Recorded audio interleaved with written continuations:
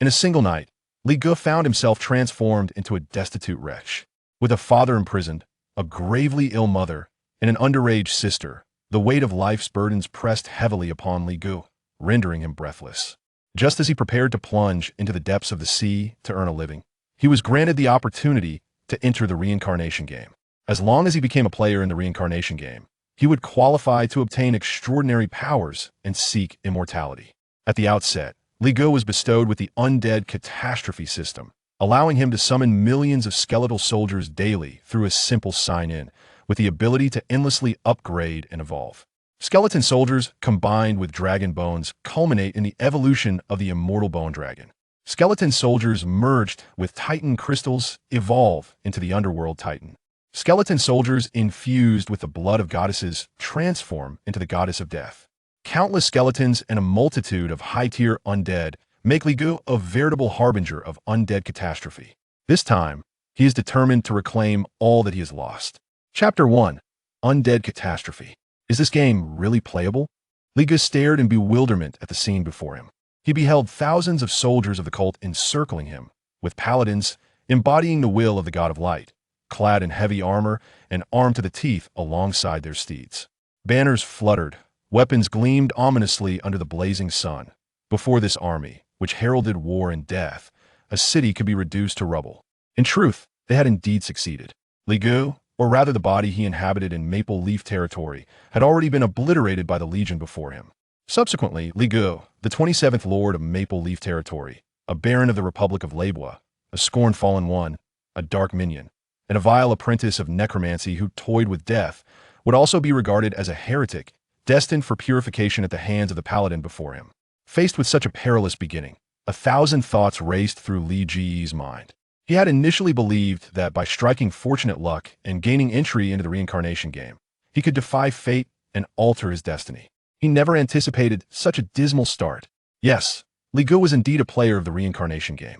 A millennium ago, Blue Star was chosen by the Reincarnation Game, and some humans became players, capable of traversing myriad realms in search of extraordinary powers.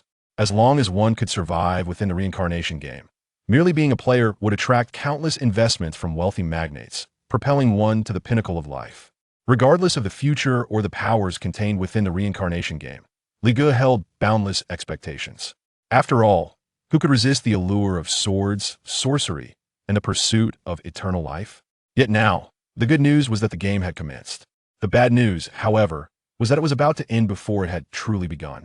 According to the rules of the Reincarnation Game, each player, upon entering the world, would assume the identity of a native, akin to a soul transference. This identity was arbitrary. Some players began with tremendous fortune, becoming favored sons of holy lands, heirs to empires, or disciples of reclusive masters. Conversely, there were those who faced a cataclysmic beginning, finding themselves embodied as victims of disaster, slaves, or even two-legged sheep imprisoned by foreign tribes. The identity Li Ge acquired was particularly difficult to assess. It could be deemed unfortunate, a baron of the Republic. On the other hand, what on earth was this formidable army before him? My lord Li Ge, I shall protect you. Flee at once. Just as Li Ge was engulfed in turmoil, a stooped old man, brandishing a wand, positioned himself before him. With a wave of his hand, dark energy surged forth, tracing an intricate and arcane magic circle. A dozen skeletons crawled from the ground, surrounding the old man and Li Ge, as if summoned from the underworld's legions. A complex expression flickered in Li Ge's eyes. The old man, named Albert, was the teacher of his predecessor, bound by loyalty after being saved by his predecessor's father. However, outsiders remained oblivious to the truth. The former lord of Maple Leaf territory, Alfonso, had become infatuated with the pursuit of eternal life, seeking to attain immortality through the arts of necromancy. Naturally, this quest ended in failure. The predecessor, unfortunately, inherited his father's ambitions and stubbornly pursued the path of necromancy, leading to dire consequences. When the truth was revealed, the Holy See's Inquisition of the Republic of Lebois dispatched an army that razed Maple Leaf territory to the ground. In his flight, Li Ge logged into the game, assuming the identity of his predecessor. While others began with a mere bowl, I commenced by challenging an entire regiment. Li Ge lamented inwardly, gazing at Albert, who intended to shield his escape. Despite feeling a surge of gratitude, he pondered where he could possibly flee. surrounded by a throng of people on all sides. Escaping would mean capture. Opposite him, Isaac, a judge affiliated with the Inquisition of the Radiant Church and commander of the Holy Knights, furrowed his brow upon witnessing Aubert summon a skeleton, letting out a cold snort and declaring, "Unrepentant heretic, a decaying rat from the underworld, prepare to face the judgment of the Holy Light." Isaac raised his knightly lance, his gaze piercing, as he recited a fervent line reminiscent of adolescent fantasy. "My comrades, under the witness of the Holy Light, let us incinerate this heretic before us to ashes." The moment his words fell, thousands of soldiers struck their weapons against the ground, their faith seemingly materializing in that instant, as the unique battle hymn of the Radiant Temple resonated in the air. The overwhelming faith summoned the power of the God of Light, while accompanying clerics raised their staffs, casting a spell that ignited pure white flames in fervent blaze. The purifying fire, a spell of the Radiant Temple's legion, draws upon the faith of warriors, transforming it into flames that cleanse evil, incinerating all enemies and heretics to ashes. Ligo was drenched in sweat. "No, my friends, I can still save myself. I can also believe in the Holy Light. I can be loyal." Unfortunately, Isaac could not hear Li Ji's inner turmoil, as he had resolutely decided to reduce Li Gu to ashes. Isaac, whose ancestral grave had been disturbed by necromancers, could not tolerate any heretics, especially those necromancers who deserved death. In a grim reality where the deceased disturbed the living, as the purifying flames blazed, Isaac's eyes glinted with murderous intent, while Aubert faced death with unwavering resolve, and Li Gu prepared to give a defiant gesture before his demise. A mechanical, synthesized prompt echoed in Li Ji's ears. "Ding! Congratulations on awakening the necromantic cataclysm system. 1,000,000 skeleton soldiers credited daily." The sudden voice left Li Gu momentarily stunned. Confronted with formidable foes, he felt powerless. But he had a system, father. What a lavish system, logging in grants 1,000,000 skeleton soldiers. With the emergence of the system's notification, a plethora of information flooded Li Ji's mind, allowing him to grasp the capabilities of the necromantic cataclysm system in an instant. This system was rather straightforward and unrefined, possessing only two abilities: daily bestowal of 1,000,000 skeleton soldiers, each equivalent to the combat prowess of an adult human. The second ability allowed the acquisition of cataclysm points for slaying any existence. One cataclysm point could be exchanged for a basic skeleton soldier, which could also undergo evolution and enhancement. With the system's capabilities being both simple and powerful, and formidable enemies looming ahead, Li Gu had no time for hesitation. He unreservedly chose to summon 1,000,000 undead. As for the possibility of being hunted by the Radiant Church, with death imminent, he would contemplate future matters later. Having reached this point, he sought to revel in the moment. System: summon 1,000,000 skeletons. The moment Li Ji's thoughts crystallized, the surrounding void warped. The once tranquil heavens and earth suddenly stirred with ominous winds, their howls akin to the furious wails of vengeful spirits. Everyone present distinctly heard an unsettling sound from beneath the earth, reminiscent of countless monsters preparing to burst forth. Realizing the gravity of the situation, Isaac hurriedly shouted, urging the mages to hasten their incantations. However, the spell's chant was only halfway completed. Disregarding everything else, he aimed to charge forth and slay Li Gu. Yet, it was already too late. Countless skeletal hands erupted from the ground, seizing the hooves of Isaac's steed. What is happening? Why are there so many skeletons appearing all of a sudden? No, let me go. Someone, save me. Oh damn, let go of my backside. Cries of despair, wails of sorrow, and screams of terror intertwined as a dense swarm of skeletons emerged from the earth like a white cataclysm, devouring the modest contingent of 1,000 soldiers from the church. Chapter 2. Struggling to survive. How could this be? Isaac gazed upon the scene before him, his heart gripped by both terror and disbelief. As an endless army of skeletons surged forth in a matter of moments, the skeletons before him donned tattered armor, wielding rusted longswords, their eyes flickering with ghostly flames, resembling vengeful spirits clawing their way out of the abyss. The sheer magnitude of their numbers instilled an overwhelming sense of dread. Endless. This was the calamity of the undead. Was this madness? Isaac found himself questioning whether it was he who had lost his sanity or if the world had spiraled into chaos, utterly perplexed by the unfolding events. Could it be that the fabric of time and space had unraveled, that the realm of the dead had breached a dimensional node? causing the dead to rise and the scourge of the undead to descend upon reality. Yet, at this moment, the magical might of the temple's army had been disrupted, rendering them incapable of further casting. The million-strong skeleton horde swept forward like a tidal wave, howling as they enveloped the entire temple legion. The ruthless slaughter continued unabated. Aubert, who had prepared himself for sacrifice to protect Li Gu, was utterly flabbergasted. His mind was in disarray, struggling to comprehend how such a multitude of skeletons could suddenly appear. However, Aubert was not foolish. He observed that these skeletal warriors did not engage in indiscriminate attacks, but rather circumvented him and Li Gu, targeting only the heretics of the Radiant Temple, leading him to realize that the skeleton army was allied with him. What was happening? As a wild mage without a mentor, Aubert understood that he lacked the substantial backing to save himself. He glanced back and saw Li Gu appearing calm and collected. His pupils constricted as an incredulous thought surfaced in his mind. Could it be that these were summoned by the master? Yet, this notion was absurd. However, the stark reality before him compelled Aubert to entertain the idea. Li Gu paid no heed to Aubert's thoughts. His expression was resolute. As the commanding force behind the million-strong skeleton army, he could keenly sense their presence through the system, directing them with a mere gesture. In that moment, Li Gu resembled an emperor among swarming insects, a commander amidst a mechanical tide, the supreme deity of his kind, becoming the orchestrator of the collective consciousness of the million skeletons. Under Li Gu's command, the relentless skeleton army surged forward, a formidable force intent on delivering a final blow to the heretical tribunal. Aside from Isaac, the remaining priests, paladins, and common infantry were swiftly consumed. Kill a basic spear-wielding soldier of the Radiant Temple, gained 2 calamity points. Kill a priest apprentice of the Radiant Temple, gained 5 calamity points. Kill a reserve paladin of the Radiant Temple, gained 7 calamity points. A deluge of notifications raced through Li Ji's mind. These were kill notifications. Hundreds and thousands of calamity points were accumulating. Li Gu dared not divert his attention. All his focus remained on Isaac. The real adversary was not the other soldiers, but the commander, Isaac. Unlike the priest apprentices and reserve paladins, Isaac was a genuine first-tier paladin, recognized by the god of light, having undergone the trials of knighthood and sworn an oath of chivalry. Cursed filth, holy light, grant me strength. Isaac intoned an incantation, his armor erupting in brilliance, the wounds of his steed visibly healing at an astonishing pace, enveloped in a golden glow. Within a radius of several meters around Isaac, the skeletons began to dissolve like spring snow meeting the sun. Target the leader first. Clad in heavy armor and wielding a spear, Isaac urged his battle steed forward, charging with unwavering resolve.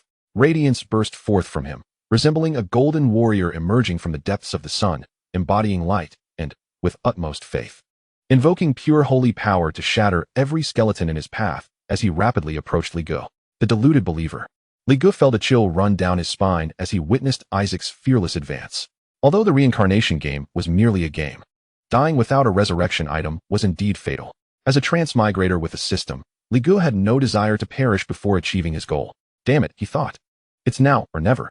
Li Gu summoned all the skeletons, surrounding Isaac at all costs. Aubert, awakening from his shock, wasted no time. He positioned himself in front of Li Gu, raising his skeletal staff, his voice taking on an eerie tone that seemed to emanate from the winds of the underworld. Chilling to the bone, yet resonating with the arcane laws of the cosmos, conjuring a complex and esoteric magical array. Corrosive quagmire, hand of vengeance, blinding spell, poison curse. Aubert too was resolute, unleashing all his spells upon Isaac. All three were fighting with everything they had. One for faith, another for loyalty, and Li Gu, purely for survival. Fortunately, Aubert's spells bore fruit. Though an apprentice necromancer, the passage of time had brought him to the brink of ascension. Isaac's holy light could not completely purify Aubert's spells, and he was inevitably affected by the accumulating debuffs, his speed diminishing. In a battle between masters, even the slightest margin mattered, especially now, as life and death hung in the balance. Aubert's efforts bought Li Gu precious time, allowing him to coordinate the skeleton army, which continued to grow in numbers. In a state of despair, Isaac found himself engulfed by the million-strong skeleton horde. Even as a first-tier paladin, having transcended to an extraordinary realm, Isaac could not possibly contend against such overwhelming numbers. In a reckless charge, Isaac fought like a cornered beast, unleashing the signature skills of a paladin, repelling the skeleton's onslaught time and again. Yet, he was not a perpetual motion machine, and with the cunning Aubert launching surprise attacks, he gradually began to tire. Holy light, may I will channel your power to vanquish all evil. In despair, Isaac gripped his spear tightly, unleashing one final roar, hurling it forward with all his might. The spear embodied Isaac's will, as he burned his life and soul to summon a piercing holy light, transforming it into a blinding projectile, unstoppable in its course. Li Gu hastily stepped back, simultaneously commanding the skeletons to shield him from the spear. Thunderous crashes echoed as the densely packed skeletons were crushed. The spear seemed to possess a will of its own, swiftly closing in on Li Gu. After sacrificing countless skeletons, it finally exhausted its strength mere meters from him. Isaac's eyes dimmed, hope extinguished. A multitude of skeletons surged forth, sealing his fate. Kill a first-tier paladin, elite, of the Radiant Temple, gained 300 calamity points. At last, he has fallen. Li Gu sighed in relief. This battle had been perilous indeed. Priests, paladins, and all those devoted to faith were utterly mad. They would truly sacrifice their lives for their deities. With Isaac's demise, suddenly, a notification echoed in Li Ji's ears. Congratulations on achieving an accomplishment. A world announcement is imminent. Do you wish to use your real name? Real name registration? That was out of the question. Li Gu promptly selected no. Please enter a pseudonym. After a moment of contemplation, Li Gu input the words King of the Underworld. In the next instant, a series of announcements resonated in the ears of all Reincarnation Game players in this world. New player King of the Underworld has slain 100 soldiers of the Radiant Temple on the battlefield, achieving the accomplishment, Slayer of Hundreds. Reputation 10. Reward, first tier bronze chest. New player King of the Underworld has slain 1,000 soldiers of the Radiant Temple on the battlefield, achieving the accomplishment, Slayer of Thousands. Reputation 50. Reward, first tier silver chest. New player King of the Underworld has slain a first tier paladin, elite, of the Radiant Temple, achieving the accomplishment, General Slayer. Reputation 100. Reward, first tier gold chest. As the notifications rang out, in the novice realm of 10086, 10001010, a fervor erupted among all the fledgling players embarking upon the Reincarnation Game. Chapter 3's world announcement heralded a significant windfall. Astonishingly, how brief a time had passed since their arrival. Not even half an hour had elapsed, and already 3 accomplishments had been achieved. The forum dedicated to the novice realm of 10086, 10001010 buzzed with excitement as countless rookie players expressed their astonishment. It was evident that a formidable figure dubbed the King of the Underworld had been reincarnated as a noble, commencing his journey by vanquishing a multitude of foes. Was he not concerned about exposure? The larger the faction, the more stringent the internal scrutiny. After all, we were soul transmigrants. Truly remarkable. Achieving 3 accomplishments right from the start. 3 treasure chests, he was soaring high. Countless players marveled at Li Ji's prowess. Yet amid this cacophony of admiration, there were those who scoffed.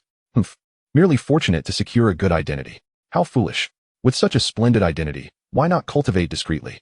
Drawing attention in the early stages will surely lead to exposure in no time. Others argued, regardless of the identity's quality, it must be validated by the game's rules, implying that the so-called King of the Underworld personally executed those kills. How did he manage to slay so many right from the onset? The implication was clear. He must have employed magical artifacts. The King of the Underworld had undoubtedly supplanted the progeny of some malevolent overlord, acquiring formidable items. Alas, this King of the Underworld was doomed. The malevolent overlords were as cunning as they were ruthless.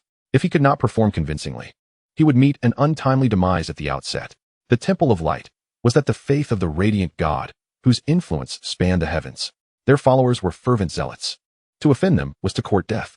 The forum was a tapestry of voices, each infused with envy, whether in awe or derision. Achieving 3 accomplishments right at the beginning was undeniably impressive from any perspective. Li Gu paid little heed to the forum's chatter. He collapsed onto the ground, gasping for breath. Beads of cold sweat cascading down his forehead, his body feeling as if it had endured a relentless night of exertion. His lips turned pale, fatigue washing over him like a tide, nearly causing him to faint. Although he had not engaged in the battle directly, he had simultaneously commanded a legion of skeletons numbering in the millions, which had been a veritable strain on his soul. Fortunately, his profound desire for survival propelled him to persevere, ultimately securing victory in the conflict. Beside him, Albert was equally exhausted, having expended considerable mental and magical energy in casting high-density spells.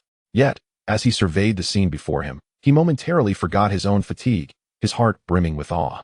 Was all of this truly the work of Li Gu? Thousands of soldiers from the Temple of Light, led by a first-tier paladin, had been utterly annihilated by Li Gu. It was nothing short of astonishing. Albert could not fathom how Li Gu had suddenly become so powerful, but he did not dwell on it. All he needed to know was that the man was his sworn lord. Seeing Li Gu in such a weakened state, Albert hurried forward, concern etched across his aged face. "My lord, are you well?" "I am fine," Li Gu replied, shaking his head. He summoned a skeleton to assist him in rising, his gaze sweeping across the battlefield. Before him lay an endless expanse of white skeletons, littered with the bloody corpses of the fallen, upon which lay luminous orbs visible only to Reincarnation Game players. The most potent ability of Reincarnation Game players was, without a doubt, the capacity to loot items from slain foes. Li Gu commanded his skeletons to gather these orbs, and a chorus of notifications echoed in his ears. Acquired reserve Holy Knight armor, apprentice level, fine. Added to inventory. Acquired entry-level Holy Light spell, apprentice level, common. Added to inventory.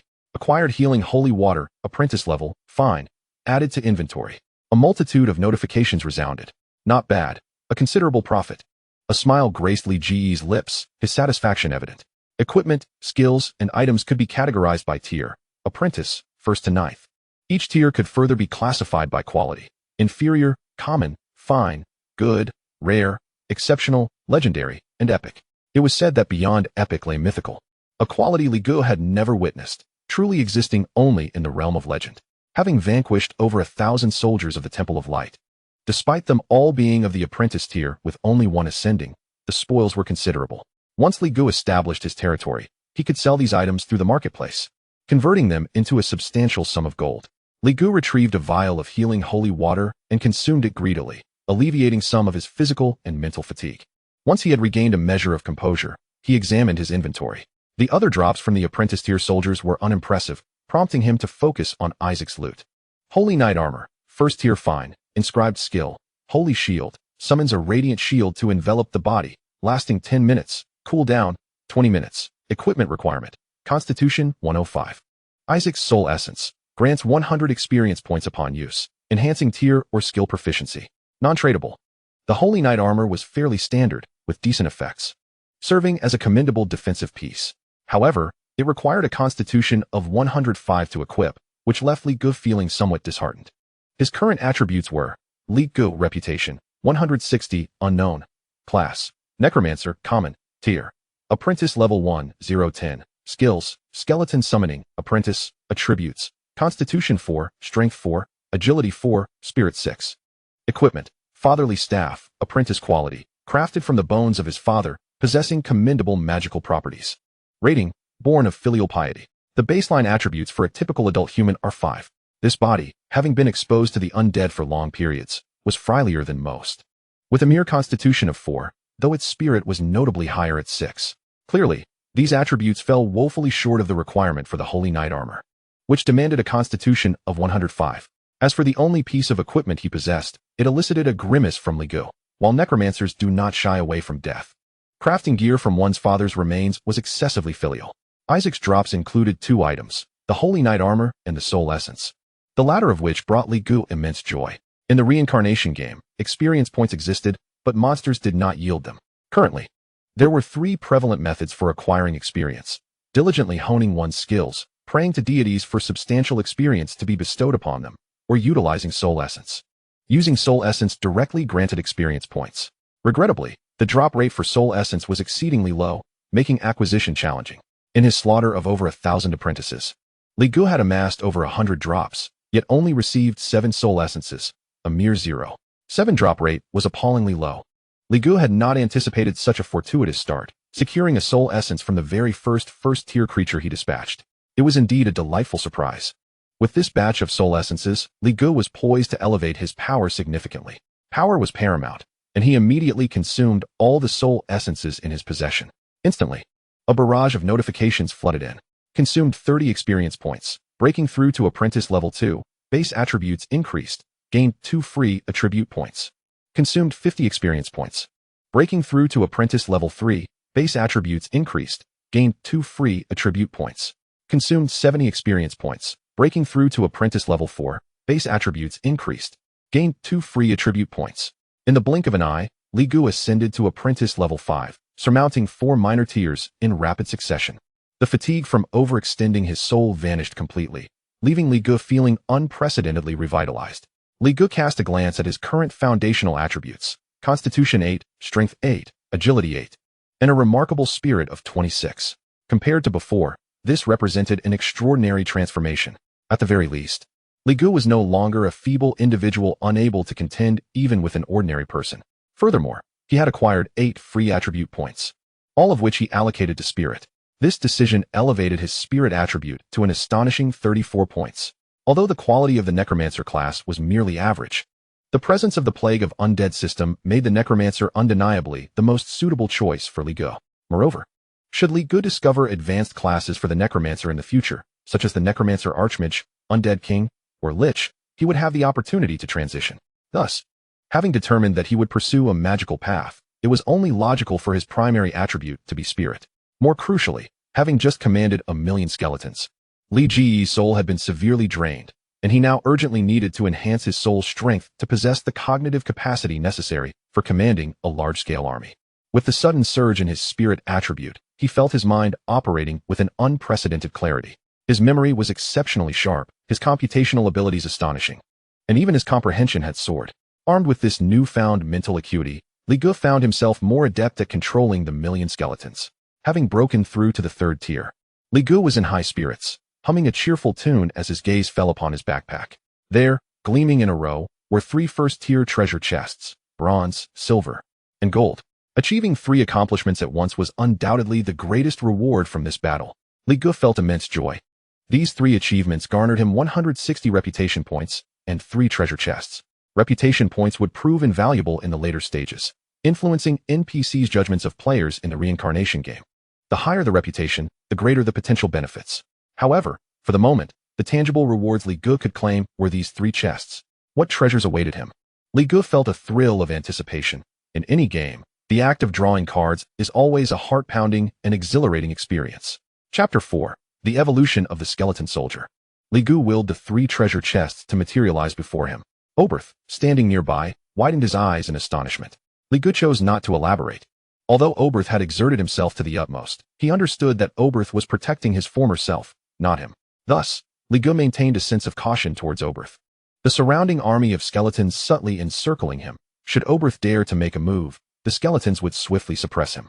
It wasn't that Li Gu was ungrateful, but rather that one must always be wary of others. He was no fool, oblivious to the dangers of the world. Li Gu reached out to open the 3 treasure chests before him. Instantly, brilliant light erupted forth, accompanied by a series of notifications. Opened a first-tier bronze chest. Congratulations. You have obtained Shadow Cloak. Opened a first-tier silver chest. Congratulations. You have obtained Wraith Staff. Opened a first-tier gold chest. Congratulations. You have obtained Radiant Gem. As the 3 notifications echoed, 3 items appeared before Li Gu, causing him to furrow his brow. Both the Shadow Cloak and Wraith Staff were equipment. While the Radiant Gem was clearly a material, this luck seemed somewhat unfortunate. However, with the situation already set, Li Gu did not dwell on it further and examined the attributes of the 3 items. Shadow Cloak. First tier ordinary. When equipped, cloaks the wearer in shadows, reducing presence and decreasing enemy accuracy. Equipment requirement. Spirit 80 points. Evaluation. Not advisable to wear in a women's bathhouse. Highly inappropriate. Wraith Staff. First tier fine quality. Spirit 64. Equipped skill. Wraith Summon. Summons a first tier, grade 4 Wraith to assist in battle. Duration. 30 minutes. Cooldown 1 day. Equipment requirement. Spirit 104 points. Evaluation. If it's Sadako-chan, it's not entirely out of the question. This was precisely why Li Gu disliked opening equipment. As a mere apprentice necromancer, his spirit attribute was insufficient to equip any of these first-tier items. The sensation was akin to being able to easily obtain a beautiful woman, only to find oneself encumbered by an iron chastity belt. Quite frustrating indeed. As for the Radiant Gem, named as such, it seemed even less useful. With a sense of resignation, Li Gu prepared to check the attributes of the Radiant Gem before tossing it into his backpack, but a mere glance ignited a spark of excitement in his eyes. Who claimed this Radiant Gem was useless? It was absolutely marvelous. The attributes of the Radiant Gem read as follows. Radiant Gem. First-tier premium quality. A gem infused with rich radiant power, excellent material for crafting light attribute equipment. Note, this material can be consumed for plague points, used to enhance your subordinate skeletons. Oh my goodness. Li Gu could hardly contain his joy. This was precisely what he needed, something that could translate into genuine combat power. The recent battle had earned him over 3,200 plague points, and combined with this Radiant Gem, he could evolve a formidable skeleton to ensure his safety. With this in mind, Li Ge moved to a distant location, out of Oberth's line of sight. The more one knows, the greater the danger, for Oberth's sake. And for his own, he would not rashly expose his secrets. After all, on one hand, Oberth had just assisted him, and Li Ge did not wish to repay kindness with malice. On the other hand, Oberth had traveled to many places and possessed a wealth of knowledge. Li Ge needed such a native to navigate this world and evade the impending pursuit of the Temple of Light. Therefore, it was imperative that Oberth remain alive. Seeing Li Ge move away, Oberth instinctively wanted to follow, but the surrounding skeletons formed a tight circle around him.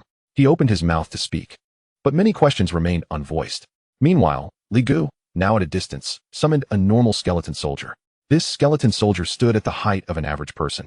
Its entire body is stark white that was rather disconcerting. As a magical being, the skeleton soldier was solely driven by the soul fire within its skull. At this moment, the skeleton soldier stood before Li Ge, devoid of any emotion. Li Ge took out the radiant gem, feeling somewhat peculiar. The combination of light and the undead was indeed strange. With a hint of sarcasm, he opened the attribute panel of the skeleton soldier. Inferior skeleton soldier. Level: Apprentice Grade 1, can be upgraded. Template: Minion, can be evolved. Skills: Bite. Attributes: Constitution 5, Strength 5, Agility 5, Spirit 5. Equipment: Rusty Longsword. Evaluation: My assessment is, there is no creature more overt than this. The attributes of the skeleton soldier were quite ordinary, with abilities that bore little difference from those of a normal human. The only reason they had managed to defeat Isaac and his regular army was purely due to the bone-tied tactic. However, if a higher-tier individual could be evolved, it would compensate for the deficiency in high-quality combat power. Filled with anticipation, Li Ge selected the evolution option from the skeleton soldier's panel. Please select evolution material. Material added: Radiant Gem. Notification 1. Using this material to evolve the inferior skeleton soldier will require 10,000 plague points. Notification 2. As this material's level exceeds the host's realm, evolving with this material will result in significant energy loss. Excess energy can offset 8,000 plague points. Li Ge breathed a sigh of relief. It was likely that the high quality of the radiant gem necessitated such a steep cost of 10,000 plague points for the evolution, far surpassing what Li Ge could manage. Fortunately, as a first-tier material, using it to evolve an apprentice-grade skeleton was somewhat of a waste. The system kindly compensated for the energy loss, offsetting the evolution costs in plague points. In simpler terms, the original evolution cost of 10,000 plague points could now be accomplished with just 2,000 points. Although evolving an apprentice skeleton with a first-tier material was indeed wasteful, Li Ge did not hesitate. Without action now, any talk of the future would be empty words. He urgently needed a high-quality combat force to protect himself. Thus, he initiated the evolution process. Li Ge confirmed his choice without further ado. At that moment, a dazzling radiance enveloped the skeleton soldier. As the luminous gem in Li Ge's hand transformed into countless specks of light, akin to stars or bioluminescence, drifting gently into the skeletal form. Amidst this splendid spectacle, the diminutive figure of the skeleton soldier gradually expanded, flesh and blood sprouting forth on its surface, while a gleaming white armor encased its body. And a long spear materialized in her grasp. Beside this skeleton soldier, an ethereal skeletal steed appeared, adorned in armor with a single horn atop its head. Though it was an undead creature, it exuded an air of sanctity, reminiscent of the legendary unicorn, pure and proud. Inferior skeleton soldier has successfully evolved. Congratulations on acquiring a new undead retainer, Headless Paladin. Li Ge gazed ahead, witnessing the transformation of the former skeleton soldier into a resplendent armored figure. A statuesque female knight, distinguished by her long legs, though the absence of a head was a peculiar detail. As the system's notification faded, the Headless Paladin knelt before Li Ge on one knee, though lacking a head and the ability to speak. Li Ge could sense that this posture conveyed her submission and loyalty. Rise, Li Ge commanded, and the Headless Paladin stood upright, her chest quivering with an imposing presence that evoked both awe and dread due to her vacant cranium. Uncertain of her attributes, Li Ge prioritized the combat capabilities of the Headless Paladin over her appearance, as that was his primary concern. He promptly accessed the attributes panel of the Headless Paladin. Headless Paladin. Realm. Apprentice 9th tier, restricted by host's realm, cannot be upgraded. Template. General tier, Blessing 1. Undying Faith, can traverse the path of the Paladin in an undead form. Blessing 2. Eternal Pact, possesses a steed of the same realm. An undead unicorn. Note, lacks materials, cannot evolve. Skills. Oath of the Holy Shield, Spear of Judgment, Holy Light Healing, Fearless Charge. Attributes. Constitution 107, Strength 89, Agility 78, Spirit 70. Equipment: Apprentice Paladin Armor, Apprentice Paladin Spear. Evaluation: Adorable, headless. Excellent. Li Gu nodded in satisfaction. Non-player life forms inherently possess templates. The template levels are categorized as Minion, Elite, Elite Guard, General, Commander, King, Emperor, and Sage. With each elevation in template level, the foundational four-dimensional attributes increase 12-fold. This implies that the higher the template level, the more astonishing the base attributes become. For instance, the Headless Paladin before Li Gu, at the Apprentice 9th tier, possesses a formidable constitution of 107 points due to her General tier template, already fulfilling the requirements for equipping the Paladin armor. An apprentice's realm is sufficient to don first-tier quality armor. Truly intimidating. Had she been present earlier, dealing with Isaac would have been considerably easier. Li Gu smiled, reassured that with the Headless Paladin's protection, his personal safety would be adequately safeguarded. Accompanied by the Headless Paladin, Li Gu leisurely returned to face Oberth. Oberth, a local native and a wandering necromancer, possessed extensive knowledge of this world. Now that Li Gu had offended the Temple of Light, he required a sanctuary where he could conceal himself and gradually develop. Naturally, consulting Oberth was most prudent. Approaching Oberth, Li Gu got straight to the point. Oberth, where do you think we should flee? After a moment's contemplation, Oberth suggested, My lord, we could head north to the Douglas Great Jungle. Chapter 5, The Arrow World. Home continent. Douglas Great Jungle. Upon hearing this name, Li Gu quickly searched his memories for relevant knowledge. This world is known as the Arrow World, comprising 9 continents, with his former self located in the home continent. Within the home continent, the 3 major human empires, Lionheart, Silvermoon, and Feline, dominate, contending with various alien factions. Now that Li Gu has offended the Temple of Light, a super organization prevalent throughout the Arrow World, he needed to escape human territory and seek refuge in the domain of alien forces. On the home continent, the alien factions that can rival the human empires include the Southern Orc United Kingdom, the Western Emerald Empire led by the Fishmen near the sea, and the Northern Douglas Great Jungle that Oberth mentioned. The Douglas Great Jungle harbors natural dimensional rifts, often allowing dark creatures to traverse unexpectedly. Over time, it has become a paradise for dark beings, rendering it impervious to threats from the 3 major human empires. Noticing Li Gu deep in thought, Oberth spoke up, My lord, the Douglas Great Jungle is home to countless dark creatures such as demons, werewolves, and undead. Although we are humans, we are also necromancers. It serves as our final sanctuary. Moreover, my lord, I know of a teleportation array nearby leading to the Douglas Great Jungle. Oberth was correct. Necromancers are often hunted.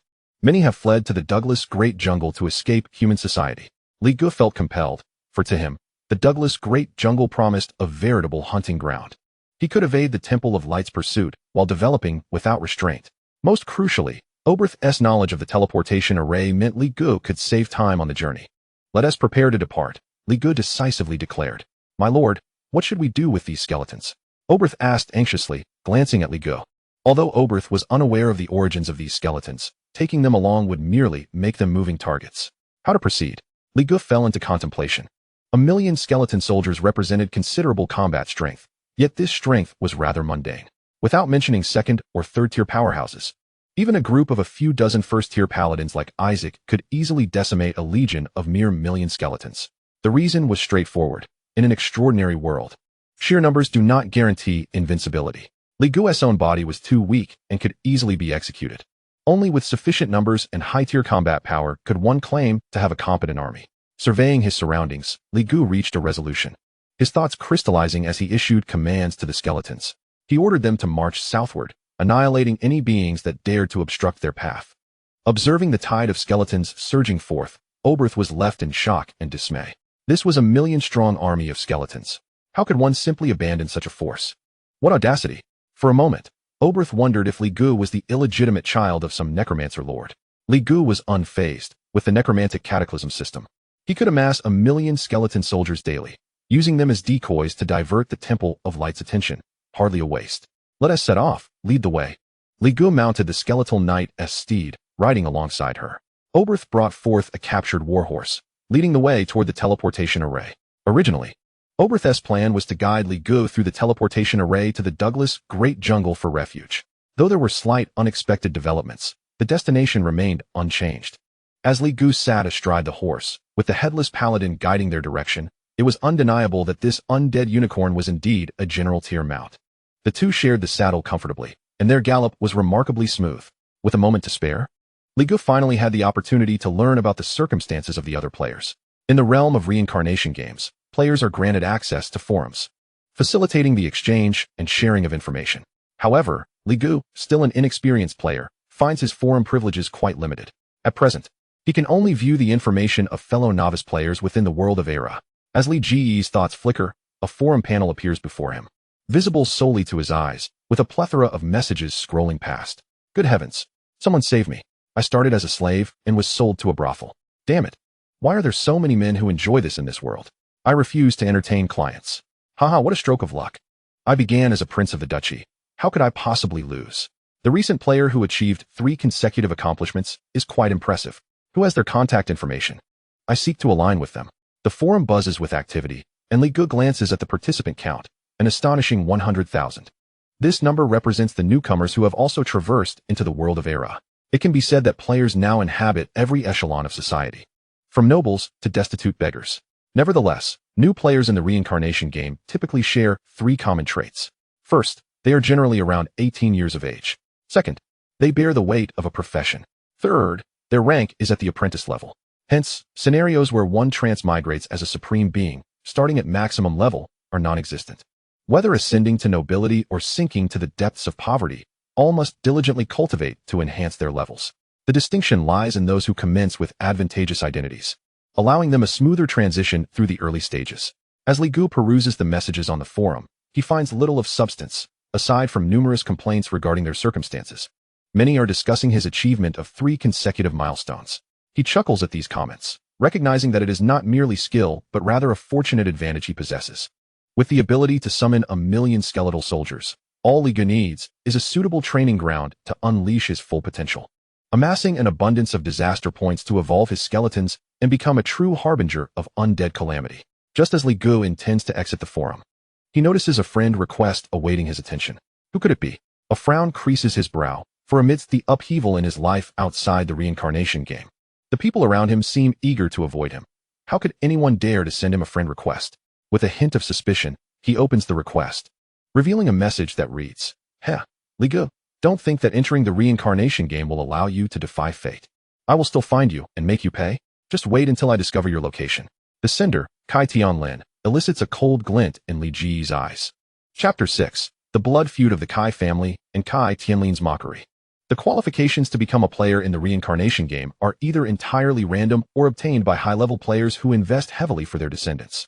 Although acquiring such qualifications is challenging, only about 20,000 individuals from a planet enter the reincarnation game each year. The process of graduating from the novice phase is not particularly difficult. One merely needs to elevate their strength to the 3rd tier or survive for 10 years in the novice world to graduate, returning to reality with extraordinary power. In theory, even if one does nothing and simply hides for a decade, they can graduate smoothly.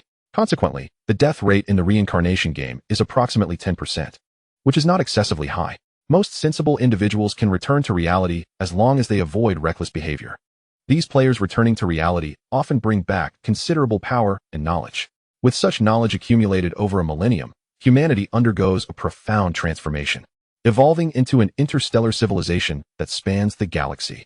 In reality, Li Gu holds the title of the only son of Li Mang, the Grand General of Kanglan Star, a position of immense wealth and influence, indeed quite formidable. Alas, the political landscape is brutal. Kai Tianlin's family orchestrated a scheme to frame Li Mang, leading to his imprisonment and the confiscation of their assets. Fortunately, in the present day, the sins of the parents do not extend to their children. Li Gu merely finds himself reduced to poverty, his civic identity relegated to the lowest rung of society, thus avoiding incarceration. Subsequently, on the day of Li Ji's coming of age, his father's comrade Zhao Tiangang, risking his own political future, gifted Li Gu a player qualification, granting him entry into the reincarnation game. Kai Tianlin. The mere sight of this name sends a chill through Li Gu. This Kai Tianlin is indeed from the Kai family and is of the same age as Li Gu, having grown up together due to their family's military connections. However, their relationship is far from amicable. Conflicts between the Li and Kai families over interests have led Kai Tianlin to oppose Li Gu at every turn. Now that the Li family has been utterly ruined by the Kai family's machinations, Kai Tianlin, leveraging his family's status, has also acquired a qualification to enter the reincarnation game. It is unclear how he learned of Li Ji's own qualification, But upon the game's commencement, he promptly sent a friend request, taunting him. Once factions are established, communication with the outside world will be possible, allowing the gathering of family resources. Under normal circumstances, with the Li family's downfall, Li Gu would be nothing more than a penniless wretch, while Kai Tianlin, backed by the Kai family, would flourish. However, everything has changed. Li Gu possesses the Undead Calamity System. His gaze sharpens, laden with murderous intent. He is not a forgiving individual. The Kai family's betrayal of his father, Li Meng, is a blood feud in itself, further compounded by Kai Tianlin's audacious threat to take his life. Thus, Li Gu has no qualms about seeking out Kai Tianlin and eliminating him during the novice phase, ensuring the Kai family pays a price. Nonetheless, the world of Era is vast, encompassing 9 continents, with empires, kingdoms, and duchies scattered throughout, alongside numerous foreign factions and the formidable organization known as the Temple of Light. Locating Kai Tianlin in this expansive realm will prove challenging. Yet Li Gu remains undeterred. Endowed with the Undead Calamity System, he possesses absolute confidence in his rapid ascension. When that time comes, as the master of the Undead Calamity, he will sweep across the entirety of Era, leaving Kai Tianlin with nowhere to hide. Viewing Kai Tianlin's friend request, Li Gu dismisses any notion of engaging in petty insults and swiftly rejects the request, subsequently blocking him. At the same time, he adjusts his personal information within the forum settings. The Reincarnation Game allows players to search for acquaintances based on their memories of appearance and name, which is how Kai Tianlin managed to send him a friend request. Of course, this method does not reveal any of Li Ji's personal information. It merely allows Kai Tianlin to leave a nasty comment as a form of annoyance. After witnessing the coldness of humanity following the collapse of the Li family, Li Gu chooses to block all friend requests. With these matters resolved, Li Gu closes his eyes and clenches his fists slightly. I must grow stronger swiftly. My mother is ill, and my sister is still young. They need me to support this family. My father's conviction has yet to be finalized. And if I possess sufficient strength, there may still be room for redemption. Uncle Zhao purchased my game qualification, and he may face backlash. I must repay this kindness. Li Ji's resolve solidifies. He has numerous compelling reasons to grow stronger, whether for his beloved family or for himself. Meanwhile, in a secluded corner of the Holy Light Sacred Mountain, the headquarters of the Temple of Light in the world of Era, Kai Tianlin, clad in resplendent priestly robes, notices that his friend request has been denied. He smirks, his eyes filled with resentment and disdain. Li Gu, I will make you a worthless wretch. Understand that without a family, you are nothing. Simultaneously, Li Ji's dispatched army of 1,000,000 skeletal soldiers surges forth like a relentless tide, loyally executing his commands as they advance southward. Wherever they tread, the divine is razed to the ground, beasts flee in terror, and countless villagers scatter in panic. All surrounding lords promptly report this unprecedented event to the headquarters of the Temple of Light in the Kingdom of Leibois. A disaster of 1,000,000 undead. How is this even conceivable? Bishop Balzi, stationed in the Kingdom of Leibois, stares in disbelief, his eyes wide and his scalp prickling with apprehension. What does 1,000,000 mean? It is enough to level an entire city. According to conventional logic, the existence capable of summoning such a terrifying army of undead must be at least a third-tier lich, potentially even wielding the ability to control fearsome bone dragons. In a moment of panic, Balz issued an urgent command. Notify all nearby nobles and churches to spare no effort in halting the advance of this undead horde towards the south.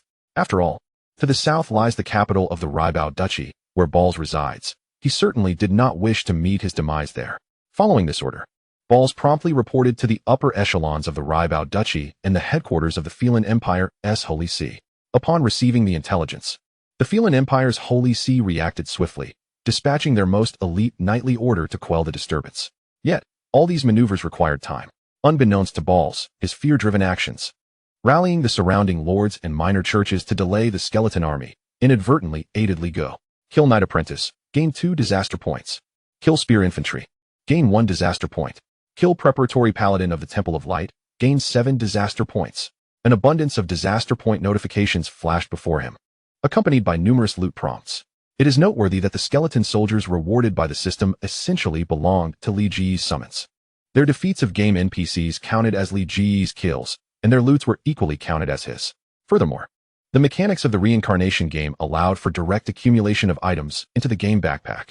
This could be considered a bug that enabled Li Gu to remotely collect through his skeletons. Moreover, the game backpack had infinite slots, alleviating any concerns about capacity. Of course, there were limitations to the game backpack. It could only store monster and treasure chest drops, while other items were prohibited. Observing the rapidly increasing disaster points and the assorted loot within his backpack, Li Ge felt somewhat astonished. Could it be that these skeletons had annihilated an entire city? Curiosity piqued. He focused his mind and entered the perspective of the skeleton soldiers. He could see endless waves of noble armies and church knights rushing in to engage the skeleton horde. The sheer number of 1,000,000 skeletons was formidable. Even without high-end combat power, completely eradicating them would evidently not be a straightforward task. The skeletons, undeterred by death, decimated one army after another. Realizing this, Li Ge understood that the southern capital of the Raibao Duchy was not only the residence of the king, but also that of the bishop. Clearly, both the king and the bishop were alarmed, commanding their troops to do everything possible to obstruct the advance of the skeleton army. Yet, this situation benefited Li Ge, providing him with a substantial influx of experience. He needed to seize the moment to escape. Li Ge was acutely aware that once the Raibao Duchy summoned high-tier combat support and unleashed extraordinary powers, the skeleton army, lacking high-end capabilities, would soon be eradicated. Thus, he intended to take advantage of this interval to venture to the Douglas jungle, where he could develop in peace. Obert had not deceived Li Ge. The following day, under Obert's guidance, Li Ge and his companions arrived at the location of the teleportation array. Is this the teleportation array you spoke of? Li Ge gazed at it, suppressing the urge to scoff. Obert was summoning a group of skeletons, laboriously digging up graves. The long-neglected burial mounds were soon unearthed by the skeletons, revealing a subterranean passageway. Just some necessary camouflage, Obert said, scratching his head awkwardly. Normally, people would instinctively distance themselves from graves. Hence, a grave serves as the best disguise, with the exception of necromancers. Li Ge began to understand why necromancers were so universally reviled. After all, the remnants of powerful beings held immense allure for necromancers. However, often, the more powerful individuals had a greater family influence. When a necromancer desecrated a family's ancestral grave, it was hardly surprising that others would go mad with rage. Let us go, Li Ge said. Obert understood and hastily led the way. The headless paladin closely guarded Li Ge, ensuring no unexpected incidents occurred. Following the passage, they arrived at a spacious underground chamber. The magical everlasting lamps arranged along the sides flickered to life, illuminating the scene within the chamber. It was largely empty, save for an intricately designed array in the center. My lord, this array was discovered by me in my youth when I was pursued by nobles for digging up their graves, Obert recounted, stepping forward to arrange a pile of magical stones in the various corners of the array, all while reminiscing with a look of nostalgia. I must say, the Douglas jungle truly evokes fond memories. It's a pity that my excavation of the Blood Clan's ancestral grave was exposed, forcing me to flee in disgrace. Li Ge's lips twitched. This guy seemed to dig up graves wherever he went, more professional than even Hubai. Before long, Obert completed his setup. The magical stones were what he had obtained from the teleportation array back then. He had refrained from selling them out of a desire to preserve his life. As a necromancer, he was indeed adept at fleeing. Wiping the sweat from his brow and leaning against his aching back, Obert felt the magical energy of the teleportation array operating smoothly and said to Li Ge, "My lord, it is ready. You may now use this teleportation array." Li Ge did not rush in. Instead, he inquired, "How many more times can the energy of the teleportation array be used? How many people can it send at once?" "About 3 times, with a maximum of 5 individuals per use. These magical stones are aged, and the energy has severely depleted," Obert replied without hesitation. Li Ge nodded, glancing at the system panel. After a day, the new 1,000,000 skeletons were already accounted for. He summoned 3 skeleton soldiers, directing them to stand upon the teleportation array, and instructed Obert, "Activate the teleportation array and let them scout ahead." No one could guarantee what awaited on the other side of the teleportation array. Li Ge certainly did not wish to arrive only to find himself in the midst of a den of ogres, delivering them takeout. Obert expressed his doubts, noting that a necromancer's control over skeletons had a range limit. Beyond that, he could not perceive their existence. However, Obert did not press further. The scene of Li Ge summoning 1,000,000 skeletons yesterday remained vividly etched in his memory, leaving him in awe. As a few skeletons stepped onto the teleportation array, it activated under Obert's command. The intricate patterns illuminated, resembling resplendent decorations or a brilliant river of stars, brimming with the strength and mystique of magical civilization. The surrounding light warped as if centered around the teleportation array, transforming into a black hole that swallowed the light, resonating with the hum of a nuclear reactor. In an instant, all sound vanished, and the skeleton soldiers on the teleportation array also disappeared at that moment. Li Ge immediately immersed himself in the perspective of these skeletons. On the other side of the teleportation array, it remained a dimly lit underground chamber, devoid of any living beings. This revelation relieved Li Gu slightly. Such teleportation arrays were often established by powerful practitioners of evil, facilitating their travels between the Douglas jungle and human territories. After all, human realms boasted developed markets capable of satisfying desires and providing essential resources for cultivation and life. In contrast, the Douglas jungle harbored necromancers, curse casters, and body modifiers, professions aligned with the forces of evil, requiring advanced materials. One side represented life, while the other represented work. Thus, many powerful practitioners of evil on the home continent would set up teleportation arrays to meet their needs for traversing between the two locations. The original owner of this teleportation array was likely deceased, either captured and executed or met with insurmountable foes in the Douglas jungle. Li Gu held no concern for the original owner of the teleportation array. He merely needed to ensure it could indeed transport him safely to the Douglas jungle. Let us go. Li Gu, Obert, and the headless paladin stepped onto the teleportation array, officially embarking on their journey to the Douglas jungle. As the teleportation array activated, the surrounding space seemed to tear apart. Light, objects, and even their own forms appeared to stretch infinitely, transforming into slender strands like noodles, from thick to thin. This bizarre sensation persisted until they reached a certain threshold. Li Gu distinctly heard a resounding boom, as if the very barriers of space were fracturing.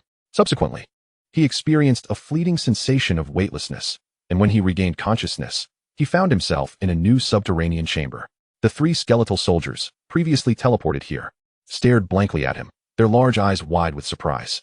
To be candid, Li Gu felt his legs wobble slightly, and a tumultuous churn in his stomach nearly prompted him to retch. In stark contrast, Aubert fared even worse. He sprawled on the ground, expelling the remnants of his meal from the previous night.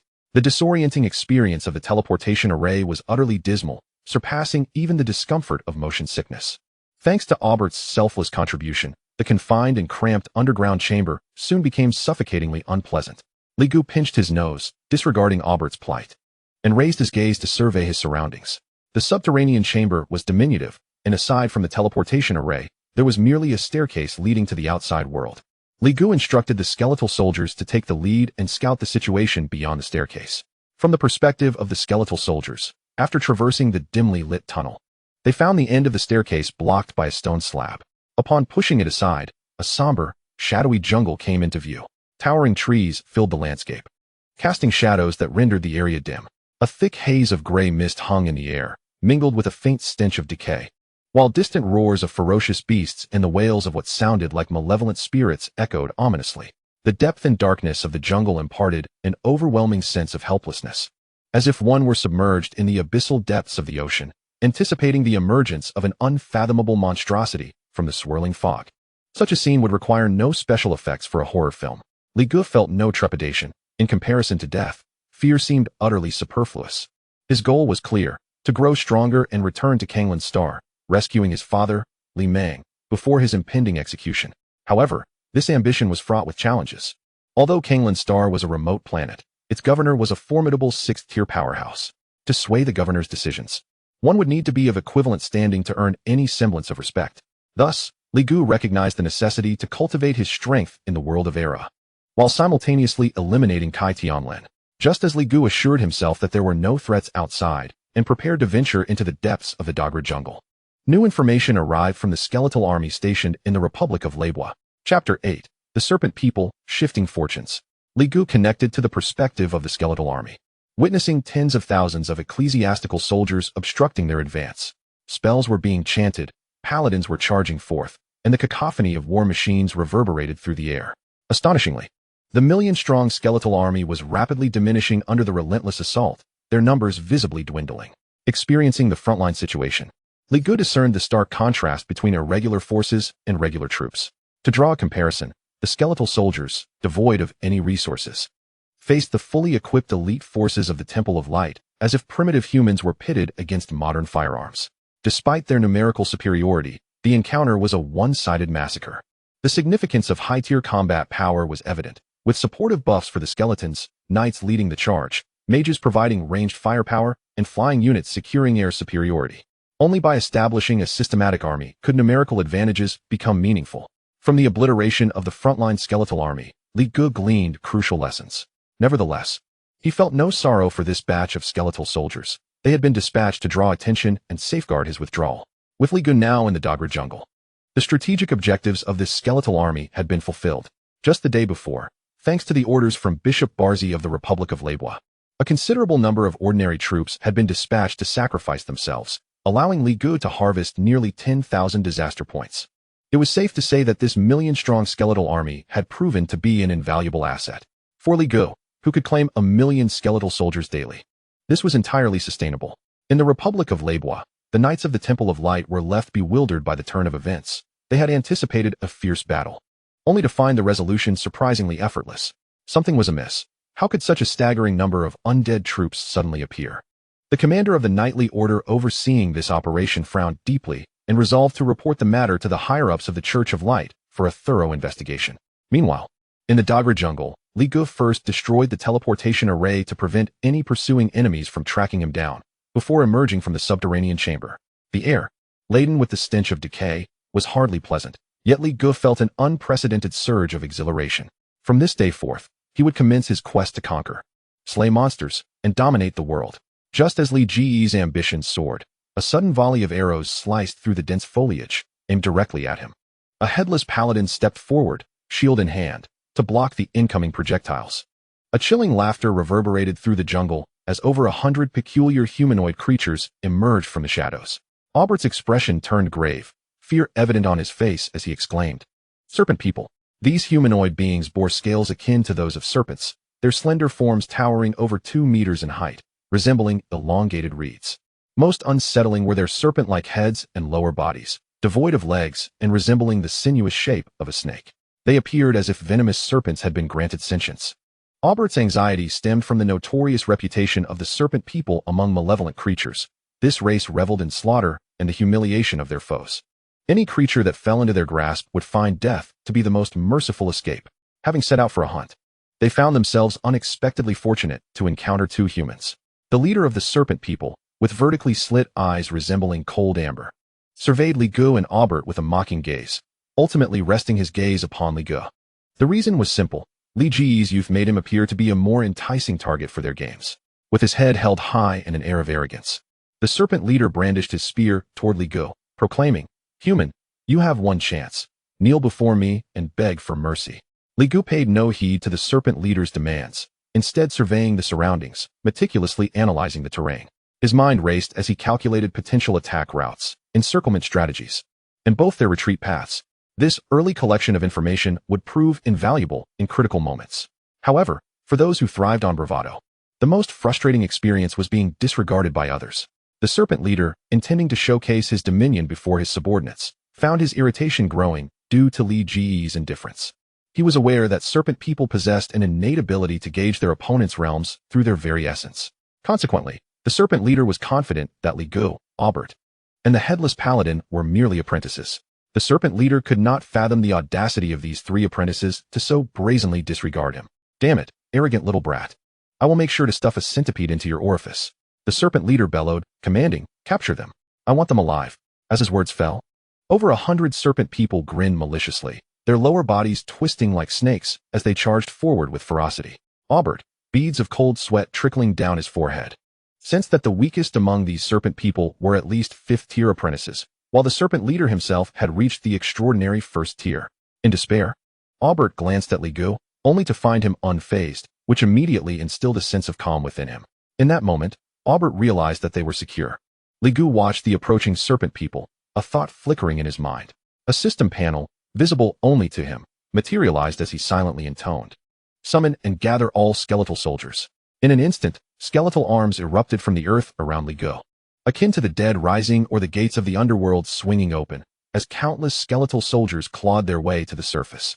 The hundreds of serpent people, who had been charging forward, were swiftly encircled by a veritable sea of skeletons. The grotesque, cold demeanor of the serpent men vanished in an instant, replaced by an overwhelming sense of dread, as beads of cold sweat trickled down their foreheads. What in the world? Where did all these skeletons come from? Had they offended the Emperor of the Undead? Hundreds of serpent men were drenched in perspiration. The serpent leader's mouth gaped in shock, his pupils trembling, his limbs growing weak. Over 10,000, an endless sea of foes. Moreover, there were a staggering 1,000,000 skeletons here. The sheer visual impact and the psychological shock induced by such numbers were beyond the power of words to convey. Although Aubert had witnessed this once before, He now felt a tingling sensation at the back of his neck. Just the thought of 1,000,000 skeletons was utterly formidable. His master must have received a boon from some deity of the underworld. If he followed his master, perhaps he could soar to new heights. Albert glanced at Leg. And if there were a loyalty meter, his would have surely maxed out. Isn't he usually so jovial? Why is he not smiling now? Leg coldly regarded the distant serpent leader, who stood there, dumbfounded. The roles of offense and defense had now completely reversed. With a surge of murderous intent, Leg commanded the 1,000,000 skeletons to act as extensions of his will, launching an assault against all serpent men. The ordinary serpent men struggled desperately, yet they were swiftly overwhelmed by the seemingly endless tide of skeletons. The massacre commenced. Chapter 9, Leg's Hunting Ground. Albert witnessed firsthand the shrill cries of the ferocious serpent men, each one louder than the last. No, damn it, someone save me. They're gouging my eyes out. I'm going to die, hurry, save me. Bastard, don't touch my rear. Oh, what's wrong, what's wrong? Though the serpent men boasted resilient scales, they were not without vulnerabilities. Their eyes, mouths, and all orifices not covered by scales became prime targets for the skeleton's assault. The skeletons resembled hunting hyenas. Upon finding a breach, they would relentlessly exploit it. The serpent leader felt a chill run down his spine, gulped nervously, and turned to flee. Did he think he could escape after offending the master? Since Leg had made his move, there was no way they would be allowed to escape. A multitude of skeletons encircled the serpent leader, and Albert seized the moment to cast a disruptive spell against him. The headless paladin mounted her steed, brandishing her lance as she charged toward the serpent leader. The serpent leader's eyes widened in disbelief. My dark goddess, how can this undead bear the light of the holy? Holy light inherently counters beings of darkness, the undead, and curses. Yet now, the serpent leader saw holy light emanating from an undead creature. Was he truly not dreaming? The headless paladin paid no heed to the serpent leader's astonishment. With her lance in hand, she activated the protective shield of her armor and unleashed the skill. Fearless charge. Hurtling toward the serpent leader's face with astonishing speed. The serpent leader was gripped by terror, yearning to retreat. But the infinite sea of skeletons surrounding him sealed off all avenues of escape. He could only turn sideways, raising his arms to shield his face.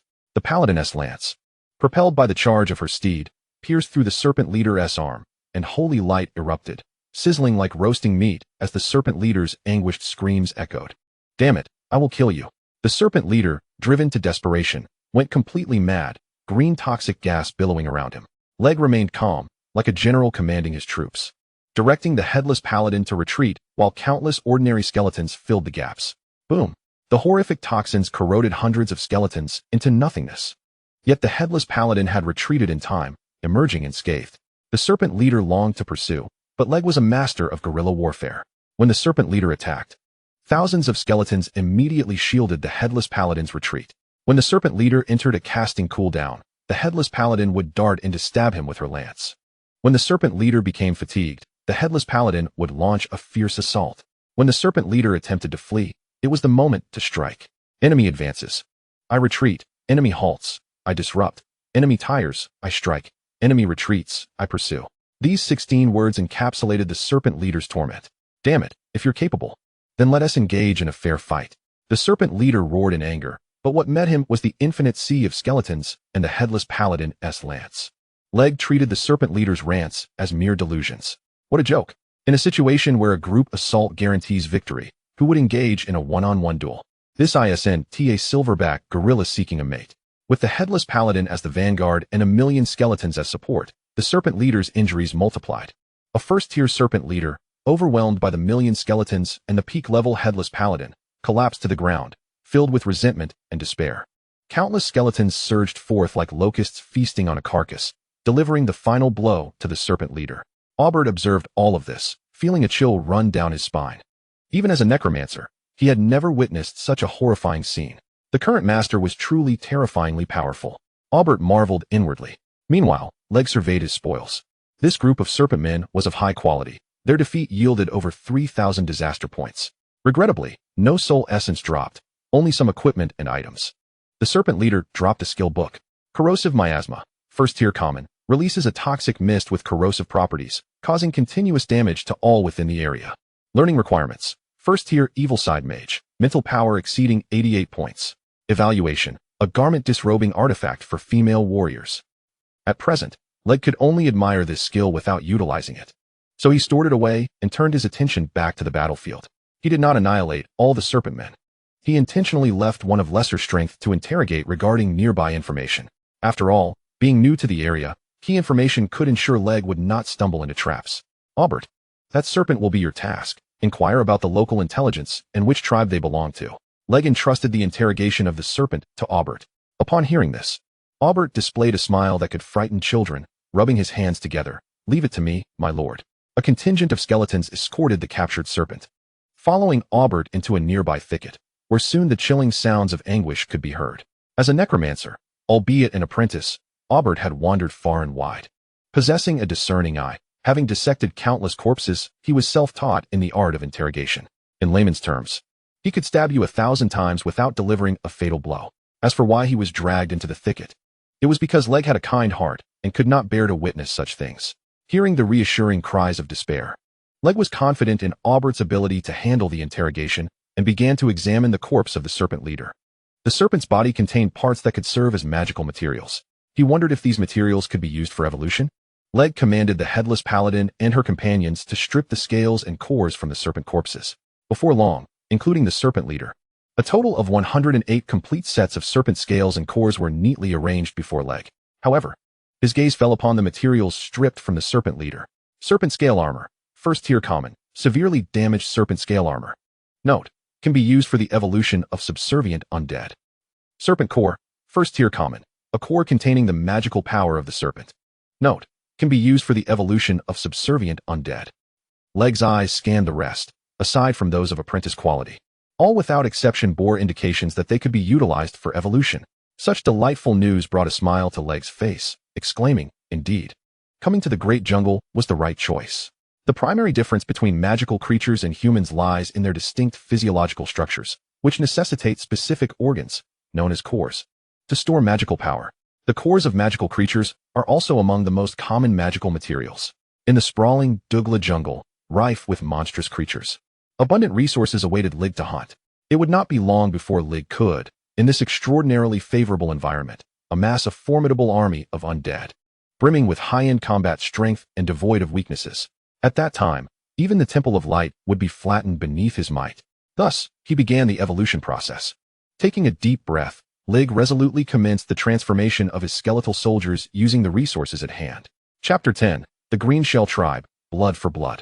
To evolve a basic skeletal soldier, 5,000 disaster points were typically required. However, due to the high quality of the materials, 4,000 points were immediately offset, allowing the evolution to proceed with only 1,000 points. Upon confirming his choice, Lig expended 1,000 disaster points. A brilliant radiance erupted. The skeletal soldier before him transformed at a visible pace.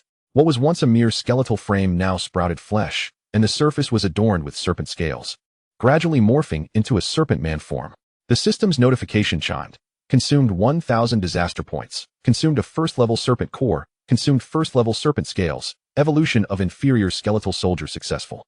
Congratulations on acquiring a new unit. Undead Serpent Man Venom Sorcerer, Apprentice 9th rank. Lig scrutinized the newly evolved Undead Serpent Man Venom Sorcerer, which was more slender than the previous Serpent Chief. Its scales shimmered in a grayish-white hue, and most disturbingly, its eye sockets were devoid of eyes, filled only with two glowing green soul flames, resembling a soulless husk, exuding the peculiar dread of the undead. Observing the staff in the Venom Sorcerer's grasp, Lig's curiosity piqued regarding its specific combat capabilities, and he promptly accessed its attributes. Undead Serpent Man Venom Sorcerer, rank, Apprentice 9th rank, limited by host's rank, cannot be upgraded. Template, Elite, Protection 1, Undead Venom, post-transformation, attacks inflict undead toxins, with enhanced toxin damage. Note, cannot evolve due to lack of materials. Skills, Venom Curse, Toxic Bomb, Green Missile. Attributes, Constitution 77, Strength 69, Agility 88, Spirit 90. Equipment, Venom Staff. Evaluation, Deadly Poison Master. Quite impressive, Lig mused, nodding in satisfaction. Thanks to the energy overflow from utilizing high-level materials, the Undead Serpent Man Venom Sorcerer possessed an elite template. An elite undead of the Apprentice 9th rank could match the earlier Serpent Chief in combat, and merely matching was sufficient. For Lig's true strength lay in his Bone Sea strategy. As long as he had a force capable of slightly restraining high-end local power, he could buy time to marshal his skeletal soldiers, ensnaring foes within an endless ocean of the undead. Subsequently, Lig utilized the remaining materials to evolve more skeletal soldiers. Most of the leftover materials were of ordinary quality, with some even of inferior quality, all at the apprentice level. The evolution process was remarkably inexpensive, costing only 100 disaster points. After expending tens of thousands of disaster points, Lig amassed over 100 undead serpentman warriors, boasting elite templates and ranking from the 3rd to 5th tier. This constituted a respectable military force. A smile crept across Lig's lips. The combat prowess of the undead serpentman warriors far exceeded that of the ordinary inferior skeletal soldiers. In future battles, they could serve as Lig's elite guards or small strike teams for breaching formations and conducting ambushes. This granted Lig a more flexible strategic combination. More importantly, through this endeavor, Lig glimpsed the path of his future empowerment. It was essential to recognize that this world teemed with countless monsters, dragons, titans, and behemoths. As Lig grew stronger, the variety of monsters he could hunt would increase, yielding an abundance of resources. With a mere wave of his hand, he envisioned bone dragons roaring in the heavens, countless undead howling upon the earth, marking his ascent as a true harbinger of the undead apocalypse. At that moment, Oberth, responsible for the interrogation, emerged from the thicket, wiping the blood from his attire as he addressed Lig. "My lord, I have gathered the essential information." Lig glanced up, listening as Oberth continued. This group of serpentmen belongs to a large tribe known as the Greenshell tribe, numbering around 2,000 individuals. The strongest among them is a first-level elite serpent chieftain. A large tribe of 2,000, Lig pondered, realizing why this serpent chieftain could assemble a squad of over 100. "Do you know how many first-level combatants are in this tribe?" Lig inquired further. "According to that fellow, a first level can serve as a captain. The Greenshell tribe has a total of 12 first-level warriors, among which 11 are elite, and only one is the elite serpent chieftain." Listening to Oberth's explanation, Lig nodded slightly, contemplating whether he could conquer the Greenshell tribe. Besides the squad that Lig had decimated, there remained 10 first-level elite warriors, 1 first-level elite, and a battalion of 2,000 serpentmen. A moment's carelessness could lead to a disastrous downfall. After a brief contemplation, Lig decided to temporarily abandon the notion.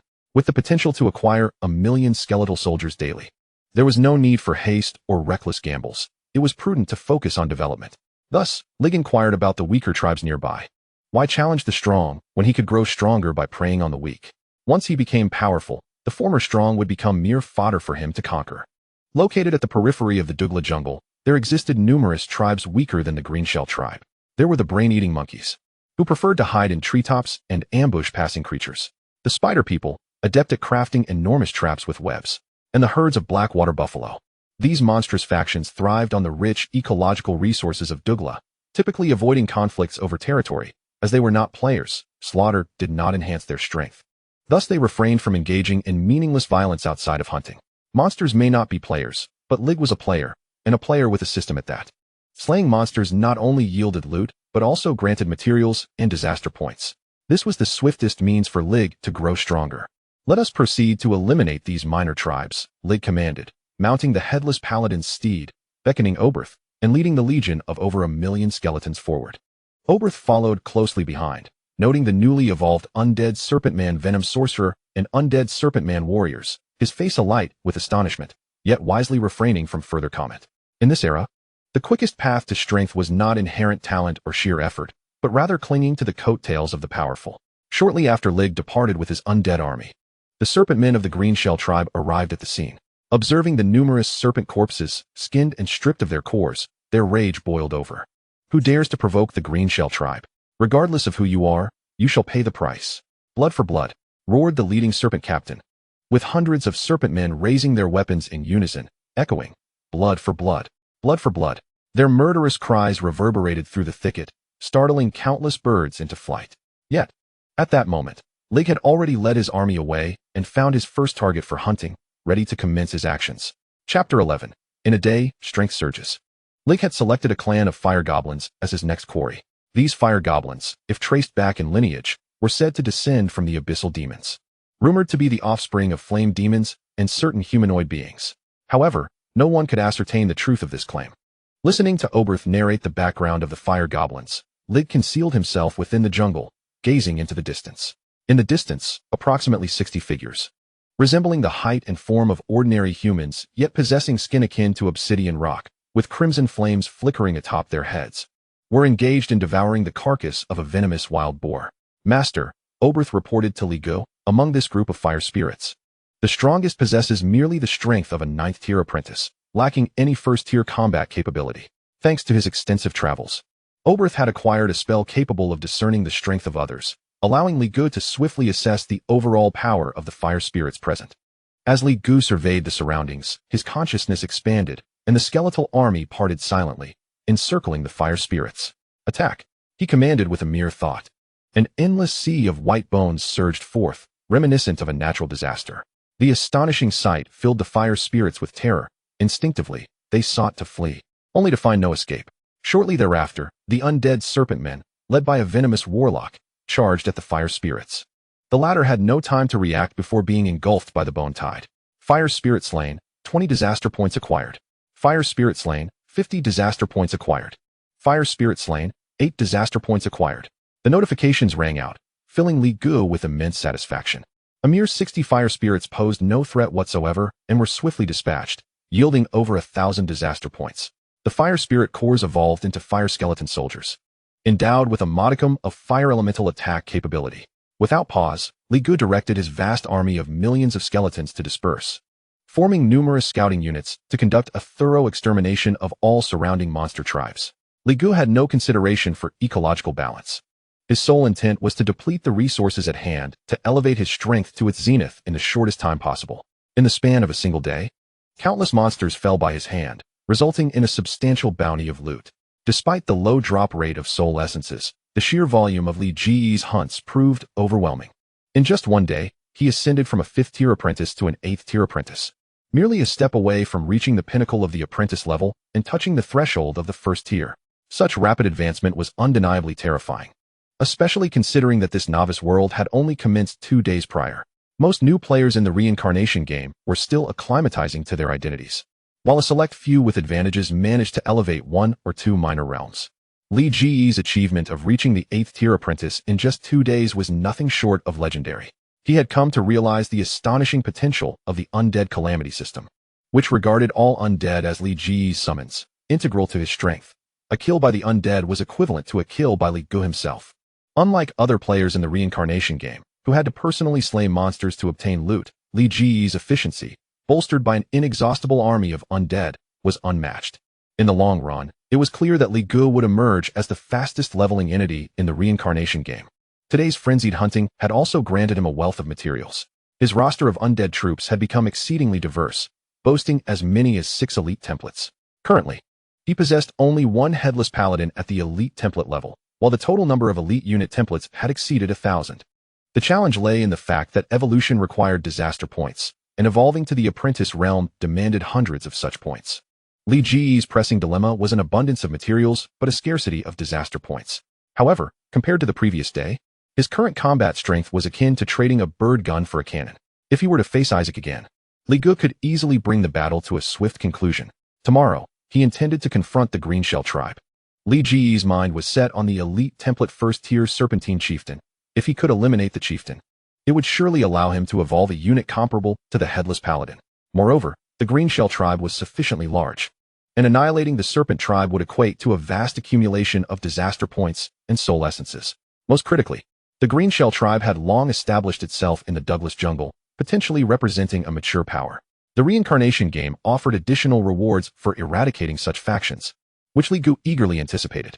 As night fell, the Douglas jungle enveloped in darkness. Li Gu sat by the fire, flanked by the headless paladin standing guard, while Oberth diligently roasted the freshly hunted wild boar. The damp wood crackled in the flames, sending sparks skyward, while the boar's meat sizzled under the heat. Proteins denaturing and fats transforming into liquid oil, filling the air with the enticing aroma of roasted pork. As Li Gu savored slices of the meat, he engaged Oberth in idle conversation, relishing their exchanges. It was not merely Oberth's charm that drew him, but the wealth of experiences Oberth had gathered from his travels. Their dialogue facilitated Li Ji's understanding of this new world called Era. Just as their conversation flowed, Li Gu abruptly halted, receiving reports from the scattered skeletal soldiers. Tapping into the vision of the vigilant frontline skeletons, he glimpsed a hunting party of approximately 100 serpent men, who were warily scrutinizing the surrounding skeletons, their skin prickling with fear. Their whispered discussions echoed in Li Ji's ears. Why are there suddenly so many undead? Could something have occurred in the western necromancer's gorge? prompting a mass migration of low-level undead. Fear not. These are merely the most basic skeletons, acting solely on instinct. They pose no threat unless provoked. Despite this reassurance, the sheer number of skeletons instilled dread among the serpent men, positioned at the periphery of Li Ge's skeletal legion. The million skeletons were sufficient to establish a formidable defensive line stretching for dozens of kilometers. Here, the skeletons primarily served a sentinel function, resulting in sparse distribution, with one visible every 10 meters. Even so, the oppressive presence was palpable for the serpent men. "Captain, what should we do now?" one of the serpent men inquired. The captain, surveying the endless expanse of skeletons, replied gravely, "We must retreat and inform Chief of the situation, allowing him to decide our course of action." Initially, the captain had pursued Li Gu in vengeance for the fallen serpent men, but now he dared not even mention the notion of retribution. With such a multitude of skeletons, who could say if more formidable undead lurked among them? However, while the serpent men wished to flee, Li Gu had no intention of letting them escape. Chapter 12, Ninth Tier Apprentice. The territorial war begins. From their appearance and equipment style, it was evident that these serpent men hailed from the Green Shell tribe. With Li Gu planning to strike against the Green Shell tribe tomorrow, he could not allow this group of serpent men to return and alert their kin. More importantly, slaying this batch of serpent men would weaken the Green Shell tribe, making the impending battle all the easier. Li Gu gazed at the serpent men and issued his command. In an instant, the once disorganized skeletal army surged forward, fearlessly charging at the serpent men. "Damn it, what is happening?" the serpent captain exclaimed in shock and anger. Yet the relentless tide of skeletons ensnared the 100 serpent men, halting their advance. At the same time, the elite undead combat units under Li Gu, accompanied by tens of thousands of skeletons, resembled an enormous net, akin to a primordial beast opening its gaping maw. They divided into three formidable forces, the central army tasked with delaying the enemy, while the left and right flanks executed a flanking maneuver to completely encircle the serpent folk. It was over. The serpent folk captain's eyes widened in horror, trembling throughout, as his emotions shifted from rage to fear, akin to plummeting into an abyss. His hands and feet turning cold. The rest of the serpent folk were equally horrified, each one resembling a bereaved soul. The relentless tide of white undead consumed the numerous serpent folk without mercy. Oblert, still engrossed in boisterous banter with Li Gu, regaling tales of his past, remained oblivious to the fact that amidst their jovial exchange, Li Gu had already eradicated a hunting party of 100 serpent folk, including the first-tier elite captain. To Li Ge's astonishment, this first-tier serpent folk captain had dropped the soul essence. Although its quality paled in comparison to the piece Isaac had discarded, it was still worth 200 experience points. Without hesitation, Li Gu consumed the soul essence. A notification chimed. Consumed 170 experience points, advanced to apprentice rank 9. Basic attributes enhanced, and gained 2 free attribute points. "My lord, I'm not boasting, but back in the day, I, Oblert, was quite the handsome lad known far and wide, attracting many a fair maiden." Oblert reminisced about his youth, when suddenly he felt Li Ge's aura surge dramatically. Having already broken through to apprentice rank 9, matching his own level, this left Oblert wide-eyed and slack-jawed, as he felt as though his very flesh had fallen to the ground. Who am I? Where am I? What just happened? How did I break through simply over a meal? Oblert's mind nearly short-circuited. In just one day, Li Gu had surpassed the efforts of his 60 or 70 years. The disparity between individuals was stark, akin to comparing a human to a pig. At that moment, Oblert acutely grasped the vast chasm that existed between them, feeling that even the pork in his mouth had lost its flavor. Li Gu, reveling in his enhanced physique, felt a profound sense of joy. The sensation of increased power was akin to a clear realization of his own evolution, a euphoric experience that resonated deeply within his soul, surpassing any other pleasure. Glancing at the 2 free attribute points, Li Gu, as was his custom, allocated them to his mental attribute before promptly opening his attribute panel. Li Gu. Reputation, 160, unknown. Profession, undead mage, ordinary. Rank, apprentice rank 9, 301,000. Skills, skeleton summoning, bone shield, dark energy missile, slow curse, poison dart. Attributes, constitution 32, strength 31, agility 36, spirit 61. Equipment, dark staff, leather light armor, spider silk belt, lightweight boots, phosphorescent hood, sapphire pendant, spirit bracelet. Thanks to the extensive hunting conducted that day, Li Ge's equipment slots were nearly full, and although the highest quality was merely apprentice superior, it was a far cry from his previous bare state. Moreover, Li Gu had mastered 4 new spells, giving him the semblance of a proper mage. The only regret was that his profession as an undead mage was of ordinary quality. resulting in minimal upgrades with each level, causing his basic attributes to lag far behind those of high template units like the Undead Serpent Folk Poison Sorcerer and the Headless Paladin. However, Li Gu was not anxious about this, as breaking through to Apprentice Rank 9 in just one day was a promising feat, and obtaining a higher profession path for the Undead Mage would not pose a challenge for him. The immediate priority was to elevate his level further while effectively managing his Undead army to enhance overall combat strength. After all, the Undead Plague system was Li Ge's greatest reliance. The next day awaited, with plans to march against the Green Shell tribe. Li Gu looked forward to it, knowing that the rewards for annihilating a faction far outweighed those for slaying individual units. That night, Li Gu made do with a night in the wilderness, guarded by the Headless Undead Knight and the Undead Serpent Folk Poison Sorcerer. The following morning, a system notification sounded. Ding! 1 million skeletons have been credited to your account. What a reassuring notification. A smile crept upon Li Ji's lips. Including the previous day, he now commanded a staggering 2 million skeletons. It could be said that even if Li Gu chose to hide and bide his time for a year, he could amass over 300 million skeletons, easily taking on even the mightiest of grounded dragons. Naturally, Li Gu could not afford such complacency. His father remained imprisoned, and he needed to grow stronger swiftly to gain leverage in negotiations. Time to set off. After consuming a modest meal, Li Gu stood up, transformed the materials harvested from the slain first-tier serpent folk captain into a new Undead Serpent Folk Poison Sorcerer, and then led his army forth, officially marching towards the Green Shell tribe. At that moment, in the Green Shell tribe, the serpent folk chieftain Snek sat darkly upon his throne, flanked by senior officials of first-tier strength. Avi and Yoden have yet to return. Do you have any leads? Snek's vertical pupils glinted with menace, instilling a profound sense of pressure among the assembly. As a large tribe of 2,000 members, the Green Shell tribe relied on hunting for sustenance, with all high-ranking officials also serving as leaders of hunting parties. The absence of Avi and Yoden, who had ventured out for a hunt the previous day, clearly indicated that something had gone awry. Observing the silence among his serpent folk officials only fueled Snek's anger. He slammed his palm onto the table, causing a dent in the iron surface and sending a tremor through the assembly. The loss of 2 hunting parties and 2 first-tier combatants was an immense blow to the Green Shell tribe, and Snek's fury erupted. Investigate. Find the culprits who killed Avi and Yoden. I shall take vengeance myself. Yes, my lord. The 9 serpent folk officials rose in unison, hastily rallying their subordinates to thoroughly investigate the matter. However, before Snek could cool his temper, he witnessed his officials rushing back in a panic. His brow arched, ready to unleash a tirade. But before he could speak, the serpent folk officials cried out in terror. Chieftain, it's bad. Our tribe is surrounded by a massive horde of undead.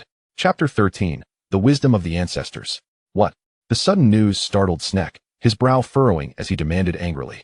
What are the scouts around the tribe doing? Chieftain, there's nothing we can do. The enemy is too numerous, blocking all paths from all directions. And they are now converging towards the tribe. The serpent folk official lamented, a mix of fear and helplessness etched on his face. Snek's eyes widened in shock and rage.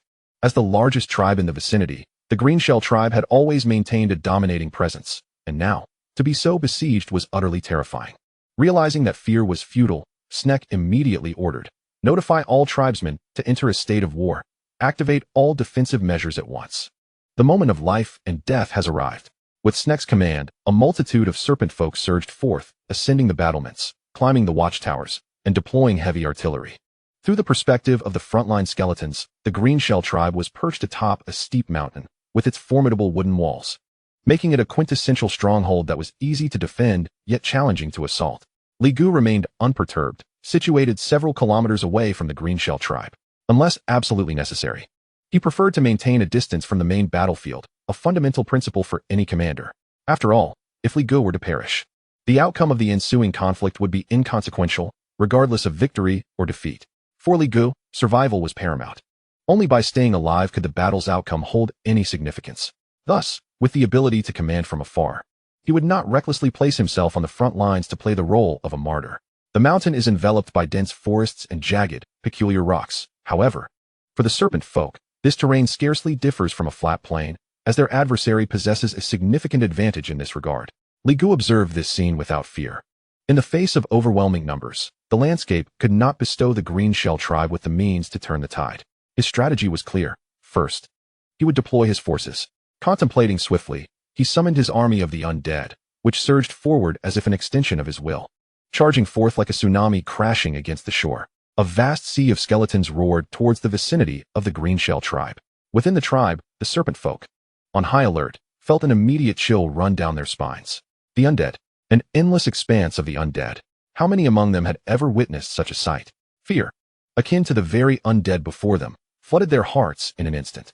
By the dark goddess, how could there be so many undead? My goodness, have we offended the undead emperor?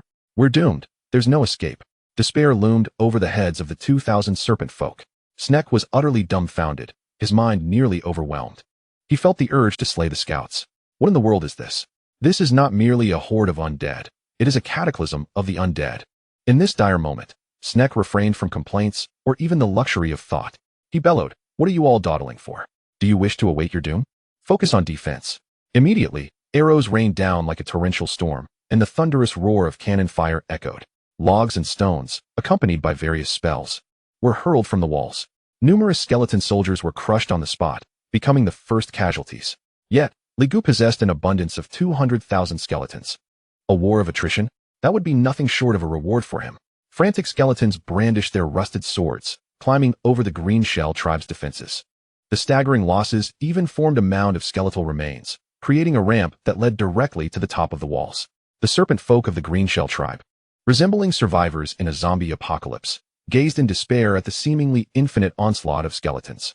Their supplies, stamina, and willpower were rapidly diminishing. Collapse was imminent. Cursed be this fate. Cursed be it. Snek seethed with impotent rage. Who could have imagined that the chief of the Greenshell tribe would be reduced to masking his terror with fury? At that moment, Snek had already deduced the identity of the one who had slain Avi and Jotun, but he lacked the courage for vengeance. An endless sea of the undead. Who could withstand such a force? Were it possible to surrender, Snek would have readily discarded his undergarments and waved a white flag in surrender. Just as Snek was engulfed in panic, a captain from his ranks approached to report, "Chief, there are significantly fewer skeletons to the north. They have not completed the encirclement." Upon hearing this information, Snek felt a surge of hope. It dawned on him. It was merely misfortune that their tribe happened to be on the path of the undead. The north was their escape route. Without hesitation, Snek decided to act. He did not intend to take all his kin with him, but instead swiftly mobilized the remaining 9 first-tier warriors, sacrificing the rest of his tribe as he made a beeline for the north. After all, to drag along the entire family would be a certain death. With the strongest first-tier warriors, the speed of their breakthrough and their chances of survival would be maximized. However, Snek had not anticipated that as they began their escape towards the north, a smile crept onto Li Ji's lips, an ancestral strategy of encirclement, indeed. The escape route that Snek perceived was, in fact, a ruse orchestrated by Li Gu, designed to lure the strongest of the Greenshell tribe away. Once Snek and his most potent warriors departed, the Greenshell tribe would be as defenseless as a house of cards, easily toppled with a mere kick. While Snek and his warriors possessed formidable individual strength, they lacked the support of a vast army of serpent folk. Li Gu could then unleash his boundless horde of undead, employing a strategy of attrition to swiftly deplete their stamina before delivering a fatal blow. Snek was oblivious to these intricacies. His establishment of the Greenshell tribe had been founded on sheer strength. How could he grasp the underhandedness of tactical warfare? Just as Snek and his 9 first-tier warriors left the Greenshell tribe, he noticed that the number of skeletons surrounding them had indeed diminished significantly. With their strength, they advanced with relative ease, soon escaping a kilometer from the tribe. Just as expected. Snek, having narrowly escaped, burst into hearty laughter, reminiscent of Meng De's triumph at Huarongdao. Yet, upon glancing back at the direction of the tribe, a wave of sorrow washed over him. Just a day prior, he had commanded 2,000 warriors, reigning supreme, and now he found himself with nothing. Cursed be the undead. Once I report this matter to the great pale-winged sovereign, you shall pay dearly. Snek gritted his teeth, cursing fiercely, yet his feet moved with urgency, not daring to linger. But as the group of 10 believed they had evaded disaster, a seemingly endless tide of undead surged forth before them. How is this possible? Snek's pupils constricted, just as he intended to retreat, but the endless horde of undead cut off their escape behind them. At that moment, Snek finally realized he had fallen into a trap. Although he had guessed correctly, there was no reward. The rushing skeletons charged at him with deadly intent. Chapter 14, Single Combat Annihilation, A Glimpse of Brilliance. Li Gu had previously evolved his elite units, such as the Undead Serpent Sorcerers and Undead Serpent Warriors, with over 90% of them designated to confront Snek and his kin, coupled with the ceaseless tide of skeletons. Snek and the other serpent folk quickly experienced the true meaning of an undead calamity. The high-ranking serpent warriors found themselves ensnared in a quagmire. Meanwhile, within the Green Shell tribe, the flight of the chief and all high-ranking officials severely dampened morale. Over 2,000 serpent folk, gripped by terror, abandoned their defenses on the walls, desperately seeking to flee through the northern exit. In their haste, they lost the strategic advantage of the walls, their formations disintegrating, rendering them mere targets for slaughter. Time slipped away, second by second. Not long after, only Snek remained, the strongest among them, who, amidst his impotent roars, was ultimately pierced through the throat by an undead serpent warrior, meeting his demise at last. At the very moment of Snek's death, a system notification echoed in his ears. Eradication of first-tier power, Green Shell tribe, earned 100,000 catastrophe points. Following this, the Reincarnation Game conducted its final assessment of Lee GE's Extermination campaign. Eradication of first-tier power, Green Shell tribe, commencing settlement. Eradication speed, extremely fast. Eradication difficulty, nightmare. Eradication extent, total annihilation. Comprehensive evaluation, extraordinary. Congratulations on obtaining rewards, 3,000 gold coins. Reputation 100. Listening to the notifications, a smile graced Lee GE's lips, as he felt quite satisfied. Gold coins were the currency of the Reincarnation Game, beyond their standard trading function. Their most significant capability was the ability to translate the game's powers into reality. With sufficient gold, one could carry game levels, skills, equipment, and all else into the real world. 3,000 gold coins equated to 30 million copper coins, an immense fortune for a first-tier entity. Indeed, such astonishing rewards were undoubtedly linked to the Reincarnation Game's comprehensive evaluation. Extraordinary. The so-called comprehensive evaluation was based solely on difficulty, speed, and extent. Speed and extent required no further explanation, merely how swiftly and cleanly one could execute their task. However, difficulty varied based on the realm and the presence or absence of external assistance. In this instance, Lee GE's eradication of the Green Shell tribe was a case of overcoming a first-tier power while still at the apprentice level, qualifying it as an over-leveled eradication.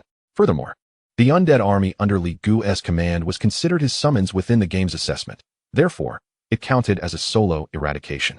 As an apprentice, single-handedly eradicating a force of 10 first-tier warriors led the Reincarnation Game to classify the difficulty of this extermination as a nightmare.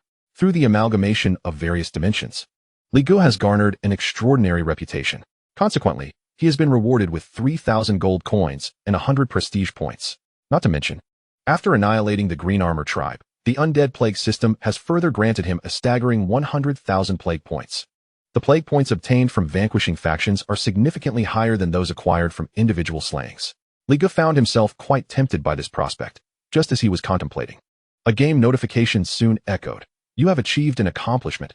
Would you like to announce your real name to the world? Lee Gu promptly chose to decline. The concept of real name registration was still far too advanced for him. You have opted for anonymity. The alias Reaper will continue to be used for announcements.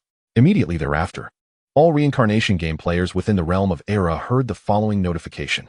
Congratulations to the newcomer player Reaper for annihilating a first-tier tribe and achieving the feat. Solo tribe eradication. Prestige 300.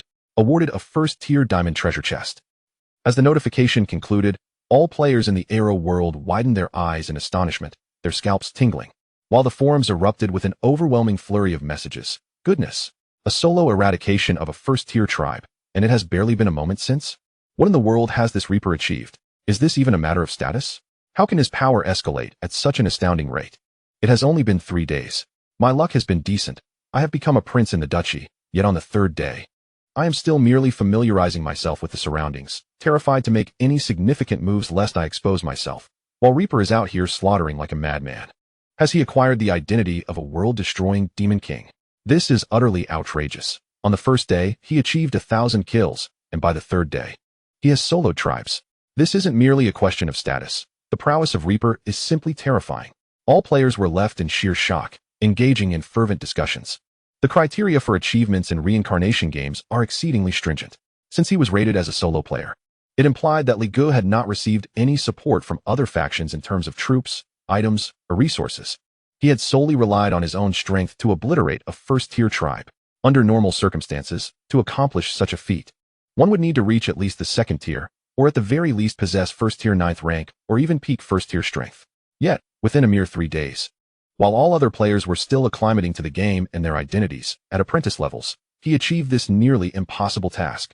Regardless of whether they had previously doubted Li Gu or believed he solely relied on his status, they were now left with only 2 words in their minds. Incredible. Who cares about this so-called Reaper? He doesn't even compare to a single strand of my hair.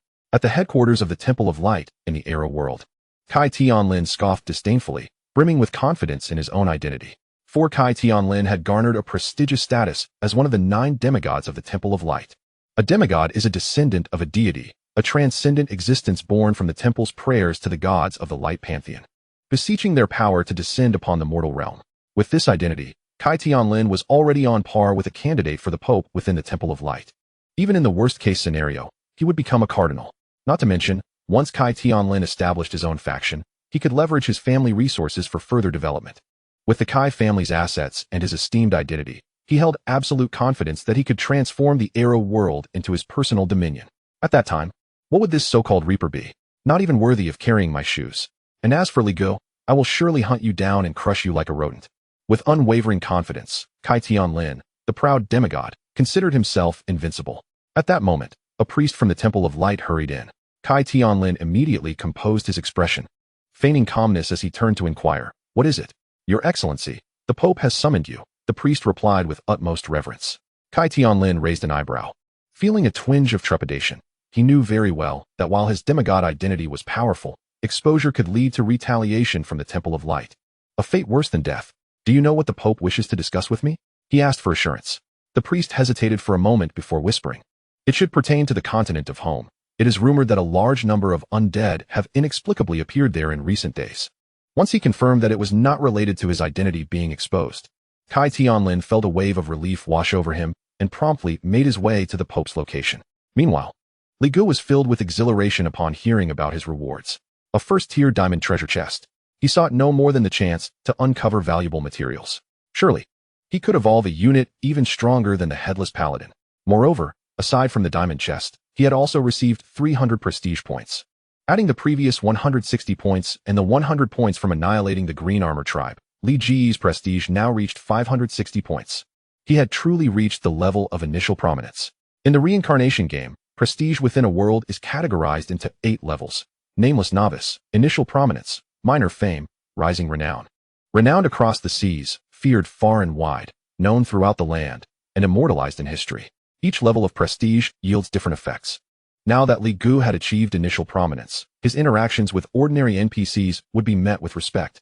If he wished to join a faction, he could bypass the lower tiers and ascend directly to a management position.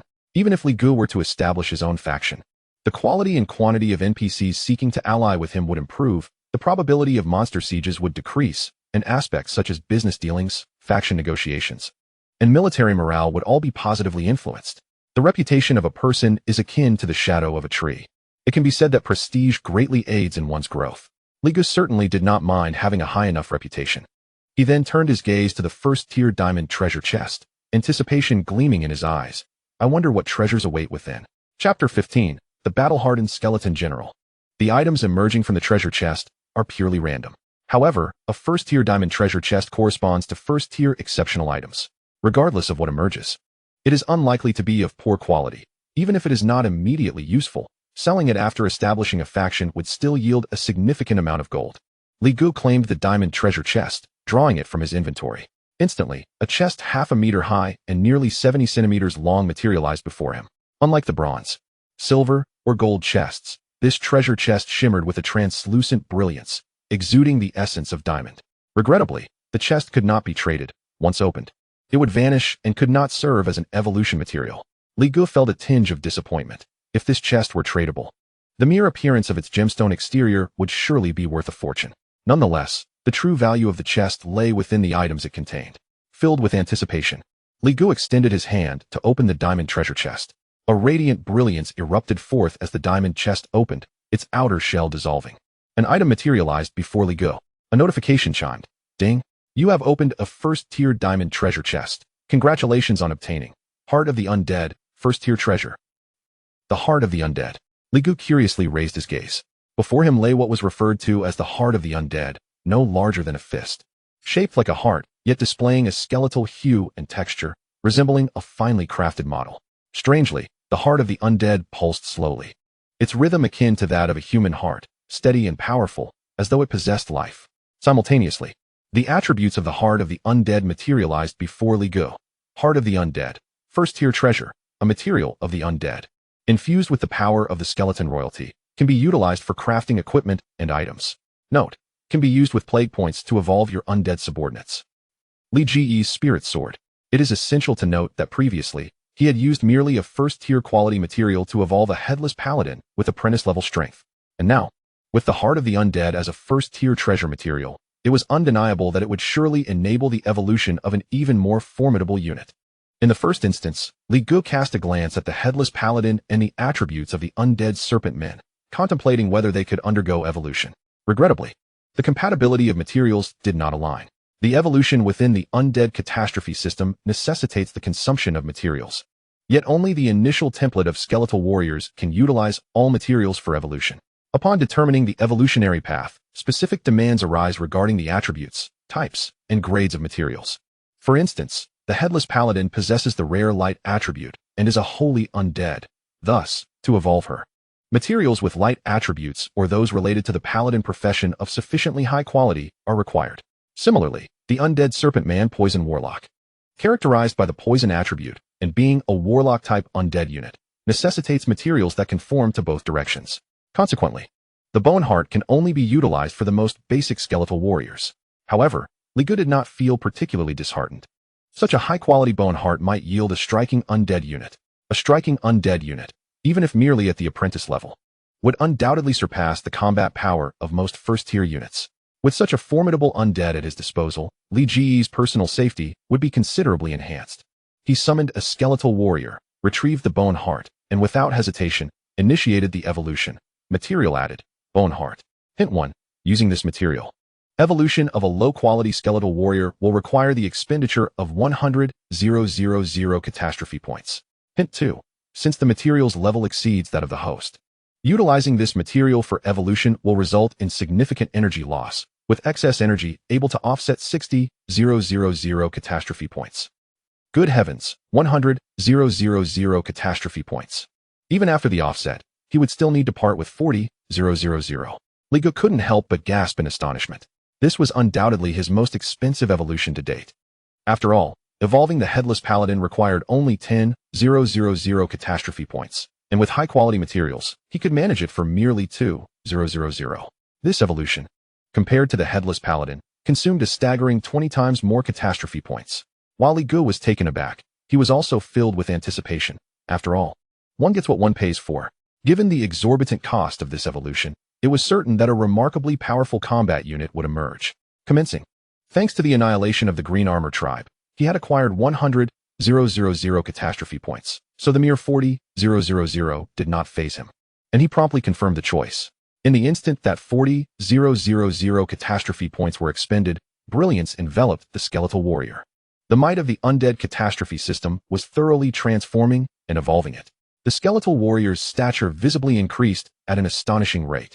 The pale green soul fire in its eye sockets igniting with fervor. In a mere moment, the skeletal warrior towered to 3 meters, resembling a small giant, with robust bones and soul fire transforming into a vivid crimson, exuding an overwhelming pressure. Yet the evolution did not cease there. From the skeletal warrior emerged a set of intricately designed armor reminiscent of ancient Chinese warlords, and a Fang Tianhua halberd materialized in its grasp.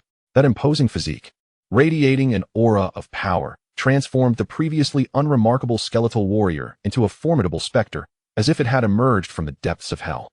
With an aura of menace and dominance coursing through its valiant form, a system prompt soon followed. Ding. Expended 40,000 catastrophe points. Evolution of a low-quality skeletal warrior using the bone heart successful. Congratulations on acquiring a new unit. Battle-hardened skeleton general. Li Gu gazed upon this battle-hardened skeleton general, exclaiming its impressive appearance. In the cycle of Reincarnation Games, there exist not only Western fantasy worlds, but also realms of mystical and even sci-fi nature. However, the world of Era, where Li Gu resided, was a realm of Western magical fantasy. Upon graduating from the world of Era, he would be able to reincarnate and venture into other worlds. The battle-hardened skeleton general before him, adorned in armor akin to that of the ancient warlords, wielding a Fang Tianhua halberd, was indeed a sight to behold. While appearance was secondary, What truly mattered were the attributes of the battle-hardened skeleton general. After admiring the battle-hardened skeleton general, Li Gu promptly accessed its attribute panel. Battle-hardened skeleton general. Realm. Apprentice 9th rank, limited by host's realm, cannot level up. Template, striking level, blessing 1, skilled in warfare. When leading a skeletal unit-based army into battle, the overall combat power of the army is enhanced. Blessing 2, collective might. Our skeletal legion possesses military might. The greater the number, the stronger the aura, instilling a sense of deterrence against enemy units. Blessing 3, slaughtering efficiency. During combat, for every enemy unit slain, the battle-hardened skeleton general's strength increases. Note, effects dissipate after the war concludes. Note, lacks materials, cannot evolve. Skills, skeleton battle song, legion charge, city breaking slash, death duel, skeleton bodyguard. Attributes, constitution 117, strength 124, agility 108, spirit 114. Equipment, general's armor, general's helmet, general's belt, bone halberd. Evaluation, how can a great skeleton remain suppressed for long? Goodness, what a powerhouse. Observing the attributes of the battle-hardened skeleton general, Li Gu couldn't help but exclaim in awe. Judging by its attributes, the battle-hardened skeleton general is a rather rare commanding unit that possesses the ability to enhance the strength of the army through collective buffs. This type of unit is precisely what Li Gu urgently required, as he excels in commanding large legions due to the Undead Catastrophe system. With the battle-hardened skeleton general, the combat capabilities of Li Ji's skeletal army would be significantly bolstered. Furthermore, in addition to its commanding prowess, the battle-hardened skeleton general also possesses commendable individual combat strength. Its apprentice 9th rank realm and striking level template render it capable of contending with the vast majority of first-tier opponents. This undoubtedly serves as a robust assurance for Li Ji's safety. Following the evolution of the battle-hardened skeleton general, Li Gu resolved to seize the momentum and utilize the first-tier serpent man materials such as Snek to continue the evolution. Chapter 16, Pale-Winged Hector. The first-tier serpent men he had slain totaled 10, aside from Snek, who was of the elite template. The remainder were of the regular soldier template. The regular soldier template serpent men evolved into elite template undead serpent man poison warlocks. Conversely, Snek, being of the elite template, evolved into a general-level undead serpent man lord. This marked the second general-level template unit under Li Ji's command, following the headless paladin. Judging by its attributes, the undead serpent man lord leans more towards summoning, possessing the ability to summon serpent man undead to battle. Currently, with the battle-hardened skeleton general, the headless paladin, and the undead serpent man lord at his side, Li Ji's safety was indeed well ensured. However, he was not entirely satisfied. The Douglas jungle is fraught with peril, and it is rumored that terrifying third-tier entities reside in its core regions. Although Li Gu commands a multitude of skeletons, the world of Era is, after all, a realm of extraordinary civilization, where the upper limits of individual combat strength are staggering. Should he encounter a third-tier entity, they could effortlessly decapitate him amidst a million troops. Thus, the pressing priority is to scout the terrain and gather intelligence about the Douglas jungle, discerning what threats to provoke and what to avoid. Additionally, he must swiftly devise a means to locate a secure location to establish his influence, delegating the tasks of combat to the undead while he focuses on his own development. With a clear vision for future developments in mind, Li Gu led his newly evolved undead back to the Green Armor tribe. At this point, most of the serpent men in the Green Armor tribe had been slain, leaving only a handful captured for interrogation. Oberth stood amidst the ruins of the Green Armor tribe, his expression one of sheer astonishment. After all, this was a first-tier force. Yet, it was effortlessly flattened before Li Gu. This elicited immense shock within Oberth. Upon seeing Li Ji's return, along with the newly acquired battle-hardened skeleton general, undead serpent man lord, and undead serpent man poison warlock, the astonishment in Oberth's eyes transformed into fervor and admiration. The master must have received the blessings of some deity from the netherworld. He is destined to become the sovereign of the Arrow world.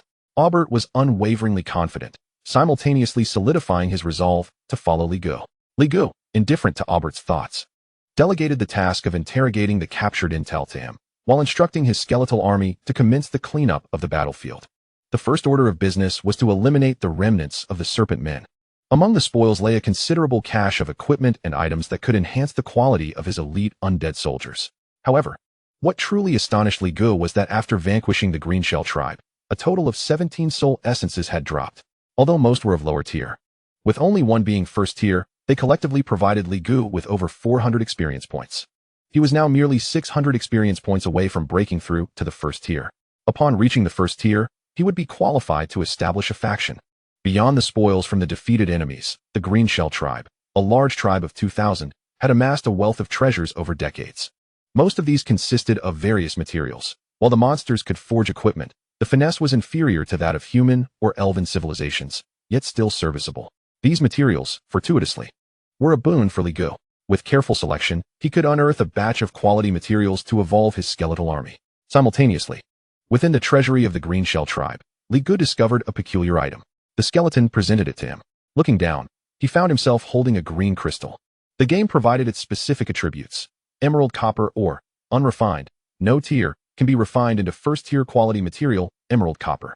This emerald copper ore was plentiful within the Green Shell tribe, estimated at several dozen tons. However, it was peculiar that no finished emerald copper could be found. Furthermore, Li Gu did not encounter any furnaces for processing the ore in the Green Shell tribe. What, then, was the purpose of mining these ores? Li Gu found this quite perplexing. Meanwhile, Aubert, after conducting a friendly interrogation of the serpent prisoners using a great memory restoration spell, returned to Li Gu. His face a mask of terror.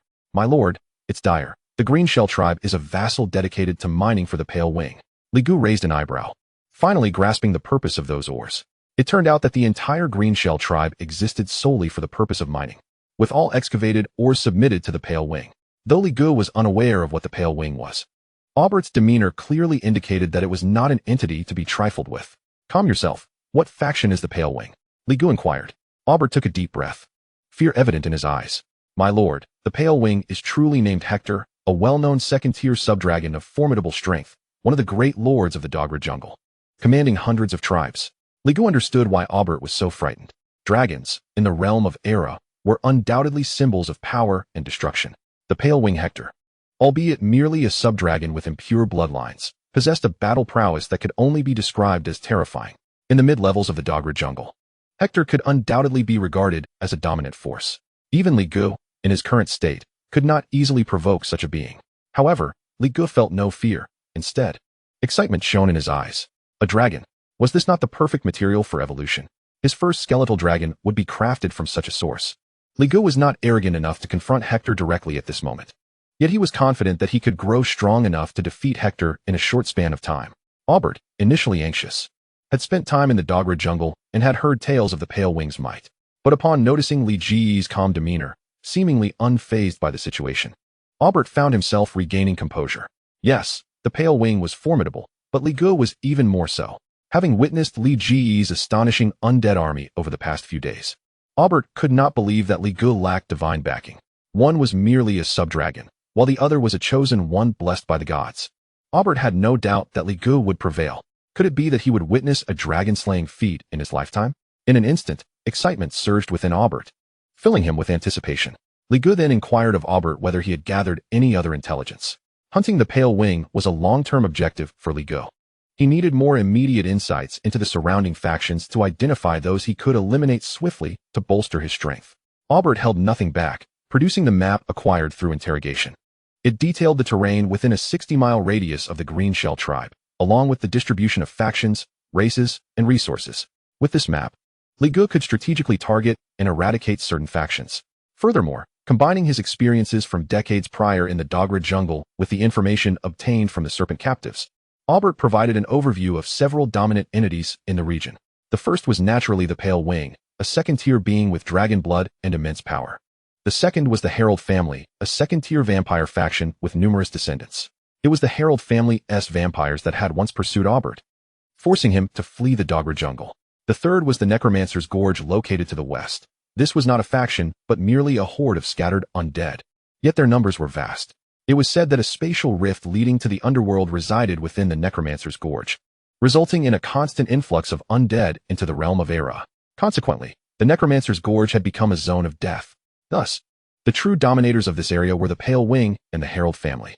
For Li Gu, the good news was that both the Pale Wing and the Herald family resided in the mid-levels of the Dogra jungle, not particularly close to his current position. Before incurring the wrath of these two powerful factions, Li Gu had ample room to develop and strengthen himself. As for the Necromancer's Gorge, Li Gu found it exceedingly intriguing. It was undoubtedly a prime leveling spot for material farming. He resolved to head westward, to the Necromancer's Gorge, to sharpen his skills, and once sufficiently powerful, to venture into the mid-levels of the Dogra jungle to slay the Pale Wing and evolve his first skeletal dragon unit. Li Gu soon devised a development plan for the ensuing days and commenced its execution. Meanwhile, in the realm of Era, on the continent of Home, Cai Tianlin, escorted by a cadre of strong warriors from the Temple of Light, arrived via a teleportation array at the headquarters of the Temple of Light in the Phelan Empire, tasked with thoroughly investigating the necromantic uprising in the Raber Duchy. Chapter 17, Cai Tianlin's Greet. Welcome, Divine Son. Upon Cai Tianlin's arrival, the red-robed archbishop and numerous high-ranking officials of the Phelan Empire's Temple of Light knelt before him, greeting him as if he were a deity. This made Cai Tianlin feel an inner thrill, his heart brimming with elation, nearly unable to contain himself. However, Cai Tianlin dared not exhibit any abnormality. The status of the Divine Son was indeed exalted, but should anyone detect that the Divine Son had been usurped, his fate would be exceedingly grim. Please rise. Cai Tianlin feigned a nonchalant demeanor, addressing those around him. Thank you, Divine Son. The Archbishop and the high-ranking officials of the Temple of Light rose in unison. Following their warm welcome, Cai Tianlin first indulged in a feast to refresh himself, after which the Archbishop and others presented him with the documentation pertaining to the mysterious necromantic uprising in the Raber Duchy. Goodness, nearly 1 million templates of rabble, apprentice-tier undead. Cai Tianlin's eyes widened in shock. Such a quantity, even if entirely composed of lowly minions, would compel second-tier experts to temporarily retreat, waiting for reinforcements to eliminate them. However, a glaring question was apparent. The numbers and quality of these undead were far too inconsistent. A legion of undead numbering in the millions surely requires at least a second-tier powerhouse to command it, does it not? Yet, not only are they all mere apprentices, but they are also entirely composed of cannon fodder. This is indeed most peculiar. Hold on. The first victim was a paladin named Isaac, who, accompanied by a 1,000-strong contingent of temple troops, was in pursuit of a fallen nobleman who had become a necromancer. This incident occurred 3 days ago, coinciding precisely with the arrival of our new cohort of players. The timing, the quantity, and Isaac's formidable prowess all point to a singular conclusion that resonates within Cai Tianlin's mind. The name he conjures is none other than the king of the underworld. The very same player who, just as the game commenced, swiftly accomplished the feats of slaying hundreds, then thousands, and defeating commanders. No wonder he achieved such milestones so rapidly. It all makes sense now. Yet, doubt lingers in Cai Tianlin's heart. The Reincarnation Game is notoriously stringent in its achievement assessments. If it acknowledges that the king of the underworld has accomplished these feats, it implies he has indeed single-handedly decimated an army of thousands. Could it be anyone else? The probability leans heavily in his favor. Every detail, from the timing to the death toll, aligns perfectly. Cai Tianlin refuses to accept this as mere coincidence. Recognizing this, he senses that the situation is far more complex than it appears. The so-called king of the underworld harbors an immense secret.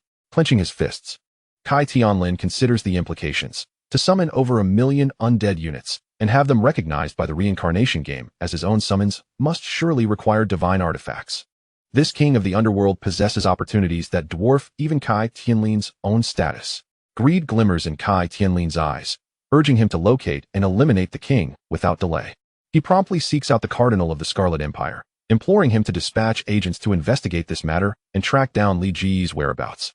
Meanwhile, in the vast Douglas jungle, Li Gu sets forth towards the Valley of the Undead. This valley lies to the west of the Greenshell tribe, nearly 300 kilometers away in a straight line. However, the skeletal army is not an unyielding machine. When weariness sets in and their spiritual energy wanes, they too shall perish. Thus, even with Li Gu hastening his skeletal legions, it will take him a full 5 to 6 days to arrive. During this time, he does not intend to dedicate every moment solely to travel. After all, the Valley of the Undead is fraught with danger, inhabited by formidable second-tier undead. Therefore, it would be prudent for Li Gu to enhance his own strength to the first tier and evolve sufficient first-tier undead units before reaching the valley. He plans to eradicate the tribes along the way, accumulating disaster points and soul essences.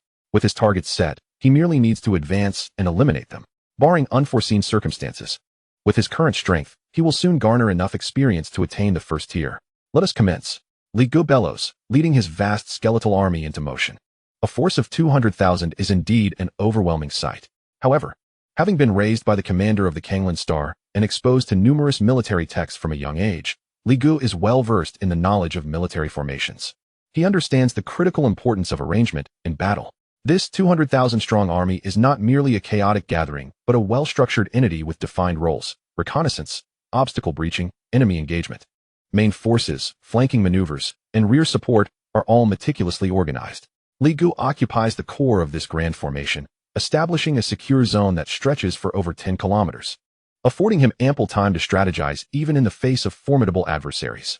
The sole lamentation is the low intelligence of these undead. Even the most astute, battle-hardened skeletal general can only comprehend Li Ji's commands, failing to engage in meaningful dialogue. Consequently, Li Gu cannot issue overly detailed orders, resorting instead to vague instructions such as attack, reconnaissance, move, and hold position, which impose significant limitations. The only viable solution presently is to evolve higher-tier undead units. With an increase in battle-hardened skeletal generals, headless paladins, and undead serpent lords, they could serve as intermediaries for Li Ji's commands, guiding their less intelligent skeletal brethren to fulfill his directives. This would alleviate the burden of command on Li Gu and enhance operational efficiency, a pivotal direction for his future development. The basic skeletal soldiers serve as the foundational combat units, while higher-tier undead facilitate command and support elite forces to prevent enemy decapitation and enact their own strikes. Achieving such a level necessitates a substantial number of advanced units, a daunting endeavor that lies ahead. As Li Gu marches onward, he finds the journey relatively effortless. Reclining in a sedan chair carried by a dozen skeletal warriors. Flanking him are headless paladins, battle-hardened skeletal generals, and undead serpent lords, all tasked with protection. Li Gu reclines comfortably, leisurely browsing the forums. At this moment, the forums are abuzz with discussions surrounding Li Gu, some astonished, others envious, and many seeking to curry favor. Li Gu brushes off these distractions, focusing instead on threads that delve into the geopolitical situation of the Arrow world. Thanks to the vast player base, a plethora of hidden information is accessible, enriching Li Ji's understanding of the Arrow world. As evening approaches, the skeletal scouts relay information to Li Gu. They have identified the second target for extermination, a tribe of ogres known as the Black Fawn. Chapter 18. The Relentless War Chariot and the Insignificant Mantis. From the perspective of the skeletal scouts acting as reconnaissance, Li Gu observes the dense jungle, where a chaotic array of rudimentary structures sprawls. These constructions, hastily assembled from stone and thatch, lack any semblance of aesthetic appeal. Even primitive humans could craft better. The crude stone dwellings are scattered haphazardly, devoid of planning, with bones and refuse littering the ground, and the air thick with a foul stench reminiscent of a latrine. Yet, amidst this squalid setting, hundreds of towering humanoid monsters reside. Each stands over 2 meters tall, their physiques robust and imposing, with their most striking feature being the sharp fangs protruding from their lips, reminiscent of prehistoric saber-toothed tigers, ferocious and terrifying. These humanoid creatures are ogres, rumored to have once been human but cursed by the abyss, transforming them into demons that survive by devouring their kin, ultimately losing their intellect and devolving into monstrous beings. Whether this legend holds any truth remains unknown. Nonetheless, ogres, as a common manifestation of malevolent creatures, are widespread across various realms.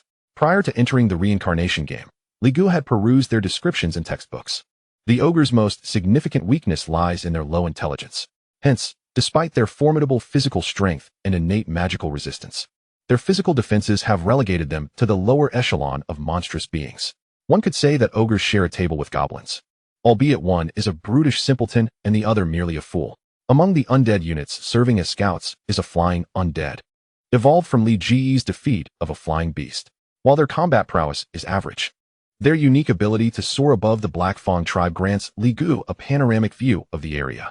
Utilizing these flying undead, he gains insight into the demographic distribution of the Black Fawn tribe, and after a moment's contemplation, he devises a plan. With a commanding shout, Li Gu orders a multitude of skeletal soldiers to gather timber and craft torches. As preparations reached completion, hundreds of flying undead ascended into the sky, brandishing torches that were hurled into the Black-Tooth tribe. In an instant, a roaring inferno illuminated the surroundings, provoking the ogres of the tribe to emit furious roars as they attempted to extinguish the flames. However, the ogres' simplistic minds were incapable of organizing an effective firefighting effort, resulting in a chaotic scene where some clumsily hurled wooden planks into the blaze, absurdly attempting to quench it. The airborne undead continued to deliver substantial embers and timber, further fueling the conflagration engulfing the Black-Tooth tribe. Overwhelmed, the ogres began to flee in disarray from their stronghold. Waiting in the periphery, the skeletal army, led by the battle-hardened skeletal general, struck down one ogre after another with ease. Countless kill notifications resonated in Li Ji's ears. Kill ogre, gain 60 disaster points. Kill ogre, gain 50 disaster points. Kill ogre, gain 70 disaster points. The varying strengths of the ogres resulted in differing disaster points awarded. This group of ogres was approximately of 6th tier apprentice strength, with each kill averaging over 60 disaster points for Ligo. To him, it was akin to a gift. "I shall face you all," roared Blacktooth, the tribe's leader, as he raised his axe, his massive form akin to a truck, smashing through a throng of skeletal warriors. The battle-hardened skeletal general's soul fire flared with intensity as he stepped forth, bringing his halberd crashing down upon Blacktooth. The ogre, grimacing fiercely, stood his ground, intent on grappling with the skeletal general. Yet, upon the collision of axe and halberd, he was forcefully driven back several steps. The overwhelming power instilled fear in Blacktooth, who finally recognized the disparity in strength. Terror eclipsed his fury, and he turned to flee. But behind him lay an inferno, and before him, a formidable foe. He had nowhere to escape. The battle-hardened skeletal general, akin to a war deity, unleashed his skill, City Breaker Slash, as the halberd emanated a visible wind pressure, carrying an unstoppable force, effortlessly cleaving Blacktooth in two.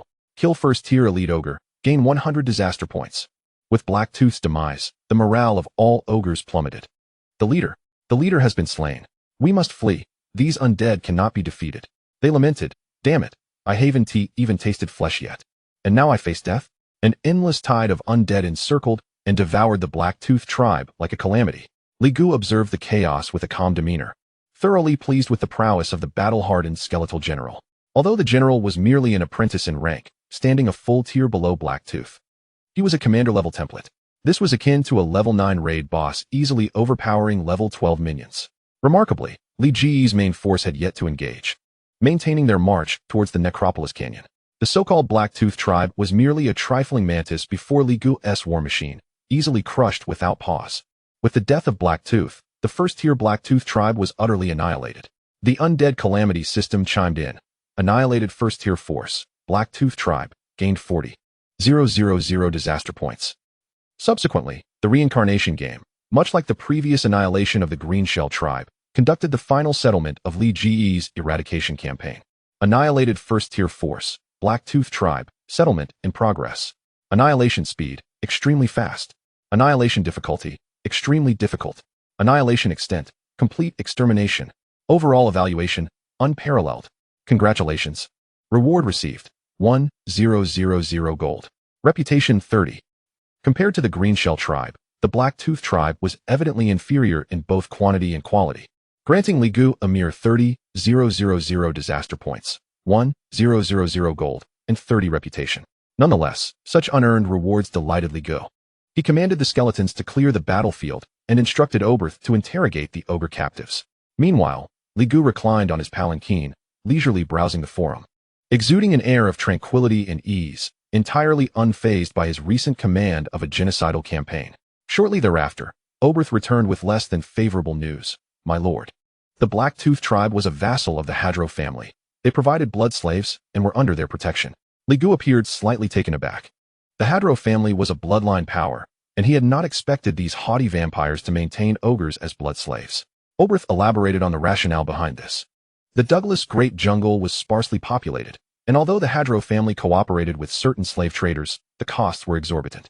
To satisfy their kin's thirst for blood, the Hadro family sheltered numerous foreign forces, including the ogres.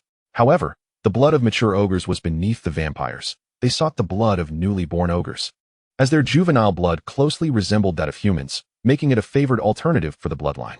Oberth wore a worried expression. First the Green Shell tribe, now the Blacktooth tribe. Li Gu had antagonized the two major powers in this region. He could hardly suppress a shudder at the thought of retaliation from the Pale Wings and the Hadro family. Li Gu remained unfazed.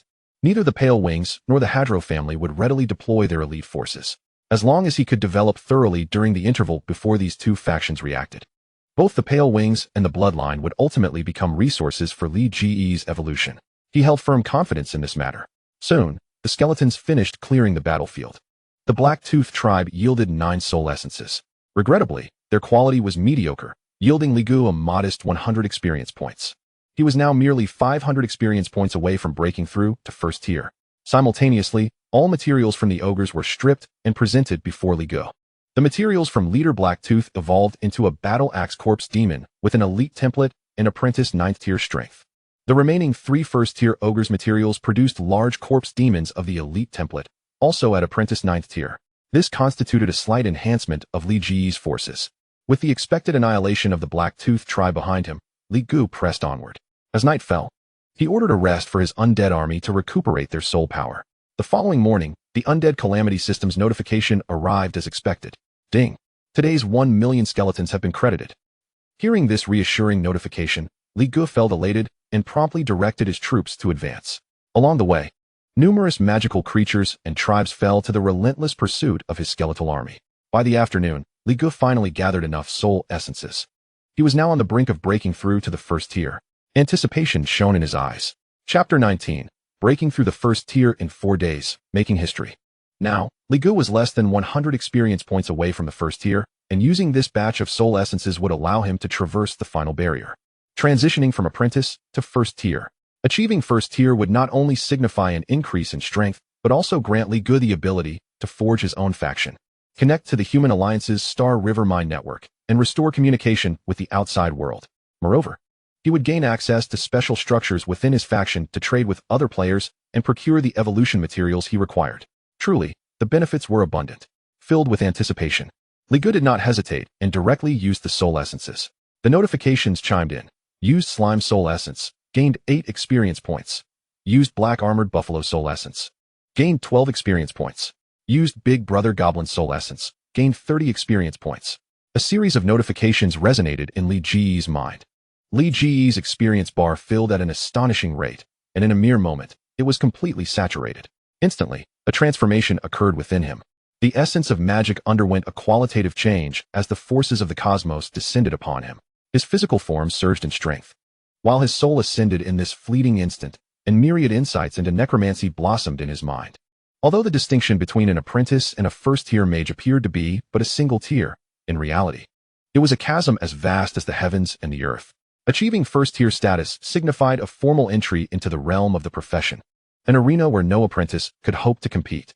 Just as Isaac had once faced an unending horde of skeletal warriors and fought valiantly, nearly achieving the decapitation of Li Gu, the terror of a first-tier warrior was evident. When Li Gu completed his metamorphosis and achieved his breakthrough, a notification chimed in his ears. Ding! Congratulations on breaking through to first tier, rank 1. Basic attributes enhanced, and you have gained 10 free attribute points. Beside him, Aubert's eyes widened in shock. Another breakthrough?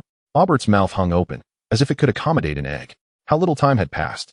In just 4 days, Li Gu had ascended from apprentice rank 1 to the pinnacle of the apprentice tier, achieving an extraordinary feat. Now, he had transcended the shackles, advancing directly from apprentice to first tier. It was worth noting that Aubert had toiled his entire life to attain merely apprentice rank 9.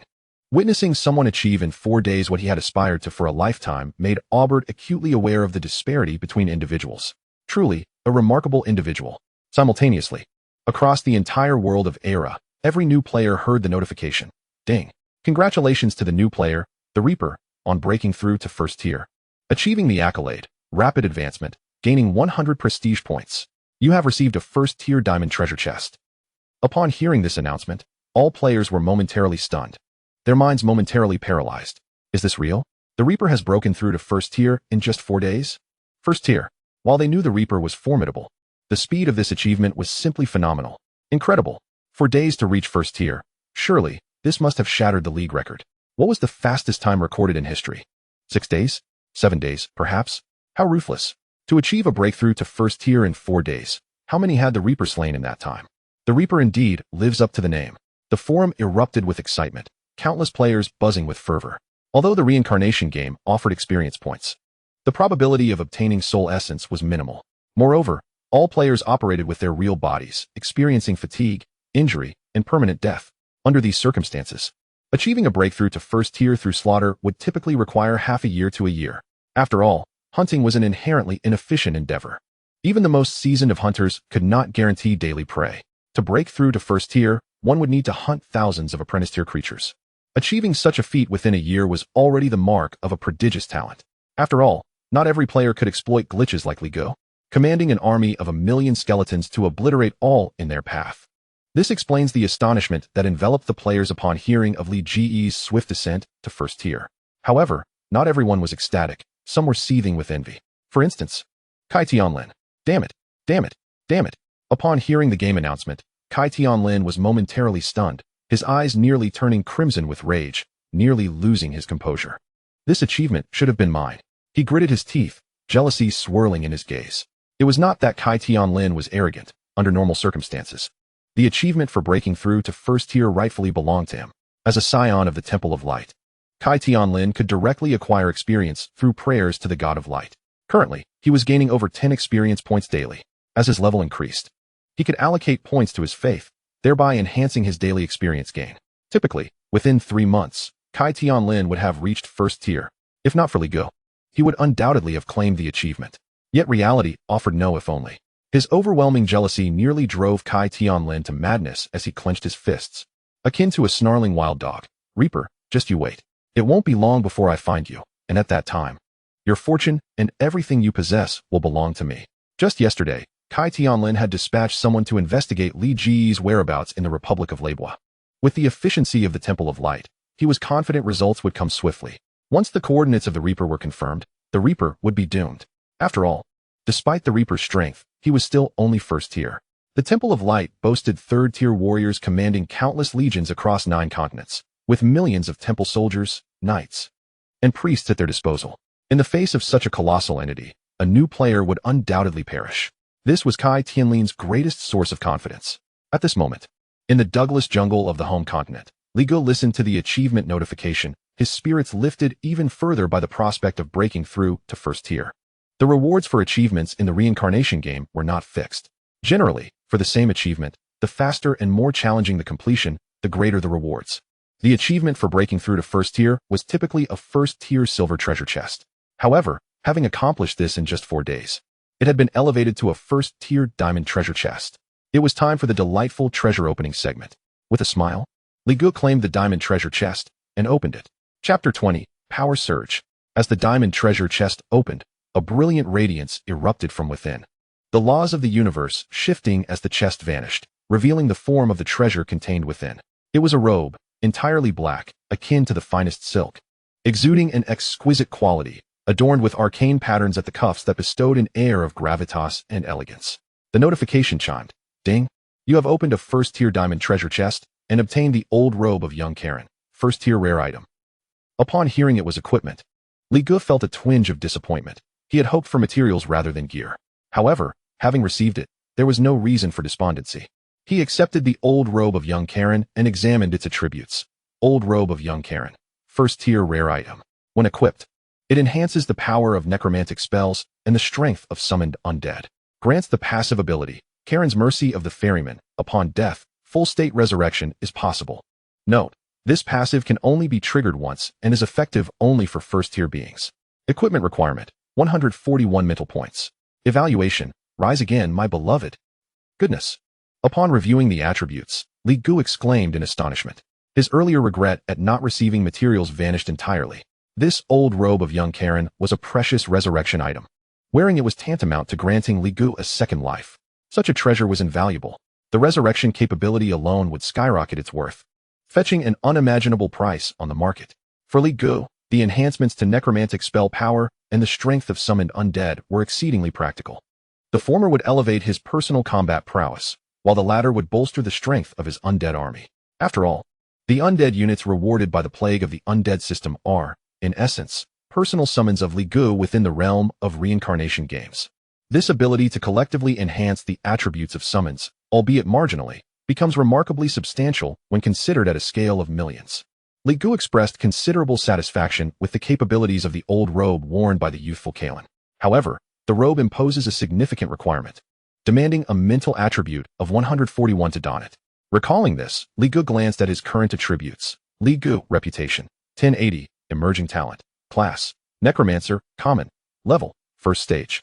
First rank, 303,000, skills, skeleton summoning, bone shield, dark energy missile, slow curse, poisonous dart. Attributes, constitution 72, strength 71, agility 76, mentality 101, equipment, dark staff, leather armor, spider silk belt, light boots, phosphorescent hood, sapphire pendant, mentality bracelet. Li Gu felt a tinge of frustration at the low quality of his class. At his current first stage, His basic attributes utterly paled in comparison to the battle-hardened skeleton generals of the Apprentice realm, and even to the headless paladins and undead serpent lords. This was solely due to the fact that his class as a necromancer was of common quality, akin to a model of elite monsters, merely a notch above the common rabble. Even if he allocated all 10 free attribute points gained from leveling up to his mentality, he would barely reach 111 points, rendering him incapable of equipping the old robe of the youthful Kalen. Nonetheless, Li Gu was not devoid of solutions. He produced the Soul Staff obtained from the Thousand Manslayer achievement. Soul Staff, first stage, fine quality, mentality 64, equipped skill, soul summoning, summons of first stage. 4th rank soul to assist in battle, duration, 30 minutes, cooldown, 1 day. Equipment requirement, mentality 104. Evaluation, if it were Sadako-chan, it could work. Upon equipping the Soul Staff, Li Ji's mentality surged to an impressive 175 points. Consequently, he successfully donned the old robe of the youthful Kalen. Visually, Li Gu appeared resplendent in a black robe, wielding a ghostly staff of bone adorned with white crystals, embodying the aura of a necromancer, mysterious, eerie, and formidable. He felt a profound sense of satisfaction with his current strength. As a first-stage necromancer, he could command his skeletal army with newfound ease. More importantly, Li Gu had finally acquired the means of self-defense, alleviating his fears of ambush and decapitation. Remarkably, he achieved this advancement in merely 4 days. It was evident that in the near future, Li Gu would grow even stronger, transcending to the 2nd and 3rd stages, swiftly navigating the world of Era, and returning to reality. Yet, this was merely the beginning. Li Gu harbored the ambition to rescue his father Li Mang from prison, cure his mother's ailment, and provide a better life for his sister, all of which necessitated further strength. Merely reaching the 3rd stage would not suffice. Recognizing the weight of his responsibilities, Li Gu suppressed his emotions and turned his attention to the skeleton before him. Having now advanced to the 1st stage, it was time to produce a battalion of 1st-stage combatants. In addition to evolution, the plague points could also be utilized to upgrade the level of undead units. However, the upgrade could not exceed Li Ji's own Grand Realm. An apprentice-level Li Gu could not evolve 1st-stage units. Now that he had finally attained the 1st stage, it was time to elevate his skeletons to 1st-stage status and compensate for the deficiency in higher-tier combat power. Li Gu promptly checked the upgrade requirements for his most formidable unit, the Battle-Hardened Skeleton General. To elevate the Battle-Hardened Skeleton General to 1st stage would require a staggering 100,000 plague points. The Headless Paladin and Undead Serpent Lord templates were slightly cheaper at 60,000 plague points. Even the most ordinary skeleton of the common template would still require 3,000 points to ascend to the 1st stage. From a combat perspective, upgrading higher-tier units yielded the greatest benefits, as Li Gu had never lacked mid-tier combat strength, only the top-tier warriors capable of bearing the brunt of battle. Moreover, following yesterday's hunts, Li Gu had amassed a substantial total of 240,000 plague points. He summoned the Battle-Hardened Skeleton General. As it sensed Li Ji's call, the Battle-Hardened Skeleton General advanced, its armor clanking ominously, producing a heavy sound of metal scraping against metal. Its imposing figure radiated a formidable presence that startled Oberth. Despite having spent a day or two together, Oberth still felt a shiver of fear in the presence of the Battle-Hardened Skeleton General. After all, it was a unit of elite caliber. The sheer pressure of its soul was enough to intimidate most monsters. Yet, before Li Gu, the Battle-Hardened Skeleton General knelt submissively, akin to the most loyal of commanders, awaiting Li Ji's orders. As Li Ji's possession, the Battle-Hardened Skeleton General exhibited unwavering loyalty. Li Gu felt a surge of anticipation. The apprentice-level Battle-Hardened Skeleton General was already remarkably powerful. He wondered how formidable it would become upon ascending to the 1st stage. With eager anticipation, Li Gu accessed the system panel and selected the option to upgrade the Battle-Hardened Skeleton General. Upgrading the Battle-Hardened Skeleton General will consume 100,000 plague points. Do you wish to proceed? Li Gu did not hesitate and promptly confirmed his choice. In an instant, the 100,000 plague points were expended. The power of the system invoked the unseen rules, initiating a transformation that altered the Battle-Hardened Skeleton General from within. Before him, the 3-meter-tall figure of the Battle-Hardened Skeleton General was enveloped in swirling winds of darkness, resembling a king of hell, exuding an aura of dominance and unparalleled might. Roar! The Battle-Hardened Skeleton General, wielding a halberd, let out a thunderous roar that echoed through the air. Although it was a skeleton, its bellow resonated like thunder. Oberth, hearing this sound, felt his very soul tremble, his eyes wide with astonishment. Not only had Li Gu broken through, but even his summoned units could achieve breakthroughs. This filled Oberth with envy. He had spent a lifetime in struggle, yet even Li Ge's summons surpassed him. As the battle-hardened skeleton general shattered its limitations, a notification chimed. Ding. Consumed 100,000 plague points. Congratulations on the battle-hardened skeleton general's breakthrough to first stage, first rank. Having successfully advanced, the battle-hardened skeleton general's soul fire flickered with a newfound emotional depth, once again kneeling in reverence to Li Ge, as if to express gratitude. Its intelligence had noticeably increased. Li Ge nodded slightly, feeling satisfied. At present, all of Li Ge's undead units, if judged solely by their intelligence, could barely comprehend the concept of 11. This was an inherent flaw of the undead. Their actions relied entirely on instinct, with only high-tier undead possessing a limited ability to process additional information. This was a source of considerable concern for Li Ge, as he had to personally command millions of undead units, a tremendous burden on his mental faculties. What Li Ge required most was a commanding unit capable of alleviating his pressures. From the current perspective, the battle-hardened skeleton general, headless paladin, and undead serpent lord all exhibited potential in this regard. For instance, the battle-hardened skeleton general, with its elevated level, demonstrated markedly increased emotional responses. If Li Ge continued to enhance it, he might evolve a unit of undead with intelligence rivaling that of normal humans, such as a Lich, Black Knight, or Bone King, legendary undead beings. Suppressing a myriad of thoughts, Li Ge then scrutinized the attributes of the battle-hardened skeleton general. Battle-hardened skeleton general, level, first stage. First rank, 0-130-000. Template, elite, protection 1. Skilled in combat, protection 2. Inspires courage in allies, protection 3. Deadly precision. Note, lacks materials. Cannot evolve. Skills, battle formation, bone cage, skeleton war song, legion charge, city break slash, death duel, skeleton guard. Attributes, constitution 207, strength 214, agility 188, mentality 194. Equipment, general's battle armor, general's helmet, general's belt, skeletal glaive. Evaluation, how can a great skeleton languish under the heel of others for long? Li Ge gazed enviously at the attributes of the seasoned skeletal general. This is the pinnacle of attributes bestowed by a high template.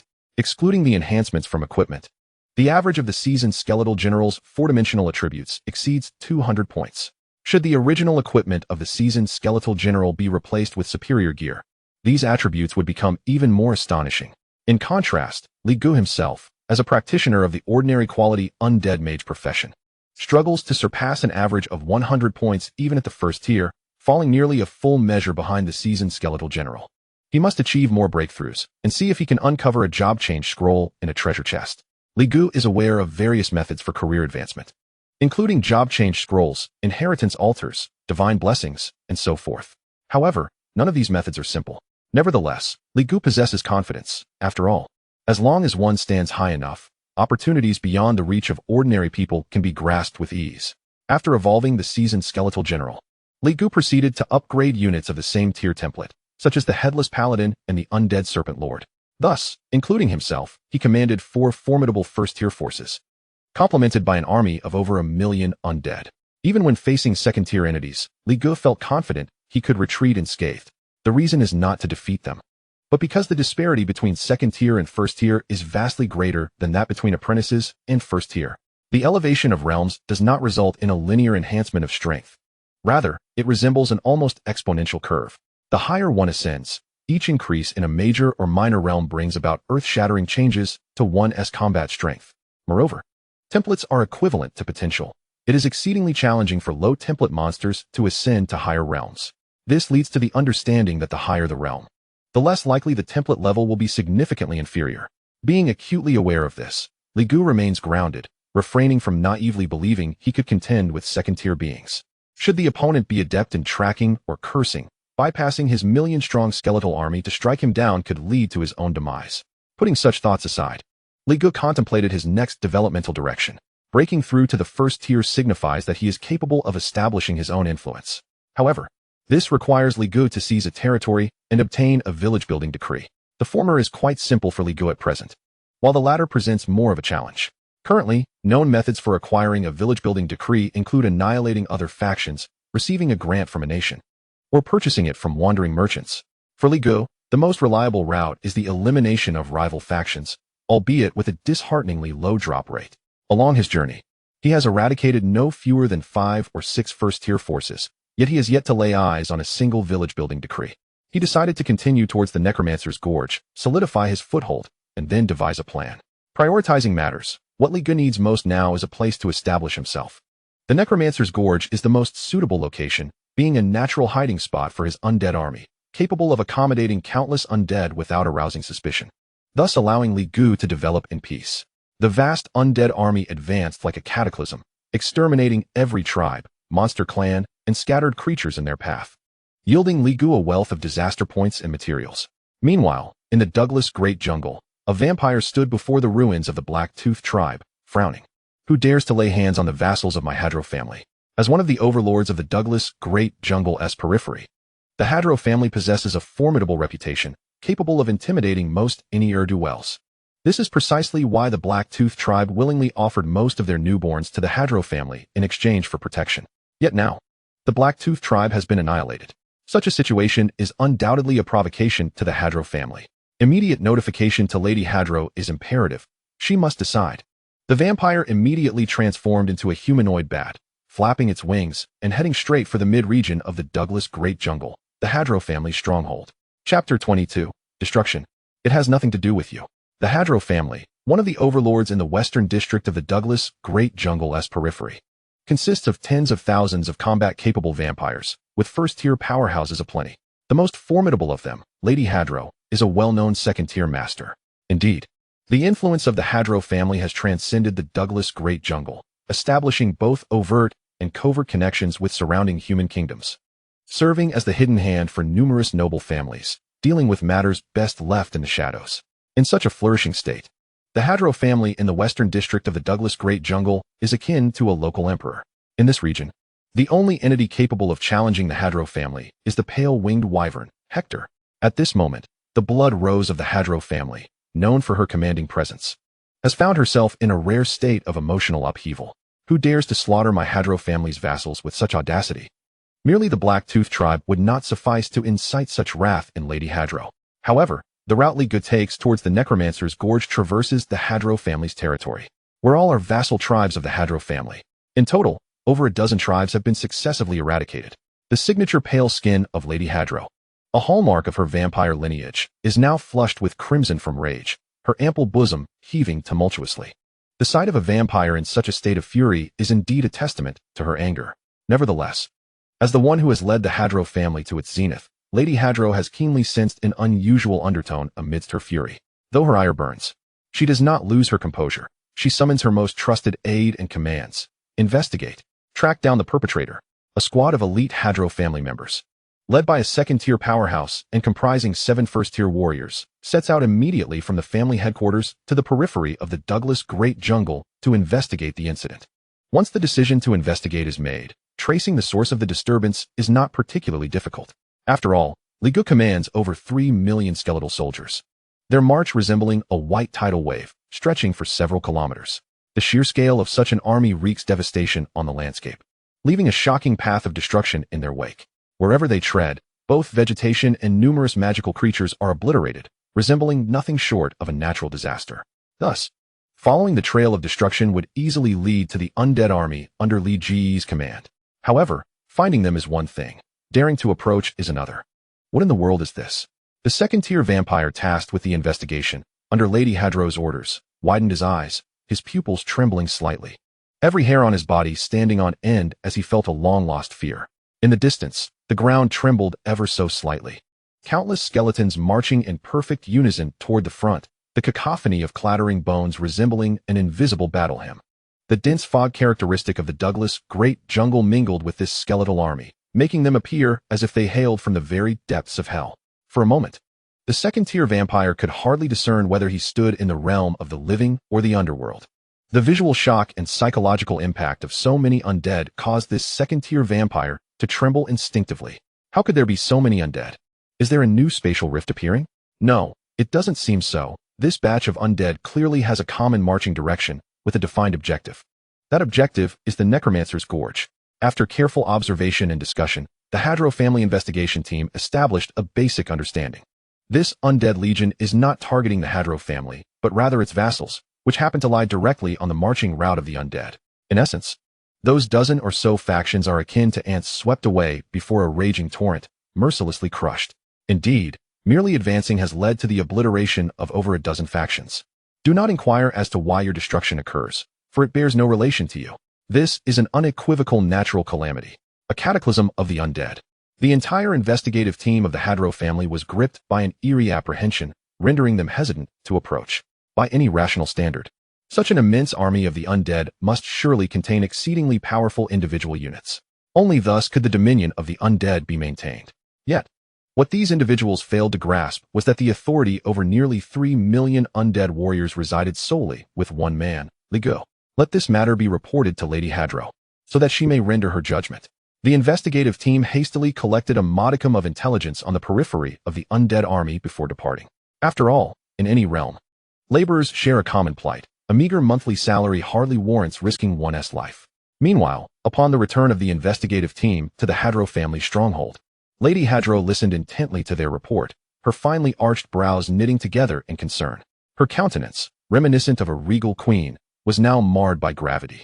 Millions of undead calamities. It is no exaggeration to assert that should there be third-tier undead among them, it would undoubtedly spell disaster for the entire Dogger jungle.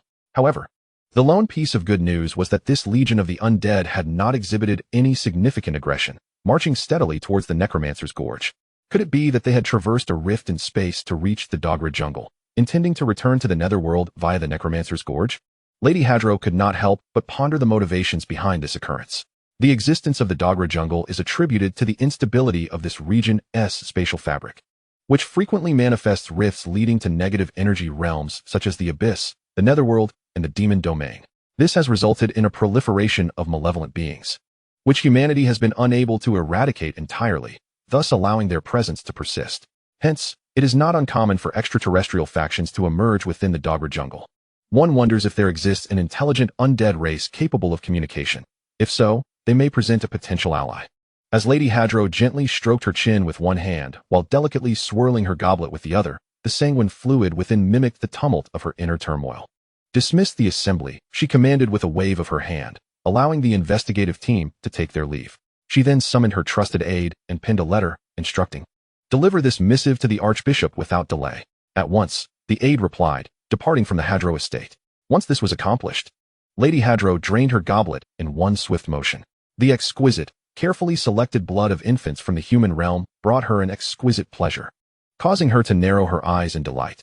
She licked her blood-red lips and murmured, "The will of the abyss approaches, and the variables are multiplying. Is this the world itself seeking redemption, or are other forces meddling in its affairs?" Unbeknownst to Ligu, the Hadro family had set their sights upon him. However, it would be inaccurate to say he was oblivious, for he had long prepared himself for scrutiny from the Hadro family and even the Pale Wings. Thus, whether he was being targeted by the Hadro family was of little consequence to him. The paramount objective remained, to reach the necromancer's gorge and establish his own dominion. With this goal in mind, Ligu embarked on a grueling 4-day journey. The number of undead under Ligu's command had surged to an astonishing 7 million.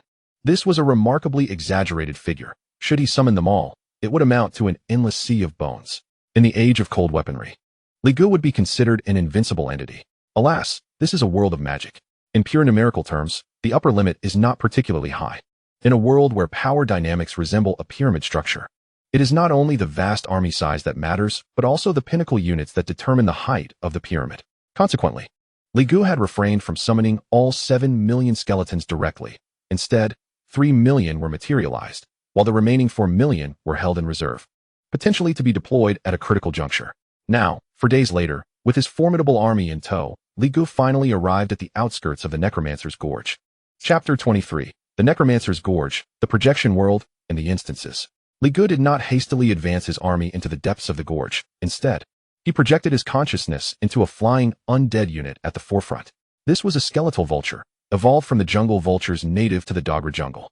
Although its level was modest, it was plentiful, constituting the most numerous of Ligu's aerial units, with over 300 in total.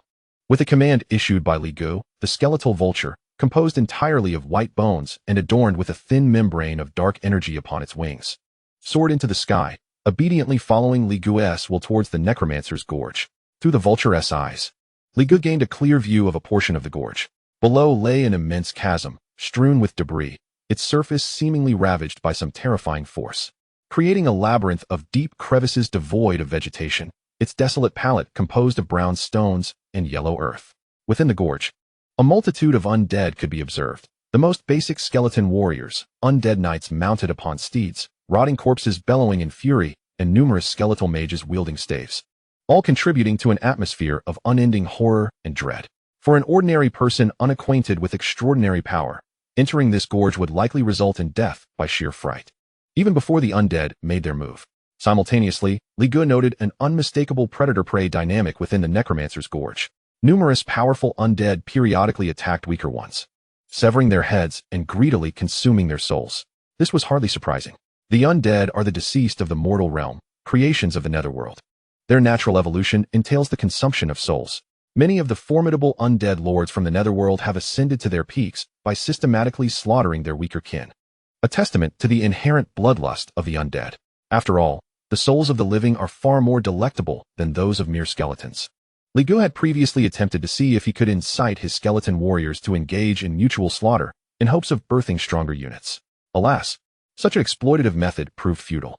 The skeleton soldiers granted by the Undead Calamity System were peculiar. Not only could they not absorb souls, but they could only enhance their strength through calamity points, dissipating entirely upon death, leaving no material trace or soul behind, as if they had never existed at all, merely projections from another dimension. This rendered Li Ge's plans for skeleton-to-skeleton evolution unfeasible. Regaining his focus, Li Ge utilized the perspective of the skeletal vulture to gather intelligence on the necromancer's gorge. From the moment he entered the area, the skeletal vulture evidently sensed a rich abundance of netherworld energy in the air, significantly enhancing its mobility, recovery abilities, and even combat prowess. It was akin to a fish returning to water, finding itself in an optimal environment, causing the skeletal vulture to feel an instinctual exhilaration. Li Ge quickly took note of this, nodding slightly in approval as his satisfaction with the necromancer's gorge grew. This place not only teemed with undead creatures, providing ample material for evolution, but it also served as a natural habitat conducive to undead beings, even among those of equal rank and template. The combat capabilities of the undead within the gorge surpassed those in the outside world by a considerable margin.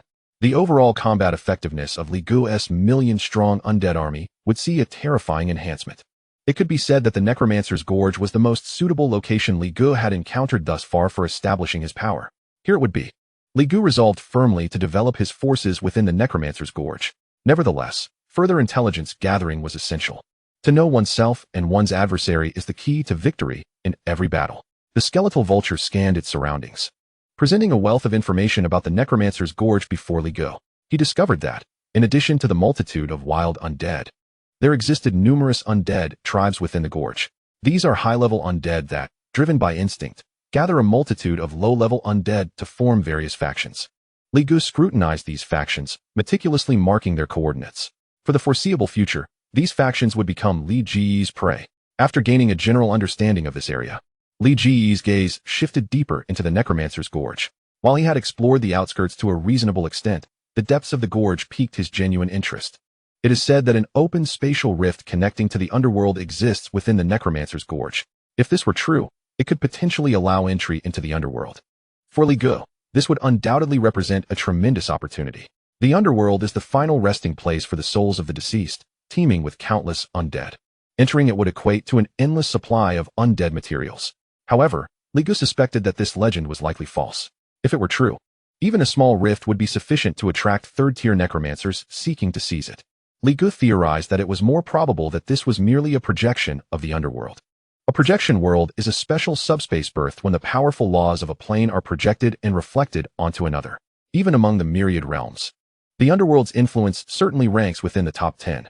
Benefiting from its might, the underworld has projections in nearly every plane. The player community tends to refer to these projection worlds as dungeons. Even as a dungeon, the allure for Li Ge is substantial. If he could clear a dungeon in the underworld, the rewards, both in materials collected and in-game bonuses, would be exceptionally generous. This was yet another crucial reason for Li Ge's venture into the necromancer's gorge. He resolved to investigate further. Li Ge commanded a skeletal vulture to soar into the depths of the necromancer's gorge, hoping to ascertain whether a dungeon entrance truly existed. However, before the skeletal vulture could traverse the middle region of the gorge, it was ambushed and slain by a more ferocious flying eagle zombie. As the skeletal vulture dissipated into nothingness, The flying eagle zombie stood bewildered for a moment, questioning the whereabouts of its prey. Where was that substantial soul energy it had sensed? Meanwhile, Li Ge felt a tinge of regret. The deeper he ventured into the necromancer's gorge, the more formidable the undead units became, clearly indicating that the skeletal vulture could not navigate through so many powerful undead territories. Fortunately, the information he had gathered was already sufficient. After a brief moment of contemplation, he commanded his vast undead army to officially enter the necromancer's gorge. Instantly, a multitude of foreign skeleton soldiers stirred the wild undead of the gorge, akin to a pack of famished wolves suddenly encountering succulent flesh, charging towards the skeletal army. Li Ge, undaunted, welcomed the challenge of numbers. He had never feared such confrontations. It was time to demonstrate to these wild undead what a true undead calamity entailed. With Li Ge's command, the formidable undead army surged forth, a white wave sweeping into the necromancer's gorge, clashing violently with the wild undead. Chapter 24. Zombies turned into zombie paste. The slaughter commenced at that moment. Numerous skeleton soldiers under Li Ge's command were crushed by the undead of the necromancer's gorge. Although the quality of Li Ge's skeleton soldiers was low, their sheer numbers were on an entirely different scale. If one skeleton soldier was insufficient, then 10 would suffice. If 10 failed, then 100. If 100 proved inadequate, then 1,000,000 would do. The undead of the necromancer's gorge were not powerful enough to contend with such a massive army. In the blink of an eye, a significant number of undead were slain. Slayed an apprentice-level skeleton swordsman, gained 20 calamity points. Slayed an apprentice-level water buffalo zombie, gained 15 calamity points. Slayed an apprentice-level mage mummy, gained 45 calamity points. The notifications regarding calamity points flooded Li Ge's mind at an astonishing speed, nearly overwhelming him with euphoria. Every second brought in thousands of calamity points. This efficiency surpassed any other location in the Douglas jungle by countless times. Li Ge rejoiced at having ventured into the necromancer's gorge. The greatest advantage of the undead was their numbers, and this gorge undoubtedly harbored the highest density of monsters in the entire Douglas jungle. Such a treasure trove had become Li Ge's chosen leveling spot. In high spirits, he directed his million-strong undead army. Despite the fierce cries of the wild undead, they were, in reality, merely a collection of apprentice-level foes. Before long, Li Ge had decimated them all. The scattered wild undead of the necromancer's gorge had collectively yielded over 100,000 calamity points in a single sweep. Issuing orders for his troops to scour the battlefield and collect the spoils, Li Ge turned his gaze towards other directions surrounding the necromancer's gorge. Penetrating into the gorge was merely the beginning. Li Ge's initial objective was to seize control of the entire outer region of the necromancer's gorge, then advance into its depths for deeper exploration. To accomplish this first step, it was imperative to eradicate the wild undead factions encircling the perimeter. Having successfully opened a breach in the outskirts of the necromancer's gorge, Li Ge promptly adjusted his forces, dispatching more flying undead units to scout the surrounding wild undead tribes. Those deemed weak were to be divided and exterminated. The stronger factions would face a significant mobilization of troops, led by first-tier undead units, to conquer them. Currently, the largest tribe discovered was a sizable undead faction, estimated to consist of around 50 to 60,000 members, located a mere 10 kilometers away. Through reconnaissance by flying undead units, numerous first-tier wild undead were detected, yet no second-tier entities were found. Based on available intelligence, it appeared that as one ventured deeper into the necromancer's gorge, the density of negative energy increased, naturally attracting high-tier undead. The strongest wild undead found in the outer regions were merely first-tier. Those reaching second-tier would migrate deeper into the gorge to seize positions of greater strategic advantage. Thus, Li Ge felt little concern. After clarifying the situation, he dispatched a battle-hardened skeletal general, leading 1,000,000 skeleton soldiers directly towards that large wild undead tribe. As the battle-hardened skeletal general approached the massive wild undead tribe with Li Ge's command, the overwhelming skeletal army surrounded it, sealing off any escape routes. The numerous undead within the large wild tribe roared in response, their ferocity undiminished, akin to a disturbed hornet's nest, launching an attack against Li Ge's forces. Compared to other regions within the Douglas jungle, the greatest advantage of the necromancer's gorge was its abundance of undead, devoid of intelligence and driven solely by instinct. In simple terms, wild undead were akin to mindless brutes, and Li Ge relished engaging in battles against such mindless opponents. As the relentless tide of undead surged towards him, Li Ge utilized the godlike perspective provided by his flying undead units to maneuver his army, slicing the undead into smaller groups and disrupting their formations. The ancient military strategy of divide and conquer came into play, leading to the systematic dismantling of their ranks. Like slicing a cake, vast swathes of enemy forces were segmented into increasingly smaller units, eroding their numerical advantage and making them easier to eliminate. Li Ji's undead armies surged forth with the ferocity of primordial beasts, rapidly and efficiently decimating the tens of thousands of hostile undead. Just as Li Gu reveled in commanding his forces, the interior of the large wild undead tribe stirred, awakening nearly 30 distinct first-tier undead that surged forth in an attempt to thwart the annihilation of their tribe. Among them were grotesque flesh abominations, stitched together from various twisted limbs, putrid zombies, corpses emitting green toxic gas, and first-tier zombies, seemingly indistinguishable from the living, yet with glowing red eyes radiating lethal intent. These various first-tier undead roared and bellowed, their presence formidable. Upon launching their assault, they managed to breach a small gap in the frontline formation of Li Ji's army. Li Gu remained remarkably composed, exhibiting a tranquil demeanor rather than panic. During the 3 to 4 days of his army's march to the necromancer's gorge, he had not been idle. He had hunted a substantial number of tribes. Presently, Li Gu commanded over 180 first-tier combatants. Although it was unfortunate that he lacked formidable units such as the battle-hardened skeletal general, he possessed an abundance of elite and refined templates. There was no need for the battle-hardened skeletal general to take action. At the very moment the necromantic tribe deployed their first-tier forces, Li Ji's army surged forth with over 60 ferocious undead warriors. Li Gu had undeniably transformed since his earlier days. This large necromantic tribe was not only outnumbered by Li Gu, but also outclassed in quality. As the 60 fearsome undead charged into battle, the 30-odd first-tier wild undead from the opposing tribe were left bewildered. Why didn't you tell us you were this powerful? One of the first-tier wild undead, instinctively frightened by the overwhelming display, contemplated fleeing. However, under Li Ji's command, they were evidently denied such an opportunity. Thus commenced a new onslaught. Typically, large wild undead tribes would besiege other skeletons. This was their first experience of being besieged by fellow undead. However, as undead beings, they lacked the capacity for the complex emotion of humiliation and could only act on instinct. As the battle progressed, the situation became increasingly clear. Recognizing the limited strength of their adversaries, Li Gu decided to expedite the conclusion of the conflict and commanded the battle-hardened skeletal general to engage. Eager for action, the battle-hardened skeletal general received the order, letting out a roar as he strode towards the nearest first-tier undead. That undead was a zombie, a rare type among the undead possessing a complete corporeal form, renowned for its astonishing physical strength. The zombie was currently engaged in a one-on-two struggle against Li Ji's venomous serpent sorcerer and skeletal ogre. Although in a dire predicament, it appeared momentarily capable of holding its ground. At that instant, the battle-hardened skeletal general charged in, and sensing the imposing aura, the zombie instinctively recoiled in fear. The skeletal general's eyes blazed with soul fire, and wielding his halberd with overwhelming force, he struck down upon the zombie with the ferocity of a meteor crashing to earth, akin to a celestial phoenix tearing through the fabric of reality. Boom! In a mere exchange, the zombie, famed for its physical resilience, was reduced to a pulpy mass by the skeletal general's might.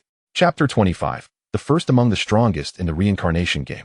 Though the skeletal general was but a skeleton, one could discern an air of arrogance in his gaze, as if he were a legendary warrior who had once trampled 1,000 foes.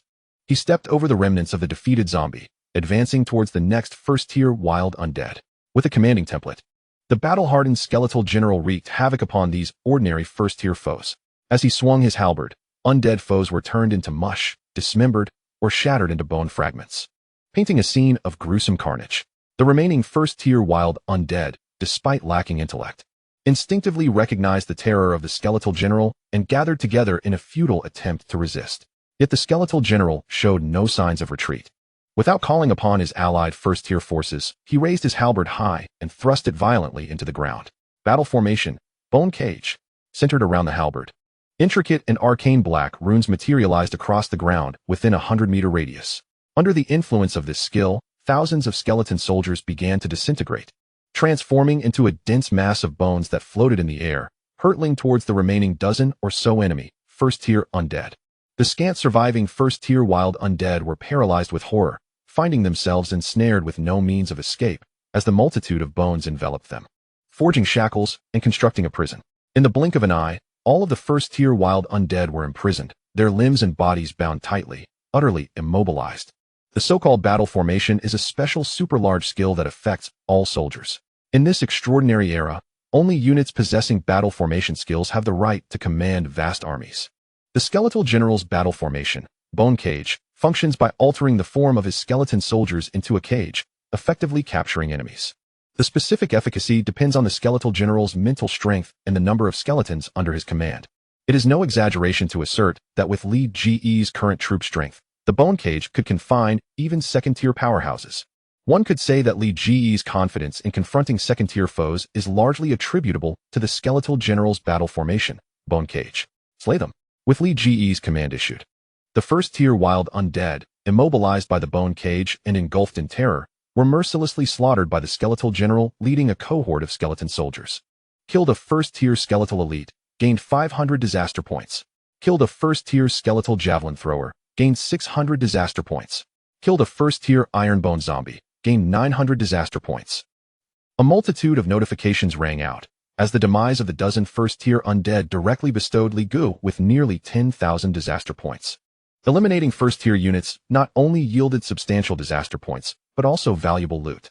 Even if Li Gu could not utilize these items, they could be bestowed upon his undead units, enhancing their overall combat strength. With the first-tier forces eliminated, the wild undead tribe before him was akin to a livestock awaiting slaughter. Millions of soldiers surrounded them, crushing and slaughtering with astonishing efficiency.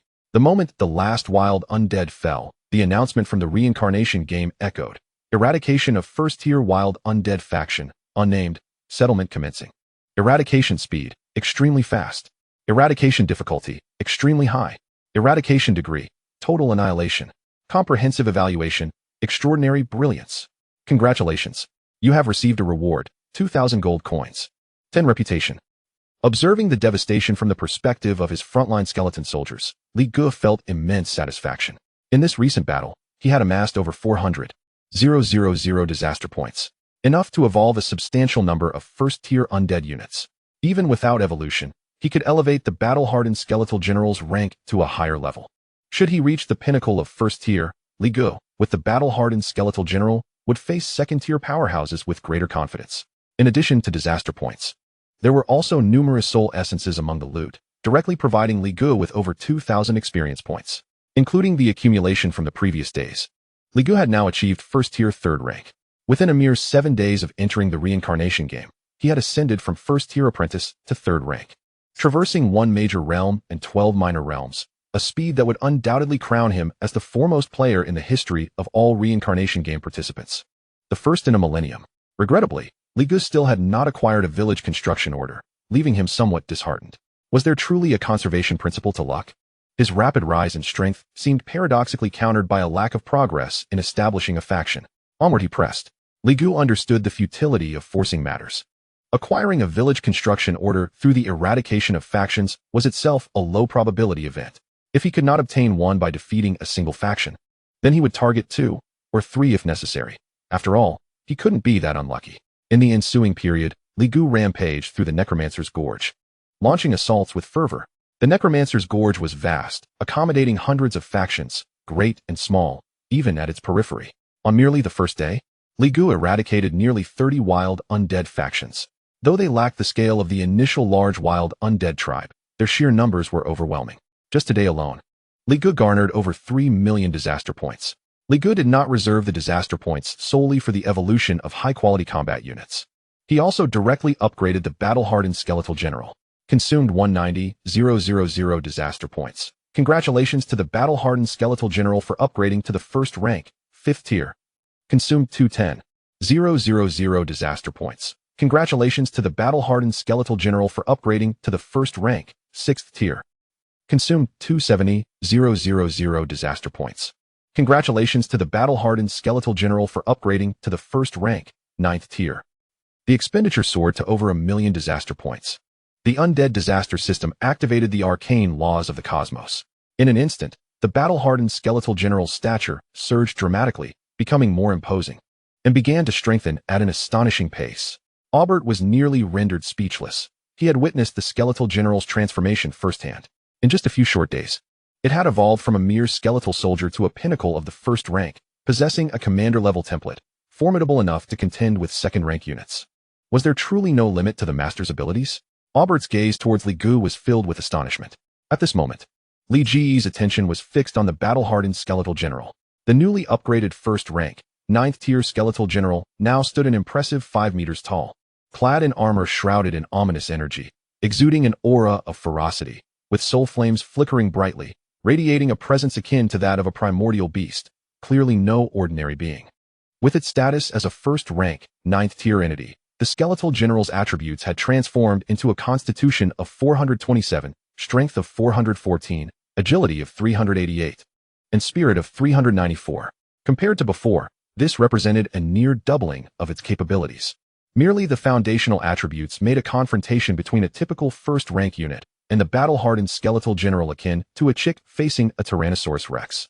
With such a powerful general, Li Gu felt immensely pleased and subsequently spent over 1 million disaster points to evolve the Headless Paladin and the Undead Serpent Lord, among other first-rank commander-level units, to their pinnacle, while their combat prowess could not match that of the battle-hardened skeletal general.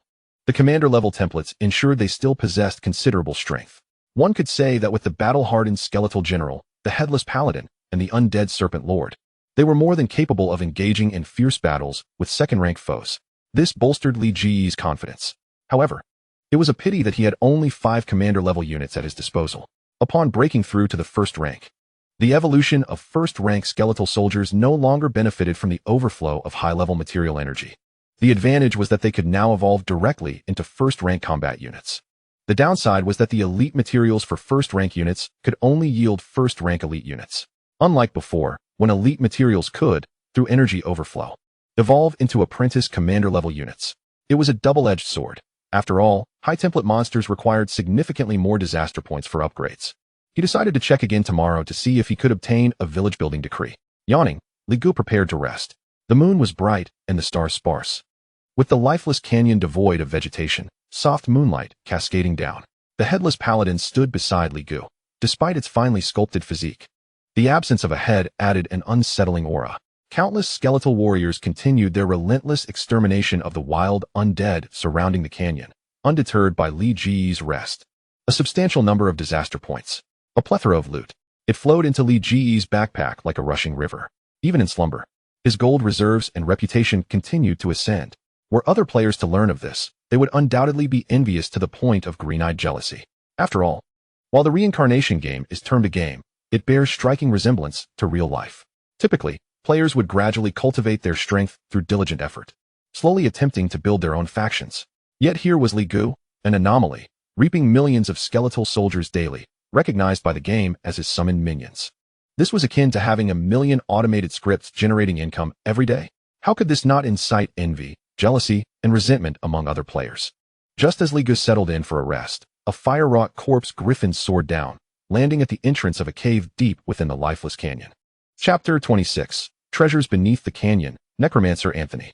The fire-wrought corpse griffin, a second-rank elite undead unit, wielded affinities for fire elements and possessed flight capabilities. A unique undead formed from the death of a griffin. This griffin towered over 4 meters, reminiscent of a prehistoric behemoth, its fur disheveled, revealing patches of grayish, desiccated skin, with hollow eyes ablaze with soul flames, marking its undead identity. Upon landing, it shook its body, the fiery tail flickering as the undead guardians of the cave parted respectfully to either side. The fire-wrought corpse griffin held its head high, striding into the cave, where an astonishing number of skeletal warriors could be seen. In stark contrast to their wild counterparts, these skeletal warriors were evidently better equipped and robust. Uniform gear and disciplined patrols lent this battalion a semblance of a regular army. Navigating through the intricate network of caves, the fire-wrought corpse griffin arrived at a spacious chamber. This cavern was vast, covering an area comparable to several football fields. It housed numerous corpses of humans, ferocious beasts, and other races, some undergoing dissection, others being stitched together, or altered with various concoctions, an unsettling scene reminiscent of a mad scientist's laboratory. As the griffin entered, a hoarse voice echoed within the cave. "Wasn't I clear that you were to guard the canyon's perimeter and prevent intrusions?" Roaring in response, the fire-wrought corpse griffin appeared to humanize its gaze towards the source of the voice, following its line of sight. Amidst the pile of cadaverous materials stood a gaunt elder clad in black robes, manipulating the undead as he dissected a corpse, seemingly engrossed in some form of research. A flicker of fear crossed the griffin's eyes, yet it approached the elder, emitting a gentle growl. Although it was neither human language nor the common tongue, The elder understood the griffin's intent through some other means, his brow furrowing. A large group of unfamiliar undead has emerged? How many? The griffin replied, at least 1,000,000?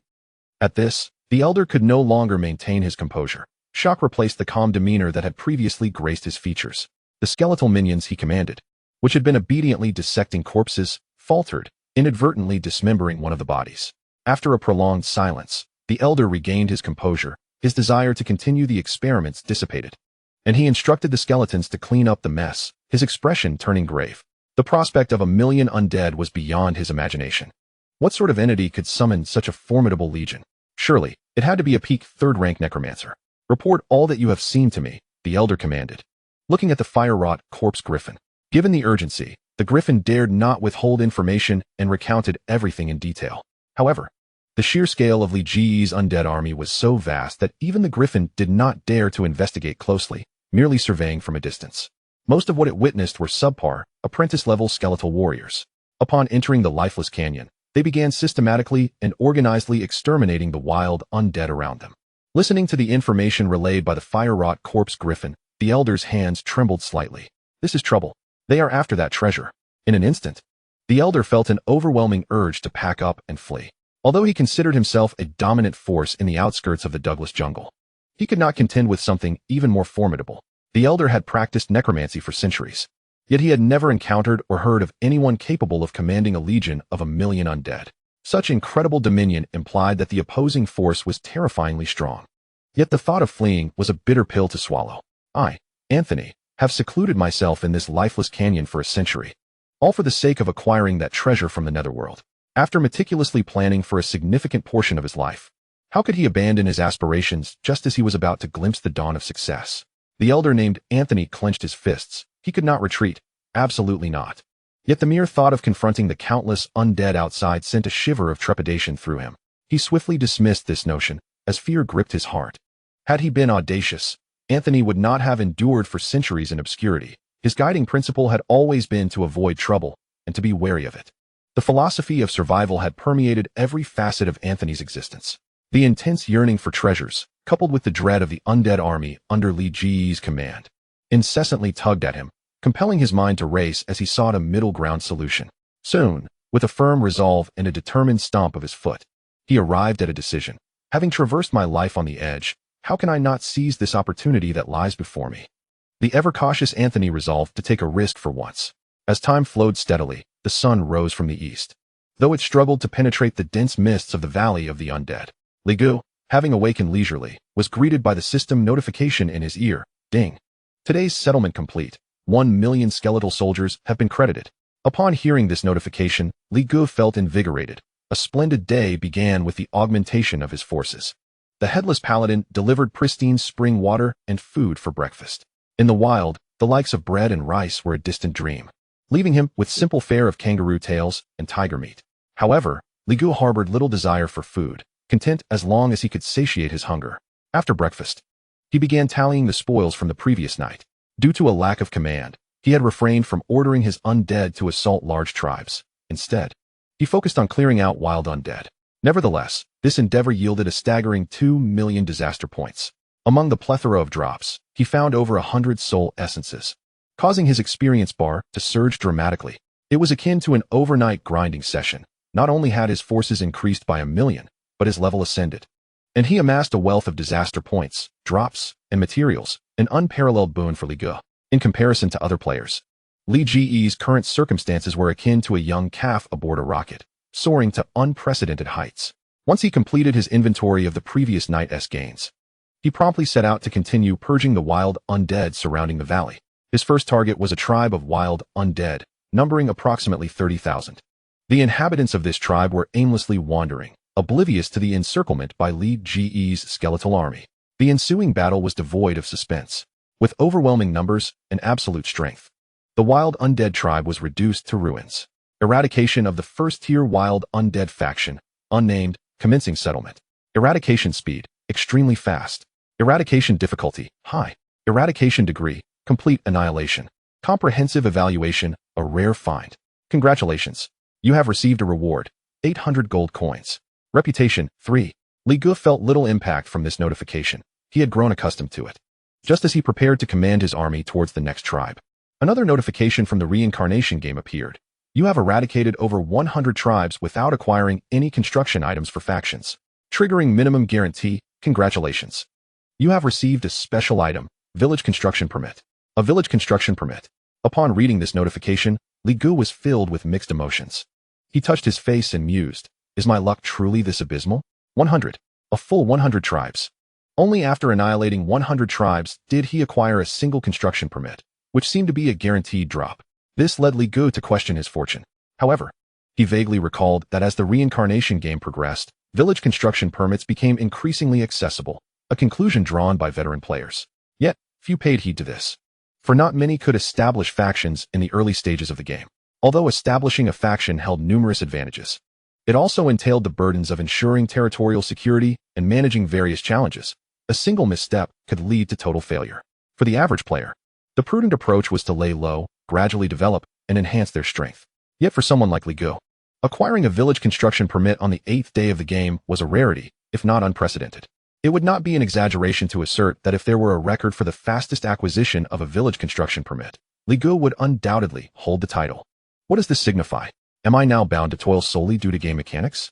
Li Gu sarcastically reflected, finally understanding why he had been unable to obtain a village construction permit previously. Nevertheless, with the permit now in hand, it was time to commence the establishment of his own territory. Li Gu felt a surge of urgency regarding the construction of his territory. Despite having been in the game for merely 7 days, he was concerned for his family's situation. Currently, his home life was far from ideal. His father, Li Meng, was imprisoned, awaiting trial. His mother, Gao Shimi, was bedridden, and his younger sister, Li Xiaowu, was still attending middle school. By establishing a territory, Li Gu would at least be able to communicate with the outside world and stay informed of current events. With this in mind, he promptly began searching for a suitable location for his territory. Fortunately, there was no need for excessive worry. The territory could be relocated later on.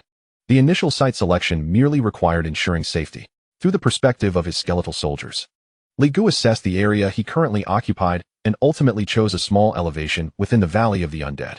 This location boasted an open terrain, ideal for large-scale military operations, allowing Li Gu to effectively deploy his forces and leverage his advantages. Having made his decision, Li Gu wasted no time and set off immediately. Upon arrival, he produced the village construction permit.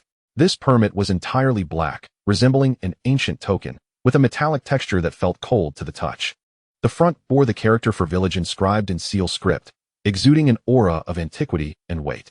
As he held the village construction permit, Li Gu silently uttered, "Use." In an instant, the permit radiated brilliance, expanding outward. Only Li Gu could perceive the translucent outline of a rudimentary courtyard materializing before him. As the ground beneath began to delineate a grid pattern, this scene resembled the construction mechanics of a building game. Li Gu maneuvered the phantom courtyard into position and promptly confirmed his selection. Would you like to construct the Lord's Manor at this moment? Note, once confirmed, subsequent relocations will require manpower, resources, and financial expenditure. Confirm. There was no hesitation. After all, this was the best construction site for his territory. Once Li Gu made his selection, the power of the Reincarnation Game descended, seemingly altering the rules. The translucent courtyard transformed into reality at a visible speed. Beside him, Albert was nearly dumbfounded. Such spontaneous creation was nothing short of miraculous. My lord, is he truly a deity? Albert gazed at Li Gu with fervent admiration. At that moment, his loyalty to Li Gu soared to unprecedented heights. After all, one must cling tightly to such a formidable ally. Li Gu paid no heed to Albert. His focus expanded as he prepared his surrounding army for readiness. Establishing a territory was no simple task. Mere seconds later, the Lord's Manor was completed. While referred to as a manor, it was essentially a modest courtyard, structured similarly to a traditional Sihyuan, featuring a main house, a kitchen, and rooms on either side, seemingly unworthy of its grand title, even appearing somewhat simplistic. Yet for millennia, all factions built by Reincarnation Game players began from such humble beginnings. Li Gu held unwavering confidence that he would transform it into a lord's palace, a royal residence, an imperial palace, and even a divine realm. As the moment of the Lord's Manor's successful construction arrived, a notification echoed forth. The Lord's Manor has been fully materialized. The Lord's trial commences now. Prepare to fend off the impending monster siege. Should the manor be destroyed, the territory construction will fail, and the village building permit will not be refunded. Generally speaking, constructing a territory is a matter approached with utmost caution by most players, primarily due to the daunting Lord's trial that accompanies it. The difficulty is not to be underestimated. However, what poses an insurmountable challenge for others is but a trifling matter for Ligo. At the instant the Lord's manor was completed and the trial notification rang out, a multitude of green creatures suddenly manifested in the vicinity, densely populating the area within a kilometer radius. These beings, known infamously as goblins, are universally small of stature and grotesque in appearance.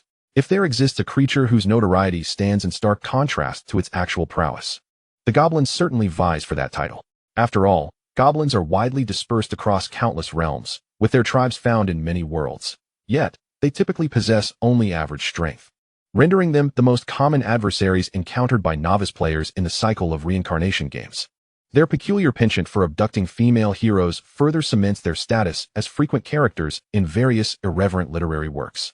This time, the goblins launching an assault on Li Ji's territory numbered over 100,000, including various types such as greenskin goblins, goblin archers, goblin warriors, big goblins, goblin shamans, and goblin chieftains, forming a rather formidable army. Despite their inherent weakness, the sheer scale of their numbers commanded a level of combat power that could not be dismissed lightly. Particularly for a player who has just established their territory, such a scenario represents an impending catastrophe.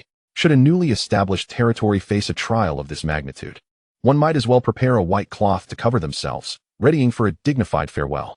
As the horde of goblins materialized, their awareness gradually awakened, and a cacophony of discordant sounds ensued.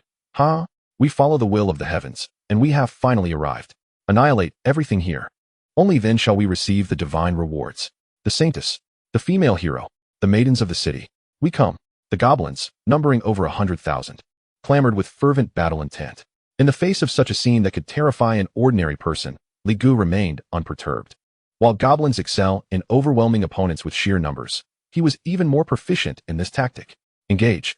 With a command from Ligu, it was as if the gates of hell had been flung open. Millions of skeletal soldiers surged forth like a white ocean, their terrifying might sweeping across the battlefield from all directions.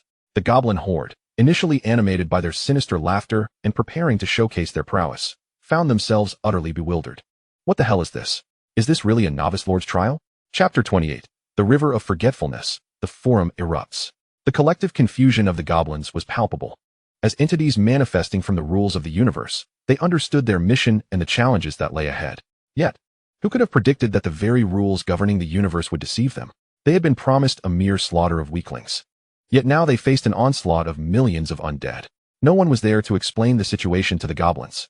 As an endless sea of bones transformed into a genuine cataclysm of the undead, launching a relentless attack, the goblin army descended into chaos. At this moment, the goblins' inherent cowardice was triggered. They instinctively sought to flee.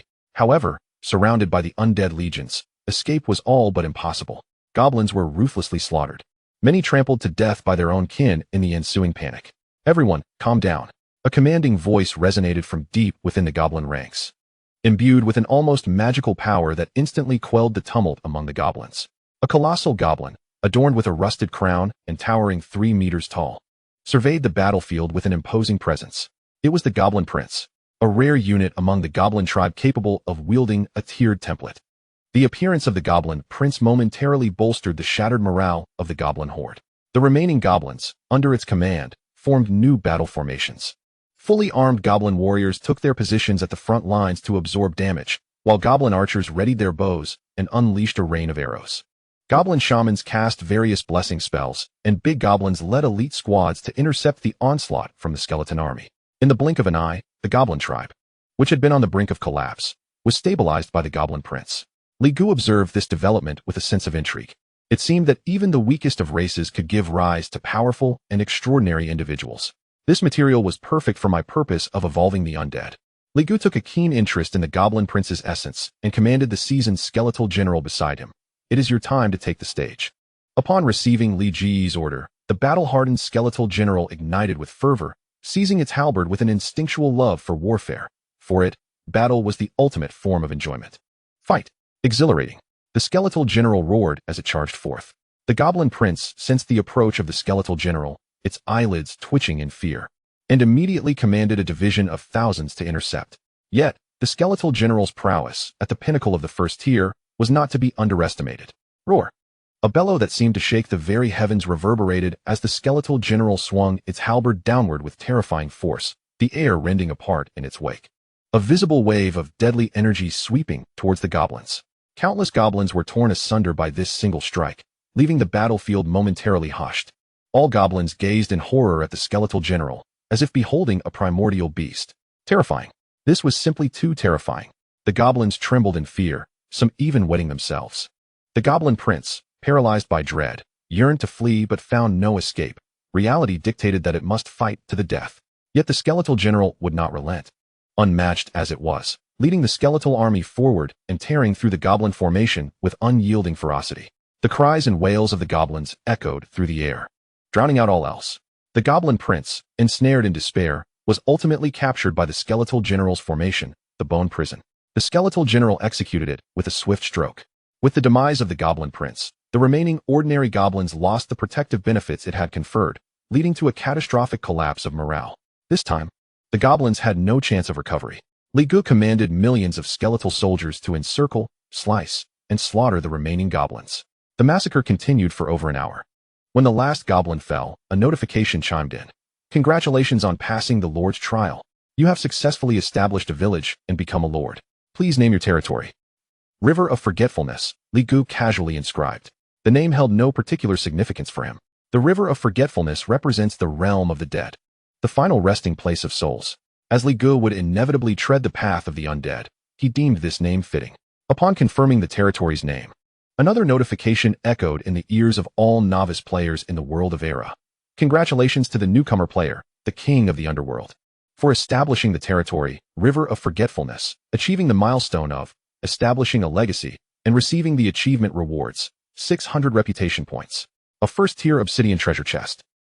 This notification left the 10,000 novice players in the world of Era utterly astounded. Good heavens, they exclaimed in disbelief. How could it be that he built a territory so quickly?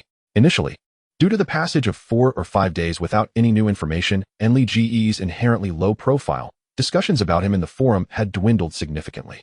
However, this achievement notification ignited a frenzy throughout the entire forum. Oh my goodness, it is only the 8th day since the game commenced. And yet the esteemed player has already constructed a territory. What astonishing speed. One can hardly fathom the disparity. I am still struggling to gain the trust of my family, while the great king of the underworld has established his domain. Truly, he is remarkable. I recall that constructing a territory necessitates undergoing a territorial trial. How has he accomplished this? Please, allow me to bow before you. Who is this prodigy? Do you require someone to warm your bed? Just turned 18. And the entire forum is in a frenzy. Let us not forget that even after 1 or 2 years of development, facing the Lord's trial carries the risk of instant demise. Most players only contemplate establishing their own territory after breaking through to the second tier. After all, the cycle of the game mirrors reality. No one would gamble with their life. Yet here stands Li Gu, having achieved in merely 8 days what would typically take years, if not decades, for others to accomplish. In light of such a chasm, countless individuals on the forum are rendered speechless with disbelief. Meanwhile, upon hearing this news, Kai Tianlin, who was engaged in routine prayers with the Archbishop of the Scarlet Empire, felt a tremor course through his body, nearly breaking his composure. The Archbishop lifted his gaze, regarding Kai Tianlin with curiosity. Realizing he had almost exposed himself, Kai Tianlin was drenched in cold sweat down his spine. He feigned calmness and explained, I believe I have just received a divine revelation. An impending calamity approaches. Is it related to the undead uprising in the Republic of Labwa? The Archbishop inquired, suddenly tense. Indeed. We must investigate promptly. Kai Tianlin spoke earnestly, weaving a web of deception. The Archbishop, trusting in the abilities of the divine offspring to receive messages from the beyond, assured him, Fear not. We have located the teleportation array utilized by those 2 necromancers and are currently in the process of repairing it. We shall soon ascertain their destination. At this proclamation, Kai Tianlin could hardly suppress a grin. Ah, king of the underworld, just wait until I find you. Your doom is sealed. He cursed inwardly with malevolence. Simultaneously, Li Gu delightfully prepared to open a treasure chest. Chapter 29, The Evolution of Aubert. The obsidian chest, in comparison to the diamond chest, is notably larger. Its surface a deep black, exuding a crystalline texture, surrounded by a faint glow of treasure light. Its intricate designs and intense rhythmic fluctuations imbue the obsidian chest with an air of mystery. Li Gu felt a surge of anticipation. He had already opened bronze, silver, gold, and diamond chests, but never had he encountered an obsidian chest. What wonders could it hold? Let us begin. With eager expectation, Li Gu reached out to unveil the chest. The obsidian chest radiated brilliance, revealing an ancient parchment. The notification soon followed. You have opened a Tier 1 obsidian chest. Congratulations, you have obtained Soul Tavern, Tier 1 Premium. Building plans? Upon seeing the result, Li Gu felt a twinge of regret. How he wished it had been an evolution material instead. A premium material could at least yield a unit stronger than the battle-worn skeleton general. Yet, the momentary disappointment faded, as building plans were not without merit. After all, various buildings with special effects could play a significant role in the development of his territory. This would undoubtedly provide substantial assistance to Wanchuan's progress. Li Gu then examined the attributes of the Soul Tavern. Soul Tavern, Tier 1 Premium, a special recruitment building that refreshes netherworld creatures daily, allowing for the signing of a contract. Construction cost, 10,000 gold coins. It was rather mediocre. After reviewing the attributes, Li Gu stowed away the plans for the Soul Tavern. He had no shortage of netherworld creatures at his disposal. With the cataclysmic undead system, he could summon millions of absolutely loyal undead units each day. The Soul Tavern not only required 10,000 gold coins for construction, but the loyalty of the recruited netherworld creatures could not be guaranteed, rendering it unnecessary for him. As he placed the Soul Tavern plans into his inventory, Li Gu turned his attention to Wanchuan Village. The fledgling territory, with only the Lord's Manor as its structure, appeared rather rudimentary. Li Gu accessed the current attribute panel for Wanchuan Village. Wanchuan. Territory level, village. Population, 1. Resources, none. Buildings, Lord's Manor. Blessings, none. An utterly ordinary initial territory panel, which did not surprise Li Gu in the slightest. Yet he remained confident in his ability to transform Wanchuan into a city, even an empire, in a short span of time. Suppressing his grand ambitions, Li Gu prepared to inspect the Lord's Manor when, at that moment, he inadvertently glanced aside and noticed a prompt hovering above Aubert's head, visible only to him. Recruitable. Li Ji's mind stirred, truthfully. How to handle Aubert had been a matter of contemplation for him during this time. After all, Aubert had witnessed many of Li Ji's secrets and was aware that he could summon vast numbers of undead daily. For someone like that, elimination would be the most secure course of action. However, Aubert had indeed risked his life to protect Li Gu during his initial stages. Li Gu was not one to forget a favor, which is why he had spared Aubert until now. Very well. After a moment's reflection, Li Gu addressed Aubert. Aubert, would you be willing to become my vassal? Aubert blinked in surprise. He was uncertain why Li Gu posed such a question, yet he did not hesitate. Placing his left hand over his heart, he knelt on one knee and earnestly declared, "My life was saved by your father, my lord. I am willing to sacrifice my life for you." Successfully recruited the necromancer Aubert. Wanchuan population 1. As the notification sounded, Aubert's attribute panel became accessible to Li Gu. Rise, Li Gu instructed Aubert, then proceeded to open his attribute panel. Aubert, class, necromancer, ordinary. Realm, apprentice 9th rank. Skills, skeleton summoning, corrosive mire, hand of vengeance, blinding curse, poison curse. Attributes, constitution 30, strength 29, agility 33, spirit 60. Equipment, skeletal staff, tattered robe, fascia belt, sheepskin boots. Loyalty, 96. Loyalty exceeding 60 allows for evolution to an undead unit using cataclysm points. Li Gu stared at Aubert's attribute panel in astonishment. Aubert's attributes were rather ordinary. Whether in terms of basic attributes, class quality, skills, or equipment, he was merely at the level of an average apprentice of the 9th rank, lacking any standout qualities. Yet the final loyalty figure exceeded Li Ji's expectations. Aubert's loyalty stood at an impressive 96 points. It is essential to note that a subject's loyalty to their lord fluctuates between 1 and 100. A score of 60 is considered passing. Below that, there exists the potential for rebellion. Falling beneath 30 indicates hostility, while a score below 10 could result in treachery or even assassination attempts against the lord. As the loyalty increases, so does the difficulty of maintaining it. Even the closest family members could not possibly be entirely satisfied with one individual. Aubert's loyalty surpassing 90 indicates he has reached the level of a steadfast soldier. What truly surprised Li Gu was not just Aubert's loyalty, but the annotation following it. Loyalty exceeding 60 allows for evolution to an undead unit using cataclysm points. I can evolve my subjects into undead units. Does this mean their consciousness and intellect will be preserved? A multitude of questions flooded Li Ji's mind. The Undead Cataclysm System was not cryptic. Just as Li Gu pondered, the system provided clarity. 1. Upon transformation into an undead unit, their inherent consciousness will not be erased. 2. The specific race upon transformation will depend on the materials used. 3. Upon transformation into an undead unit, loyalty will solidify at 100, akin to system summons, ensuring everlasting loyalty. Li Gu was struck by a sudden realization. Essentially, it meant transforming his vassals into entities akin to the system's undead units. This transformation presented only advantages for Li Gu, with no apparent drawbacks. However, for those undergoing the transformation, the outcome could be seen as a mixed blessing. The price was unwavering loyalty to Li Gu, while the benefit was the potential for infinite evolution and enhancement. Reflecting on this, Li Gu once again addressed Oberth. Old Oberth, I can grant you power, but it requires your absolute loyalty. Additionally, during this process, your race will undergo a transformation. Are you willing? Of course, Oberth exclaimed, his face alight with surprise. He had long harbored this desire, but had refrained from asking further out of respect. Hearing Li Ji's words now overwhelmed him with immense joy, and he knelt on both knees, adopting the most reverent posture as he declared, "My lord, as long as it grants me your blessing, I am willing to accept any form." Having traversed the path of a necromancer for much of his life, Oberth had smoothed all his rough edges. Harboring an obsessive yearning for a higher realm, the pursuit of enlightenment, even unto death, was a price he was ready to pay. Li Gu, hearing this, did not indulge in excessive sentimentality. He possessed ample evolution materials, the finest of which was the essence dropped by the recently slain goblin prince. However, after contemplation, he dismissed that option. Oberth had shown unwavering loyalty, and it was unthinkable to turn him into a goblin. After weighing his options, Li Gu chose a first-tier elite skeletal mage core. Though the skeletal mage appeared weak, it held immense growth potential.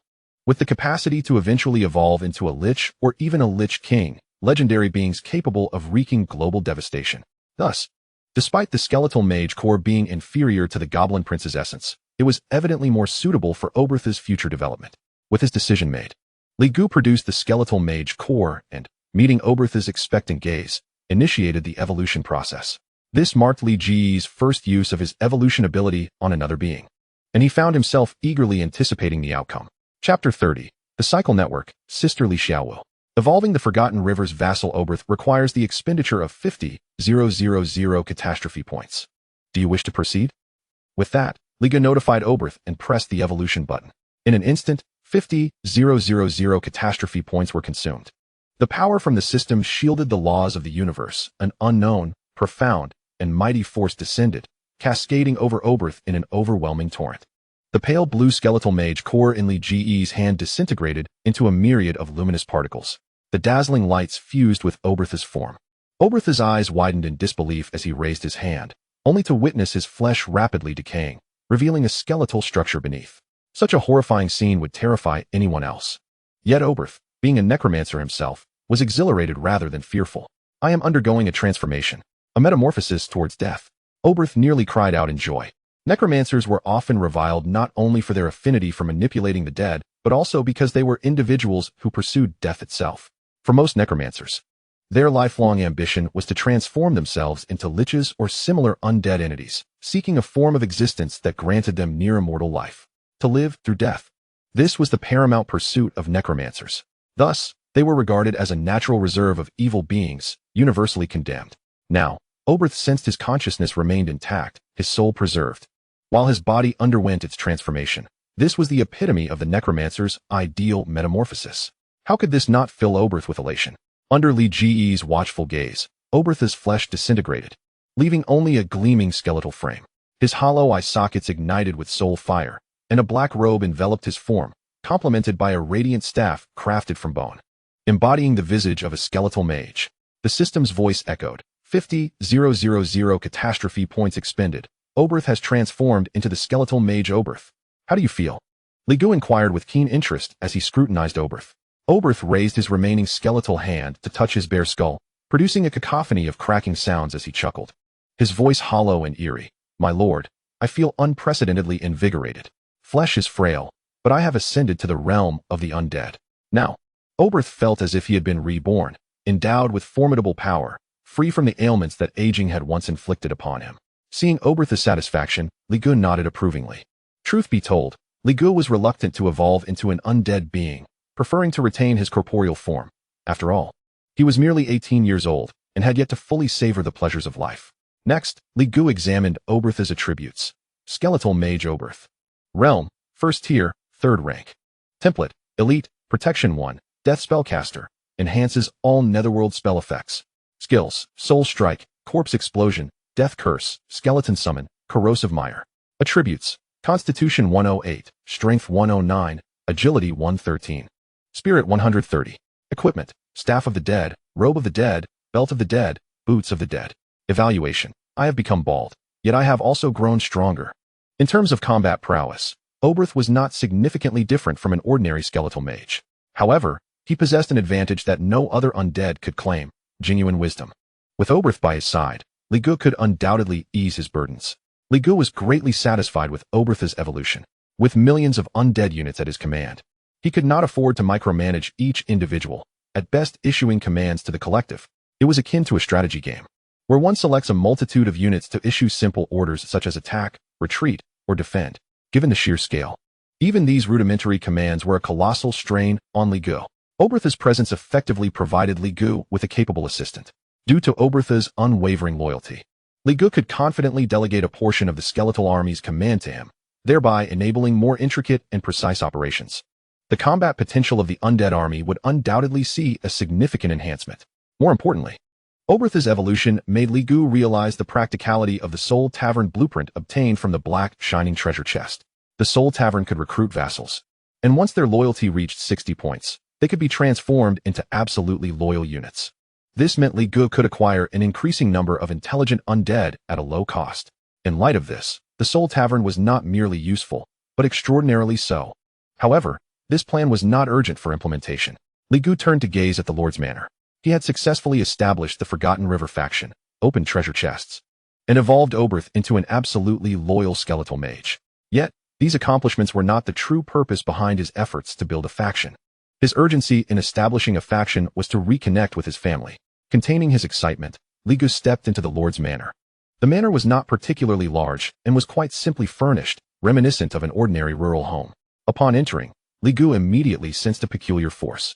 At the same time, several options materialized before his eyes: building construction, population management, territory affairs, cycle network. Building construction, population management, and territory affairs were the fundamental functions of the territory. As for the cycle network, it was a new feature developed through humanity's millennia of exploration in the cycle game. It is said that a unique artifact allows all Reincarnation Game players, regardless of their experience level or the world they inhabit, to connect with individuals in the real world. Li Gu promptly accessed the Reincarnation Network. Instantly, a panel emerged, resembling a social media interface, presenting itself before him. It was not particularly mysterious, filled with news and short videos. After all, the Reincarnation Network is accessible not only to players, but also to ordinary people in the real world. One could say that the Reincarnation Network essentially serves as the digital realm of reality. Li Gu was quite familiar with this interface. He opened his friends list, where he had only 3 people in his close contacts: his father Li Meng, his mother Gao Shimi, and his younger sister Li Xiaowu. Li Meng was currently imprisoned and offline. His avatar turned gray. Only Gao Shimi and Li Xiaowu were online. Gao Shimi, now gravely ill, was someone Li Gu did not wish to disturb, so he turned his attention to the avatar of his sister, Li Xiaowu. The chat history from 8 days ago remained. It contained Li Xiaowu's words of encouragement just before Li Gu embarked on his journey to the Reincarnation Game, accompanied by an adorable cheerleading emoji. A faint smile graced Li Ji's lips, warmth blossoming in his heart, though it had only been 8 days. The separation between 2 worlds evoked a sense of nostalgia in him. Taking a deep breath, Li Gu sent a message to Li Xiaowu. Xiaowu, how is everything at home? Chapter 31. The Motivation to Grow Stronger. It was the afternoon. 13-year-old Li Xiaowu, slender as a sprout, exuded a delicate charm with her adorable visage, evoking a sense of tenderness. At that moment, Li Xiaowu had just stepped out of the hospital, her brows knitted in worry that belied her age. With Li Meng in prison and Li Gu in the Reincarnation Game, the weight of the household rested solely on her frail shoulders. Fortunately, Li Meng's former comrades occasionally offered assistance. Otherwise, Li Xiaowu's predicament would be even more dire. Navigating through the bustling crowd, Li Xiaowu couldn't help but think of Li Gu. Sighing to herself, I wonder if my brother is safe. The low mortality rate in the Reincarnation Game does not imply the absence of death. Many unfortunate souls had met their demise as soon as the game commenced. During Li Ji's 8 days in the game, Li Xiaowu endured 8 nights of nightmares, often waking up sobbing alone, clutching her blanket. She was terrified of losing everything. Her father, her mother, her brother. Now it felt as if everyone was on the brink of leaving her. At that moment, her phone suddenly vibrated. She took it out and glanced down, momentarily frozen. Brother. Her first instinct was to suspect that someone had hacked his account. After all, it had only been 8 days since Li Gu had entered the Reincarnation Game. Li Xiaowu had diligently researched, realizing that constructing a territory within the game would enable communication with the outside world through the Reincarnation Network. Currently, the fastest individual to establish a territory in the game had taken a full 3 months. That was an impressive feat. Li Xiaowu adored her brother but was not blindly worshipful. Thus, her initial reaction was to think someone was playing a trick on her. However, players in the Reincarnation Game could not have their accounts hacked on the Reincarnation Network, as they were bound by their soul essence rather than phone numbers. In other words, this was real. Li Xiaowu's mind raced, and she quickly regained her composure. Looking around, she walked over to a bench by the roadside, sat down, and replied to Li Gu, "Is it really you, brother?" Li Xiaowu still found it hard to believe. Meanwhile, far away in the Arrow world, Li Gu received her response. A smile tugging at the corners of his mouth, his spirits lifting considerably. He replied, "Of course, Xiaowu. Do you remember the first day you went to kindergarten? Our whole family took you, and you cried and clung to me, refusing to go to school. And there was that time we watched a horror movie together. You bravely claimed you feared nothing, only to end up too scared to sleep alone. Oh, and remember when you inexplicably liked wearing an eye mask? Mumbling something about saving the world? All right, stop." Li Xiaowu's cheeks flushed crimson as she hurriedly interrupted, fully convinced that the person using this account was indeed her brother. A sense of amazement washed over her. "Brother, have you already constructed a territory?" "Yes, I just finished building it," Li Gu confirmed. Upon hearing his affirmative response, Li Xiaowu's eyes widened in astonishment, her adorable face reflecting sheer disbelief. Incredible. In just 8 days, he had established a territory. Such speed shattered records that had stood for millennia. "Brother, you're amazing," Li Xiaowu exclaimed in genuine admiration. "Of course," Li Gu replied, beaming and sending a proud emoji. However, he cautioned her, "Do not share this with anyone else.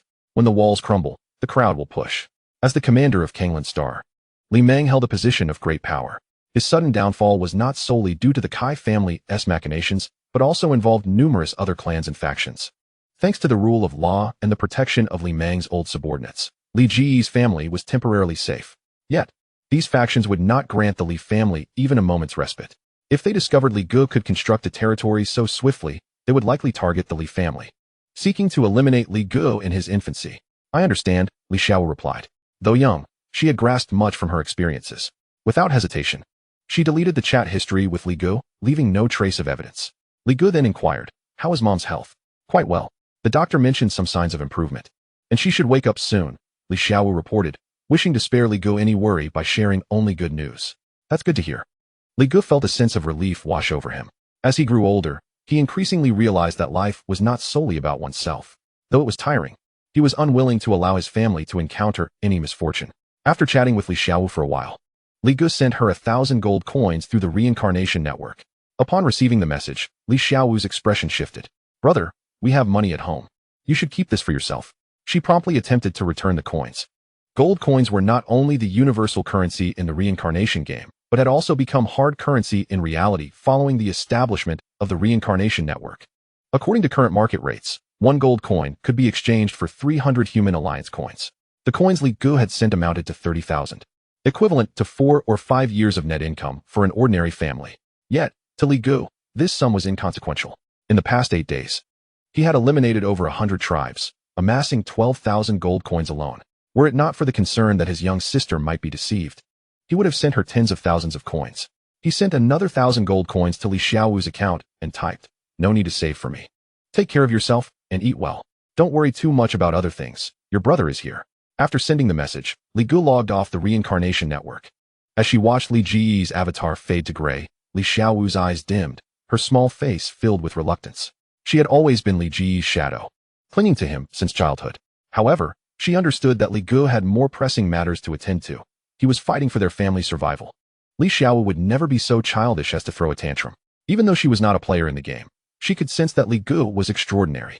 His record-breaking speed in constructing a territory and his ability to casually produce thousands of gold coins hinted at his status as a formidable figure in the game.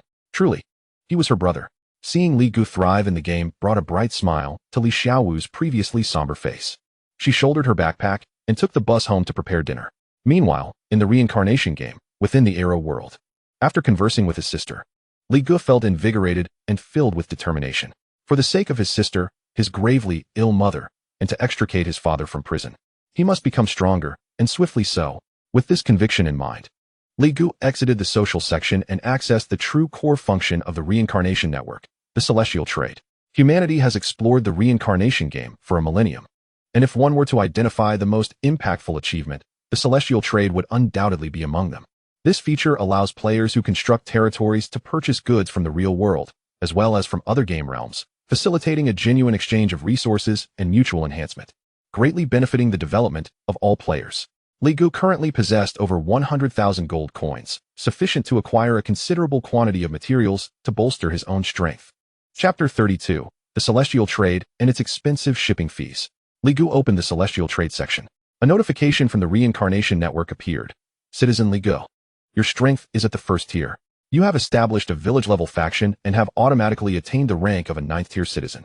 You may purchase items of first-tier rarity and below on the trading platform, with no shipping fee exemptions or special privileges. Upon reading this notification, Li Gu felt a complex mix of emotions. In a civilization that has entered the interstellar age, where extraordinary powers are mastered, the disparity in strength among individuals is vast.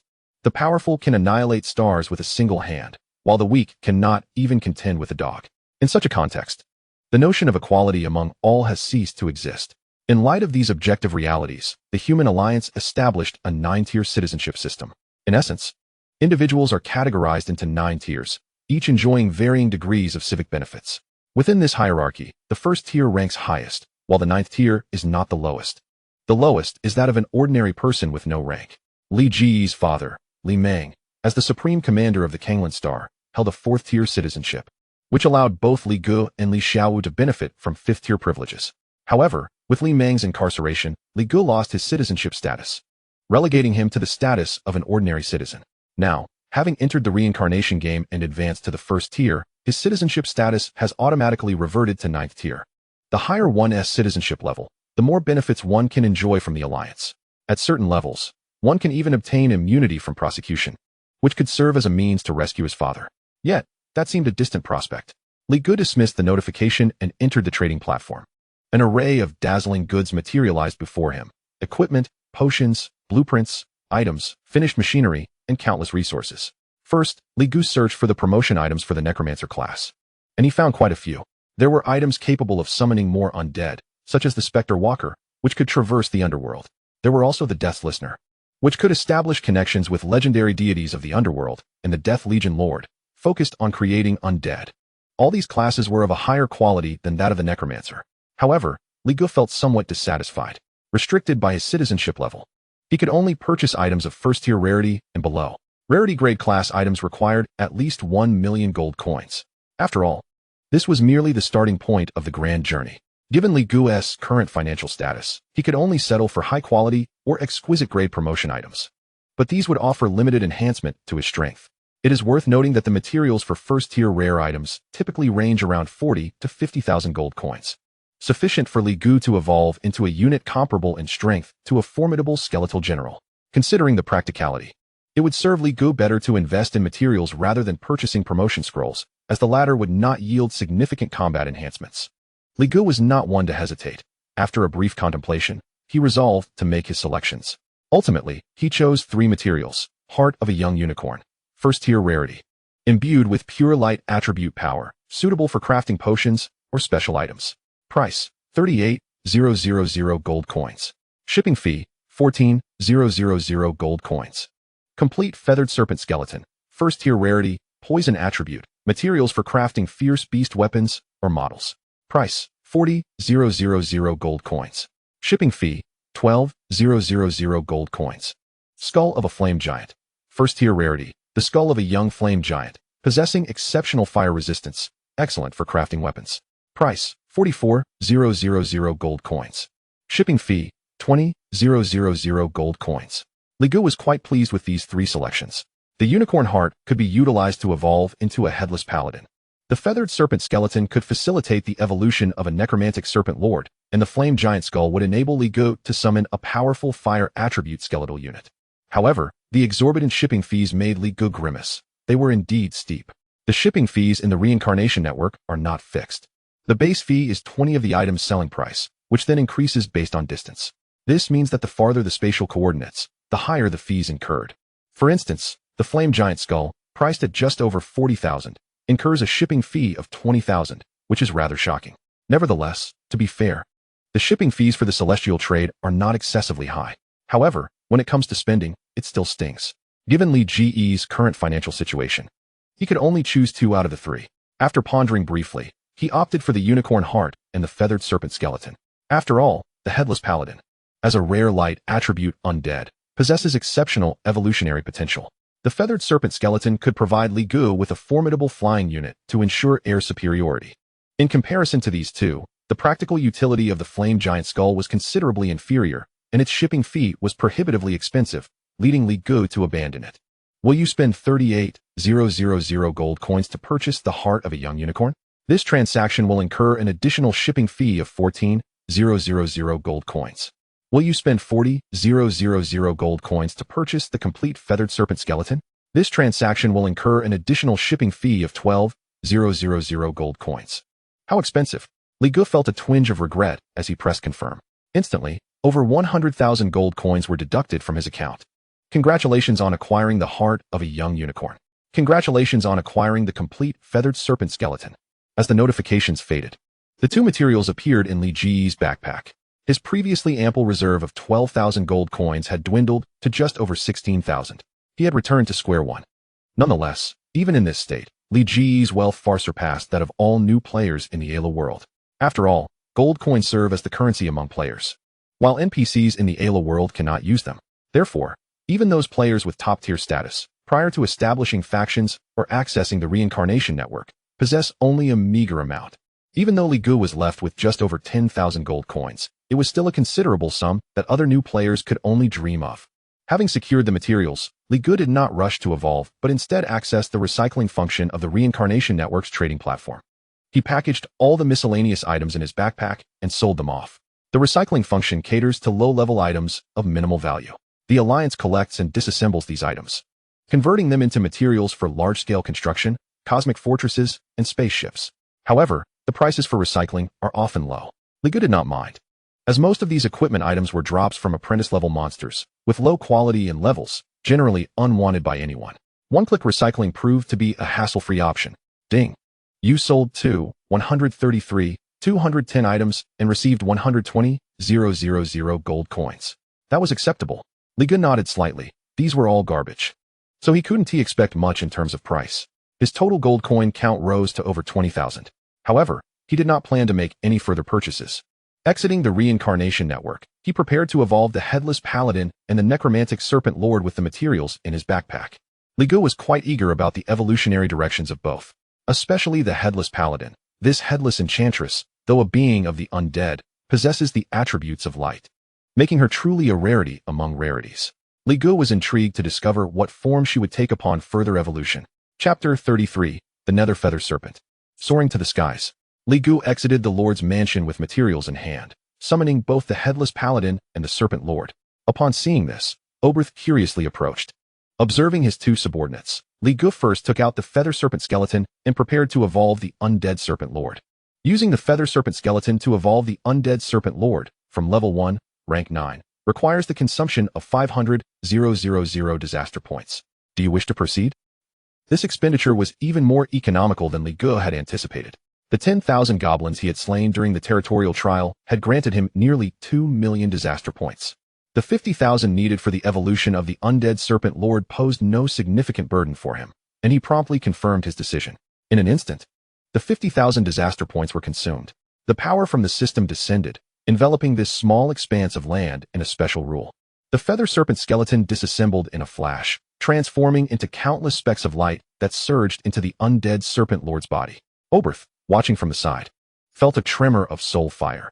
No matter how many times he witnessed this miraculous method of evolving the essence of undead life with a mere gesture, it left him in awe. This was truly a divine miracle. As the Undead Serpent Lord absorbed the formidable power from the system, it roared, its form rapidly undergoing metamorphosis. The serpent-like upper body that had a human-like structure vanished, replaced by a true serpent skeleton, its size expanding at an astonishing rate, reaching nearly 15 meters in mere moments. Its robust and elongated physique bore a resemblance to a skeletal dragon.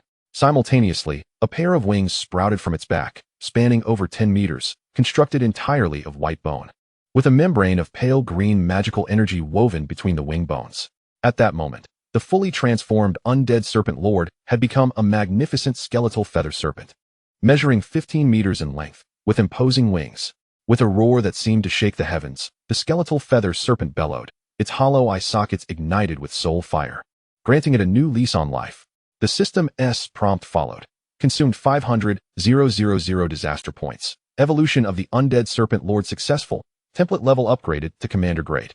Race transformed into nether feather serpent.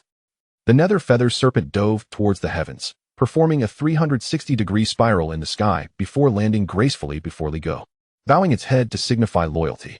Oberth took a few steps back, aghast. The feather serpents were exceedingly powerful beast races, endowed with astonishing flight speed and toxic attack capabilities, rendering them akin to draconic overlords in aerial dominance. Legends once spoke of feather serpents laying waste to cities in the Arrow world. Such a fearsome creature had been effortlessly evolved by the master. Truly, the master was remarkable. Oberth's gaze towards Ligu was filled with admiration. Ligu, intrigued, examined the nether feather serpent. Its overall form bore some resemblance to a skeletal dragon, yet its skeleton retained that of a python, lacking limbs, rendering it quite unusual. As the second commander-grade template unit following the battle-worn skeleton general, the prowess of the nether feather serpent was indisputable. Curiosity piqued, Ligu checked its attributes.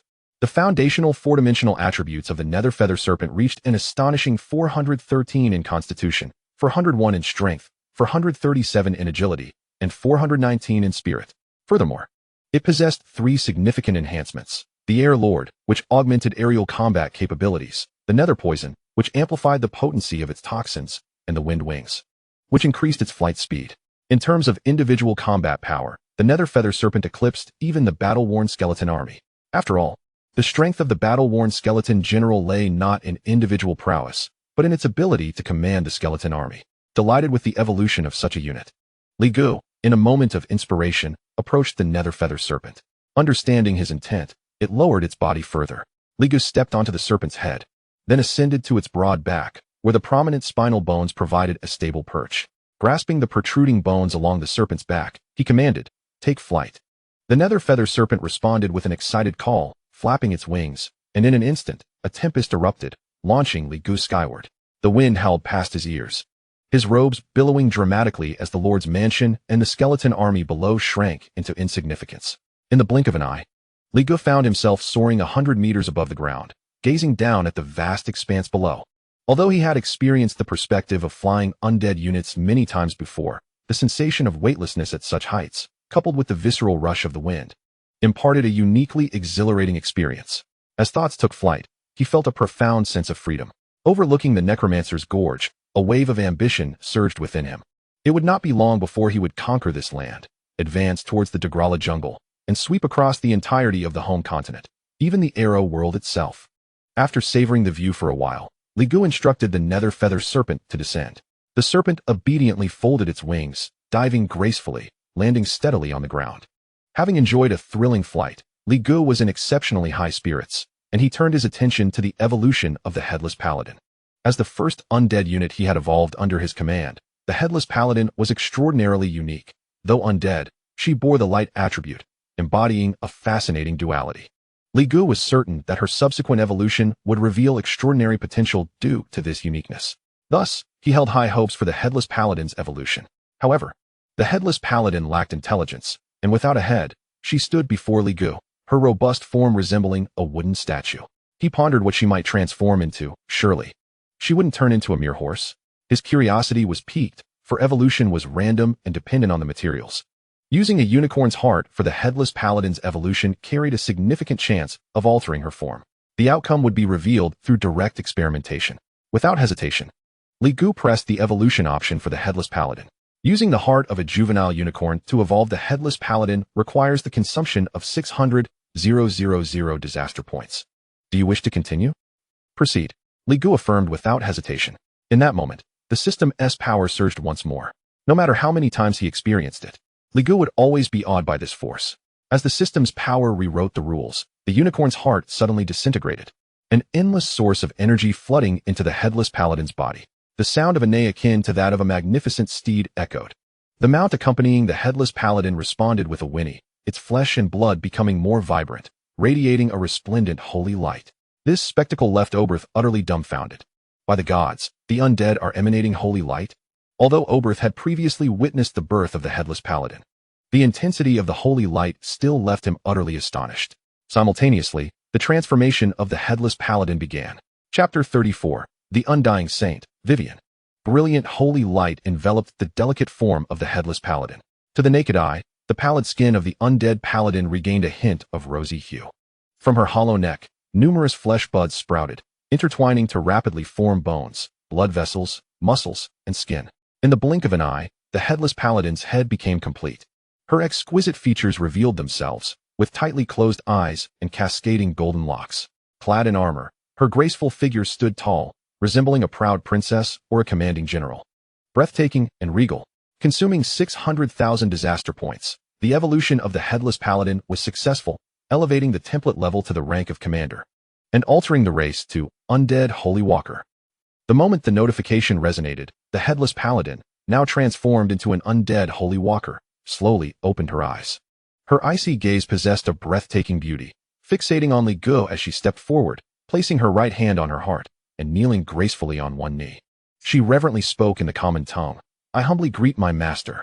The already astonished Albert widened her eyes. She could speak. Language is a manifestation of intellect.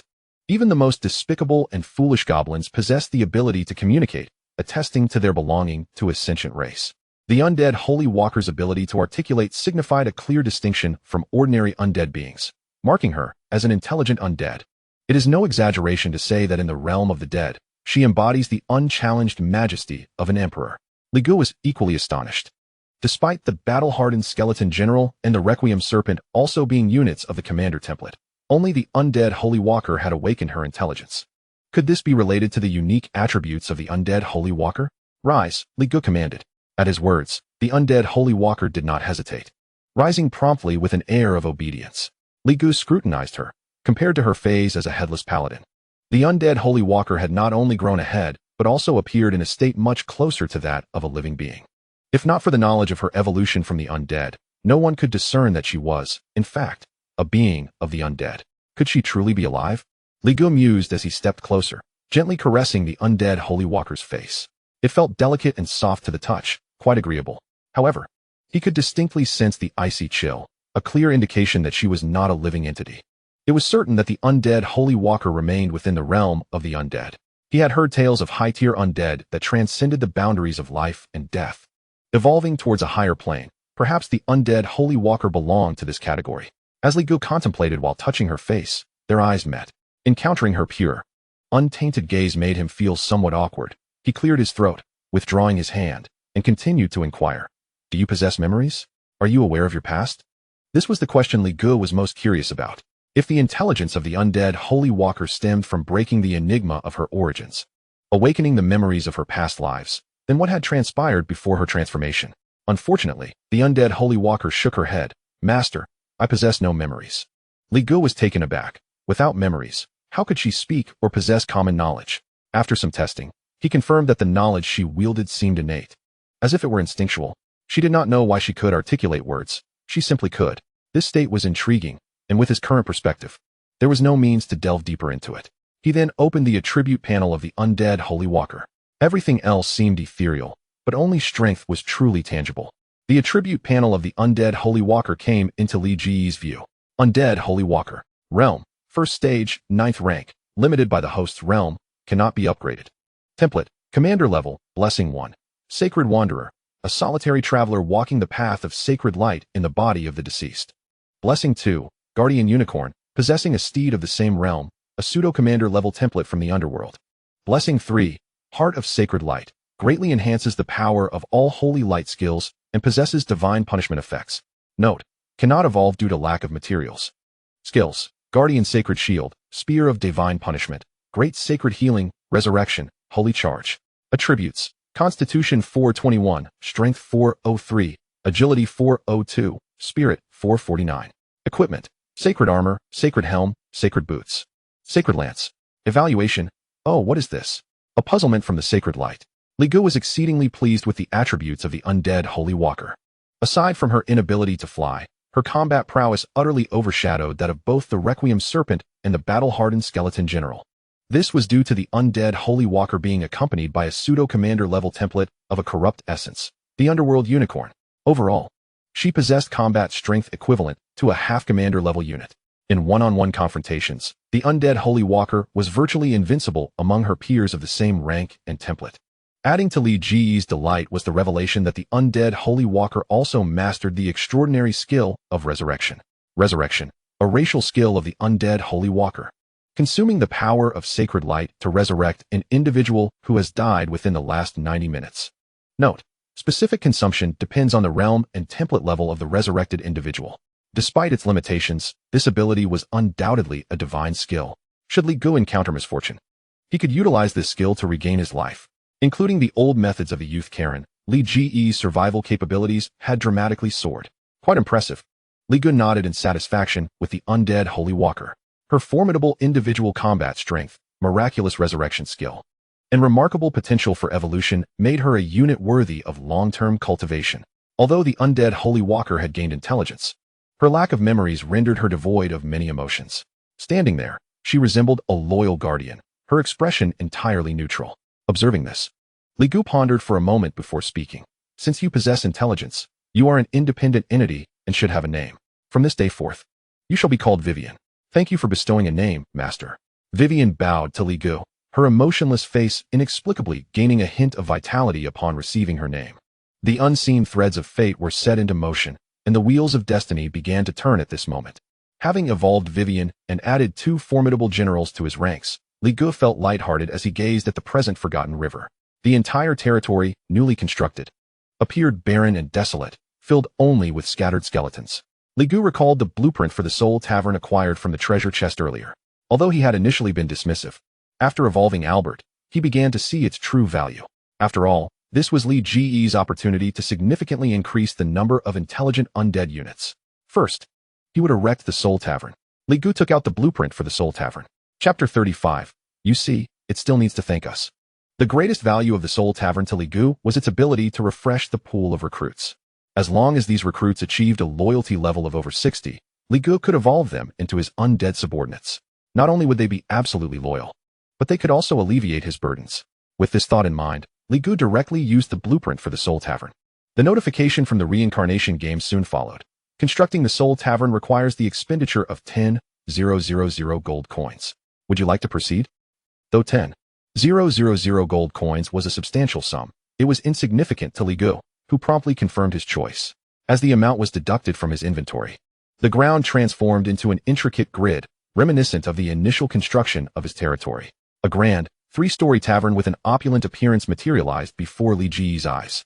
Li Gu positioned the tavern not far from the Lord's Manor. Upon confirming his selection, the power of the Reincarnation Game's rules descended. An invisible force intertwined, akin to the creation of heaven and earth, and the tavern's illusion transformed into reality at a visible pace. Standing approximately 10 meters tall, the tavern bore an architectural style reminiscent of traditional Chinese design, yet its decorations were decidedly eerie. Lanterns shaped like skulls, terrifying tomb-guarding beasts, and various bone-crafted ornaments, illuminated by ghostly blue flames, rendered the tavern a chilling spectacle, as if it had emerged from the underworld. Li Gu glanced at his skeletal army. It indeed matched the aesthetic of his territory quite well. Once upon a time, Li Gu was a bright and cheerful young man. However, he never anticipated that one day he would ascend to the status of a king of the undead. According to the nature of the cataclysm of Soul's system, Li Gu was destined to evolve towards becoming the sovereign of the underworld. Well, a king of the undead is still a king, and an emperor of the netherworld is still an emperor. Although it may seem somewhat eerie and mysterious, Li Gu remained unfazed. After all, such an opportunity was one that others could only envy but never attain. Surveying the Soul Tavern from the outside, Li Gu entered with Viven. Inside the tavern, a motley assembly of 20 to 30 spectral beings, including ghosts, zombies, skeletons, and other undead creatures, were scattered about. The scene evoked a sense of 100 demons parading through the night. These were the very entities Li Gu intended to recruit. However, he did not rush. Instead, he casually opened the attributes panel of the Soul Tavern. Soul Tavern. Level, 1st tier. Quality, exceptional. Aura, guest of the netherworld, attracts undead clientele daily. Current prestige, 3462, somewhat renowned, refreshes 30 patrons daily. Non-combat zone. Combat is prohibited within the tavern. My domain, my rules, can expel individuals from the tavern at will. Drinking companions. Initial meetings in the tavern significantly enhance mutual goodwill. Currently recruitable. Zombie sorcerer, elite 1st tier, 3rd rank. Ghost, foot soldier, 1st tier, 4th rank. Skeleton miner Mocha, handsome 1st tier, 2nd rank. As Li Gu perused the attributes, stroking his chin, he contemplated which entities to recruit. Theoretically, the Soul Tavern could potentially recruit units with a royal template. Alas, the probability was exceedingly low. Fortune favored Li Gu today, though he did not find a royal template. He did discover a unit with a handsome template, a skeleton miner named Mocha. Li Gu pondered this name, feeling perplexed.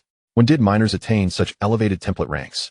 In Li Ge's recollection, miners typically lacked combat prowess and were generally considered foot soldiers.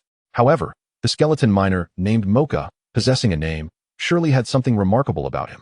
With curiosity piqued, Li Gu focused on Mocha's location. Following the prompt, he spotted a robust skeletal figure in a corner of the tavern, laden with an enormous basket brimming with tools such as shovels, hammers, and pickaxes. Unlike other skeletal warriors, this one had a faint golden sheen to its bones.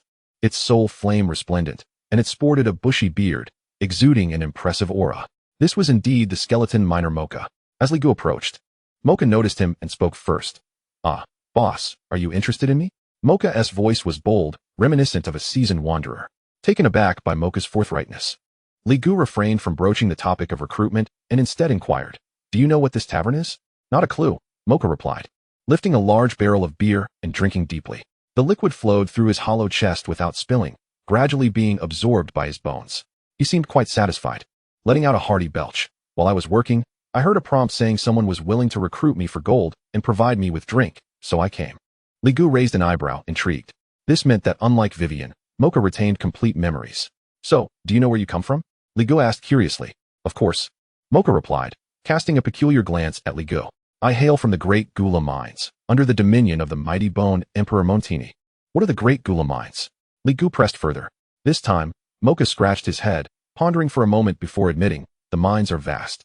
I was born there and have never left, nor encountered any undead from beyond its borders." Li Gu felt a nagging suspicion. To be referred to as the Bone Emperor indicated at least an imperial template, a transcendent being of 6th tier strength. It was highly probable that Mocha originated from the underworld or a colossal projection of the underworld. Such formidable beings could only emerge from places of extraordinary power. It appeared that the patrons of the Soul Tavern were all from various realms, which was indeed fascinating. With a sigh of contemplation, Li Gu steered the conversation back to the matter at hand. "Since you knew what this place was before entering the Soul Tavern, would you be willing to accept my offer and become my subordinate?" "That depends on what level of compensation you're willing to offer," Mocha replied shrewdly. His soul flame flickering, Li Gu reclined in his chair, chuckling. "First, let me hear your demands." Mocha lowered his head, his soul flame burning brightly as he deliberated. After a considerable pause, he raised a finger. Li Ge's heart skipped a beat. Surely Mocha wasn't he about to ask for 1,000 gold coins, was he? 100 gold coins a month, and I need at least 2. No, at least 3 hours of rest each day. Mocha declared resolutely, as if demanding an exorbitant price. 100 gold coins? Li Gu thought, incredulous at the audacity. He nearly swallowed his words of negotiation. A handsome first-tier unit for 100 gold coins a month. With just 3 hours of rest daily. If he were to haggle further, his conscience would not allow it. What is the essence of a fated worker? This is it. Seeing Li Gu remain silent for an extended period, Mocha began to doubt himself. "If you think that's too much, I could manage with just 2 hours of rest each day." "No, let us stick with 3 hours." Li Gu interrupted. "I agree to all your terms." Mocha was overcome with emotion, tears welling in his eye sockets as he grasped Li Gu's hand, exclaiming, "Boss, thank you. Mocha, will certainly work diligently." Li Gu felt a bit embarrassed. "Look at that. He is thanking me." In Chapter 36, The Chosen Laborer. Mocha's excitement over a mere 100 gold coins and 3 hours of rest stemmed from the fact that during his time in the mines, he had only 1 hour of rest each day and no wages at all. His life revolved around toiling alongside a horde of mindless skeletal laborers. Mocha had endured this monotonous and dreary existence for an indeterminate duration. He had once attempted to rebel, but in a world where personal strength surpassed all else. The exploitation of the weak by the strong reached its zenith. The price of defiance was met with even harsher punishment and more severe exploitation. Thus, for Mocha, the remuneration he sought was a level of compensation he could hardly have dreamed of in the past. Now, let us formalize the contract, Ligu said, raising his hand and conjuring a contract as the Lord of the River of Forgetfulness. The terms of the contract were as follows. Mocha shall pledge loyalty to the River of Forgetfulness, receiving 100 gold coins monthly and enjoying 3 hours of rest each day. Mocha is required to obey Li Ji's commands and remain loyal. Should Mocha violate this, Li Gu reserves the right to dissolve the contract. This was a relatively equitable employment contract. It was not that Li Gu wished to impose a more stringent agreement. As a lord, he could only recruit, not enslave. In simple terms, it resembled a relationship between an employer and an employee. Mocha perused the contract, quickly affixing his soul mark to it. At that moment, the rules of the Reincarnation Game descended upon them. The parchment of the contract conjured by Li Gu dissipated. A notification chimed. 300 gold coins. Successfully recruited skeleton miner Mocha. Upon confirming the contract, Mocha touched his head, and although he possessed only a skull, he could feel the joy radiating within him. Had it not been for the desire to escape that accursed mine, he would never have taken the risk to come here. The outcome was favorable, at the very least. Mocha now had a decent job, 100 gold coins a month and a full 3 hours of rest. Truly, the Lord was a benevolent figure. Mocha resolved to work diligently to repay Li Ji's kindness. At this juncture, Li Gu also began to examine Mocha's attributes panel. Curious about Mocha, Lig was intrigued. He sensed that Mocha's combat prowess was rather modest. What piqued Lig's curiosity was the reason why the Reincarnation Game classified Mocha's template at the same echelon as the battle-hardened skeletal general, Viven, and the nether serpent. He promptly accessed Mocha's attribute panel, and a luminous screen appeared before him. Skeleton Miner Mocha, Realm, First Stage, Second Rank. Template, Elite, Blessing 1. Mineral Mastery, significantly enhances the probability of locating or veins. Blessing 2, Smelting Mastery, possesses profound knowledge in smelting. Capable of refining first-tier treasures and all lower-quality ores. Blessing 3, Mining Team, can convert other skeletal soldiers into skeletal miners. Note, cannot evolve due to lack of materials. Skills, Ore Detection, Metallurgical Blueprint Design, Metallurgical Tool Blueprint Design, Metallurgical Knowledge Authority, Master Level Mining. Attributes, Constitution 381, Strength 383, Agility 382, Spirit 523. Equipment, Drawing Pen, Mining Pick. Mining Shovel, Black Gold Hammer. Loyalty, 40. Evaluation, Chosen 1. The game's appraisal of Mocha cannot be deemed entirely accurate, but rather a work in progress. Lig finally comprehended why. Despite being an elite at the first stage, Mocha's salary was so meager. The reason lay in his lack of any combat skills, aside from slightly elevated base attributes. All his capabilities were closely tied to production. It is no exaggeration to assert that in the eyes of the powerful, Mocha is undoubtedly a born mule. After all, the extraordinary world operates on the principle of the survival of the fittest. For Mocha, a unit like him to survive, he must rely on the strong. Lig felt a sense of elation at having recruited such a unit. With Mocha, he could mine and smelt, signifying that Lig would be able to produce a substantial amount of metal resources independently. This batch of metal resources would enable Lig to forge a large-scale, organized army. As Lig evolved into battle-hardened skeletal generals, Viven, and the Nether Serpent, along with a plethora of other commanding units, his demand for high-end combat strength gradually began to be met. However, a qualified army requires not only generals and miscellaneous troops, but also skilled and lethal soldiers. Lig's most pressing issue was the lack of elite troops. The units under his command were too disorganized, resembling a scattered heap of sand, making it challenging to form a cohesive force. The abundant resources from mining would help Lig address this dilemma. With ample metal resources, Lig could evolve a large-scale, unified troop type. Coupled with the high-end combat strength of the battle-hardened skeletal generals, Lig's pyramid system of elite and miscellaneous troops would begin to take shape. Thus, Mocha's talents are of utmost importance to Lig's territory. Unfortunately, his loyalty was somewhat lacking. Lig eyed Mocha's mere 40 loyalty points with mild dissatisfaction. However, this level of loyalty was quite typical.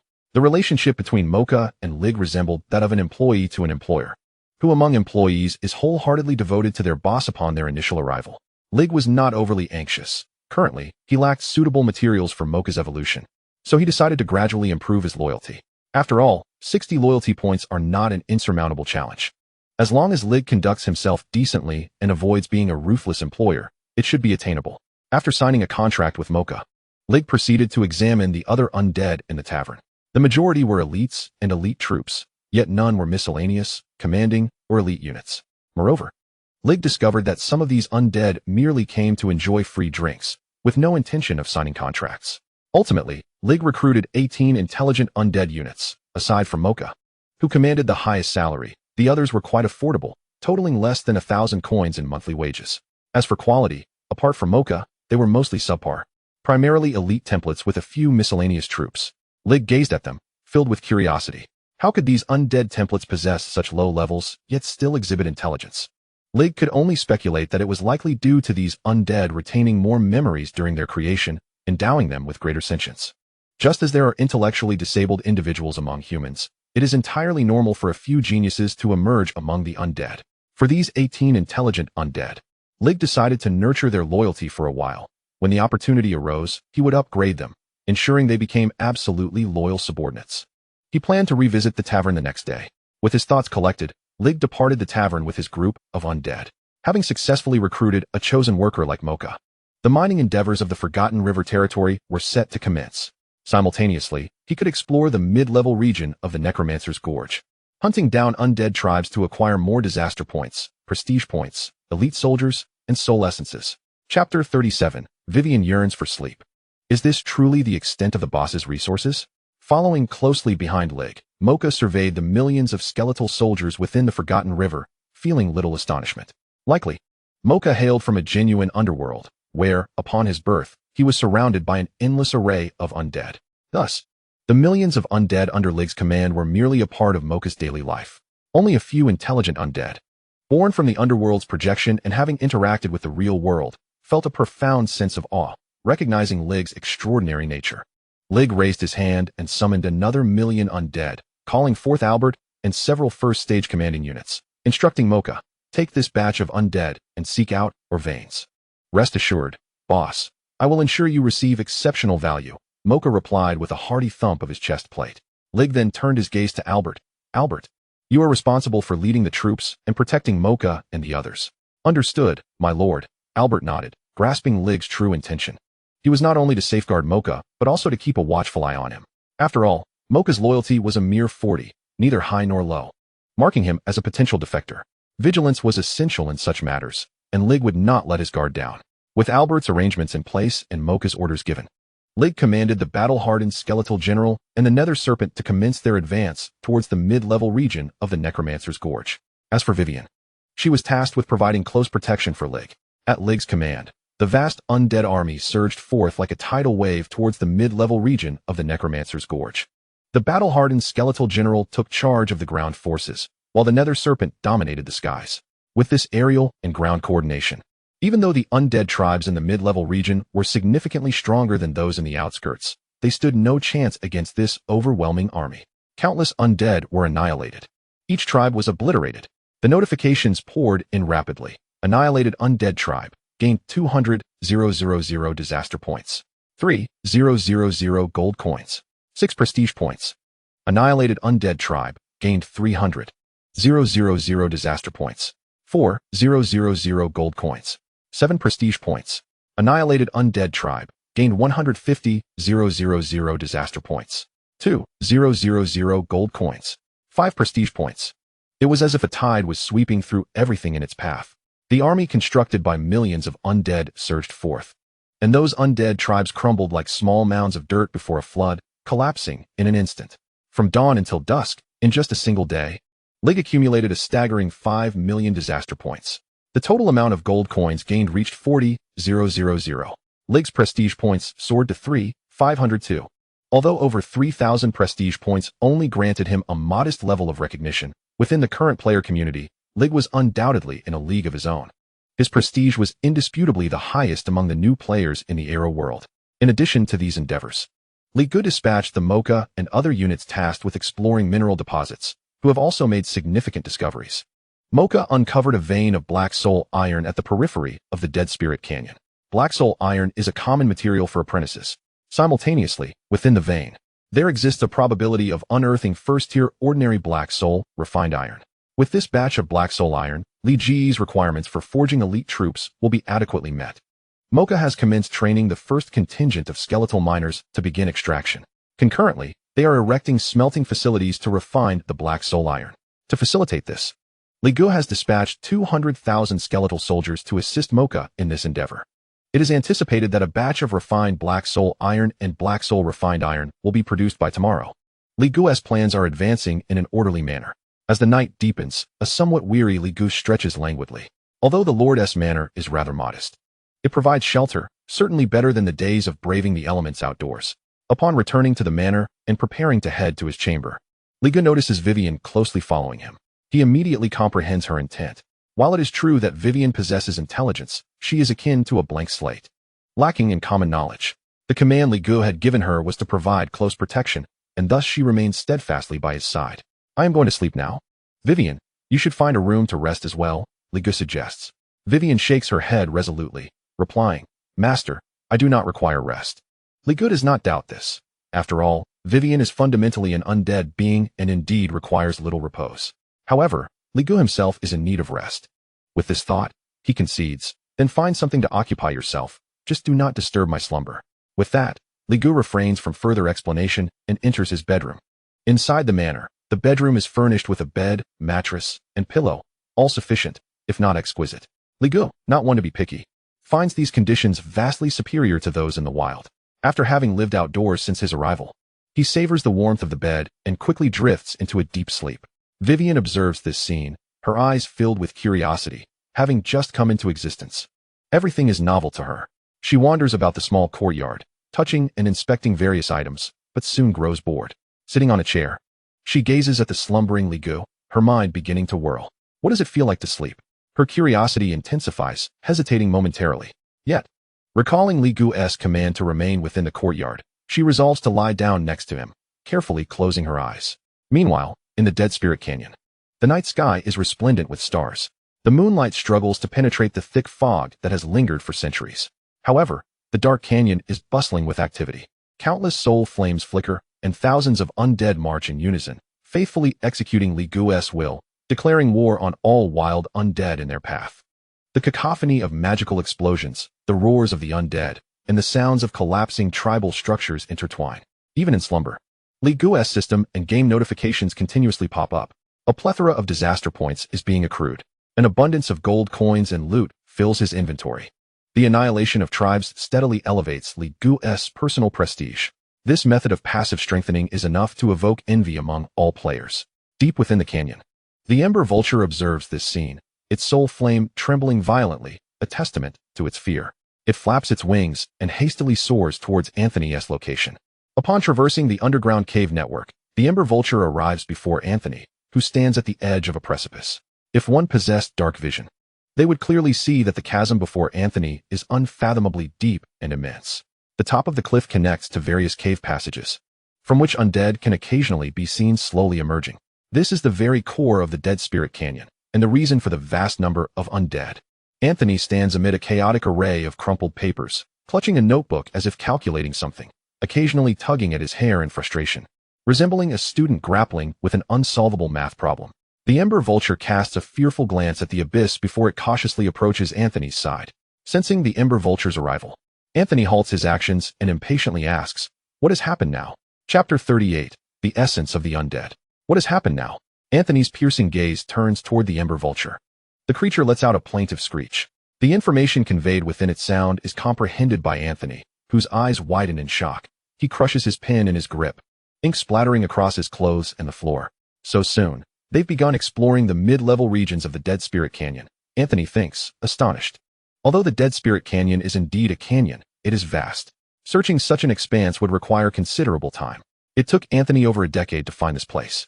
At this rate, I will undoubtedly miss out on that treasure within. A sense of unwillingness fills Anthony's eyes as he clenches his fists, ignoring the ink staining his attire, staring into the unfathomable chasm. No matter, 3 days, at most 3 days.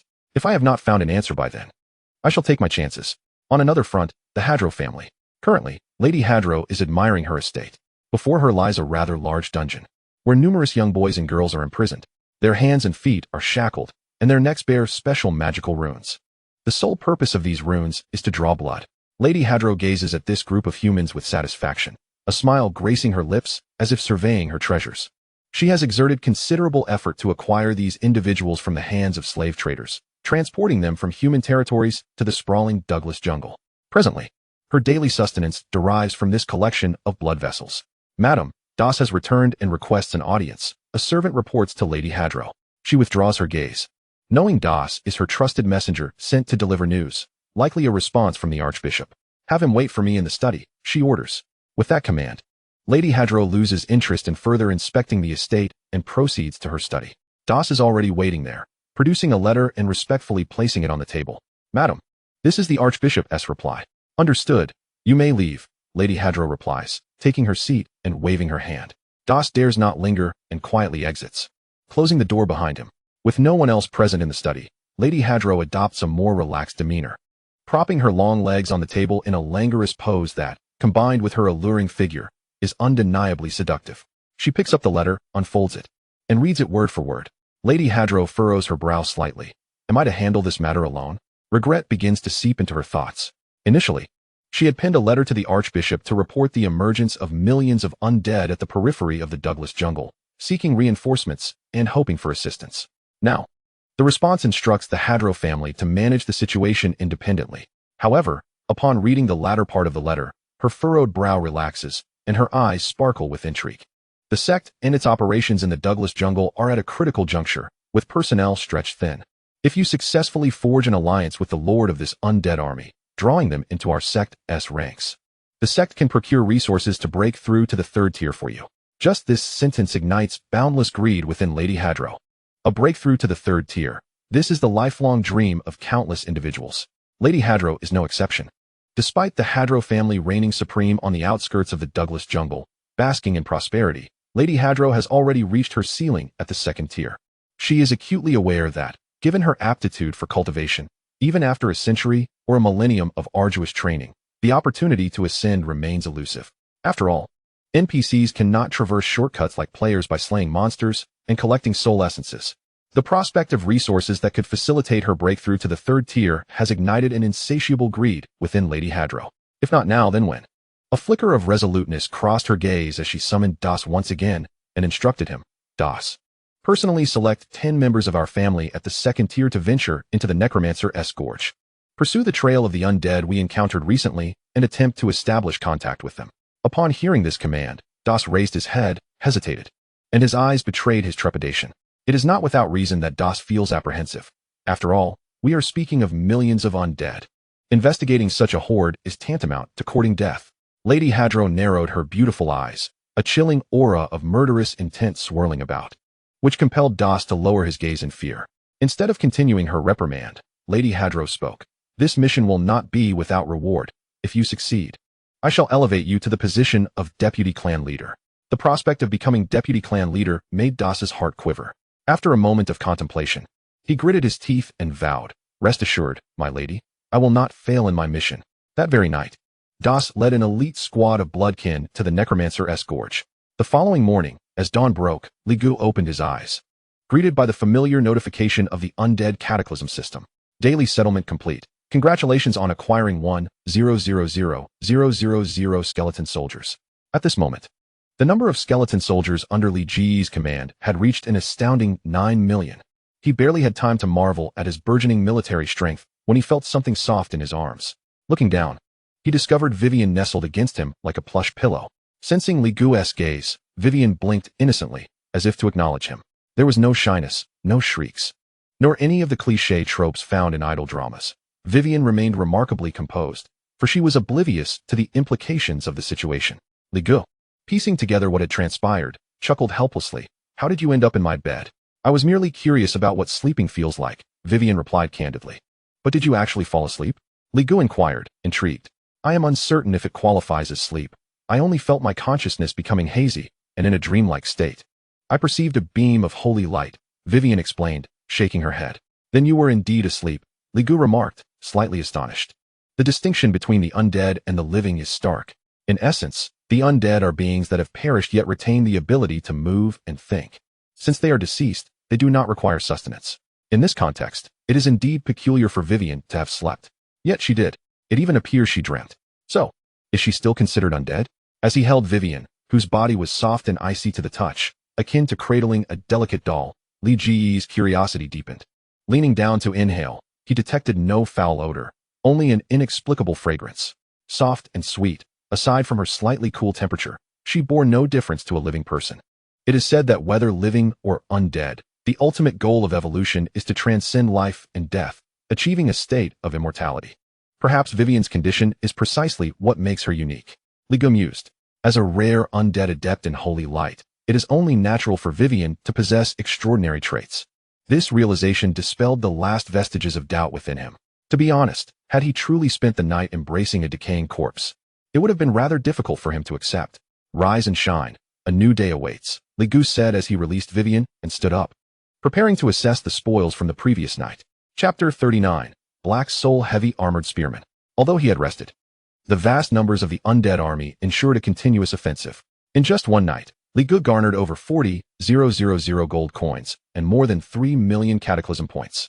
His gold reserves had now surpassed 100,000, while his cataclysm points had reached an impressive 8 million. The only lamentation was the sluggish pace of his reputation growth. Given Li Ge's current prowess, defeating such small tribes yielded minimal reputation gains, with each tribe offering at most 2 or 3 points. He could only tread the path of accumulating small victories. The significance of reputation is inherently long-term and subtle, so Ligu did not dwell on it excessively. With this bounty of cataclysm points, he could evolve a batch of elite troops. Refocusing, Ligu retrieved all the soul essences acquired the previous night and used them immediately. Ding! Consumed 324 soul essences, gained 512 experience points. Congratulations on leveling up to the first tier, 6th rank. Base attributes enhanced, awarded 10 free attribute points. Though he had only arrived at the necromancer's gorge 2 days prior, the staggering number of undead here had propelled him to the first tier, 6th rank. Ligu anticipated that within 5 days at most, he would break through to the 2nd tier. Such speed is nothing short of astonishing. Once he reaches the 2nd tier, he will be able to utilize cataclysm points to swiftly amass a cadre of 2nd tier combatants, fundamentally transforming his capabilities. At that point, even if he encounters 3rd tier foes, he might just stand a chance against them. Ligu was filled with anticipation. Based on current information, the most formidable powers in the Arrow world do not exceed the 3rd tier. This implies that only upon attaining the 2nd tier will Ligu truly establish his foothold in the Arrow world. After reviewing the spoils from last night's battles, Ligu turned his attention to the results from Mocha's side, leading an impressive 2 million undead. Along with Mocha, a production unit of exceptional caliber, efficiency in mining and refining was exceedingly high. In just one night, Mocha had led the skeleton mining army to yield a staggering 8,000 black soul iron ingots and over 100 first-tier black soul fine iron ingots. With the mining tunnels taking shape and various refining facilities under construction, a production line was gradually forming. It was anticipated that today's output would significantly increase. Naturally, Ligu still needed to experiment to determine the combat effectiveness of units evolved from black soul iron before deciding whether to expand production. If their combat prowess proved lacking, then black soul iron would serve merely as a commodity to be sold to the Reincarnation network for gold coins. Ligu ordered Mocha to deliver the collected black soul iron. Meanwhile, he visited the Soul Tavern to check on the available recruits for the day. Unfortunately, there were neither elite nor general tier recruits, only a few elite and a multitude of common soldiers. Ligu was not picky, signing contracts with all willing to pledge their loyalty. After all, he valued their intelligence over their combat strength. As long as their loyalty was sufficient, Ligu could utilize the Undead Cataclysm System to convert them into utterly loyal subjects, thus forming the leadership within his legion. This would alleviate Li Ge's mental burden of commanding millions of undead. After escorting the newly recruited followers out of the tavern and assigning them tasks, Mocha arrived with a substantial shipment of black soul iron. Wiping non-existent sweat from his skull, he announced, "Boss, all the black soul iron produced yesterday is right here." Ligu turned his gaze to the 8 carts laden with over 8,000 black soul iron ingots. With a hint of excitement, he approached and retrieved 1 ingot from the box. The black soul iron ingot, entirely black and suffused with a faint aura of soul light, was evidently extraordinary. Each ingot was not particularly large, slightly wider than a palm, 3 fingers thick, and about the length of a forearm, yet it felt remarkably heavy. According to Mocha, a standard black soul iron ingot weighs precisely 100 pounds. Weighing the black soul iron ingot in his hand, Ligu glanced at its specific attributes. Black soul iron ingot, apprentice grade, a metal imbued with the power of the departed souls, capable of forging weapons or armor with soul attribute damage. It could only be described as unremarkable, a standard extraordinary material. However, Ligu was not concerned with its quality, but rather its quantity. The abundant reserves of Black Soul Iron would enable him to evolve a legion of elite soldiers, unified in equipment and capabilities, numbering in the thousands. Summoning a skeleton soldier with a flick of his wrist, he prepared to test its effectiveness. Upon accessing the skeleton soldier's panel, he selected evolution. The prompt arrived. Using Black Soul Iron Ingot to evolve a low-quality skeleton soldier, requiring 100 disaster points. Do you wish to continue? Not too expensive. Ligu nodded slightly. After breaking through to the first tier, he discovered that the cost of evolving apprentice-level units had inexplicably decreased significantly. When he was still at the apprentice level, evolving an elite unit typically required between 500 to 1,000 disaster points. Yet now, having advanced to the first tier, the cost had plummeted to a mere 100. Upon inquiring with the system, he received a confirmed response. As Li Ji's realm improved, the disaster points required to evolve lower-tier units would diminish. Eventually, at a certain threshold, low-tier units could even be evolved for free, provided he had the materials. This was one of the reasons why Li Gu decided to mine and assemble a large-scale elite army. A mere 100 disaster points, for Li Gu at this moment, was like a drop in the bucket, a trivial matter, and he promptly pressed confirm. As the disaster points were consumed, the rules of the Undead disaster system descended. Enveloping the skeleton soldier, the Black Soul Iron Ingot disintegrated into specks of light, merging with it. In an instant, the skeleton soldier's height surged from approximately 1.7 meters to an imposing 2 meters. The rusted armor it wore was suddenly upgraded to a sleek, pitch-black suit of battle armor, enveloping it entirely. Under this armor, the once feeble skeleton soldier now exuded an overwhelming presence, like an iron monument, brandishing a long spear with formidable might. The prompt echoed at this moment. Consumed 100 disaster points, successfully evolved the low-quality skeleton soldier, obtained new unit, Black Soul Heavy Armored Spearman. Standing beside Li Gu, the inquisitive Moko was struck dumb, its soul fire blazing intensely, revealing its astonishment. My heavens, what just transpired? How could a mere weak skeleton soldier evolve in the blink of an eye? The suddenness of it all left Mocha momentarily speechless, gazing incredulously at Li Gu. Clearly, everything that occurred was the result of Li Ji's actions. Could it be that the master possesses the will of the underworld god, wielding powers akin to divinity? Mocha was filled with disbelief. Li Gu, however, paid no heed to Mocha's astonishment, preparing to inspect the attributes of the newly evolved Black Soul Heavy Armored Spearman. Chapter 40. Unit Skill, Black Soul Illusion. The Black Soul Heavy Armored Spearman appeared quite formidable. Clad in heavy armor, every inch of it was fortified, resembling a walking iron tower, radiating an imposing aura. Yet, appearance does not equate to combat prowess. The true strength lies in the attributes. Li Gu opened the attribute panel for the Black Soul Heavy Armored Spearman. Black Soul Heavy Armored Spearman. Realm, Apprentice 6th rank. Template, Elite. Skills, Thrust, Hold the Line, Roar. Heavy Armor Charge. Attributes, Constitution 27, Strength 24, Agility 18, Spirit 19. Equipment, Black Soul Heavy Armor, Black Soul Helmet, Black Soul Belt, Black Soul Long Spear. Evaluation, the beginning of stacked armor is a tin can. To be fair, the attributes of the Black Soul Heavy Armored Spearman were quite average. However, compared to an ordinary skeleton soldier, it was overwhelmingly superior. The evolution cost was merely 100 disaster points, yet it significantly enhanced attack efficiency, making this expenditure worthwhile. Li Gu quickly calculated in his mind, and soon concluded that evolving the Black Soul Heavy Armored Spearman was undoubtedly a bargain. The reason was simple. While there may be numerous skeleton soldiers, their collective attack efficiency was quite low at any given time. If we consider the ground as a two-dimensional plane, no matter how many skeleton soldiers there are, only a few might reach the enemy. After all, reality is not a game. There is physical collision among skeleton soldiers, preventing them from stacking positions. The fewer the enemies, the more pronounced this disadvantage becomes, especially in an extraordinary world where individual strength reigns supreme. A powerful adversary could easily disregard 1,000,000 soldiers and directly decapitate the enemy's leader. This had always been Li Ji's critical flaw. To resolve this issue, the simplest and most direct method is to possess exceptionally strong individual units to protect the army's core. The evolution of battle-hardened skeleton generals, like the Netherwing Serpent and Viven, was precisely to address this concern. Additionally, another strategy is to elevate the overall strength of the army. If the strength of a skeleton soldier is 1, and an enemy strongman can slay 100 in a second, then boosting the skeleton soldier's strength to 100 would slow the enemy's advance.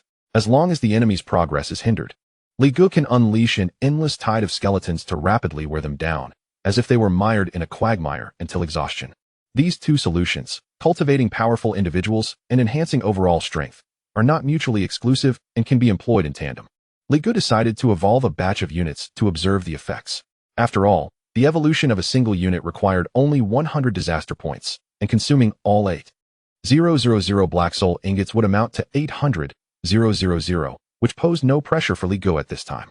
Li Gu directly selected 8,000 skeleton soldiers for his first attempt at batch evolution, using 8,000 Black Soul iron ingots to evolve 8,000 low-quality skeleton soldiers, requiring 800,000 disaster points.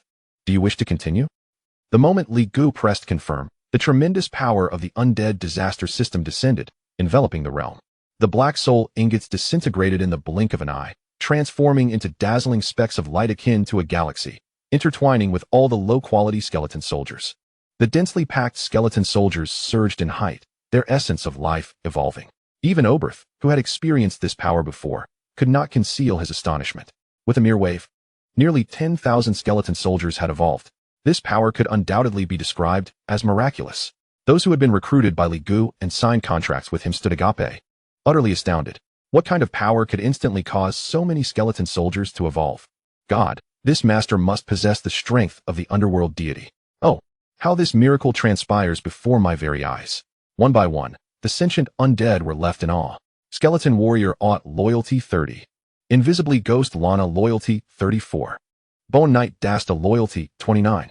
In an instant, the loyalty of this group of sentient undead skyrocketed, with the most dramatic loyalty increase soaring by 40 points. After all, Li Ji's display was akin to performing a miracle before a multitude of ants, elevating them to a higher tier. The world of the undead is harsh. Strength represents everything. When someone like Li Gu, who could grant them power, appeared, their first thought was undoubtedly to cling to him for support. Mocha, amidst this, felt its soul fire flickering. Recalling its own tragic experiences of being exploited by the dark-hearted lord for centuries, and it clenched its fists tightly. This master can make me stronger. Skeleton Miner Mocha Loyalty 10. Li Gu was somewhat surprised by the notifications ringing in his ears, not expecting such an outcome. However, he did not dwell on it too much, focusing the majority of his energy on the ultimate result of this evolution. Once all the skeleton soldiers had completed their evolution, the prompt from the undead disaster system resounded. After consuming 8,000 Black Soul iron ingots, the evolution of 8,000 skeletal soldiers was successful. Congratulations on acquiring 8,000 Black Soul heavy armored gunmen. The number of Black Soul heavy armored gunmen has surpassed 1,000, acquiring the unit skill, Black Soul Phantom. This notification made Li Gu raise an eyebrow, revealing a hint of astonishment and delight. It was astonishing that reaching a certain quantity of the same unit could unlock a unit skill. But wait, I possess several million skeletal soldiers. Why haven't I unlocked this? Could it be due to their low quality? As this doubt emerged in Li Ji's mind, the undead plague system automatically relayed several messages. These messages provided Li Gu with instant clarity. It turned out that only elite units and those of a higher quality possessed such skills. Understanding this, Li Gu then turned his gaze towards the unit skill, pondering what its specific capabilities might be. With curiosity and anticipation, Li Gu opened its attributes. Black Soul Phantom. Unit skill condenses the momentum of the Black Soul Heavy Armored Gunman Legion into a Black Soul, instilling a psychological deterrent effect on enemies that can cause fear, rigidity, and fainting effects. Note, the specific power of this skill is positively correlated with the number of Black Soul Heavy Armored Gunmen. Quite impressive. Li Gu nodded in satisfaction. Although the Black Soul Phantom could not inflict tangible damage, it was a broad area deterrent skill. As long as the number of Black Soul Heavy Armored Gunmen was sufficient, it could potentially frighten the enemy into unconsciousness. In the course of battle, this would prove extremely practical. Moreover, who would ever disdain a skill that came without cost? According to the information provided by the system, once the number of Black Soul Heavy Armored Gunmen surpassed 100,000, a second unit skill would awaken, which was certainly something to look forward to. Li Gu felt quite pleased. The emergence of unit skills further solidified his resolve to assemble an elite legion stronger than skeletal soldiers. Undoubtedly, the combination of an elite legion with unit skills would make Li Ji's tactics more versatile, enabling him to confront enemies of greater strength. It was a matter of immense benefit with no drawbacks. Li Gu planned to have Mocha excavate more Black Soul iron, or while also seeking new veins. This would expand the Black Soul Heavy Armored Gunman Legion while crafting even more formidable units. However, before executing this plan, Li Gu turned his attention to the intelligent undead. Having witnessed Li Gu evolve the skeletal soldiers, the loyalty of this batch of intelligent undead had skyrocketed. Many had exceeded 60 points, qualifying them for evolution. The only regret was that individuals like Mocha, with a higher template level, had seen a lesser increase in loyalty. After all, it was always more challenging to sway the strong than the weak. Nonetheless, it was possible to use Black Soul Refined Iron to evolve a group of intelligent undead units. Li Gu thought to himself. Chapter 41, Centurion, Blood Clan Squad. Black Soul Refined Iron is a superior form of Black Soul Iron. While its quality is standard, its level is one tier higher, surpassing the ordinary Black Soul Iron of apprentices. Since he intended to evolve, Li Gu turned his gaze to the group of intelligent undead.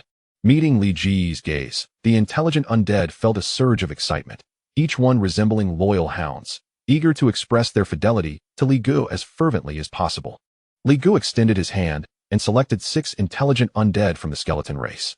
The excitement among these skeletal figures was palpable, their bony frames trembling, their soul flames burning brightly. "Are you willing to pledge your loyalty to me?" Li Gu asked directly. "Absolutely." The 6 intelligent skeletons did not hesitate, kneeling down in unison and proclaiming loudly, "My lord, I am willing to give everything for you." Their shared desire for power and thirst for evolution echoed in harmony. Li Gu nodded slightly, producing 6 pieces of Black Soul Refined Iron and selecting these 6 intelligent skeletons, instructing them not to resist. Following this, Li Gu opened the evolution panel. The notification soon followed. Consume Black Soul Refined Iron. Evolve Skeleton Warrior Odor, Skeleton Swordsman Mora, Skeleton Wanderer William, requiring 18,000 disaster points. Do you wish to continue? The moment Li Gu confirmed his choice, the Black Soul Refined Iron was decomposed. According to the rules of the Undead Plague system, the essence of life for the 6 intelligent undead underwent a transformation. Regardless of whether they had previously been a swordsman, warrior, or wanderer, they now stood taller. Donned in heavy armor, wielding long spears. Unlike the Black Soul heavy-armored gunmen, their physiques were more robust, and their dark battle armor was etched with silver patterns, exuding a greater aura of sophistication and might. The notification resounded at this moment. Consume Black Soul Refined Iron. Utilizing 18,000 disaster points. Successfully evolved Skeleton Warrior Odor. Skeleton Swordsman Mora, Skeleton Wanderer William. Congratulations on acquiring 6 Black Soul heavy-armored gunmen centurions. This transformation left the other intelligent undead in a state of astonishment. It turned out that not only could Li Gu evolve skeletal soldiers, but he could also truly evolve them. The significance of this was entirely different. In an instant, the loyalty of the intelligent undead present surged dramatically. A few even reached 90 points. This was already the standard of death warriors. Li Gu was taken aback by the overwhelming results. However, upon reflection, it made sense. These undead had not lived well in the past. Individuals like Mocha, who were clearly strong, were treated worse than slaves, toiling 24 hours a day without wages or rest, thoroughly exploited. When these oppressed undead saw Li Gu, who could grant them power and elevate their status, it would be strange if they did not go wild with gratitude. Mocha's loyalty soared from 50 to 70 points. Unfortunately, there were no suitable evolution materials at present. Otherwise, he could have evolved Mocha, binding him firmly to his chariot. The 6 intelligent undead who had evolved into centurions, feeling their newfound strength, would surely have tears of joy if they had eyes, and they knelt once more. "Thank you, my lord." "Rise." Li Gu waved his hand, allowing these undead to stand, and proceeded to inspect their attributes. Compared to ordinary Black Soul heavy-armored gunmen, centurions not only boasted superior attributes, but also possessed various tactical skills, enabling them to command a legion. More importantly, as an upgraded unit of the Black Soul heavy-armored gunmen, centurions could harness the unit skill of the Black Soul heavy-armored gunmen. With this newly evolved batch of centurions, Li Ji's command pressure would be significantly alleviated. Subsequently, Li Gu selected another group of ordinary skeletal soldiers, utilizing the remaining Black Soul Refined Iron for their evolution. Thus, Li Gu now commanded 8,000 Black Soul heavy-armored gunmen and over 100 centurions. "Mocha, accelerate the mining. I require more Black Soul Iron, and the exploration and excavation of other mineral veins must also proceed swiftly," Li Gu ordered Mocha. "Master, rest assured, I will meet your expectations," Mocha declared, thumping his chest with eagerness for Li Ji's evolution. To expedite Mocha's mining, Li Gu decided to summon all the skeletal soldiers accumulated over the past few days. It had been 9 days since arriving in the Reincarnation Game world of Era. Excluding the 1 million skeletal soldiers who had been annihilated on the first day, Li Gu now had nearly 8 million skeletal soldiers. 3 million were designated for warfare, while the remaining 5 million accompanied Mocha to mine. With this cadre of miners, the production capacity of Black Soul Iron would undoubtedly reach its peak. Simultaneously, They would likely unearth more mineral veins, providing Li Gu with additional evolution materials. This would enable Li Gu to forge even more units. As time flowed on, Li Ge's skeletal soldiers operated with remarkable order. They were primarily divided into 3 groups. The combat squad was intensifying their assault in the mid-regions of the Necromancer's Canyon. The mining squad, led by Mocha and Oster, was excavating black soul iron and searching for new veins, and the protective squad, accurately speaking, was safeguarding the territory under Li Ge's command, remaining in the Forgotten River territory. Nowadays, Li Gu spent his days mainly eating, sleeping, and amusing Viven. Although this routine appeared leisurely, it was not only easy but also immensely enjoyable, compared to the other novice players in the Reincarnation Game, who are embroiled in a struggle akin to that of a werewolf game, filled with intrigue, deception, and the constant quest for strength. Li Gu finds himself in a veritable paradise. As the afternoon sun casts its rays, the scorching light struggles to penetrate the mist enveloping the Necromancer's Canyon, yet the heat suffuses the air, rendering it stifling. Li Gu reclines upon Vivian's lap, relishing the gentle breeze she fans upon him, when suddenly, a frown creases his brow. "Master, what troubles you?"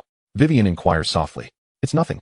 Just a few flies," Li Gu replies casually, directing his consciousness to a skeleton soldier on the outskirts of the Necromancer's Canyon. Before him stand 10 Blood Clan members, solemnly gazing into the depths of the canyon.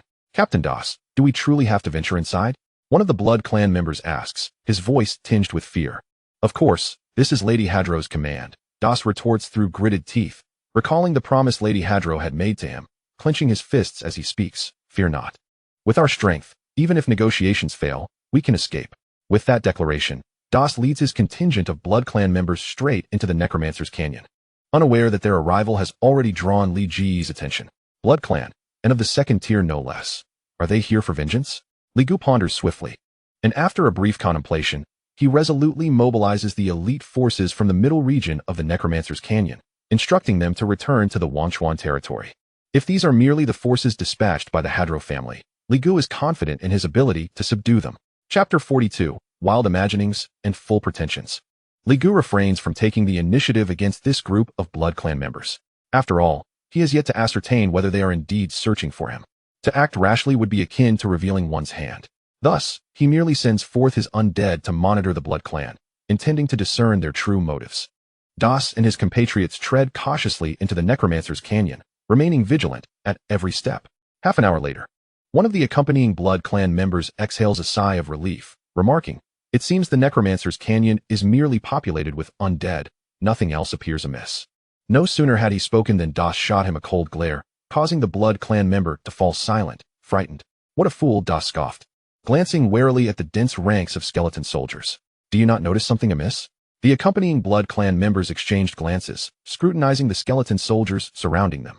Yet, no matter how they looked, these appeared to be the most ordinary of skeletons. Given the earlier reprimand, they dared not voice their thoughts, lest they incurred Das's wrath again. Observing his subordinates, Das felt a wave of frustration. "By the ancestor, how did I end up with such dimwits? Do you not see that this place is crawling with skeleton soldiers?" Das's words sent a chill down the spines of the Blood Clan members. Indeed, a glance revealed that within the Necromancer's Canyon, the other undead were few and far between, with an overwhelming presence of the lowest-tier skeleton soldiers. Yet, one could hardly blame these Blood Clan members. After all, they had never set foot in the Necromancer's Canyon before, only hearing tales of its conditions. It was only upon Das's admonition that they began to realize. According to what little knowledge they possessed, even the most basic skeletons could be categorized into warriors, archers, spearmen, wanderers, mages, and more. Yet, the Necromancer's Canyon was entirely filled with skeleton soldiers. Such an abnormality could only suggest something sinister. If one were to ponder this further, it was highly probable that this batch of skeleton soldiers belonged to the army of some powerful entity. They found themselves ensnared, and should that powerful being desire it, they could command this endless horde of skeletons to execute a joint massacre. This terrifying realization sent beads of sweat cascading down the backs of the Blood Clan members, the first thought in their minds being to flee. However, Das remained silent, fully aware that escape was not an option. Since accepting Lady Hadro's command, he had but one path, to fulfill it, lest he face dire consequences. Wiping the sweat from his brow discreetly, Das hesitated for a moment before stepping forward. Approaching the throng of skeleton soldiers, the Blood Clan members trailing Das felt as though their hearts were lodged in their throats. "Are you out of your mind? You know these skeletons are part of a powerful entity's legion, and you dare to provoke them? I value my life. Li Gu revealed a hint of interest, his consciousness persistently tracking Das and his entourage. The Black Soul Heavy Armored Spearman Corps, the battle-hardened skeleton generals, and the Een Feather Serpents were already poised for action. Das halted a mere 4 or 5 meters from the skeleton soldiers and proclaimed, "I, representing the Hadro family, and under the orders of Lady Hadro, seek an audience with the mysterious sovereign who commands the Necromancer's Canyon and governs countless undead." As he spoke, Das placed a hand over his heart and knelt on one knee, performing a gesture that could only be described as profoundly subservient. The Blood Clan members who followed suit dared not hesitate, mimicking his actions. Yet, what awaited Das was an unsettling silence. A prolonged silence. "Captain, what should we do?" One of the Blood Clan members behind Das whispered, unable to contain himself. Silence. Das himself was equally frantic. "You two are anxious?" After all, the entity before them was a being capable of commanding millions of undead. In Das's estimation, any individual wielding such power was undoubtedly at least a third-tier entity, an unrivaled force. As Das and his companions knelt, heads bowed, not daring to lift them, the earth suddenly trembled. Dust swirled, and stones danced restlessly, as if an earthquake had struck or some primordial beast was drawing near.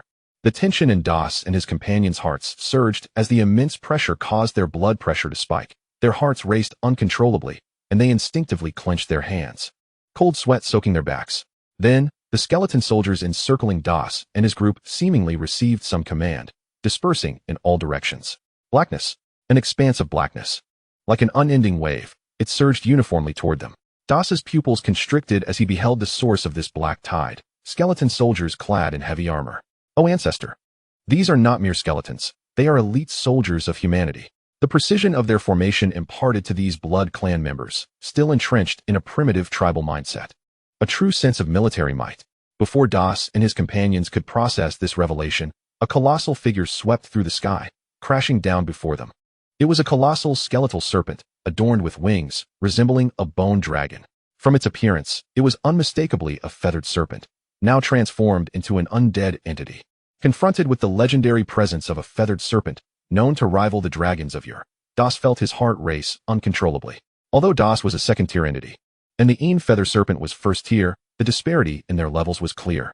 At that moment, Das experienced the sensation of a mere minion confronting a powerful boss. Coupled with the relentless tide of Black Soul Heavy Armored Spearmen, Das and his cadre of a dozen second-tier Blood Clan members trembled in fear. But this was not the end. The Black Soul Heavy Armored Spearman Corps, in a formation reminiscent of a military parade, surrounded Das and his group. The troop skill, Black Soul Illusion, was deftly employed by Li Gu.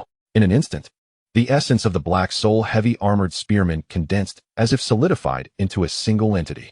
It bore down upon the Blood Clan members like a mountain, crushing them under its weight. The already panicked Blood Clan members felt as though they might lose control of their bladders. Terrifying. Utterly terrifying. Were these not demons risen from the depths of hell? Das regretted taking on this task, if given the choice. He would rather defy Lady Hadro than confront this mysterious powerhouse in the Necromancer's Canyon. As the Blood Clan members quaked in fear, the heavily armored, spear-wielding soldiers of the Dark Souls parted to the sides as the formidable warlord skeleton, mounted upon its skeletal steed, approached Dars with a disdainful gaze. Dars was acutely aware that the power of the warlord skeleton was undoubtedly on par with that of the abyssal serpent. The emergence of such an immensely powerful and potentially limitless unit, and not just one but two, left Dars in a state of trepidation. He could hardly fathom the strength of the unseen mastermind commanding this undead army. Dars understood all too well that the reason only these two first-tier units had been dispatched was that the enigmatic overlord deemed them sufficient to resolve the matter at hand. If Li Gu were privy to Dars's thoughts, he would merely chuckle at the naivety of his assumptions. It was not that he wished to send more. After all, this was a significant portion of Li Ji's assets. Meanwhile, Dars, whose heart raced with anxiety, was oblivious to this nuance.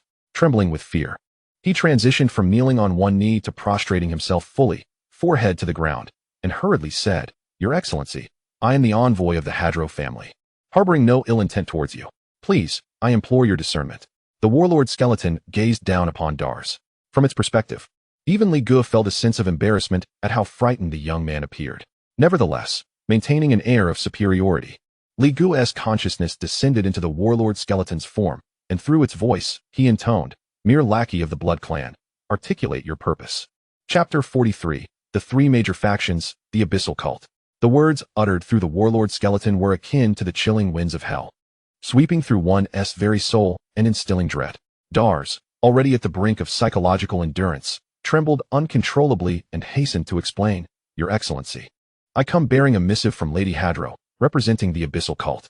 Please, take a moment to peruse it." With that, Dars produced a letter sealed with wax from his bosom, lifting it above his head with both hands. A centurion from the ranks of the heavily armored soldiers stepped forward, accepting the letter and delivering it to the warlord skeleton. Upon opening the letter, the elegant script penned in universal tongue was revealed. As a player, Li Gu was fortunate enough to enjoy the translations provided by the cycle of reincarnation, albeit only for the universal language. Other languages of different races remained incomprehensible unless one had studied them. Through the eyes of the warlord skeleton, Li Gu scrutinized the contents of the letter, his brow furrowing slightly. The author claimed to be the archbishop of the Abyssal Cult, named Daryl. The reason for his furrowed brow was the knowledge he possessed of the Abyssal Cult. It is important to note that Li Gu was not among the first players of the Reincarnation Game. Humanity had already traversed a millennium before him, thoroughly exploring the depths of this cycle. In summary, the Reincarnation Game encompasses countless worlds, and within these diverse realms, all powers can be broadly categorized into three factions: good, neutral, and evil. The term good does not imply true benevolence. Rather, it denotes those factions that adhere to the cosmic order and serve as guardians of the world's laws. The human race, for instance, while engaged in conflicts among themselves, would unite to defend the peace of their realm against external threats. Thus, factions categorized as good tend to uphold righteousness, refraining from slaughter and destruction for the sake of self-advancement. While they may not embody true goodness, the evil factions are indisputably malevolent. To date, all evil factions, including demons, undead, malevolent spirits, and monsters, thrive through violence, plundering resources from other worlds and expanding their existence through acts of devastation. For the native races of the world, the evil factions are natural invaders, the epitome of malignancy. As for the neutral factions, their numbers are quite scarce. They neither adhere strictly to the world's laws nor delight in bloodshed. A prime example of a neutral faction is the Starborn, who originate from beyond the world, growing by absorbing the power of the stars without resorting to invasion or slaughter for their expansion. One could assert that they possess no direct conflicts of interest with any world, thus rendering them inherently neutral. However, should the stakes be high enough, they might choose to assist either side of good or evil based on their whims. The three factions of good, neutral, and evil can be further subdivided into absolute, lawful, and chaotic, akin to radicals, conservatives, and hedonists. Taking the good faction as an example, lawful good adheres to stringent rules, acting in accordance with these principles, typified by elves, who epitomize an unwavering commitment to law and pride. Chaotic good, on the other hand, is less constrained, embodying the mavericks within the good faction. Rogues, rangers, and bards fall into this category. It is this characteristic of chaotic good that often leads to a lack of clear organization and structure within this classification. Absolute good, in contrast to lawful and chaotic, is an unwavering adherence to the ideals of goodness. If lawful good seeks to save someone, they may only ensure the individual's safety and imprison the perpetrator. Absolute good, however, not only desires to save but also endeavors to reform the wrongdoer into a virtuous being. In simpler terms, they are the quintessential do-gooders. To summarize, the factions of good, neutral, and evil, each further divided into absolute, lawful, and chaotic, form a straightforward 9-grid framework for categorizing powers across the myriad worlds. Where does the Abyssal Cult fit within this schema? It is, without a doubt, a faction of absolute evil infamous throughout the multiverse. This cult venerates the mother of the abyss, Talos, sacrificing to her in a relentless quest to annihilate entire worlds in exchange for her blessings, employing any means necessary. There are no rules within the Abyssal Cult. The only edict is to kill, to slay everything they can. To ally with such a force would be sheer folly on Li Ji's part. Yet, upon perusing the contents of the letter, a spark of interest ignited in his eyes. Despite the Abyssal Cult's ruthless reputation and infamy, Li Gu was a player. One must acknowledge that the player base encompasses a diverse array of individuals.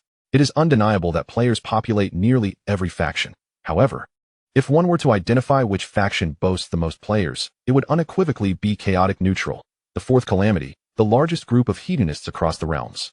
For players, this world is but a game. They ally themselves with those who bring them benefits, offer them sufficient rewards, and they may worship the holy light or even dark deities. Yet, devoid of incentive, they would not hesitate to turn on an NPC after completing a quest. Shameless is the player's motto, and recklessness is their guiding principle. Doing as one pleases is their lifelong pursuit. Li Gu entered the Reincarnation Game with such a mindset, driven solely by the desire to grow stronger, indifferent to the means employed to achieve that end.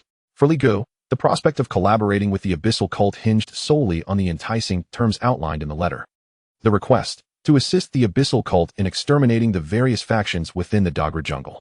The reward, whatever the Abyssal Cult could afford, with no limits on his demands. Li Ji's interest was piqued not by the reward itself, but by the implications of the Abyssal Cult's request. By partnering with them, he would gain legitimate grounds to march against the factions surrounding the Dagra jungle under the auspices of the Abyssal Cult, annihilating them to amass a wealth of calamity points, materials, and essence of souls. Moreover, he could effortlessly extract some benefits from the Abyssal Cult in the process. This transaction appeared remarkably advantageous. Li Gu swiftly weighed the merits and demerits. Chapter 44. Archbishop Darrell of the Abyssal Cult. The greatest risk in allying with the Abyssal Cult lies in the potential for betrayal, resulting in catastrophic losses. Upon meticulous analysis, it becomes evident that the consequences at hand are not insurmountable for Li Gu. In the vast expanse of the Douglas jungle, even the Abyssal sect finds it necessary to solicit the aid of someone like Li Gu. Clearly, in their endeavors, the Abyssal sect has reached the limits of their capabilities, gradually finding themselves in a precarious situation. Given this premise, Li Gu can ascertain that the Abyssal sect possesses at most 3 tiered figures overseeing their operations.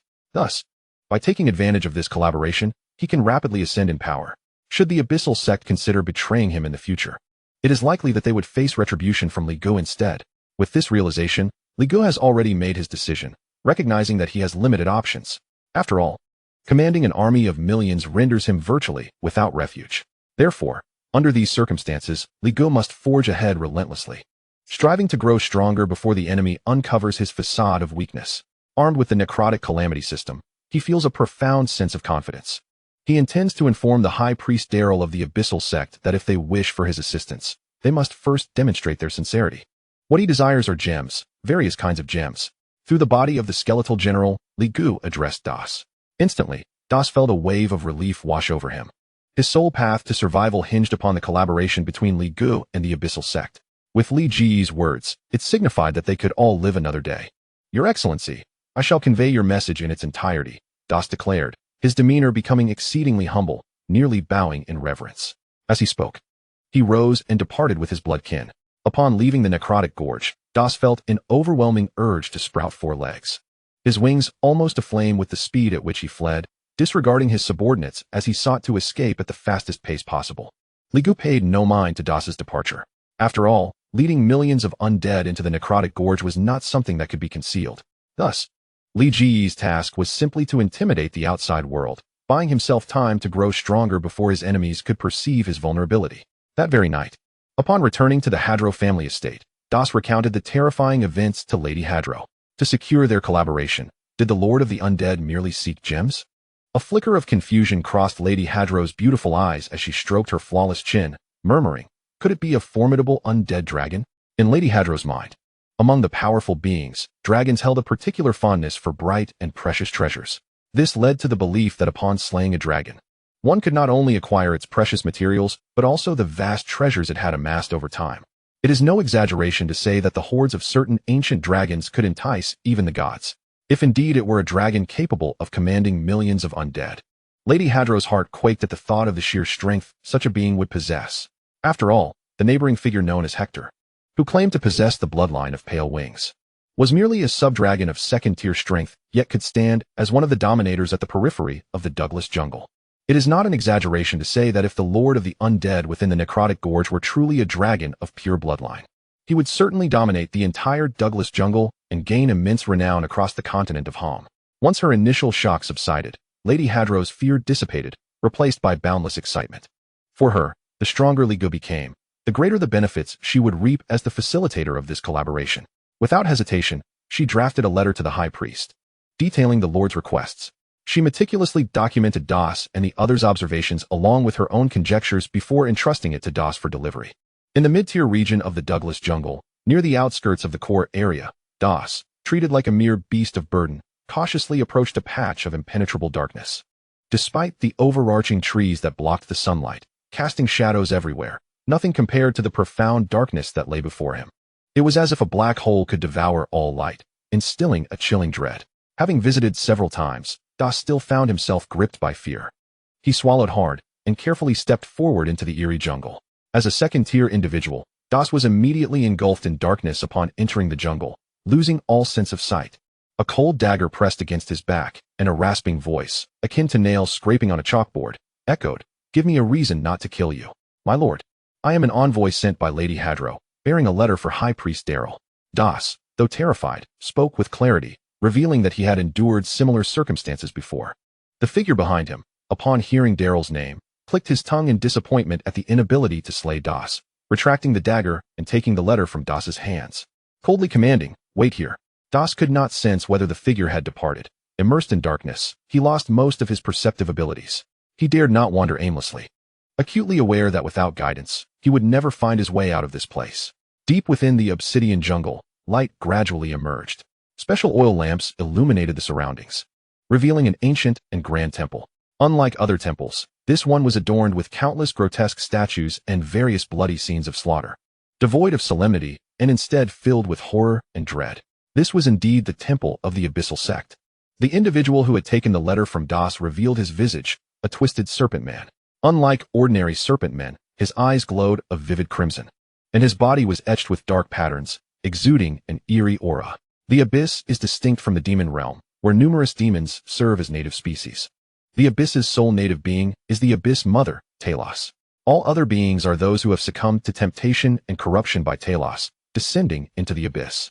Regardless of whether they are human, elf, orc, or any other race, any creature with desires risks being corrupted by Talos, becoming part of the Abyss. This serpent man, clutching the letter, directly approached the High Priest Daryl, who presides over this temple. Contrary to expectations, Daryl did not appear menacing. Instead, he bore a long white beard, his demeanor gentle and reminiscent of a kind elder. Upon receiving the letter from Lady Hadro, he opened it with a slight smile, saying, "Fond of gems, is he? Oh.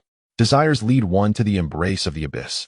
Go, retrieve that third-tier gem from the treasury." Chapter 45, The Perfect Pillow, Viven. In the necrotic gorge. After scaring Das away, Ligu resumed his previous rhythm.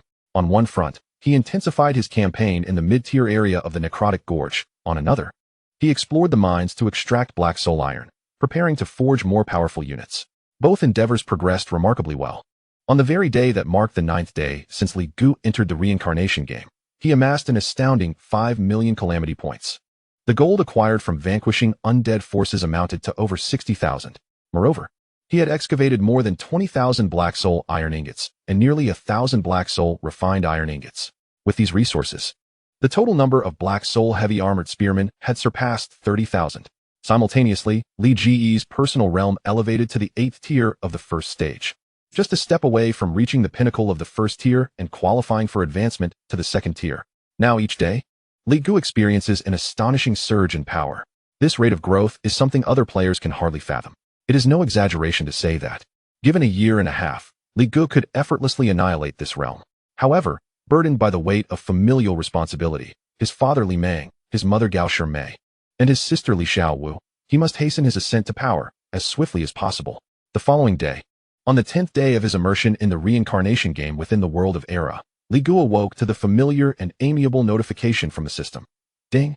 Daily settlement completed. Congratulations on acquiring 1 million skeleton soldiers.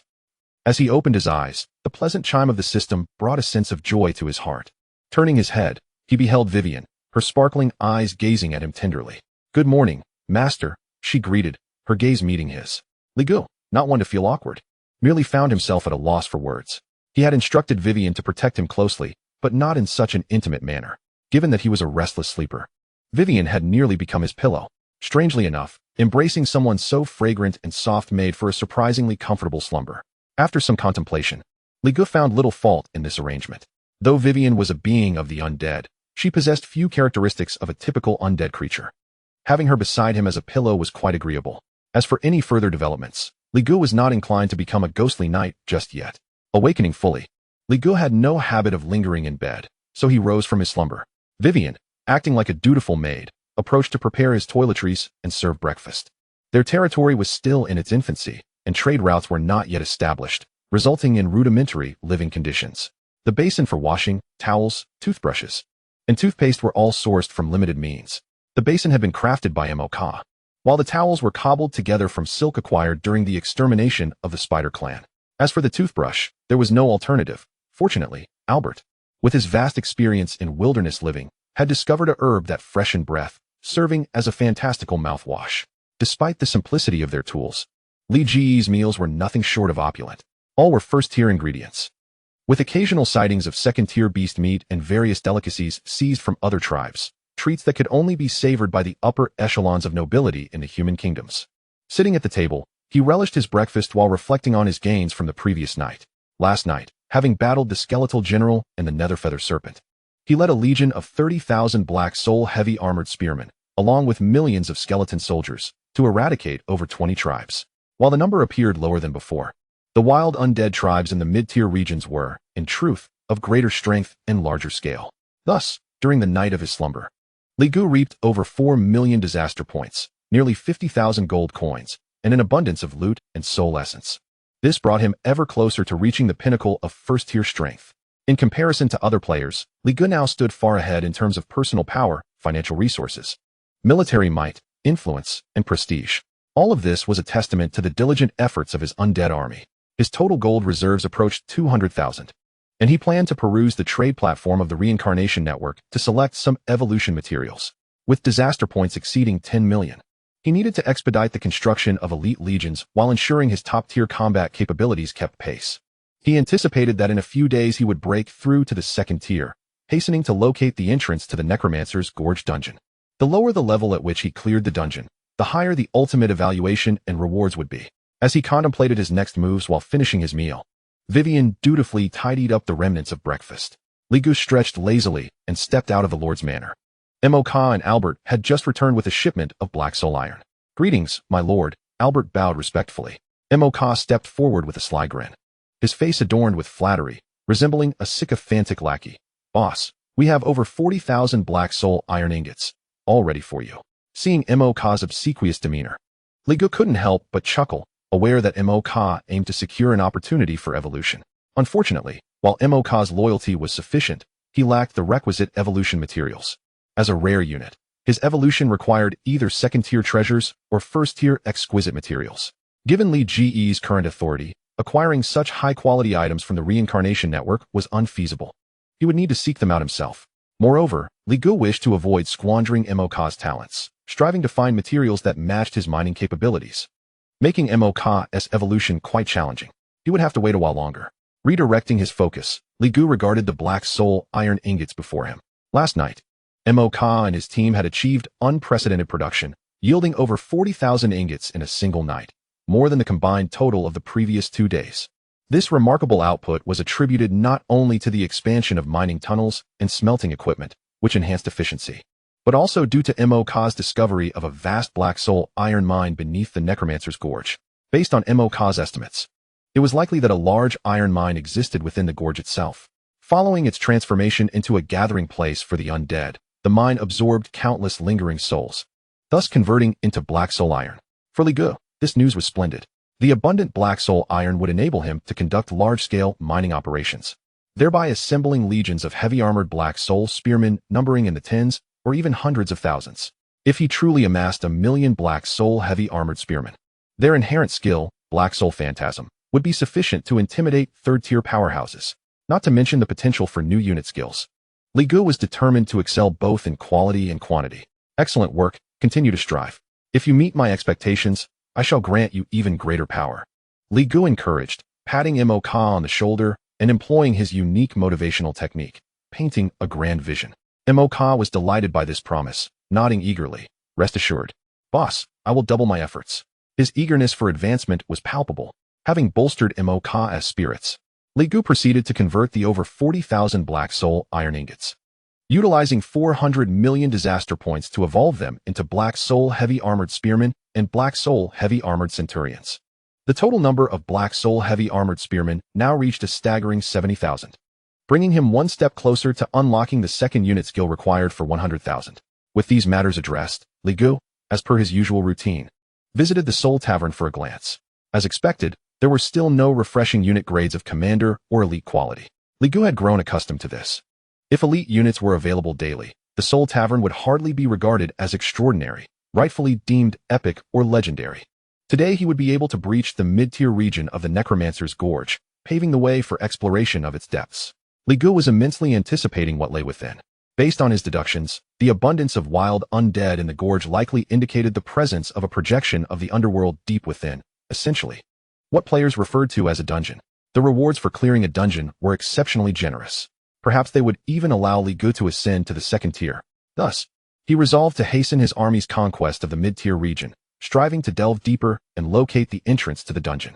However, just as he was deep in thought, an alarm sounded from the skeleton soldiers on the perimeter of the necromancer's gorge, partitioning a fragment of his consciousness. Li Gu accessed the perspective of the outer skeleton soldiers and beheld Das and his companions. Unlike before, Das was not empty-handed this time. He bore a multitude of treasure chests. Efficiently, they approached. A smile crept across Li Ji's lips. Clearly, what Das and his companions delivered was the reward from the Abyssal Sect for their collaboration with Li Gu. Chapter 46, A Profitable Venture, The Joy of Freebies. Li Gu eagerly anticipated the nature of the reward from the Abyssal Sect. Given Li Ji's displayed prowess, it was highly probable that they would regard him as a third-tier entity.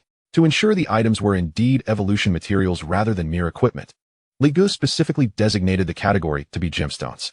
As long as Das brings a tier 3 gemstone, regardless of its quality, it would be sufficient for Lig to evolve into a commendable unit. Having learned from the previous ordeal, Das dared not venture deep into the Necromancer's Canyon. Instead, he stood at its periphery, laid all the treasure chests before him, knelt on one knee in a gesture of reverence, and proclaimed loudly, "Noble Lord of the Necromancer's Canyon, I have delivered the gifts of the sect." At the very moment Das's words echoed, the skeletal warriors surrounding him sprang into action, lifting the treasure chests from the ground. Observing this spectacle, Das trembled uncontrollably. He could scarcely fathom the existence of a being capable of commanding millions of undead with such ease. What immense power must such a presence wield? Even a lich could not achieve this. Once all the chests were removed, Lig commanded one of the skeletal soldiers to convey to Das, "Inform Daryl that I shall provide him with a satisfactory outcome based on the reward he offers." "Yes, great lord of the Necromancer's Canyon," Das quivered, his address shifting from noble to great. Lig directed the undead to transport all the chests, all the while under Das's awestruck gaze. However, Lig did not permit the undead to return the chests to the Forgotten River territory. In the world of adventuring, the paramount principle is caution. The Abyss sect's reputation was too tainted to risk them tampering with the treasures. Thus, Lig commanded the undead to carry the chests to a secluded location, where he instructed them to open all the chests. This way, should there be any curses, tracking spells, or spying enchantments, they would pose no threat to Lig. A dozen ordinary skeletal soldiers became the guinea pigs, placing the chests upon the ground. Among them were 10 large chests and 1 small. The skeletal soldiers followed Lig's orders, opening the 10 large chests first. Instantly, an array of radiant gemstones was revealed. Each chest, approximately knee-high and an arm's length, brimmed with a variety of gemstones. A rough estimate suggested each chest contained at least 1,000. Upon inspection, the attributes of the gemstones were as follows: lava crystal, tier 1, quality. A gemstone infused with the power of lava, when forged into weapons, bestows explosive and burning fire effects. Venomous kiss emerald, apprentice, fine. This gemstone possesses astonishing poisonous attributes, suitable for crafting weapons, potions, and items. Forest emerald, tier 2, quality, a wood attribute gemstone. Formed from the essence of the forest, significantly enhances healing spells. By my word, I am destined for wealth. Lig's eyes sparkled with excitement. While he had surmised that the Abyss sect might be generous, he had not anticipated such abundance. 10 chests, estimated to contain at least 10,000 gemstones. However, upon closer examination, Lig discovered that the most numerous among the gemstones was a variety known as the Venomous Kiss Emerald. This emerald, akin to Black Soul Iron, came in 2 grades, apprentice and tier 1, yet its quality far surpassed that of Black Soul Iron, being classified as fine. Based on Lig's experience, it was highly probable that he could evolve units into elite templates. This batch contained nearly 8,000 Venomous Kiss Emeralds. The sheer volume suggested that the Abyss sect likely controlled a vein of Venomous Kiss, hence the vast quantity. Aside from the Venomous Kiss, most of the remaining gemstones were tier 1, with only a scant 100 being tier 2. Yet, this was already quite significant. Just the 8,000 Venomous Kiss Emeralds were sufficient for Lig to forge a unit stronger than the Black Soul Heavy Armored Spearman, not to mention the thousands of apprentice, tier 1, and tier 2 gemstones. Out of the 11 chests, Lig had opened 10. The last one, though the smallest, appeared the most opulent. Lig felt a surge of anticipation regarding its contents. As he opened it, a skeletal soldier, following orders, approached to unveil the palm-sized yet extravagantly crafted chest. Instantly, a pale blue gemstone, resembling a small hammer, emerged. Through the skeletal soldier's perspective, Lig, as a player of the Reincarnation Game, beheld the gemstone's attributes. Craftsman Gem, Tier 3, Quality, a special gemstone containing the experiences of craftsmen, when utilized, directly enhances crafting skills. Note, this gemstone can serve as an evolution material. A Tier 3 gemstone. Lig's face illuminated with joy. This craftsman gem not only belonged to the Tier 3 category, but was also related to crafting professions, making it highly compatible with Mocha, the miner. Lig had not expected such fortune, especially after lamenting the difficulty of finding evolution materials for Mocha that very morning. Who could have foreseen that this craftsman gem would present itself so fortuitously? With this craftsman gem, I might just evolve my first king tier unit. Filled with anticipation, Lig promptly commanded Mocha through Albert to return and prepare for evolution. Chapter 47, A New Command. My lord has issued a new order. Follow me. Albert dutifully stated to Mocha. Although Albert's strength and template level were inferior to Mocha's, Mocha could discern that Albert was deeply trusted by Lig, making him a confidant.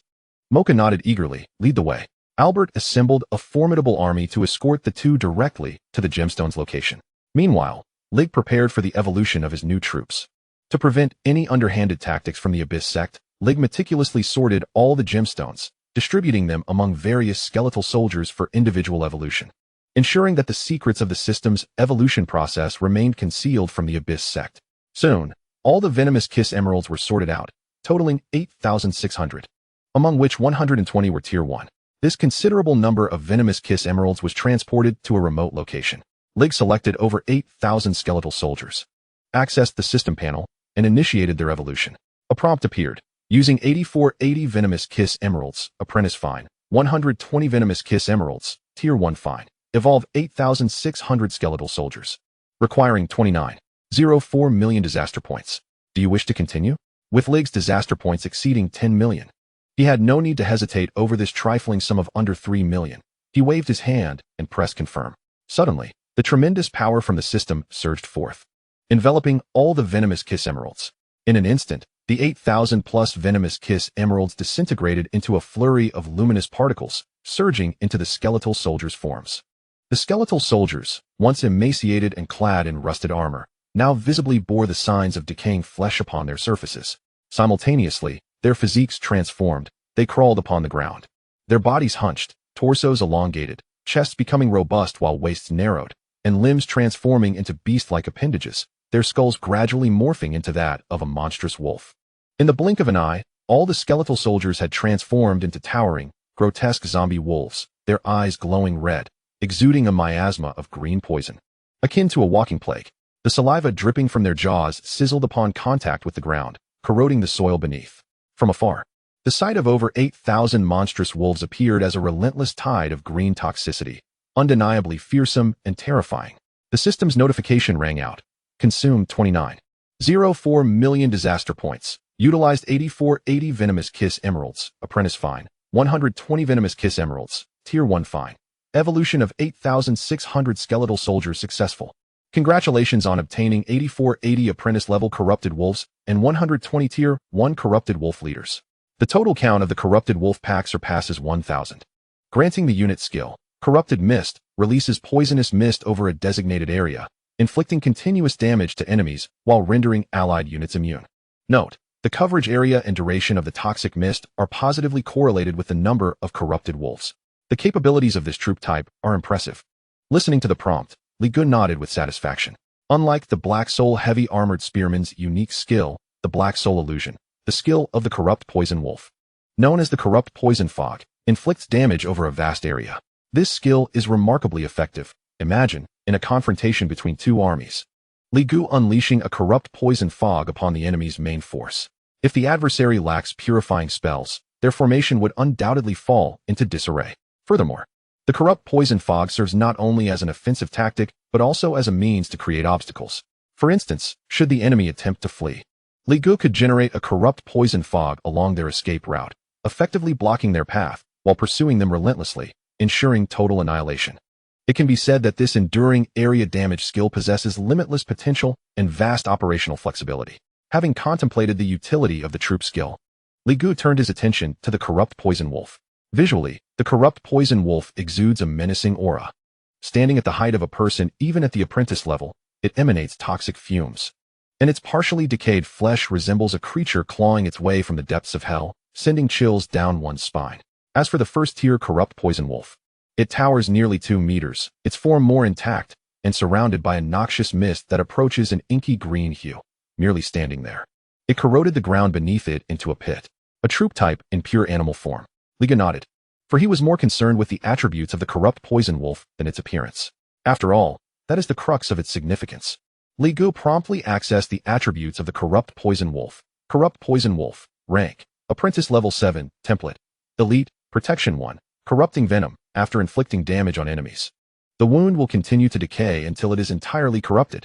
Skills, toxic spray, malicious bite, rotting curse, poison gas charge. Attributes, Constitution 89, Strength 89, Agility 102, Spirit 80. Equipment, Poison Gas Crystal Pendant, Rotting Toxin Collar, Lightness Bracelet. Evaluation, Exceptional. In summary, the corrupt poison wolf belongs to the agile troop category, suitable for kite tactics, inflicting lethal damage on foes through the accumulation of continuous poison damage. In practical application, it can be utilized in ambushes, rapid assaults, and relentless pursuits. Li Gu was quite pleased with the corrupt poison wolf. After all, its template level reaches the elite grade, surpassing the Black Soul Heavy Armored Spearman's elite level by a tier. Its combat power is significantly greater than that of the Black Soul Heavy Armored Spearman. With this formidable force, the overall strength of Li Ji's army has seen a marked enhancement. The only lamentation lies in the absence of a mine for the toxic Kiss Emerald, hindering the continuous production of the corrupt poison wolf troop. Li Gu felt a pang of regret. War inevitably incurs losses. Even with lower casualties, there will eventually come a day when the fighting ceases. Hence, assessing a troop's potential requires not only consideration of its combat power, but also its sustainability. However, since the Abyss sect has bestowed upon him a considerable quantity of toxic Kiss Emeralds, it is highly probable they possess a related mine. Should Li Gu triumph over the Abyss sect, he might remedy the shortcomings of the corrupt poison wolf troop. Suppressing this thought, Li Gu proceeded to utilize the remaining 2,000 scattered gems for evolution. The total expenditure amounted to just over 1 million. Most of them were apprentice units, along with 2 or 3 first-tier general units. However, lacking a cohesive system, Li Gu merely glanced over them without further concern. Yet, just after Li Gu completed the evolution, deep within the Douglas Forest, the Archbishop of the Abyss sect, Dariel, was filled with astonishment, murmuring, "Incredible indeed, my spells were so well concealed. Yet they were discovered and silently dispelled." Dariel yearned to uncover the nature of the entity occupying the necromancer's gorge. However, he refrained from being too overt, fearing he might provoke a fatal response, and thus took this opportunity to leave a subtle scrying spell within an inconspicuous gem. This spell was naturally erased by the system during Li Ji's evolution process. Yet, Dariel was unaware of Li Ji's system. He believed this was Li Ji's own power. The ability to effortlessly erase my spells in silence suggests the presence of at least a Tier 3 commander, if not a king-level entity. It appears I must exercise greater caution. Meanwhile, Li Gu remained oblivious to Dariel's thoughts, and was unaware that his own composure had inadvertently dispelled Dariel's spell during the recent evolution, sparing him from a significant crisis. At that moment, the artisan gems had already reached Mocha's location, and Li Gu prepared to initiate Mocha's evolution. He was quite eager for this evolution, as it could very well result in his first king-level unit. Chapter 48. Boss, there is no need to pity me. Mocha followed Albert to a desolate wasteland, where nothing but skeleton soldiers surrounded them. This environment instinctively heightened Mocha's anxiety. However, he remained silent and made no other movements. In comparison to the latent dangers, Mocha feared his own insignificance even more. The greatest tragedy of sentient beings is harboring desires they cannot fulfill. Having endured the oppressive darkness, Mocha understood all too well that weakness is a primal sin.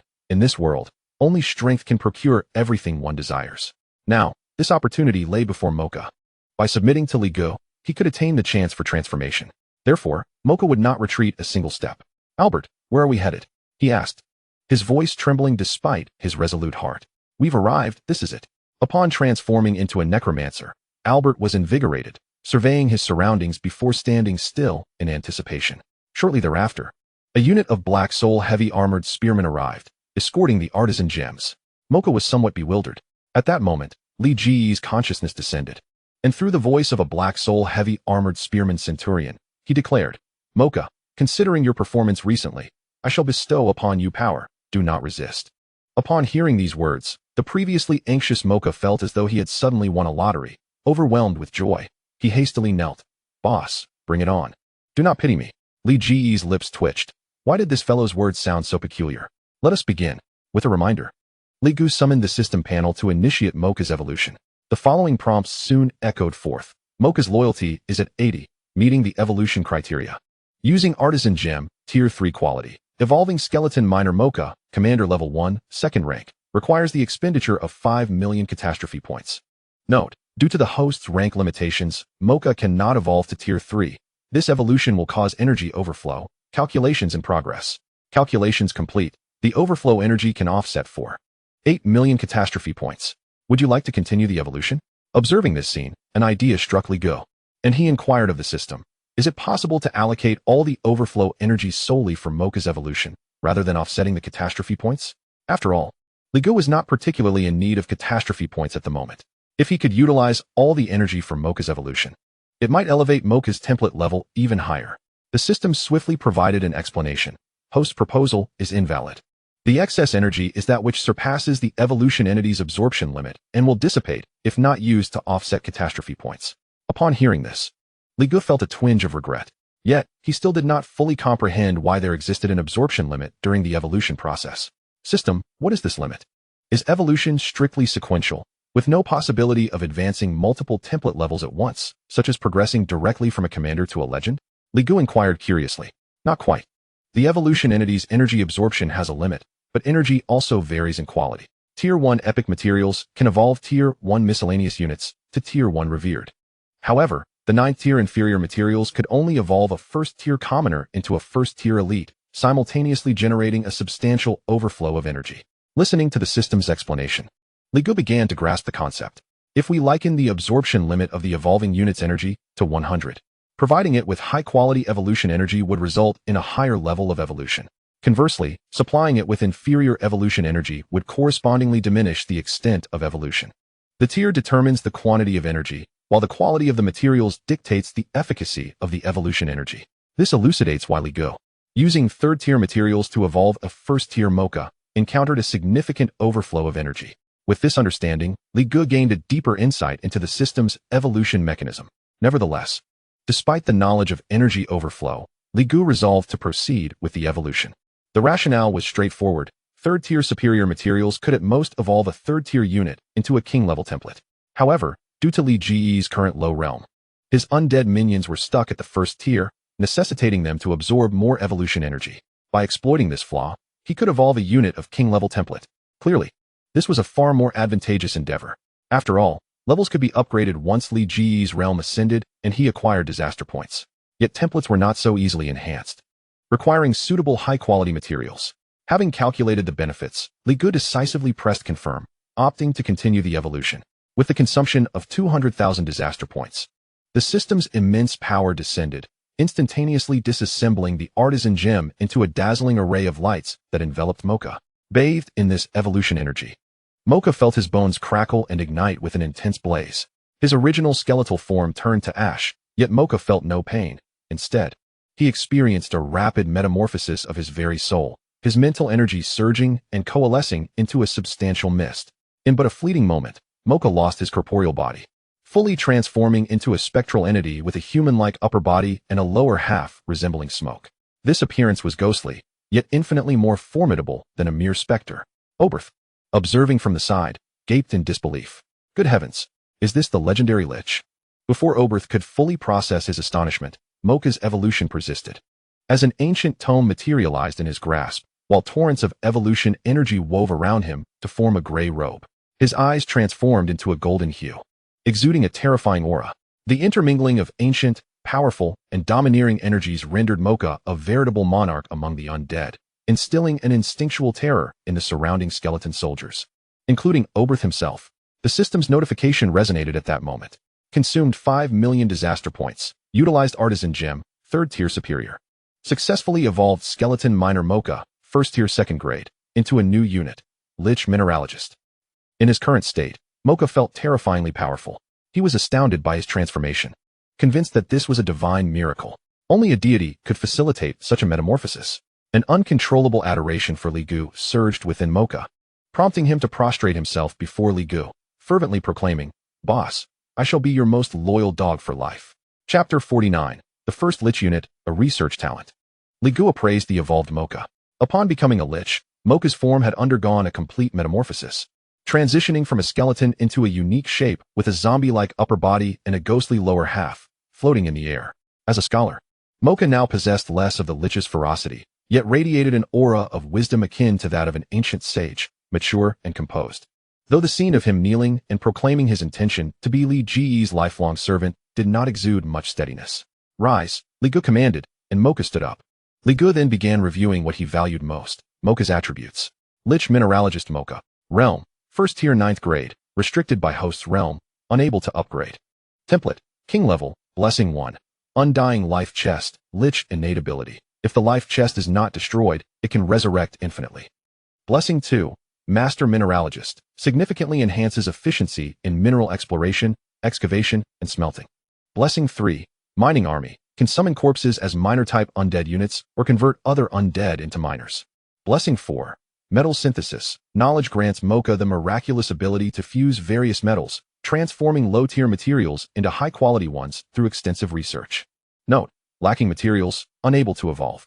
Skills: Resurrection of the Dead, Master-level Mineral Exploration, Master-level Smelting Tool Construction, Master-level Mineral Smelting, Master-level Materials Science.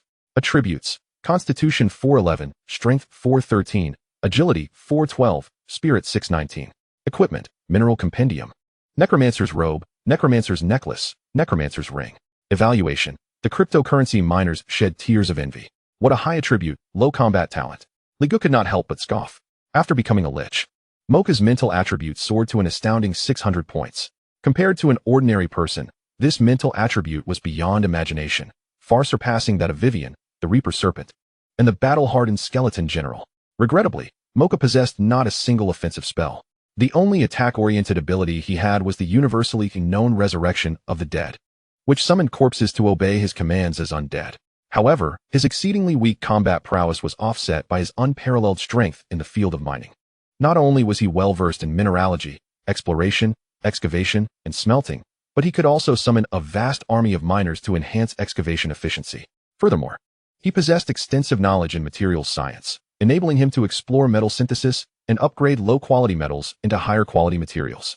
This capability of metal synthesis was far more crucial to Li Gu than mere combat strength. After all, with the disaster undead system in place, as long as high-quality materials were located, Li Gu would not lack for high-end combat power in the future. Meanwhile, Mocha, as a research-oriented talent closely tied to productivity, was a rare gem. By leveraging metal synthesis, Li Ji's forces, such as the Black Soul Heavy Armor Gunner and the Corrupted Wolf, now had a pathway for advancement. Within this framework, they could evolve into more high-template units, enhancing their skills and raising their limits, thereby augmenting the combat strength of his army. Thus, despite Mocha's weak combat ability, Li Gu was exceedingly satisfied with him. At the same time, observing Mocha's attributes, Li Gu felt a twinge of envy. High-template units were undeniably powerful. When would he too possess such blessings? After all, as a lich, Mocha's first blessing, Undying Life Chest, was practically a life-saving miracle. As long as the life chest remained intact, Mocha possessed the ability to resurrect indefinitely. Admittedly, numerous abilities such as divine techniques, curses, and causal skills could slay a lich. Yet, this formidable life-preserving capability rendered the lich race remarkably resilient, with many having survived for millennia. They stood as the pinnacle of survival ability among the undead, their reputation echoing throughout the multiverse. In contrast, Li Gu, devoid of the system, was merely an unremarkable necromancer, lacking any blessings, and weak in comparison. Take it slow, Li Gu thought. After all, he had only been in the game for 10 days. Finding suitable job transition items would require time and fortune, and haste would serve no purpose. Looking at the evolved Mocha, Li Gu commanded, from now on, continue mineral exploration and attempt to research Black Soul Iron, to see if it can be synthesized into fine or even higher quality Black Soul Iron. Boss, I swear not to dishonor your command, Mocha declared with enthusiasm, immediately expressing his determination. As Mocha has undergone evolution, becoming a summoned creature under Lig's command, it has exhibited unwavering loyalty, rendering it unnecessary for Oberth to be stationed nearby for surveillance. Thus, Lig has recalled Oberth, intending for him to manage the territory. Despite Oberth being a skeleton, Lig can perceive a sense of envy towards Mocha emanating from the flames of his soul. Lig conveyed a message. Rest assured, once I procure suitable materials, I shall facilitate your metamorphosis to a higher echelon. After all, Oberth had saved Lig's life at the onset of the game. With such a monumental debt of gratitude, Lig could not possibly neglect Oberth. It can be said that as long as Oberth refrains from reckless actions in the future, he is destined to remain within Lig's core leadership for an extended duration. After all, Lig is not one to forget a favor.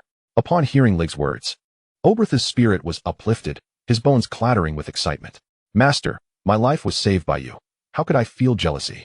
Henceforth, command me as you wish. Lig, upon hearing this, offered a faint smile and withdrew his consciousness. At this moment, having evolved the corrupted vile wolf and added tens of thousands of black soul heavy armored soldiers, their overall strength surged. It is anticipated that by the end of today, they will have thoroughly purged the mid-regions of the Necromancer's Canyon, embarking towards its depths in search of potential dungeon entrances. However, such matters require little concern from Lig.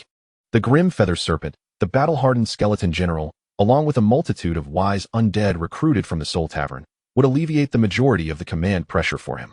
Lig merely needed to assume the role of a local sovereign, issuing orders, while enjoying a leisurely conversation with Viven, imparting some general knowledge, and awaiting good news. This unpretentious life is something other players yearn for, a life they can only covet. As time passed, the corrupted vile wolves, adhering to Lig's commands, raced into the mid-regions of the Necromancer's Canyon, commencing their thorough cleansing of the area. Numerous wild undead tribes were eradicated, with gold, reputation, loot, soul essence, and disaster points accumulating like a flowing river. In the depths of the Necromancer's Canyon, the ember-scorched vulture observed this scene, trembling in fear, its soul flames flickering, hastily flapping its wings to report to Anthony. Anthony stood at the cave's entrance, before the precipice from which countless undead surged, deep in thought, surrounded by crumpled papers. His remaining hair clutched in despair, his eyes bloodshot as if he had been laboring over exam papers for 3 days and nights. I cannot solve this question. It is far too difficult. Anthony knelt, howling towards the sky, faint strains of a melancholic melody echoing. A few days prior, upon learning of Lig's arrival, Anthony resolved to go all in. Yet, achieving such a bold stance was no simple task. After spending years in the Necromancer's Canyon, Anthony had been researching methods from the base of the cliff, yet had not attained any decisive breakthroughs. To expect him to devise a solution in mere days was evidently a pipe dream. At that moment, the ember-scorched vulture arrived behind Anthony with a low growl. What? The undead in the mid-regions are nearly exterminated? So swiftly. Understanding the implication of the ember-scorched vulture's words, Anthony's eyes nearly bulged from their sockets. Unable to conceal his shock, having dwelled in the Necromancer's Canyon for so long, he was acutely aware of the undead's numbers. He swallowed hard, his hands and feet growing cold, his pupils trembling slightly. In just a few days, the outer and mid-regions undead had been cleared. What terrifying entity could achieve such a feat? Anthony glanced at the cliff, filled with trepidation. If he were to utilize the teleportation array, he could escape. However, fleeing would mean foregoing this once-in-a-lifetime opportunity. Could he accept that? My life has been a precarious tightrope. After finally discovering this chance, if I continue to flee, I will surely remain at the second tier. Anthony gritted his teeth, stamping his foot, a glimmer of determination igniting in his eyes. If not now, when? It's time to prepare. I shall enter the entrance at the base of the cliff. Anthony decided to take the plunge, issuing commands to the ember-scorched vulture. The ember-scorched vulture, wide-eyed, stepped back a few paces, fearfully glancing at the cliff. From the precipice, undead continued to emerge, streaming down the pathways from the cliff summit and spreading throughout the Necromancer's Canyon. Although these undead were feeble, the ember-scorched vulture's fear stemmed not from them, but from the presence at the cliff's base. This invoked many unsettling memories. Grr. The ember-scorched vulture, akin to a frightened dog, tucked its tail and flattened its ears, its voice quivering. You fool, I fear nothing. Why should you? Anthony shot the ember-scorched vulture a glare, somewhat displeased. The ember-scorched vulture had grievances of its own, naturally. As the benefactor, Anthony had nothing to fear. Damn it. I'm merely a laborer. You want me to risk my life? Even though Anthony was formidable, he was not Lig, who commanded utterly loyal undead units. It is crucial to understand that possessing intelligence implies self-awareness. Any sentient being, even those as close as father and son, may find themselves at odds due to conflicting interests. This is an unalterable law across all realms. The ember-scorched vulture, despite having entered into a contract with Anthony, could not fully execute his commands. This highlights the formidable nature of the Undead Calamity System. All undead under Lig's command are unwaveringly loyal vassals, more fervent than devotees of divine beings, able to be commanded to perform any task with a mere word. In this moment, faced with death, the ember-scorched vulture's fear ultimately outweighed its reason, and it turned to flee, seeking to escape the scene. "You cowardly cur." Anthony observed this and snorted coldly, immediately casting a spell. In an instant, the ember-scorched vulture emitted a mournful cry, its body enveloped in an intricate web of runes. Rolling on the ground in agony, after a lengthy pause, Anthony gazed coldly at the ember-scorched vulture. "Have you come to your senses?" "Grr." The ember-scorched vulture, seemingly resigned, lowered its head and emitted a pitiful whine. "Go, prepare the necessary items." After issuing his command, Anthony strode towards the laboratory. The ember-scorched vulture, adhering to Anthony's directives, set off in another direction to gather supplies. A collection of remnants accumulated over Anthony's century of research was transported by the ember-scorched vulture to Anthony's side. With a serious demeanor, Anthony rolled out a massive iron sphere resembling a space capsule from the laboratory. He cast a spell, causing the remnants on the ground to levitate and adhere to the surface of the iron sphere.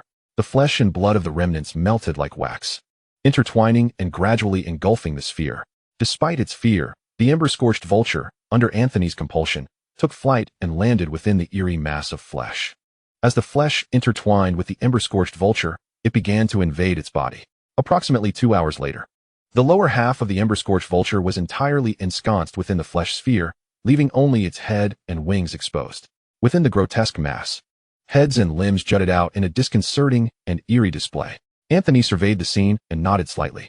Although it did not reach his ideal state, it was the pinnacle of what he could achieve through a century of research. "Today, I shall surely enter." Anthony approached the flesh sphere, and as he drew near, the surface of the sphere parted, revealing the iron sphere within. Upon opening the iron sphere's hatch, there was just enough space for one person, akin to a coffin. Anthony, not one to be picky, lay down inside, closing the hatch, while the flesh sphere enveloped him once more. With all preparations complete, Anthony commanded the ember-scorched vulture, "Now, let us depart." The residual flames of the fiery vulture intertwined with the massive flesh orb, sending forth a mournful cry as it flapped its wings, gradually lifting the enormous mass into the air, heading towards the precipice from which countless specters surged forth. As the fiery vulture dove towards the chasm's depths, it was as if a hornet's nest had been prodded, driving the spirits clinging to the cliffside into a frenzy, leaping to assault the vulture. These specters were not particularly formidable, merely first tier at best, with the strongest among them barely reaching the second tier. However, their sheer numbers were overwhelming, seemingly boundless. Intent on engulfing the fiery vulture, the flesh orb, which was parasitically attached to the lower half of the fiery vulture, suddenly sprouted numerous tendrils, welcoming all comers and ensnaring the spirits that swarmed around it, wrapping them tightly upon its surface. The orb began to swell at an alarming rate, accumulating mass like a rolling snowball, surpassing the limits of what the fiery vulture could bear. What had commenced as a descent now transformed into a plummet straight down towards the chasm's abyss. The terrified cries of the fiery vulture mingled with the furious howls of the innumerable spirits, echoing throughout the gorge. The surrounding light rapidly dimmed until it became an impenetrable darkness, as if plunging into an abyss. After an agonizing 2 to 3 minutes, a ray of light suddenly emerged from the depths of the chasm. It revealed a colossal formation, spanning over 300 meters in diameter. The complexity of its runes and the might it exuded were enough to send shivers down one's spine. Inside the flesh orb, concealed within a specially crafted metallic apparatus, Anthony's eyes sparkled with a glimmer of excitement. Regardless of the outcome, everything hinged on this moment. Victory would mean the acquisition of the coveted models, defeat, the loss of those very same models. The distinction lay solely in the manner of pursuit. Chapter 51, The Legend of 3,000 Years Ago, Andite. Approach it. Approach it. The fate of this endeavor lies within reach. Through incantations, Anthony peered through the portal and the obstructing flesh orb, his gaze fixed upon the immense formation from which a continuous stream of specters emerged, his heart ablaze with fervor. He had ventured into the Valley of the Undead because of a legend that pervaded the world of Era. 3 millennia ago, a powerful figure named Andite had unleashed a cataclysm of the undead, nearly obliterating the entire realm. The Radiant Temple had invoked the power of the Holy Light, and 9 demigods had united to cast a forbidden spell, ultimately slaying Andite. It was said that after his demise, Andite left behind a legacy in the world of Era. Yet, most dismissed this as mere folklore, a tale distorted through generations. However, by a stroke of fortune, Anthony had stumbled upon a clue regarding Andite's legacy. After meticulously unraveling the threads of the legend and exhausting countless resources in his quest, he had, against all odds, pinpointed the coordinates of Andite's inheritance, right beneath the Valley of the Undead, beneath this very formation. Through relentless exploration, the existence of this formation had been uncovered, though Anthony remained ignorant of what lay buried beneath the formation. The legacy of a legendary figure capable of inciting a cataclysm of the undead was enough to drive him to madness. Subsequently, through Anthony's ongoing experiments, he discovered that there existed another realm beneath the formation. Alas, this formation was a portal, and despite a century of attempts, Anthony had been unable to breach it to uncover its true secrets. Was it Andite's treasure? Or perhaps a spell legacy from Andite himself? Or even artifacts of legendary status left behind by Andite? Anthony's anticipation soared as he urged the fiery vulture closer. The vulture flapped its wings with all its might. But the weight of the flesh orb had long exceeded its capacity, plummeting directly towards the formation. As the flesh orb neared the formation, suddenly, searing black flames erupted from within the formation. The spirits clinging to the orb were instantly annihilated. The majority of the orb, enwrapped in black flames, hissed and rapidly disintegrated into ash. Yet, visibly, a small portion of the orb had already penetrated the formation, sinking towards the other side. Success was within grasp. Anthony felt an exhilarating rush. After a century of research, he had confirmed that this formation functioned as a spatial conduit, but entering it would provoke the mysterious black flames. Strangely, the higher one's tier, the more intense the black flames became. For instance, the black flames triggered by the formation were exponentially more potent for second-tier beings than for first-tier ones, a disparity that was leagues apart. Previously, Anthony had tried numerous methods, all resulting in failure. In recent years, he had shifted his approach, utilizing a multitude of first-tier beings as shields, coupled with specially designed defensive apparatuses, hoping to deceive the formation and diminish the intensity of the black flames, allowing himself to slip through. The culmination of this research was the creation of the flesh orb. Now, it appeared that his strategy was remarkably viable. He had achieved the most significant breakthrough in nearly a century. I have succeeded. I am on the verge of becoming the second Andite, a legend that will make the entire world tremble before me. Anthony laughed heartily, akin to a man who had just passed an examination, filled with anticipation for what awaited him beyond the formation. Yet, as the flesh orb barely squeezed into the formation, the black flames erupted with a sudden ferocity, multiplying in intensity, consuming everything in a matter of moments. The entire formation transformed into an inferno of black flames. The spirits that had clung to the orb, entangled in flesh, rapidly turned to ash, disintegrating in an instant. Anthony's laughter was abruptly silenced. He hastily commanded the fiery vulture, "Hurry, ascend." The vulture flapped its wings desperately, but the black flames, relentless as a festering plague, surged towards it, filling it with dread. Faced with death, the fiery vulture could not afford hesitation. It let out a mournful cry, its magical essence surging as the majority of its fused body with the orb detonated. Half of the fiery vulture was liberated, driven by the instinct to survive. It strained to ascend into the skies. Damnable beast. Anthony cursed the vulture's betrayal, intent on casting a spell to drag it down with him. But once the vulture took flight, the orb lost all momentum, swallowed by the encroaching black flames. The metallic chamber, painstakingly crafted over a century, melted away in an instant, obliterating Anthony into mere ashes. The fiery vulture, in a state of panic, severed its lower half. Though weakened, it was determined to survive, sacrificing everything to soar upward, ultimately reaching the cliff's summit, crashing heavily to the ground. In contrast, at the base of the chasm, Anthony's assault seemed to have shattered some equilibrium within the formation, which now shimmered with radiant light as an uncountable horde of spirits surged forth. Skeletons, zombies, phantoms, and stitched monstrosities emerged in staggering numbers. The fiery vulture, having just caught its breath upon reaching the summit, found itself choking on the very air it had just inhaled. It let out a cry reminiscent of a frenzied wild dog, its half-body and wings propelling it farther away. Behind it, the formation at the cliff's base amassed a colossal surge of magical energy, transforming into a shockwave that soared toward the heavens, unleashing a terrifying force that ruptured the ground. The thunderous roar echoed like a volcanic eruption, the shockwave carrying forth spirits into the sky, some perishing upon impact, while many more, like a tidal wave, spread outwards in all directions.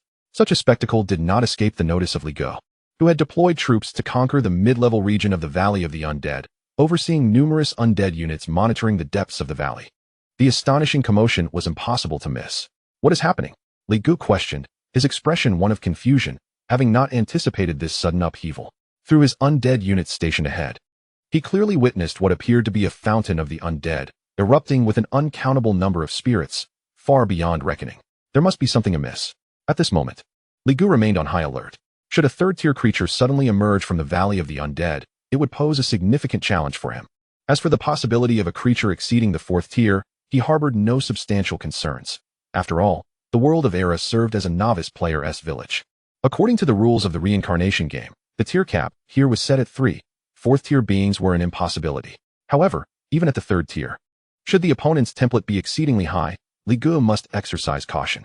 Do not be deceived by the seemingly minor differences among the first, second, and third tiers.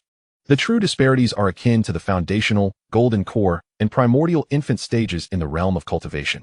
Each major realm represents an insurmountable chasm. In circumstances shrouded in uncertainty, the more one acts, the greater the likelihood of missteps.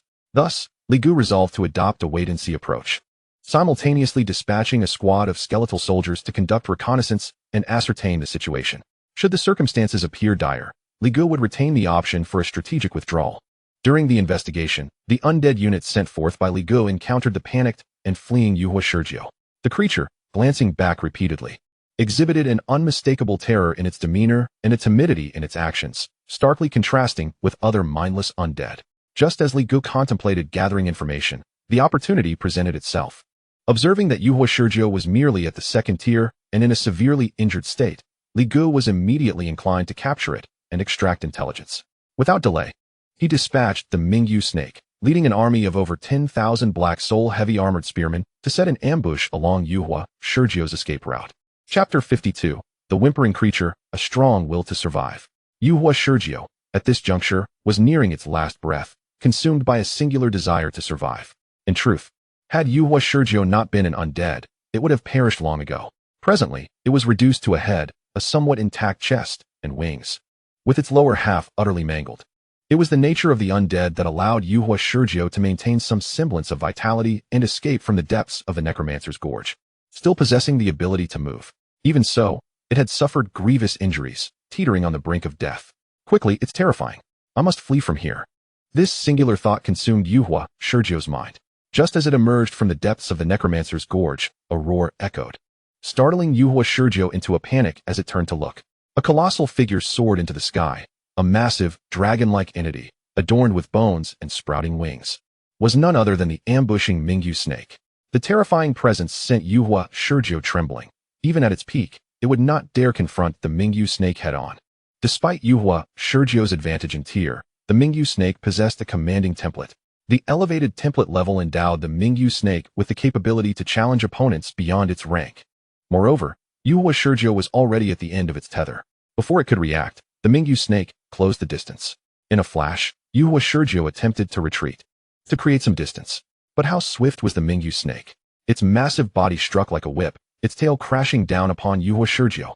With a mournful wail, Yuhua Shirjiu felt as though struck by a meteor, unable to withstand the force, instantly losing its balance and plummeting to the ground, creating a vast crater amidst a cloud of dust. Countless black soul-heavy armored spearmen surged forward, surrounding Yuhua Shirjiu. Yuhua Shirjiu lamented its misfortune. How could it be so unlucky? Not only was it coerced by a malevolent master into risking its life, but now, after narrowly escaping danger, it found itself ensnared once more. Nonetheless, even in dire straits, Yuhua Shirjiu did not surrender. It sought nothing more than to live. Whimpering, it cowered on the ground, its voice trembling as it desperately pleaded for mercy. Observing the scene, Li Gu commanded the Mingyu snake, "Do not kill it. Take it to Imoka." Upon receiving the order, the Mingyu snake coiled around Yuhua Shirjiu and ascended into the skies, heading directly toward Imoka's location in the mining area. At this moment, Yuhua Shirjiu remained oblivious to the circumstances.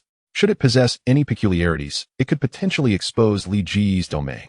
Therefore, out of an abundance of caution, Li Gu had no intention of bringing it back to his territory. Moreover, interrogating for information would constitute interrogation regardless. Although Imoka was a scholar, he was nonetheless a lich, inherently endowed with the ability to communicate with souls, making him capable of conversing with Yuhua Shirjiu. This was precisely why Li Gu instructed the Mingyu snake to deliver Yuhua Shirjiu to Imoka. With the Mingyu snake's speed, it soon arrived at the mining area. After several days of labor involving millions of skeletal soldiers, the mining site had taken on a preliminary form. Within the area, Countless skeletons busily transported excavated raw materials from the depths of the mine, akin to industrious ants. On the ground, towering magical furnaces emitted astounding heat, refining the black soul iron ore into ingots. Notably, these magical furnaces did not rely on coal for fuel. Instead, they were powered by magical energy. As for the source of this magical energy, it was, of course, the skeletal soldiers. Though the skeletal soldiers may seem weak, they were indeed authentic magical beings. Given the astonishing number of skeletal soldiers under Li Ji's command, they naturally became the best source of energy. After supplying energy to the furnaces, the skeletal soldiers could retreat to standby mode, ready to recharge once their magical energy was restored. They functioned as pure, eco-friendly skeletal generators, enough to bring tears to the eyes of any capitalist. Upon receiving Li Ji's orders, Imoka had already stepped out to welcome them. The Mingyu snake descended, dropping the barely alive Yuhua Shurgyo onto the ground. Yuhua Shurgyo struggled to maintain its composure, wishing to survey its surroundings, but upon catching sight of Imoka, it nearly lost the remainder of its breath. A lich. This was indeed a lich. If the undead were capable of tears, Yuhua Shurgyo would be weeping profusely at this moment. As a unit of royal template, a lich was a legendary existence, a being capable of contending with dragons. Yuhua Shurgyo, merely a second-tier creature of elite template, was on the verge of fainting from fright. Seeing this, Imoka casually released magical energy to stabilize Yuhua Shurgyo's injuries. Li Ji's command was to extract information, and he did not wish for Yuhua Shurgyo to perish before the interrogation could commence. Now, I will ask, and you shall answer. Imoka declared coldly to Yuhua Shurgyo. Whimpering, Yuhua Shurgyo became utterly compliant, its face betraying its fear, daring not to resist, even slightly. In a swift exchange of questions and answers, Imoka pieced together the sequence of events. As Anthony's right-hand creature, Yuhua Shurgyo had accompanied Anthony for a century, privy to the majority of the inner workings. Through Imoka's perspective, Li Gu also grasped the reasons behind the sudden upheaval deep within the necromancer's gorge. Was it the inheritance of Andit? Li Gu pondered, stroking his chin in contemplation. For a century, Anthony had schemed within the necromancer's gorge, seeking the inheritance of Andit, only to be utterly terrified by the millions of undead brought by Li Gu, prompting him to alter his plans prematurely. Ultimately, the plan failed, inadvertently triggering that array, resulting in countless undead surging forth from it. Now, Anthony was no more. A choice lay before Li Gu. Should he explore the treasure of Andit? The necessity for deliberation arose from the inherent risks involved. What if Andit was not dead but sought to utilize this inheritance to orchestrate a resurrection? Should Li Gu proceed recklessly, he might find himself the victim, squandering his bright future. After a moment of reflection, Li Gu opted for a compromise. First, he would eliminate the undead spilling forth from the array and ascertain the situation surrounding it. Anthony had toiled beside the array left by Andit for over a century, yet nothing had transpired. This indicated that the area surrounding the array posed little danger. Since there was no threat, Li Gu could set his mind at ease and proceed to exterminate this batch of undead. After all, this was a significant point of disaster. Chapter 53, Striking Rich. Li Gu promptly consolidated his forces, comprising 80,000 black soul heavy armored spearmen, 8,000 corrupted wolves, and millions of skeleton soldiers. Under the command of the battle-hardened skeleton general and the phantom feather serpent, they advanced resolutely into the depths of the necromancer's gorge. The terrain of the necromancer's gorge is characterized by a vast chasm. Thanks to this topography, Li Gu, having secured the mid and outer layers, had effectively encircled the gorge. The wild undead that surged forth from the depths appeared as if trapped in a jar. The battle-hardened skeleton general stood tall, flanked by the formidable ranks of black soul heavy armored spearmen, their dark formations resembling a menacing storm cloud, exuding an overwhelming presence. On either side, the corrupted wolves prowled fiercely, their ominous forms, coupled with the swirling noxious mist, further enhanced the aura of intimidation. Behind them lay an inexhaustible wave of skeleton soldiers. Faced with such a formidable array, the wild undead instinctively recoiled in fear. Yet, overwhelmed by the sheer number of adversaries, they found no room to retreat. Kill! With a thunderous roar from the battle-hardened skeleton general, the army surged forward relentlessly. Warfare was on the verge of erupting. The black soul heavy armored spearmen charged with precision, their disciplined formations wreaking havoc upon the disorganized wild undead, delivering a decisive blow. Countless skeletons and zombies were trampled into shards beneath their feet. The corrupted wolves unleashed a collective torrent of toxic breath, transforming the air into a choking mist that inflicted persistent damage upon the wild undead. Meanwhile, the flying undead, led by the phantom feather serpent, pursued and annihilated their airborne counterparts with relentless fervor. The million-strong skeleton soldiers advanced like a white wall, akin to a tidal wave, sweeping all before them. Carnage, slaughter, annihilation.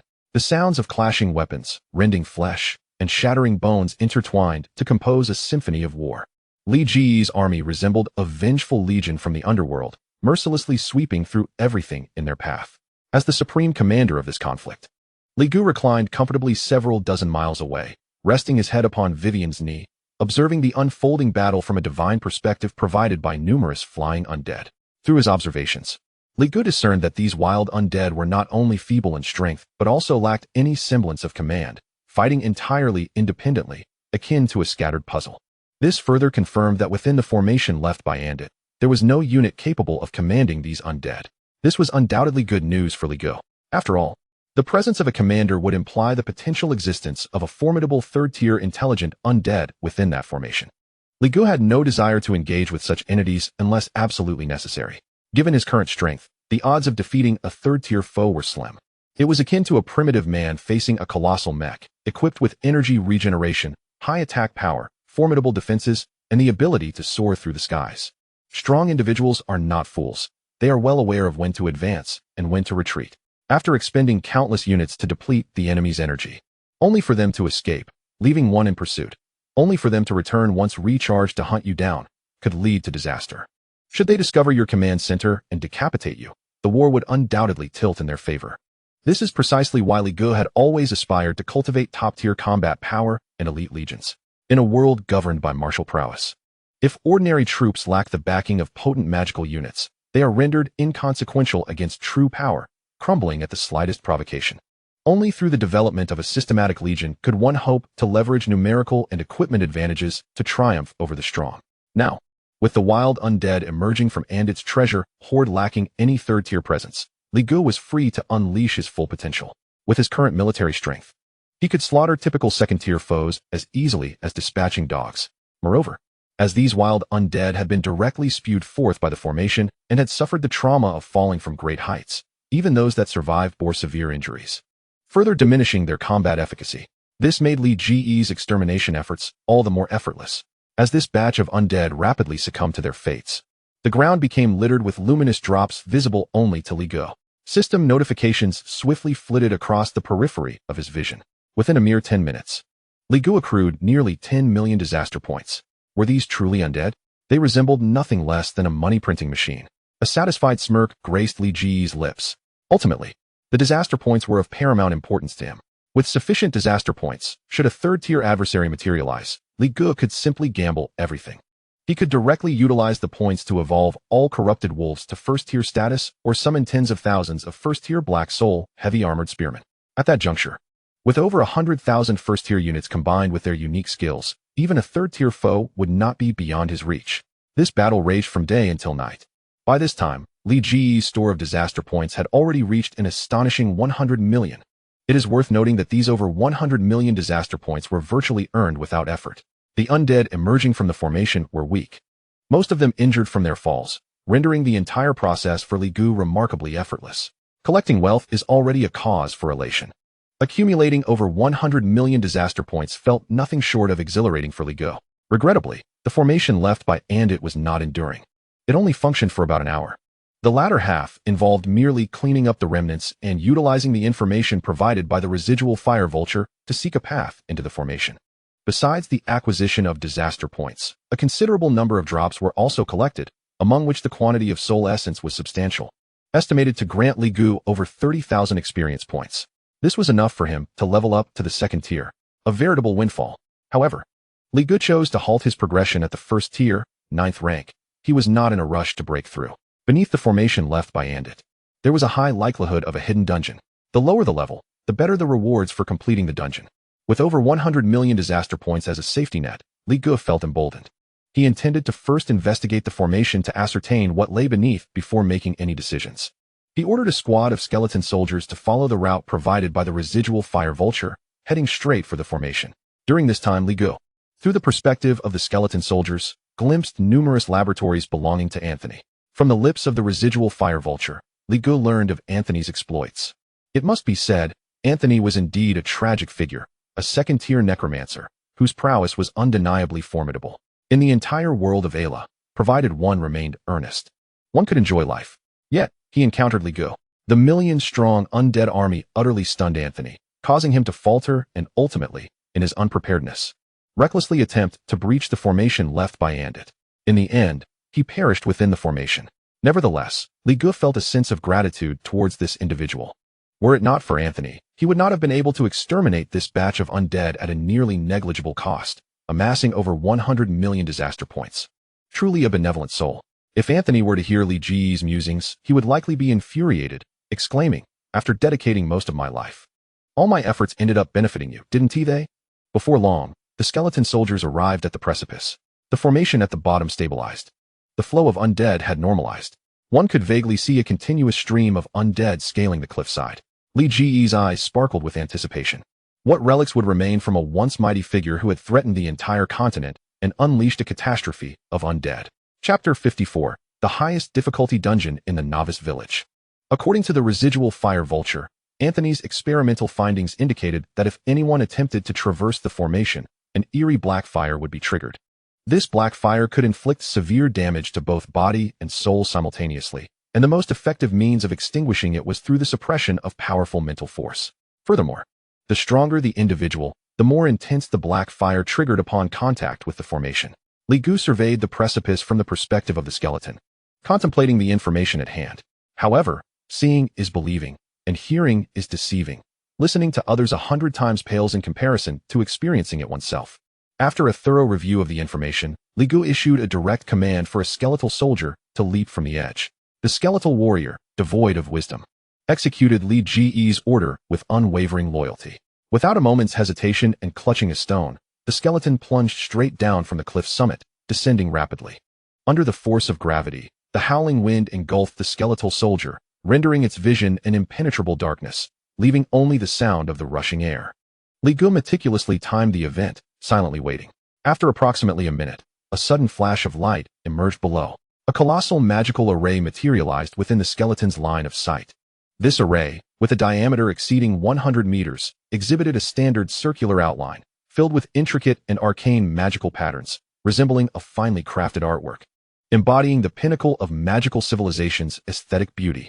At the very moment the skeletal soldier beheld this array, the notification sound of the Reincarnation Game resonated in Li Ji's ears. Congratulations on discovering the instance, the trial of Undead's legacy. Note, this instance is a special one, and its level corresponds to the strength of the challenger. Current instance level, first tier. Difficulty level, hell. To Li Ji's astonishment, it was indeed an instance. His joy was palpable. Moreover, this instance was no ordinary one. It was a special instance. From the description provided by the Reincarnation Game, it was evident that this instance was left behind by Undead to select a worthy heir. It was no wonder the array adjusted the intensity of the black flames based on the challenger's realm. Clearly, this array represented the first trial set forth by Undead. Only those with sufficiently potent mental strength would qualify to enter and face the true challenges within. However, the difficulty was indeed quite exaggerated, Li Gu mused, stroking his chin in contemplation. The difficulty levels of novice instances are categorized as simple, experienced, challenging, nightmare, and hell. The trial of Undead's legacy, categorized as a hell difficulty instance, stood as the most formidable challenge within the novice world of the Reincarnation Game. It was the epitome of difficulty. Yet, the greater the storm, the more precious the fish. Higher difficulty levels promised even more substantial rewards. Li Gu was filled with anticipation regarding the rewards for successfully completing this instance. Just as he was lost in thought, the plummeting skeletal soldier crashed onto the array, igniting fierce black flames that instantly reduced it to ashes, severing Li Ji's connection to its consciousness. Li Gu began to ponder how to navigate through this array. In truth, it was not overly complicated. The element that countered the black flames was mental strength. As long as one possessed sufficient mental fortitude, they could surpass this first trial. Instantly, Li Gu thought of the ideal candidate, the Lich Mocha. Though Mocha was more of a research-oriented individual, as a Lich, it boasted an exceptionally high template level, rivaling that of a king, and its mental attributes far surpassed all other units under Li Gu's command. While Mocha might not be the most powerful in combat, it was undoubtedly unrivaled in terms of mental prowess. Furthermore, Mocha possessed a significant advantage, the life box. As long as the life box remained intact, Mocha could resurrect infinitely, providing Li Gu with a safeguard to delve deeper into the trials hidden beneath the array. Even if magic could not surmount the trial, Li Gu would still glean insights into its specific difficulties, enabling targeted evolution. With this in mind, Li Gu directly conveyed his thoughts to Mocha. Mocha, proceed to that array. I need you to enter and retrieve any treasures within. As you command, boss, Mocha responded without hesitation, even brimming with excitement. In Mocha's eyes, its master was a figure of extraordinary prowess, possessing divine abilities. Thus it was beyond reason to believe that Li Gu could not procure the treasures beneath the array. Rather, it was merely a test set forth by Li Gu. For an exceptional employee, a boss's test could hardly be deemed a trial. It was a mark of progress. Boss, I assure you I shall accomplish this task, and will not betray your trust. Eager for advancement, Mocha hurried toward the location of the array. Throughout the Valley of the Undead, the majority of the undead had been purged by Li Gu. Mocha's journey was remarkably smooth, quickly arriving at the cliff's edge. Is this the place? Gazing at the precipice, Mocha instinctively felt a twinge of fear, but the thought of Li Gu steeled its resolve. Tell my boss, I am not a coward. Mocha leapt directly into the abyss. As a lich, Mocha inherently possessed the ability to fly, accelerating downward. The wild undead on either side were cowed by Mocha's lich aura, refraining from any erratic movements. Li Gu tapped into Mocha's perspective, hearing the howling winds on either side as Mocha approached the array with astonishing speed. Unlike the previous skeletal soldier's passive descent, Mocha was in complete control, able to halt at any moment. Truly a lich. Li Gu nodded in approval. Even a lich devoid of combat skills is still formidable. That innate superiority in template strength is a decisive advantage over other races. In a mere 10 seconds, the array at the bottom of the cliff came into Mocha's view. Mocha executed a sudden stop, hovering above the array, scrutinizing it, yet failing to discern any profound intricacies. After surveying for a moment, Mocha cast aside distractions and drew closer to the array. At the instant Mocha made contact, the fierce black flames erupted once more, enveloping it entirely. Momentarily disoriented, Mocha's formidable mental power steadied it like a rock. The seemingly all-consuming black flames could not exert their effects. Within the inferno, Mocha felt only a slight sting. Devoid of any further discomfort, it relaxed and continued advancing toward the array. The space rippled like water, and Mocha's entire form transcended the sea of black fire. Fully submerging into the array, it accomplished effortlessly what even Anthony, after a century of effort, could not achieve. As Mocha stepped into the array, it was greeted by an expansive new realm. Chapter 55. What is a top-tier substitute? A transcendent agent. You have entered a first-tier held difficulty instance, the Trial of Undead. Summoned entities, as extensions of the individual, can be considered part of the player, thus their entry into the instance counts as the player entering as well. However, Li Ji's situation was rather unique. Possessing the necromantic cataclysm system, he commanded an endless array of undead summons capable of boundless evolution and enhancement. Therefore, whether it be monster hunting or instance exploration, Li Gu could exploit the game mechanics without restraint. It is likely that the Reincarnation Game never anticipated the emergence of an anomaly like Li Gu. Strictly speaking, Li Gu could be considered a virus within the Reincarnation Game. Upon receiving the notification that Mocha had successfully entered the instance, Li Gu, filled with anticipation, accessed Mocha's perspective to observe the instance's environment. Contrary to his expectations of a vast secret realm, Mocha found itself within a modest, dimly lit chamber, measuring approximately 10 meters in length, width, and height. The walls were pitch black, illuminated only by a few magical lanterns casting a feeble glow. The air was thick with a stifling atmosphere. Even those afflicted with claustrophobia would likely struggle to breathe in such confines. Just as Li Gu pondered how this instance could be navigated, a series of gears began to turn, reminiscent of ancient machinery in operation. The wall facing Mocha slowly parted, revealing a complex heart model constructed from countless strands of metal wire varying in thickness. A weathered, raspy voice suddenly resonated. Within 30 minutes, inject magical energy to revive this heart, and you shall pass. Upon concluding, a progress bar emerged beside the wall, indicating the gradual increase of progress. When the bar filled completely, it would signify the end of the trial. Beyond that, the voice fell silent, leaving Li Gu in a state of perplexity. What exactly was this trial testing? How was it to be conducted? What would happen upon failure? Such a lack of professionalism, leaving everything unspoken. While venting his frustrations, Li Gu understood that those who possess great power often exhibit peculiar personalities. This is not due to an inherent strangeness, but rather the long passage of time that has eroded a part of their humanity. This phenomenon explains why beings of eternal life are often rigid and obsessive. Consider that some individuals, merely in their 20s or 30s, begin to harbor disdain for the youth, let alone those ancient entities that have existed for hundreds or thousands of years. Li Gu silently observed Mocha, offering no guidance. for he believed in fully harnessing the initiative of his subordinates. This was certainly not a reflection of Li Ji's ignorance. At that moment, Mocha was engrossed in examining the heart model. Despite harboring doubts, he did not falter, for this was a test bestowed by his master. Filled with determination, Mocha approached the task with utmost seriousness. From Mocha's perspective, the heart model stood approximately 1 meter tall, intricately entwined with a labyrinth of metallic veins, exuding an aura of complexity and delicacy. Should he channel magical energy into it? Mocha attempted to infuse a trace of magical essence, but soon discovered that the metallic veins exhibited poor magical conductivity, presenting substantial magical resistance. Moreover, any slight leakage of magic during the process would cause all infused magic to dissipate. It quickly dawned on Mocha that this was a test of his control over magical energy. Indeed, it was quite a challenge. Gazing at the intricate network, he couldn't help but reflect that, in his previous state, achieving this feat would have been utterly impossible. The heart model was adorned with over 100,000 lines of varying thickness, twisting and intertwining in a convoluted manner. Each detail demanded a different measure of magical energy, and any misstep could lead to complete failure. To succeed, one would need to possess an extraordinary level of magical control.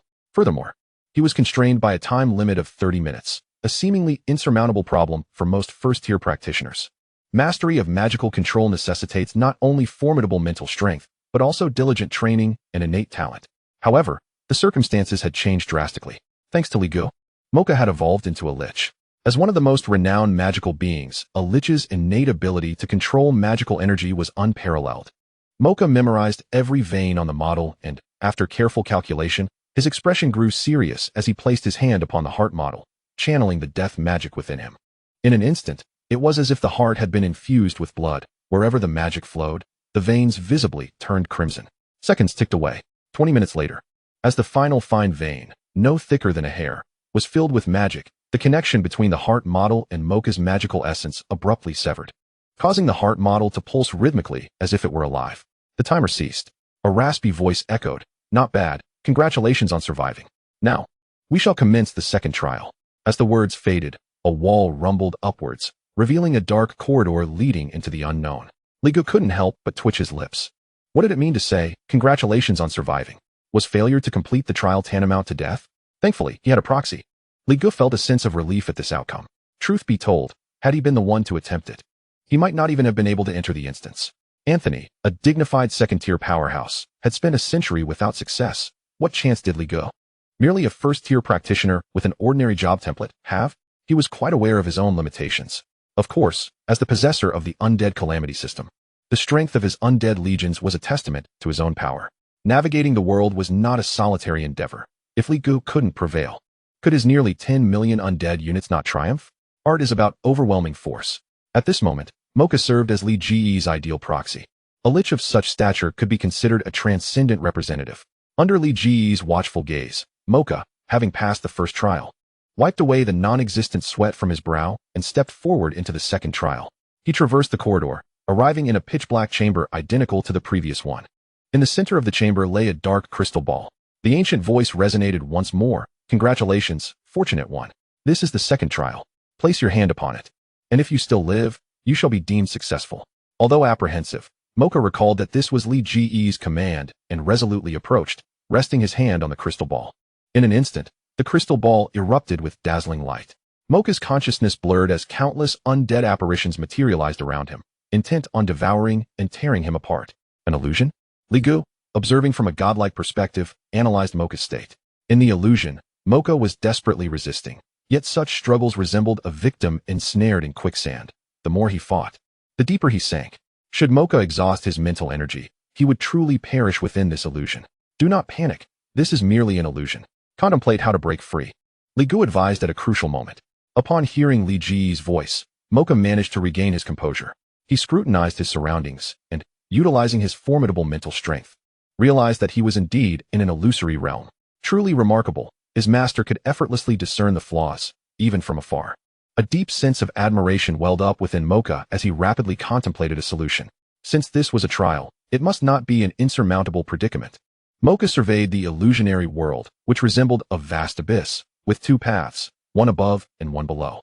The upper route had scarce undead, while the lower path was teeming with ceaseless malevolent spirits. Which path should he choose? This presented the second challenge of the trial, the decision.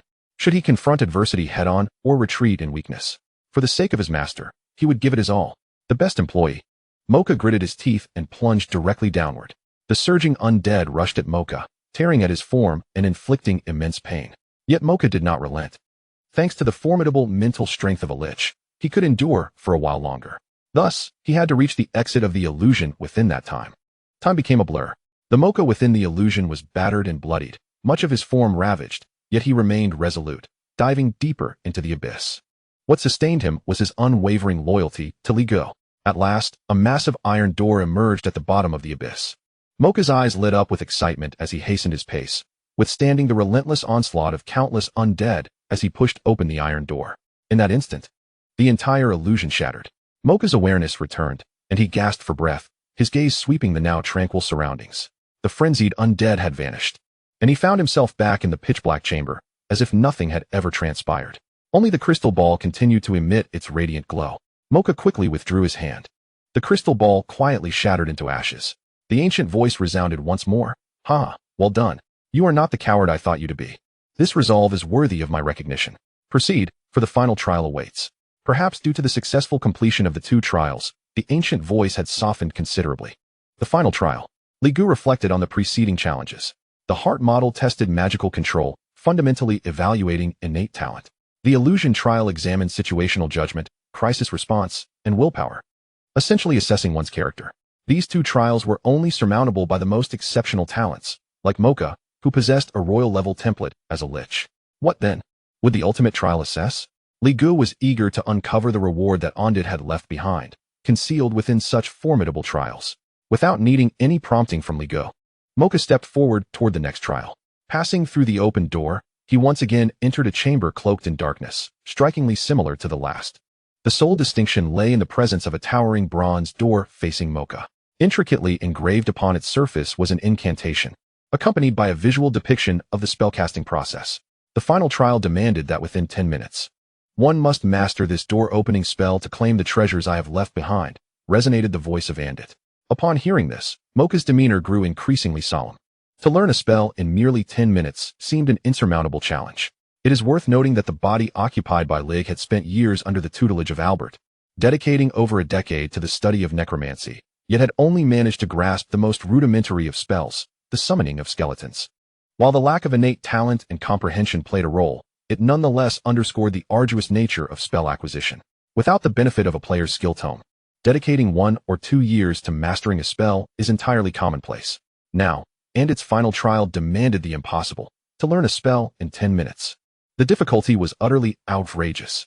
The first hurdle was talent, the second was willpower, and the ultimate challenge was comprehension, entirely reflective of the standards of apprenticeship. It appeared that the legacy left by Andit was likely a vocational inheritance. A flicker of excitement crossed Lig's expression. Vocational inheritance implied the existence of a class-changing artifact, granting Lig the opportunity to obtain a more formidable profession and to alter his lamentable status as a weakling. At present, Lig's greatest weakness was, in fact, himself. Despite commanding nearly 10 million undead, Lig was merely an ordinary necromancer, comparable to an elite template, only marginally superior to the common rabble.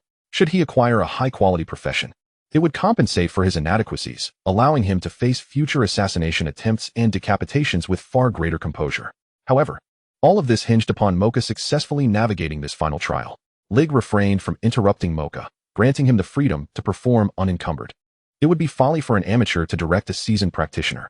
Mocha did not betray Lig's trust. He stepped forward, his gaze sweeping over the incantation, committing the entire spellcasting sequence to memory. Raising his hand, he began to chant, the magic intertwining in his grasp, coalescing into a resplendent magical array. The elemental forces drifting through the ether converged, intertwining with the array. As a lich, the talent for spellcasting was inscribed within their very DNA. They were inherently designed for the art of magic. Though Mocha was not a combat unit, he still possessed this innate gift. Thus, compared to the preceding trials, this final test was, in fact, the simplest for him. As the chant progressed, the magical array erupted in brilliance, forming a gleaming golden key that was inserted into the bronze door. A resounding click echoed as the mechanisms of the door engaged. With a thunderous creak, the door swung open, revealing a pitch-black, enigmatic corridor. And its voice resonated once more. "You have succeeded, O Seeker. Though I know not how much time has elapsed, congratulations. You have earned the right to inherit my legacy. Alas, I cannot witness what you shall become upon receiving this inheritance.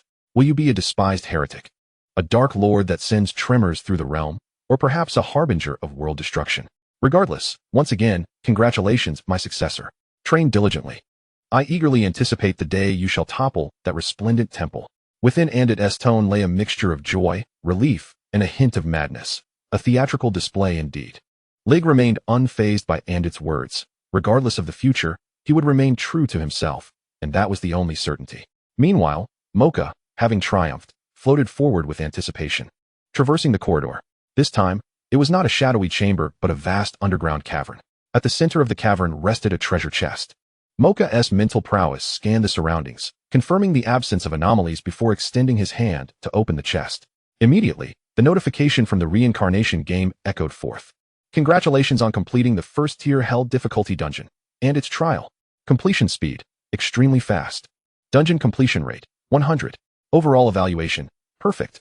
Congratulations on receiving the dungeon completion rewards. Scepter of the Underworld Emperor, class change item, 50,000 experience points. 1,000 reputation points. As the notification concluded, 50,000 experience points were credited, and Lig instantly ascended to the second tier. Chapter 57. 10 days to the second tier, a great sensation. Ding. Congratulations on advancing to the second tier, first rank, basic attributes enhanced, gaining 30 free attribute points. Ding. Congratulations on advancing to the second tier, second rank, basic attributes enhanced, gaining 30 free attribute points. With the sound of the notifications, Lig radiated brilliance, his bones transforming, and magic surged within him. As if he were undergoing a rapid evolution, growing increasingly powerful. This fundamental metamorphosis of life filled Lig with an exhilarating sensation that coursed through him. Simultaneously, a series of world announcements reverberated in the ears of all players. Congratulations to the newcomer player, the Underworld King, for solo clearing a first-tier Hell difficulty dungeon. Achieving the feat, soloing the Dragon's Den. Rewards, reputation 600. First-tier Obsidian treasure chest. Congratulations to the newcomer player, the Underworld King, for breaking through to the second tier, achieving the feat, rapid advancement. Rewards, reputation 1000. Second-tier Obsidian treasure chest. The consecutive announcements left all players astounded. Many players even questioned their own ears, doubting whether they had misheard. It is crucial to note that only 10 days had passed since this batch of players entered the world of Ayla and officially commenced their journey. In just 10 days. To have solo cleared a Hell difficulty dungeon and ascended to the second tier. Unbelievable. Insanity. In a mere 10 days to reach the second tier, has anyone ever achieved such a feat in history? Impossible. This is utterly unfathomable. A Hell difficulty dungeon. 10 days to the second tier. Am I dreaming? Or has the world finally turned upside down? Terrifying. While I toil away, others have already reached the second tier. What a stark disparity between individuals. The Underworld King is indeed a formidable figure. At this pace, it won't be long before the Underworld King graduates from the novice world, right? The fastest dungeon clearance speed in history. Such astonishing speed. Am I destined to witness the rise of a powerhouse capable of constructing a divine kingdom? The entire forum was nearly overwhelmed with activity. Players were in awe. In the Filan Empire, at the headquarters of the Temple of Light, Kai Tianlin, who had been preparing to undress and retire for the night, heard this announcement and ripped his clothing in shock. Hell difficulty dungeon, 10 days to the second tier, this. Kai Tianlin's expression shifted rapidly. The arrogance he once held was now overtaken by an uncontrollable fear.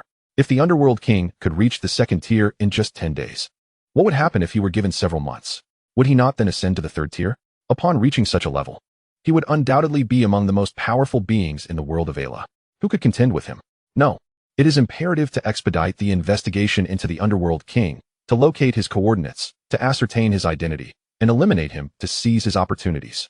Without hesitation, Kai Tianlin rushed out of his room, disheveled, prompting gasps of surprise from several nuns in the corridor. Ignoring everything else, he made a beeline for the archbishop in red robes. Meanwhile, Lig, having broken through to the second tier, glanced at his current attributes. Lig, reputation, 8960, somewhat notable. Profession, necromancer, ordinary. Realm, second tier, second rank, 23,00030,000. Skills, skeleton summon, bone shield, dark energy missile, slow curse, poison dart. Attributes, constitution 192, strength 191, agility 201, spirit 301. Equipment, dark staff, leather armor, spider silk belt, agile boots, phosphorescent hood, sapphire pendant, spirit ring. Even after adding the 60 free attribute points gained from the breakthrough to his spirit attribute, Lig's spirit was merely at 360 points, far inferior to Mocha's 600 plus points. This disparity was a stark reflection of their template levels. Lig couldn't help but reflect on this reality. The disparity in innate talent is almost greater than that between entire species. It is akin to the stark contrast between an elephant and an ant. Their strengths reside in entirely different realms. Fortunately, after overcoming the trials of Andite, Liga not only gained a wealth of experience and 2 achievements, but also received the completion reward, the Staff of the Nether Emperor. Liga distinctly recalls that the completion prompt explicitly stated it was a class change item. The reward was directly deposited into Li Ji's inventory. He promptly opened his bag, located the Staff of the Nether Emperor, and clicked to view its detailed attributes. Staff of the Nether Emperor, legendary, special class change item, no level requirement. Upon use, it enables a class change to the unique profession, Lord of the Nether. Note, this item is exclusively for undead professions or those without a class. Upon reading this description, Li Gu nearly forgot to breathe. Legendary. This was a class change item of legendary quality. Initially, Li Gu had thought it merely an exceptional item. Who could have anticipated it to be legendary? It is important to note that legendary professions are aligned with beings of imperial templates, even surpassing the bloodline quality of Mo-Ka, the Lich. No wonder the trials were so arduous. Indeed, a profession of such caliber would naturally present considerable challenges. Li Gu could not help but reflect.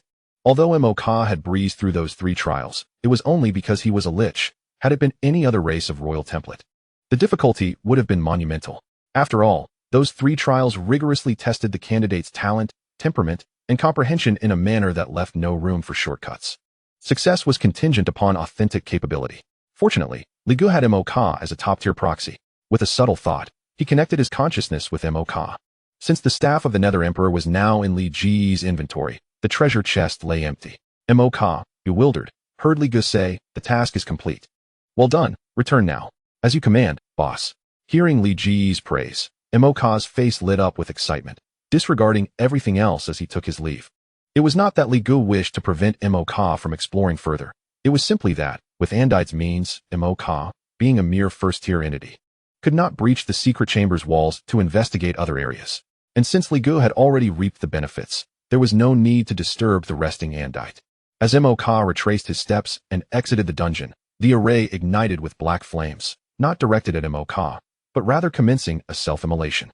In an instant, the expansive array was reduced to ashes, vanishing entirely. From this day forth, the remnants of the 3-tiered mage Andite, who had brought calamity to the world 3,000 years ago, were obliterated, granting him eternal rest. Li Gu refocused his attention on the class change item in his inventory. Filled with anticipation, how powerful could this new profession be? Having witnessed the formidable strength of Mo-Ka as a Lich, Li Gu was eager for this legendary profession. Let us begin. Without even opening the treasure chest, Li Gu directly utilized the Staff of the Nether Emperor to initiate his class change. As Li Gu confirmed the action, the Staff of the Nether Emperor abruptly vanished from his inventory. An overwhelming force descended, lifting Li Gu into the air, reminiscent of an emperor about to be crowned. As he embraced the power emanating from the Nether realm. Chapter 58, Lord of the Nether, the might of a legendary profession. Vivian gazed at the spectacle, her beautiful eyes reflecting a measure of shock. Even Vivian, possessing a heroic template, felt an immense pressure, akin to a mortal gazing upon a deity. In that moment, Li Gu hovered mid-air, surrounded by swirling nether laws, chilling winds howled, and wailing specters echoed as an expansive, magnificent palace materialized, with countless undead legions kneeling before him.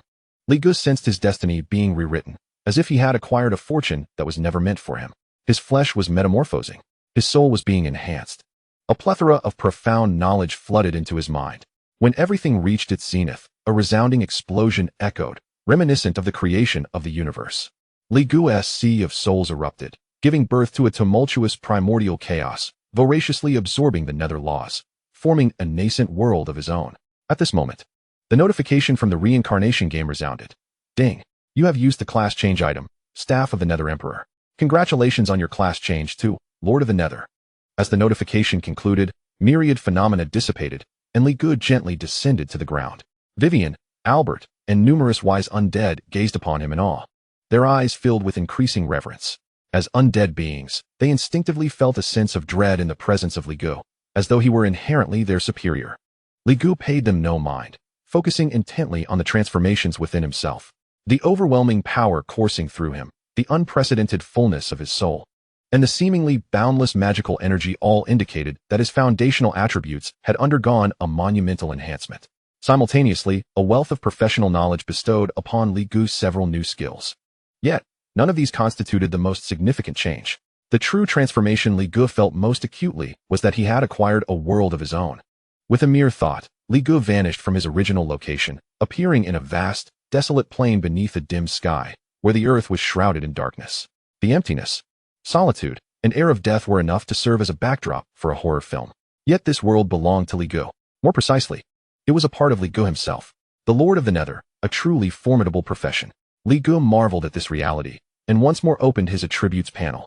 Li Gu, reputation, 8960, somewhat notable. Profession, Lord of the Nether, legendary. Entry 1, Nether Domain, possesses a realm of his own in the Nether. Entry 2, I am Reincarnation. His Nether world can absorb wandering souls, converting them into undead units. Note, these undead are not absolutely loyal. Entry 3, lifespan equal to the heavens, as long as his Nether world remains. He is immortal. Entry 4, Nether laws. All Nether spells and skills have reduced learning difficulty and significantly enhanced power. Entry 5, Undead Emperor. All undead that submit to you, obey your will, and fight for you gain enhanced strength. Realm, second tier, second rank, 20,000, 30,000. Skills, Forbidden Spell, Hell's Gate. Forbidden Spell, Blessing of the Nether Emperor. Forbidden Spell, God-Burying Black Coffin, Skeleton Summoning, Bone Shield Technique, Dark Energy Missile, Slow Curse, Poison Darts. Attributes, Constitution 602, Strength 600. Agility 608, Spirit 1080. Equipment, Dark Staff, Leather Armor, Spider Silk Belt, Light Boots, Phosphorescent Hood, Sapphire Pendant, Spirit Bracelet. Truly, a profession capable of unleashing a calamity of the undead. Li Ji's eyes gleamed with excitement. The Lord of the Nether is simply extraordinary. The 5 entries, Nether Domain. I am Reincarnation, lifespan equal to the heavens, Nether laws, and Undead Emperor. Each possess astonishing strength. The Nether Domain grants Li Gu a realm of his own in the Nether. I am Reincarnation enables Li Gu to continuously produce undead units. Lifespan equal to the heavens provides Li Gu with an even greater survival capacity than the Lich's phylactery. As long as his Nether world remains intact, he can resurrect infinitely. Nether laws further elevate Li Gu's prowess beyond that of a Lich. Undead Emperor bestows upon Li Gu a massive buff that encompasses all his undead followers. Beyond these, this class change also granted Li Gu 3 legendary quality professional skills. Forbidden Spell, Hell's Gate, an ultra-large summoning spell. Forbidden Spell, Blessing of the Nether Emperor, an ultra-large group buff. Forbidden Spell, God-Burying Black Coffin, a singular finishing move. With these 3 formidable forbidden spells, combined with Li Gu's foundational attributes now surpassing 1,000 points, he now stands unyielding even before the 3rd tier.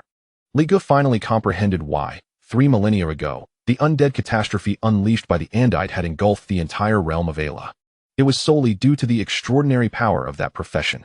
However, despite its formidable nature, he was acutely aware that he was not invincible. Even the 3rd tier Andite had fallen to the forces of the Temple of Light, indicating that there are indeed higher realms and greater beings beyond. Li Gu still had much growth to aspire to. As for whether he feared the Temple of Light, he was not particularly daunted. The upper limit of the Ayla world was capped at Tier 3. The rules of the Reincarnation Game dictated this, and even the Temple of Light could not transcend it. Possessing the Undead Catastrophe System and being a player, Li Ji's potential far surpassed that of the Andite. Given sufficient time, the Temple of Light would ultimately kneel before him in submission. Sooner or later, he would ascend the Divine Mountain and claim the head of the Pope of the Radiant Temple, providing precious material for Viven's evolution. The exhilaration of becoming stronger was truly delightful. Li Ji's current mood was exceedingly joyous, nothing compared to his personal growth.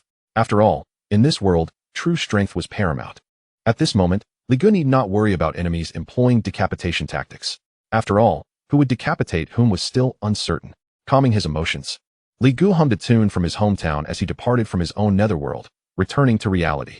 Having successfully transitioned his profession, it was now time to unlock the 2 treasure chests he had obtained. After completing the dungeon, the Trial of Andite, coupled with breaking through to Tier 2, Li Gu had earned 2 achievement rewards, a 1st-tier obsidian chest and a 2nd-tier obsidian chest. He promptly claimed them.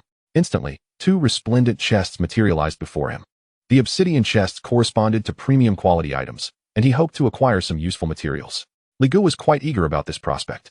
Exceptional materials could facilitate the evolution of units equivalent to the king-level template, such as Mocha, and if he truly obtained such treasures, it would be a double or even triple blessing. Even if the items were not materials, like the Soul Tavern he had previously opened, they would still be exceedingly practical. After all, the Soul Tavern had provided Li Gu with a plethora of wise undead, who possessed far greater evolutionary value than ordinary undead. Should the numbers be sufficient, they could alleviate the burden of controlling a vast army of the undead. With anticipation, Li Gu stepped forward, employing both hands to initiate a double draw. Directly opening the two obsidian chests, a brilliant radiance erupted forth. As the obsidian chests opened, two items, one large and one small, emerged. Chapter 59, Golden Bone Overlord. Xianglu. The notification from the Reincarnation Game echoed forth. Ding. First tier obsidian chest opened. Congratulations on acquiring Remains of the Bone King. Ding. Second tier obsidian chest opened. Congratulations on acquiring Book of Deathly Whispers. As the notifications subsided, a colossal skeleton towering over 5 meters appeared before Li Gu. Alongside it was an ancient tome with a pitch-black cover, adorned with skull-shaped gemstones. Li Ji's gaze fell upon the remains of the Bone King, and he felt a surge of excitement. Without needing to inspect its attributes, he instinctively recognized it as an evolution material. Premium quality evolution materials were capable of birthing units of kingly templates, offering tremendous advantages to Li Gu in his current state. As for the Book of Deathly Whispers, it was likely a magical equipment. With anticipation, Li Gu examined the attributes of both items. Remains of the Bone King. First tier premium, the Remains of the Bone King. Imbued with kingly power, can be used for equipment forging and creating special items. Note, can be used as evolution material. Book of Deathly Whispers, second tier premium. Grants 360 mental points when equipped, increases casting speed by 100, and enhances total magical power. Equipped skill, Deathly Whispers Plunder, passive, upon slaying any unit. Can extract one of their skills and store it within the Book of Deathly Whispers. Storage limit, 0-10. Equipment requirements, Tier 2, at least 600 points in mental attribute. Excellent. Both items were highly practical. Li Gu nodded slightly, feeling satisfied. There was no need to elaborate on the Remains of the Bone King. As an evolution material, it could grant him a unit of kingly template, maximizing its utility.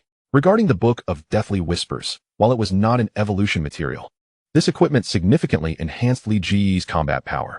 Equipping it would directly augment his mental attribute by 360 points. Additionally, it came with the skill, Deathly Whispers Plunder. This skill allowed him to plunder a skill from an enemy upon their defeat and store it, effectively granting Li Gu an additional skill library. Coupled with his terrifying casting abilities following his transition to the Lord of the Netherworld, Li Gu was gradually developing the offensive capabilities befitting a powerful mage. After equipping the Book of Deathly Whispers, Li Gu turned his attention back to the Remains of the Bone King.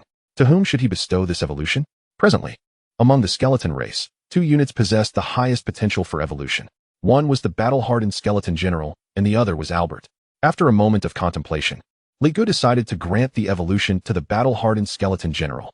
The rationale was simple. The Bone King was inclined towards melee combat. Given this, Albert, being a magic-based skeleton, was not the most compatible choice. With this decision made, Li Gu summoned the battle-hardened skeleton general back to him with his thoughts. Upon receiving the command, the battle-hardened skeleton general wasted no time, returning to Li Gu at the fastest speed possible. After several days of battle, the battle-hardened skeleton general now emanated an aura of malevolence, resembling a fiend from the depths of hell, fearsome and terrifying. Yet this harbinger of death immediately knelt before Li Gu, displaying utmost loyalty. Li Gu said nothing further. He retrieved the Remains of the Bone King from his backpack and brought up the system's evolution panel. Using Remains of the Bone King to evolve the battle-hardened skeleton general requires 2 million catastrophe points. Would you like to proceed? As expected, the cost was significantly reduced. Li Gu glanced at the prompt, confirming his suspicions. As Li Ji's personal rank increased, the cost to evolve lower-tier units diminished. This was a conclusion he had previously drawn. For instance, when he was still at Tier 1, evolving Mocha to a king-level template required 5 million catastrophe points. However, having broken through to Tier 2, this evolution of the battle-hardened skeleton general to a king-level template was now a bargain at 3 million points less.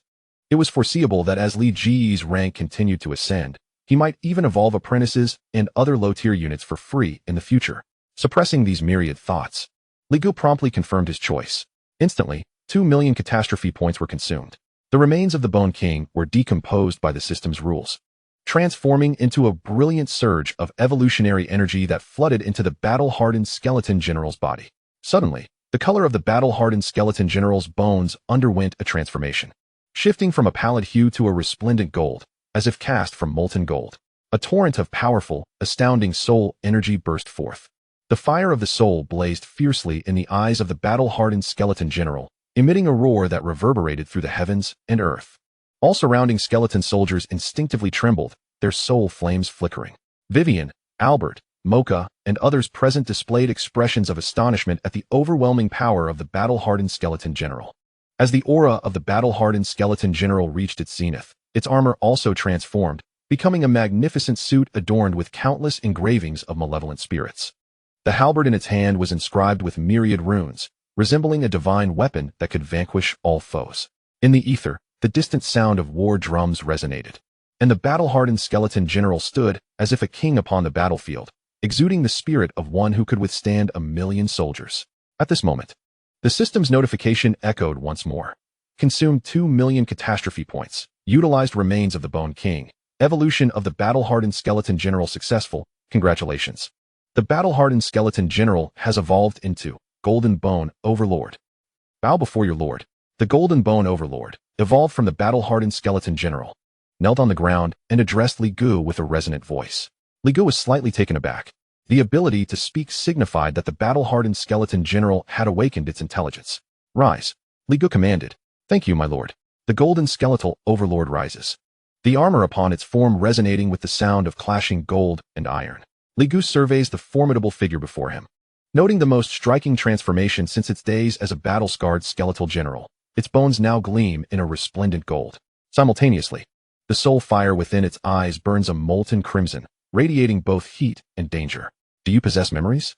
Li Gu inquires with curiosity. Your Excellency. The golden skeletal overlord responds with reverent deference. I retain a fragment of memories from the battlefield. Intrigued, Li Gu delves deeper, aware that Viven, after her evolution and awakening of intellect, lacked any inherent memories. However, as he probes further, he discovers that the golden skeletal overlord's recollections are predominantly comprised of warfare experience and strategic knowledge, devoid of any specific individuals or objects. Overall, the difference from Viven is minimal. Now that you have gained wisdom, you ought to have a name, Li Gu muses, shifting his focus from memories to the task of naming this being. Though a name may appear trivial, it serves as a tether to existence and a testament to the sentience of intelligent beings. After a moment of contemplation, Li Gu declares, from this day forth, you shall be known as Xianglu.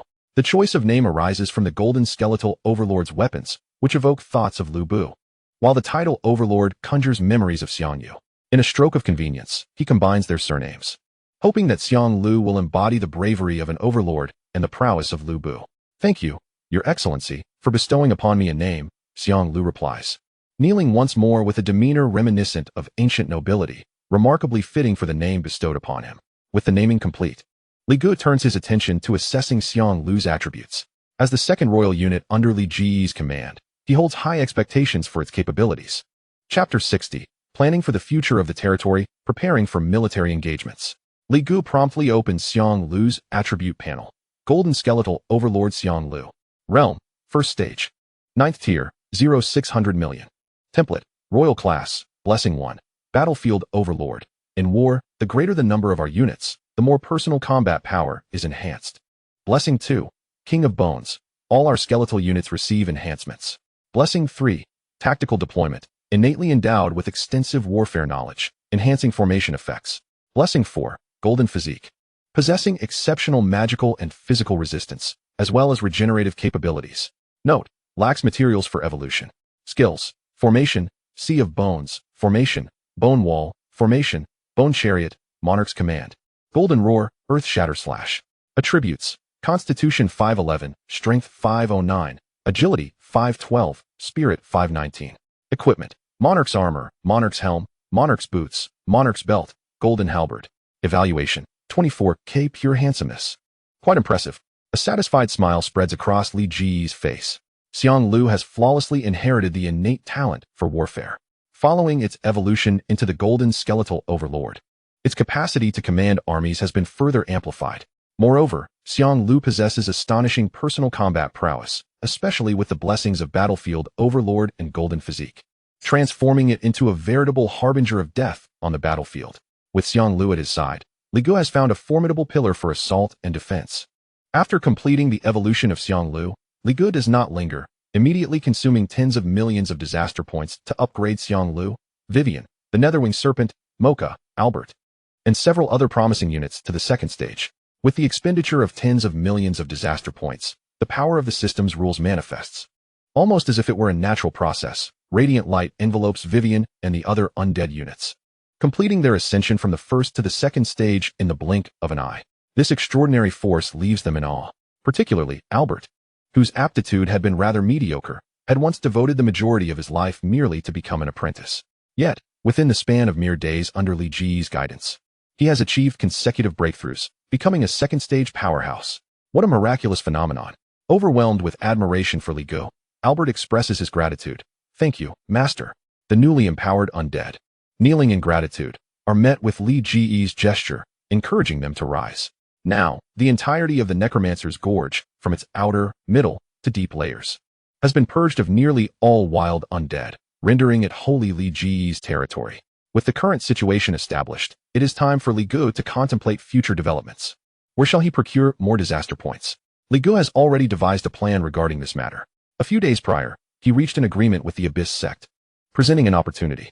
Under this pretense, Li Ge can mobilize forces to eradicate the factions in the vicinity of the Dogra jungle, even extending to its middle layers. As for the first target, he decides upon the Pale Wing. Upon arriving at the Dogra jungle, Li Ge had already heard tales of this entity. He eagerly anticipates whether defeating the Pale Wing will yield materials sufficient to evolve his very first bone dragon. However, before launching an offensive, Li Ge must first address the matters concerning his territory. He gazes upon the current state of Wangchuan. Given the brief time since establishing his domain, Wangchuan remains rather rudimentary, with a simple lord's manor and a soul tavern standing nearby. The only notable difference is the influx of intelligent undead, leading to the emergence of numerous disorganized structures, gradually resembling a village. The level of power plays a crucial role in enhancing production, finances, and military strength. For Li Ge, building a more robust faction hinges significantly on the Reincarnation network. The anchor point for this network is the Lord's Manor. Therefore, the higher the level of the Lord's Manor, the more capabilities one can harness from the Reincarnation network. As the sole human-crafted feature in the Reincarnation game, which has been explored for millennia, the Reincarnation network offers more than mere trade functions.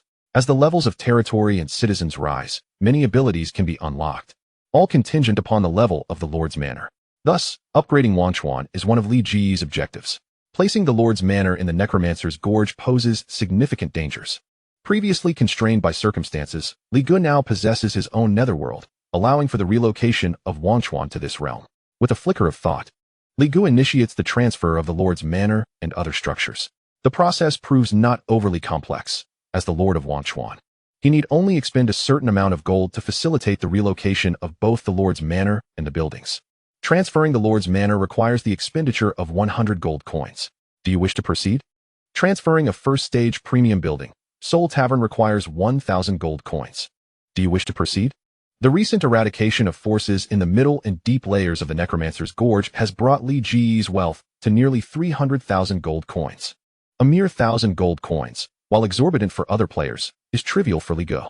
He promptly confirms the transfer. As the rules of the Reincarnation game unfold, the Lord's Manor and Soul Tavern shimmer into existence at the coordinates Li Ge has designated within the Netherworld. Next, he can instruct the skeletal soldiers to commence the construction of walls and the city, hastening the transition from village to town status. Li Ge contemplates this with determination. The elevation of power level hinges upon player reputation and territorial development. Currently, Li Ge's reputation stands at nearly 9,000 points, far exceeding the 3,000 required for an upgrade. All that remains is to erect the city walls to meet the Reincarnation Game's criteria for urban classification, paving the way for imminent advancement. This task posed no significant challenge for Li Ge. With nearly 10 million skeletal soldiers at his command, erecting a city wall was a mere trifle. Once all was arranged, Li Ge departed from the realm of the underworld. Surveying his surroundings with a deep breath, it is time. We shall march into the Dogra jungle and eradicate the Pale Wings. At his command, a formidable force surged forth. Led by Xiang Lu, supported by the Phantom Feather Serpent, the Black Soul Heavy Armor Spearmen, the Corrupted Wolves, and a million-strong skeletal army, sweeping out of the necromancer's gorge like a torrent. Wherever they passed, dust billowed, and an aura of terror engulfed the land, sending countless magical beasts and birds trembling in fear. Their objective was clear: to slay the pale wings and hunt the dragon. Chapter 61. The Cataclysm approaches. The trembling Dagra jungle. The elite troops led by Xiang Lu advanced without hesitation, charging straight toward the pale wings. During the 3 days of their march through the necromantic cataclysm system, the number of skeletal soldiers under Li Ji's command had astonishingly surpassed the 10 million mark, reaching over 12 million. Simultaneously, thanks to Mo's mining of the Black Soul iron mine, the number of Black Soul heavy armor spearmen under Li Gu had exceeded 100,000, totaling nearly 300,000. They successfully awakened a second unit skill, Black Soul Spear Rain, a throwing-type unit skill that allows the user to launch long spears into a designated area, inflicting continuous high damage on the target. Note: the Black Soul Spear possesses a forced damage effect. Even if defenses are not breached, it can deal a minimum damage, which can stack. Note: the Black Soul Spear is in an energy state, requiring no consumption of the weapons held by the Black Soul heavy armor spearmen. Li Gu was thoroughly pleased with the Black Soul Spear Rain, for it possessed an extraordinarily formidable ability: forced damage. This meant that as long as the Black Soul Spear Rain struck an enemy, it could inflict at least 1 point of damage, regardless of whether defenses were breached. While may first seem inconsequential, imagine if there were 10,000, 100,000, or even a million instances of 1 point of damage. The Black Soul Spear Rain was akin to a miraculous technique, coupled with another skill of the Black Soul heavy armor spearmen, the Black Soul Phantasm. One controlled the battlefield while the other dealt damage, creating a dual assault that was simply invincible.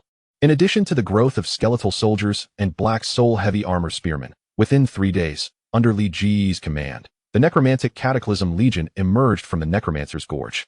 Unlike 10 days prior, this time Li Ji's army was even stronger. Wherever they advanced, all tribes and wild magical creatures were ruthlessly swept aside. The cataclysmic tide engulfed the periphery of the Dagra jungle. Slaughter and death transformed countless lives into sustenance for Li Gu, converting them into immense points of cataclysm and a plethora of loot. This sweeping catastrophe invoked terror throughout the outer regions of the Dagra jungle at an alarming pace. Having established a partnership, Lady Hadro had been closely monitoring the movements of the necromancer's gorge. Li Ji's military action undoubtedly frightened her considerably. Such a terrifying legion she had never witnessed in her centuries-long existence. The only comparable force was perhaps the legendary mage Undead, who had instigated the necromantic cataclysm 3,000 years ago. Lady Hadro felt both awe and relief, grateful that she had not acted foolishly in attempting to confront Li Gu directly. Observing the direction of the march, she mused that the foolish dragon next door was about to face dire consequences. Seated casually, her long, fair legs resting upon the table, Lady Hadro wore a teasing smile that hinted at her delight. At the same time, the ruler of the Dagra jungle's outskirts, the Pale Wings Hector, harbored numerous grievances against the Hadro family, especially since Hector had often taken advantage of his half-dragon bloodline to inflict considerable losses upon them. Seeing Li Gu set out to eliminate the Pale Wings filled Lady Hadro with schadenfreude. In contrast, on the other side, within Hector's lair, though termed a lair, it was actually a grand palace. Hector, a half-dragon, not only inherited the might of dragons, but also their penchant for hoarding treasures. Unlike other dragons, Hector preferred residing in palatial abodes rather than caves. This magnificent palace was painstakingly constructed over decades by thousands of tribes under his command. At this moment, the so-called Pale Wings Hector, with a colossal form stretching nearly 60 to 70 meters, lounged atop a mound of gold, gems, and silver. Magical lanterns cast their glow, refracting against Hector's white scales, creating a dazzling spectacle. Although merely a half-dragon, one could still discern the remnants of true dragon power emanating from him. Today, however, Hector was in a foul mood. His tail flicked irritably, and his azure eyes sparkled with a dangerous glint. The cause of his discontent was the sudden emergence of the undead army. Just over 10 days prior, after the green-armored tribe was annihilated, Hector had received intelligence about the existence of Li Ji's undead forces. However, as Li Ji's initial target was the necromancer's gorge, Hector had dismissed it. Who would have guessed that just a short while later, this undead army would appear again, now stronger and larger in scale, evidently intent on traversing his territory. Hector's mind was consumed with a singular thought: to flee. After all, they were millions of undead. Even if Hector were a true dragon, he dared not confront such a massive army head-on. Yet, glancing at the treasures beneath him, his heart ached with reluctance. The wealth was simply too vast to be relocated in a short time. To abandon this trove, which represented his life savings, would be akin to sacrificing his very existence. There were two great misfortunes in a dragon's life: to die without spending their fortune, or to live while losing it. As Hector wrestled with these weighty decisions, a lizard man burst into the palace. A loyal subordinate and fervent admirer of Hector, he reported, "Your Grace, the undead have not altered their course. They are expected to pass through our territory in 7 days." The lizard man knelt before Hector, delivering his tidings. Hector concealed his troubled expression. Maintaining a dignified demeanor in front of his subordinates was paramount. "I see," Hector replied nonchalantly. The lizardman's admiration deepened. Truly, the pale wings, the mighty dragon, remained unfazed even in the face of 1,000,000 undead. Little did he know that Hector's heart was in turmoil. At that moment, Hector's psyche was split into two conflicting urges. One screamed for him to flee, while the other insisted he stay and defend his treasures. "Your Grace, do we need to retreat?" The lizard man, sensing Hector's silence, summoned the courage to inquire. "No need. Mere undead are insignificant. I have my ways to deal with them." Hector retorted with a sidelong glance at the lizard man. "What nonsense. Even if I were to flee, I would leave behind my treasures. How could I possibly take this burden with me?" The lizard man, oblivious to Hector's thoughts, was brimming with fervent admiration and was about to extol Hector's bravery and formidable strength when suddenly, boom! It sounded as if a meteor had struck. The palace's roof was violently breached, and a colossal figure descended from the sky, charging toward Hector. Taken entirely by surprise, Hector was knocked to the ground. The mountain of treasures crumbling, gold, gems, and silver scattering in all directions. Damn it! Hector's eyes widened in fury. To touch his treasures was to threaten his life. A fierce rage ignited within Hector as he turned to face the assailant. Before them lay a colossal serpent, nearly 100 meters in length, entirely constructed from whitened bones, adorned with a pair of magnificent wings that suggested it might soar through the skies like a dragon. The feathered serpent. A shudder coursed through Hector's being as his azure eyes narrowed to the size of the seeds of jujubes. The feathered serpent was no mere weakling. In terms of bloodline alone, it was not inferior to Hector, the lesser dragon.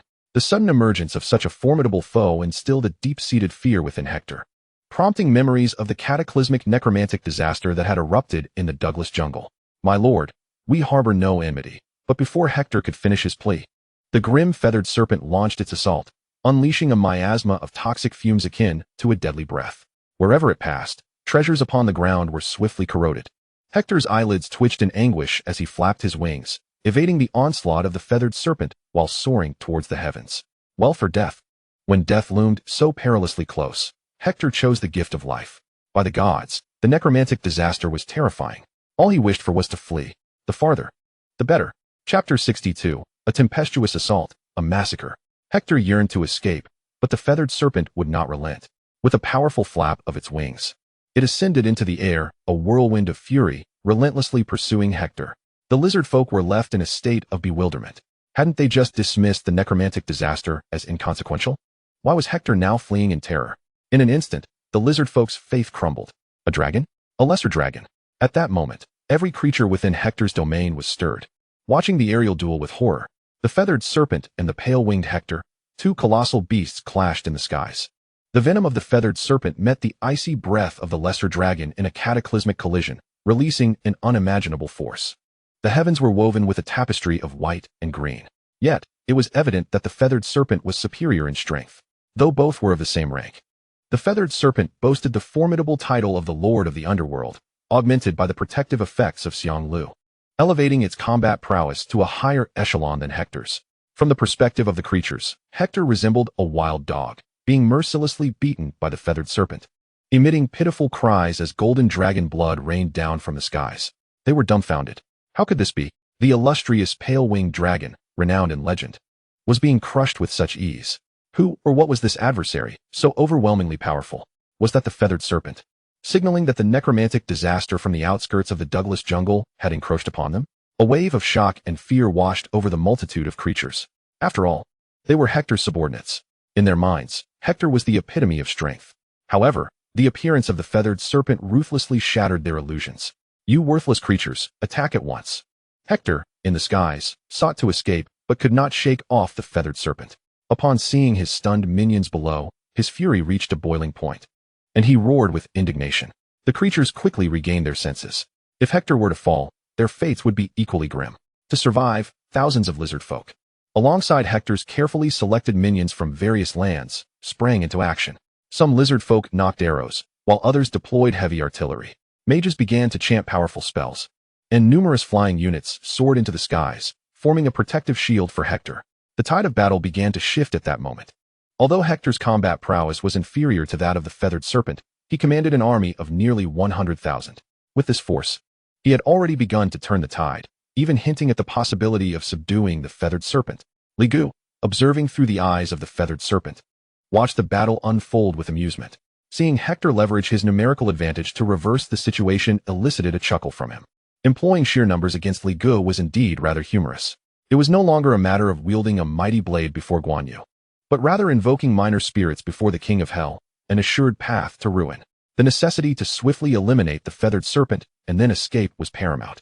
Hector, with his long lifespan, understood well the threat posed by the one who commanded the necromantic disaster. A mere feathered serpent was already so formidable. Should the true army of the undead arrive, it would spell utter catastrophe. Thus, he had to resolve this battle quickly and flee as far as possible. In his heart, Hector bled with rage. Curse that creature. Once I escape, I shall seek my father and make you pay. Hector intensified his offensive against the feathered serpent. Tens of thousands of creatures below unleashed arrows, cannon fire, and spells, all aimed at the feathered serpent. The feathered serpent, undaunted and fierce, soared and dove, engaging with Hector in fierce combat. Yet it was apparent that the feathered serpent was now at a disadvantage. The enormous army exerted tremendous pressure on it. With Hector holding off the foe, the relentless output from the 100,000 forces began to leave marks upon the feathered serpent's form. Almost there. We are on the verge of overcoming this beast. Splendid. Long live Lord Hector. Let us slay this monster. The creatures erupted into exuberant cries. Li Gu remained unperturbed, showing no concern for the feathered serpent. It was not that he was cold-hearted. Rather, the clarion call of war had only just begun. Boom, boom, boom. The earth trembled. It was as if a prehistoric behemoth tread upon the land, shaking mountains and unleashing a terrifying aura that surged towards the skies.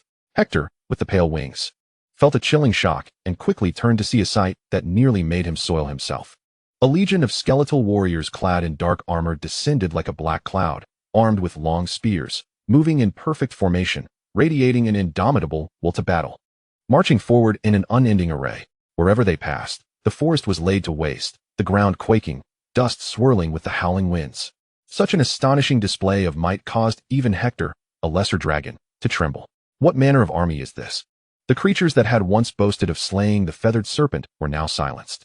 Faced with the fully armed Black Soul heavy infantry, they felt as though they were mere rabble confronting a disciplined army, entirely outmatched. Xiang Lu's gaze burned fiercely, the flames of his soul flickering within his eye sockets. Brimming with resolute determination as he commanded, "Raise your spears." 100,000 Black Soul heavy infantry conjured ebony long spears from thin air, raising them in unison above their heads. Arms drawn back, poised like a taut bowstring ready to unleash its deadly payload. Fire! As Xiang Lu's command echoed, a torrential rain of spears shot forth, akin to a tempest, piercing through creatures with lethal precision, bringing instant death. Following the barrage of Black Soul spears, the enemy forces suffered catastrophic losses. Charge! Xiang Lu, wielding a golden halberd, led the charge, with the 100,000 Black Soul heavy infantry surging behind him like an unstoppable tide, a calamity beyond human reckoning, ruthlessly obliterating all in their path. Chapter 63. Dragon Slaying, Diamond Treasure Chest. Xiang Lu, wielding the battle prowess of a king-tier warrior, became a harbinger of death upon the battlefield, leading the Black Soul heavy infantry to tear through Hector's defenses. The terrifying might of the army instilled trembling fear in Hector's troops, who were paralyzed with dread. What manner of undead is this? How could they be so powerful? Damn it, we cannot possibly win. A calamity. This is the necromantic disaster. Overwhelmed by fear, the creatures began to discard their weapons and flee in panic. In the age of cold steel, a casualty rate exceeding 10% could easily lead to a full rout. The reason was simple. They had been conscripted to fight. In favorable winds, they would engage. But in adversity, who would risk their lives? Only an army with steadfast conviction could withstand high casualty rates and fight to the bitter end. Under the command of Li Gu, the army of the undead, in terms of numbers, strength, and willpower, utterly overpowered Hector's ragtag forces. Damn worthless fools, come back, come back. Hector roared impotently in the air, but the more enraged he became, the more his incompetence was revealed. The monstrous creatures fled even faster. Without the aid of his army, Hector found himself once again at a disadvantage, crushed by the Reaper Serpent. The fear of death loomed over Hector, and with a roar, he hastily retreated into the distance. Xiang Lu coldly observed Hector, brazenly unleashing another skill of the Black Soul Heavy Armor Spearman, Black Soul Apparition. 100,000 Black Soul Heavy Armor Spearmen roared in unison, their will soaring to the heavens, transforming into a tangible figure of a pitch-black Grim Reaper. A terrifying pressure descended upon Hector like a mountain, causing his pupils to tremble and his scales to erupt, reminiscent of a furiously agitated cat, pushed to the brink of fear. In that moment, Hector even lost consciousness, slipping into a semi-faint state, plummeting from the sky and crashing to the ground, sending dust flying. Xiang Lu, with his exceptionally high base attributes and royal template, moved like a flicker of light, swiftly arriving before Hector. Just as Hector regained a modicum of awareness, he widened his eyes and desperately pleaded for mercy. "My lord." The words barely escaped his lips when the golden great halberd swung down from Xiang Lu, imbued with overwhelming power, instantly severing Hector's head. The massive dragon's head rolled onto the ground, spewing forth dragon blood. The pale wings of the Douglara jungle's tyrant, the subdragon that made countless monstrous beings tremble, were now silenced as Hector was slain. He had perished. Lord Hector had been slain. No, this cannot be true. How could the invincible dragon be killed? The monstrous creatures felt their scalps tingle, their fear reaching a crescendo.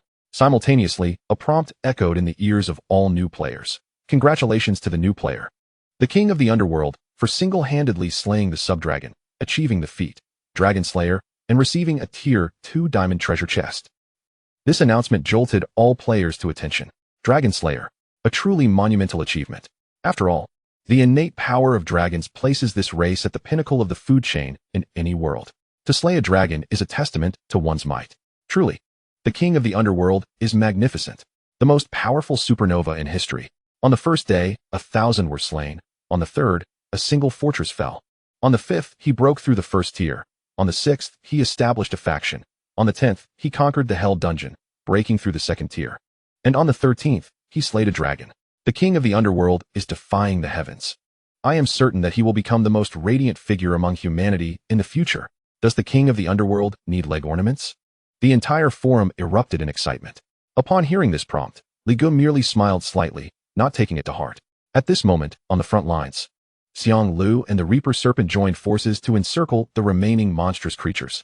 These creatures had intended to flee, but they found themselves surrounded by Li Ji's army of the undead. Faced with such a catastrophic number, they had nowhere to escape. The slaughter continued unabated. Observing this scene, Li Gu remained indifferent. In this assault against Hector, he had caught him completely off guard. The main force was ostensibly tasked with diverting attention, which explained why Hector had received intelligence indicating that Li Ji's army of the undead would not arrive for at least another 7 or 8 days. However, in reality, Li Gu had already dispatched Xiang Lu and the Reaper Serpent, leading a secret contingent on a rapid flanking maneuver to launch a surprise attack. This tactical deception, one of feigned strength and hidden maneuvering, proved remarkably successful. Hector was deceived into hesitating over how to protect his treasures, only for the Reaper Serpent and Xiang Lu, along with the 100,000 Black Soul Heavy Armor Spearmen, to arrive and swiftly execute him. After eliminating Hector, Li Gu promptly ordered his undead units to gather his remains while also seeking to claim Hector's treasures. As one of the tyrants of the Douglara jungle, and with a penchant for collecting valuables, Hector had amassed a considerable hoard. When Xiang Lu and his men arrived at the site of Hector's treasure, the sight of gold and jewels strewn across the ground was truly dazzling to Li Gu. Unfortunately, these coins were not recognized as currency by the Reincarnation Game. Li Gu lamented the missed opportunity. In the Reincarnation Game, gold, silver, and copper coins are not mere metallic currency, but rather carry the weight of the game's rules. This meant that even with an abundance of gold, one could not mint game coins. In simple terms, there was no right to mint currency. Li Gu turned his attention to the treasures scattered across the ground. While gold and silver were of no use, it did not imply that these treasures were worthless. Within Hector's hoard lay a plethora of gems, special metals, and various materials, all of which could be utilized by Li Gu to enhance his undead. He instructed Xiang Lu to organize and categorize them. Regaining his focus, Li Gu retrieved the Tier 2 diamond treasure chest obtained from his recent achievement. Despite having opened many treasure chests before, Li Gu still felt a surge of anticipation. The diamond treasure chest could yield rare Tier 2 items. If fortune favored him and he obtained evolution materials, it could lead to the creation of a formidable unit. With this thought in mind, Li Gu reached out and opened the Tier 2 diamond treasure chest. Brilliant light erupted at that moment. The diamond treasure chest vanished, and a crystal radiating a soft yellowish-brown glow appeared before Li Go. The prompt from the Reincarnation Game followed. Ding. Open Tier 2 Diamond Treasure Chest. Congratulations on acquiring Architect Master Soul Crystal. The Architect Master Soul Crystal? Li Ge's interest peaked. This item sounded quite promising. After evolving Mocha into a production-type unit, Li Go became increasingly interested in materials related to production. After all, a powerful legion requires not only formidable combat strength, but also robust logistical support. Mocha alone, as a miner, was insufficient. Li Go needed more talents of a similar nature. Curiously, he opened the properties of the Architect Master Soul Crystal. Architect Master Soul Crystal, Tier 2 rare item, special object, upon use, can be converted into construction-related skill experience, enhancing the level and quality of construction skills. Note, can be used as evolution material. This is intriguing, Li Go mused with a smile. It can indeed serve as evolution material. That simplifies matters. Li Go immediately summoned an intelligent undead. Chapter 64, The Spellbinding Giant, a strategic level ability. Greetings, my lord. This undead was a wraith, its body hunched and visage weathered, resembling a small old man, smiling broadly at Li Go. His name was Myers, recruited from the Soul Tavern, possessing talents in architectural design. Therefore, Li Go entrusted the construction of the city in Forgetting River territory to Myers. Upon acquiring the Architect Master Soul Crystal, Li Go immediately thought of Myers. I shall bestow upon you power, but the price is loyalty. Are you willing? Li Go stated directly.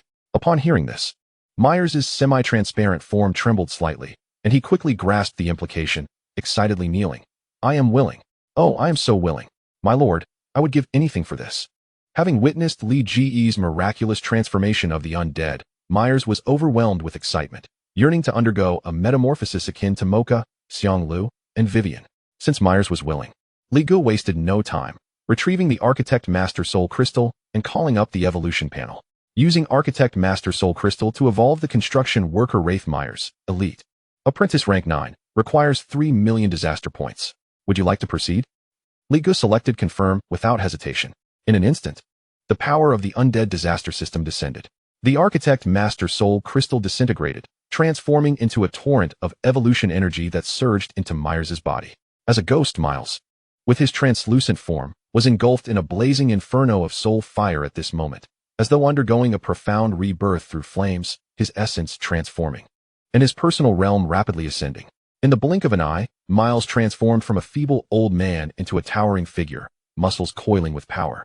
Standing a formidable 10 meters tall, it was evident that his ethereal body was adorned with a multitude of intricate runes, while golden light flickered in his eyes, a stark contrast to his former appearance. A notification echoed forth, consuming 3 million disaster points, utilizing the Architect Soul Crystal, successfully evolving the construction worker Ghost Miles, Elite.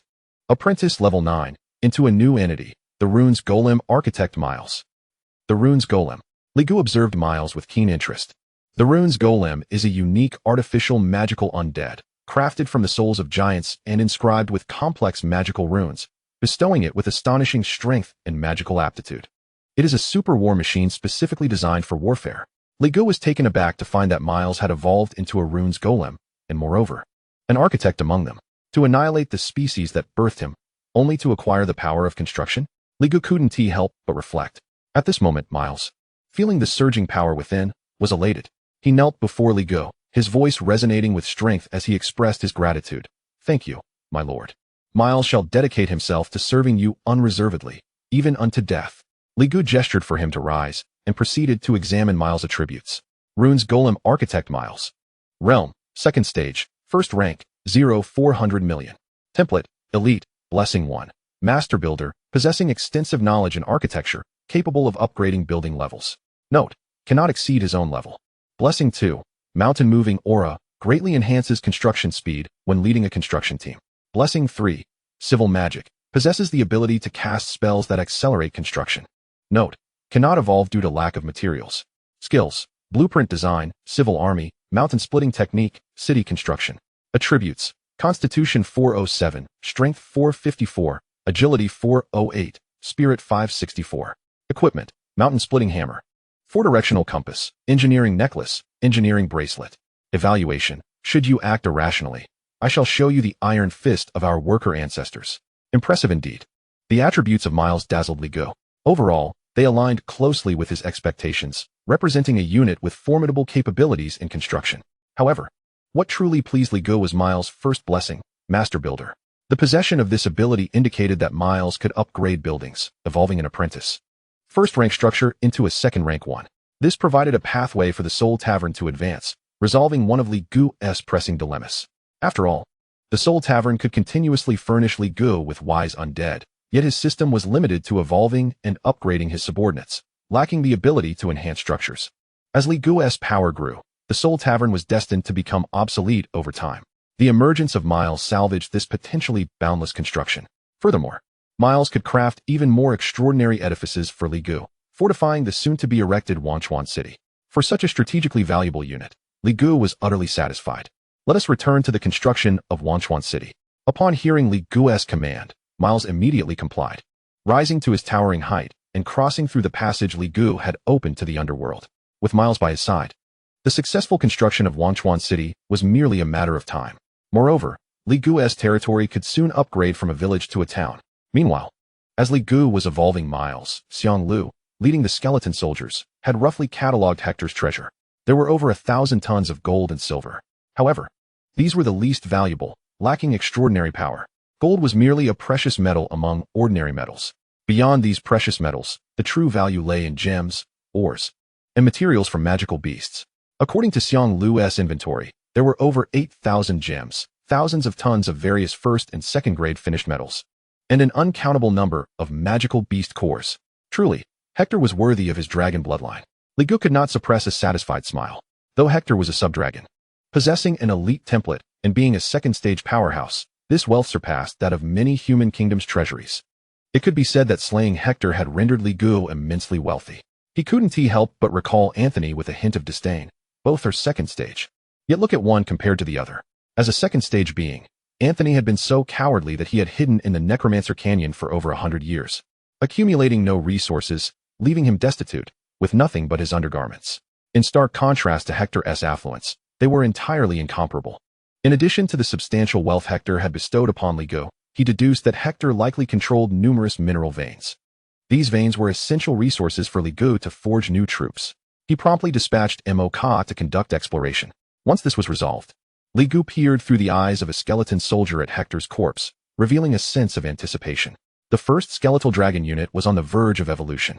Chapter 65, Frostbone Dragon, Tiamat. Regarding Hector's corpse, Li Gu had a predetermined target for evolution in mind. The feather serpent was not a viable option, as it was also of elite status and could not utilize the subdragon materials. Hence, he chose a nameless skeletal lizard he had recently recruited from the Soul Tavern. This skeletal lizard, while lacking a name, possessed wisdom and held an elite template with apprentice-level strength. Although it was not particularly strong, its intelligence was what Li Gu valued most. After all, relying solely on evolution to transform a unit devoid of intelligence into one possessing wisdom was a low-probability event. Currently, Li Gu had only 2 units with wisdom, the golden skeletal tyrant Xiang Lu and the undying saint walker Viven. This underscored the rarity of awakening intelligence during the evolution process. Of course, if there were sufficient resources to continuously evolve and elevate its template to the king, emperor, or even supreme tier, it would certainly awaken without fail. However, Li Gu lacked such abundant resources. This was not due to Li Ji's weakness, nor was it a flaw in the system. Rather, he had merely entered the game for less than half a month. In just over 10 days, achieving growth that surpassed most individuals' lifetimes was already remarkable. Thus, in the resource-scarce early stages, prioritizing evolution materials for intelligent undead was the most economical and least wasteful choice. The team responsible for transporting Hector's body hastened their pace. Simultaneously, Li Gu dispatched the skeletal lizard. On the same day, the two entities converged in Wanchuan. Upon receiving the news, Li Gu connected to the skeletal lizard's perspective. Hector's corpse had been dismantled into a pile of components: dragon scales, dragon bones, dragon hearts, dragon blood, and dragon tendons. Li Gu initially contemplated exploiting a bug, attempting to see if he could use only one type of material to evolve the skeletal lizard. If feasible, he could potentially evolve 5 or 6 elite units from a single dragon's remains. Unfortunately, this idea proved futile. In the evolution panel of the Undead Disaster System, only dragon bones were recognized as viable evolution materials. The remaining flesh, blood, and scales were deemed unacceptable by the system. Li Gu pondered, recalling instances where scales had been used for evolution. Why was it suddenly disallowed? He was perplexed. Clearly, Hector's scales were of high quality. A complete set of second-stage elite materials. Yet evidently, the Undead Disaster System had a unique set of criteria for evolution materials. Otherwise, Li Gu could have used a single dragon scale to evolve a batch of elite template warriors. As for the specifics of why this was the case, at present, the whereabouts of Li Gu remain uncertain. Due to a lack of information regarding certain matters, he refrains from dwelling on them. Instead, he promptly accesses the evolution panel of the skeletal lizard and initiates its evolution. The system's notification resonates. Using the frost dragon Hector's bones to evolve the skeletal lizard requires a consumption of 3 million disaster points. Do you wish to continue? Without hesitation, Li Gu affirms his choice. In an instant, 3 million disaster points are deducted. The rules originating from the system supersede those of the Reincarnation Game. Descending upon the skeletal lizard. In a flash, a brilliant light radiates. The bones of the frost dragon Hector disintegrate, transforming into a torrent of evolutionary energy that surges into the skeletal lizard's form. The skeletal lizard, previously comparable in size to a large dog, rapidly expands. In the blink of an eye, its length reaches an astonishing 60 meters, rivaling that of prehistoric behemoths. Simultaneously, its skeletal structure becomes more formidable, with spines sprouting sharp spikes. Its skull taking on a more menacing visage, and its serrated teeth resembling blades, while icy blue soul flames flicker within its eye sockets. As massive bone wings emerge from its back, a frosty mist envelopes the ground within 100 meters, encasing everything in ice. Roar! The skeletal dragon bellows to the heavens, evoking the presence of a true dragon.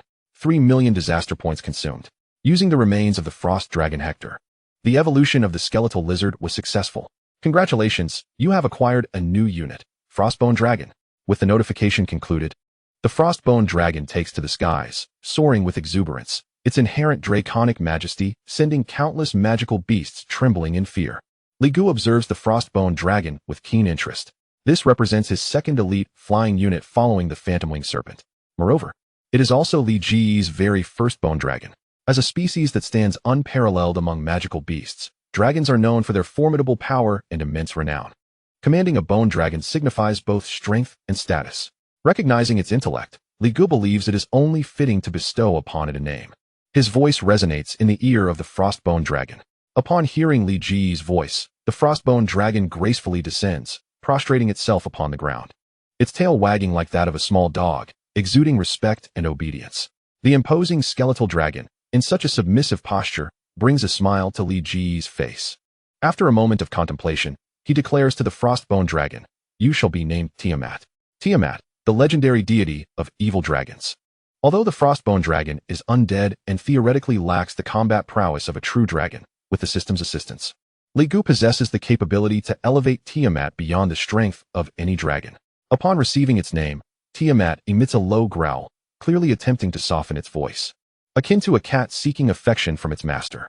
Alas, the bone dragon lacks any talent for cuteness. Even in this diminutive form, its voice remains fiercely intimidating. Li Gu chuckles softly and commands Tiamat, "Seek out Xiang Lu and join in the extermination of the magical beasts surrounding the outskirts of the Douglas Great Jungle." Roar! At Li Ji's command, Tiamat immediately spreads its wings and soars into the sky, setting forth to assist Xiang Lu. Meanwhile, news of Li Ji's slaying of the white-winged Hector spreads swiftly, reaching the various overlords of the Douglas Great Jungle. These so-called overlords are merely at the second-tier realm, at most possessing elite templates.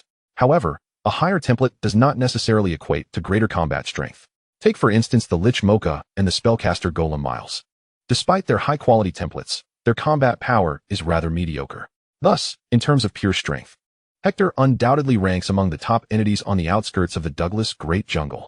With Hector now slain, all magical beasts in its territory have been eradicated. How could such an event not leave the overlords of the Douglas Great Jungle in shock? Where did these damned undead originate? Could it be that a third tier, or even stronger, undead entity has descended? What are we to do? We are no match for this horde of undead. Is this truly the legendary Undead Calamity? The numerous overlords, standing at the pinnacle of the ecological chain within the Douglas Great Jungle, tremble in fear at this moment. They long to flee. Yet being creatures of the evil alignment, the Douglas Great Jungle serves as their sanctuary. To escape its boundaries would mean becoming prey for the agents of the Light Temple. Naturally, as overlords, these beings are not mindless and passive. Some attempt to venture deep into the Douglas Great Jungle to enlist the aid of third-tier powerhouses. Others are determined to unite forces, assembling an army to withstand this undead calamity. Faced with stronger adversaries, the only chance for the weak lies in solidarity. Chapter 66. The Shock of Lady Hadro, Emerald Copper. The Hadro family. Within the unique and shadowy ambience of the Douglas Great Jungle, ancient castles tower like the Gothic estates of a horror film, exuding a chilling aura. Numerous blood-sucking vampires traverse the halls, heightening the sense of dread. Lady Hadro stands by the window, adorned in a sleek black gown that accentuates her stunning figure, her legs clad in black stockings, rendering them all the more enticing. She embodies the elegance of a black rose, swirling the blood within her goblet as she listens to a report from her trusted confidant, my lady. Today the white-winged Hector was slain by the undead under the command of the Lord of the Necromancer's Canyon, and all magical beasts within its territory have been completely annihilated. So swift, Lady Hadro muses, her finely arched brows raising in mild astonishment upon receiving this information. Who could have anticipated that the formidable Hector, reigning over the outer fringes of the Douglas Great Jungle, would fall in such a short span of time? It took merely 3 days from the deployment of forces from the Necromancer's Canyon to Hector's demise. Truly terrifying strength. Lady Hadro takes a sip of blood, suppressing her astonishment, while simultaneously feeling a sense of relief. She is grateful for her prudent decision to avoid provoking such a powerful entity. Otherwise, the fate of Hector would have been the same for the Hadro family. Yet, a sense of unease lingers within Lady Hadro's heart. Despite the alliance formed between the Lord of the Necromancer's Canyon, Li Gu, and the Abyssal Sect, verbal promises hold little weight to the mighty. Before the Lord of the Necromancer's Canyon, the Hadro family feels akin to a greater ant, easily crushed at any moment. The Abyssal Sect has been scheming within the Douglas Great Jungle for many years and is at a critical juncture in their plans. Even though the Lord of the Necromancer's Canyon possesses formidable strength, he would undoubtedly be wary of the Abyssal Sect's reputation and would not act recklessly. Lady Hadro's exquisite eyes narrow with concern. The more she attempts to reassure herself, the more unsettled she feels. After all, their current predicament equates to having their lives completely within another's grasp. As time flows on, the following day arrives. Li Gu opens his eyes. Ding. 1 million skeletal soldiers have been received today. Hearing the notification by his ear, Li Gu feels a wave of joy. He rises from his bed. As Viven assists him in dressing while reporting on the previous day's achievements. My lord, yesterday Xiang Lu led the troops and eradicated a total of 325 apprentice factions, including 21 at the first tier and 3 at the second tier. This has yielded an income of 190,000 gold coins, along with various ores, biological materials, and treasures. Mocha, responsible for mineral extraction, smelted a total of 100,000 apprentice-grade black soul iron ingots and 3,000 first-tier black soul fine iron ingots yesterday. Furthermore, Mocha has discovered a new type of mineral near the territory of the white-winged Hector, named Emerald Copper, which has an enormous reserve.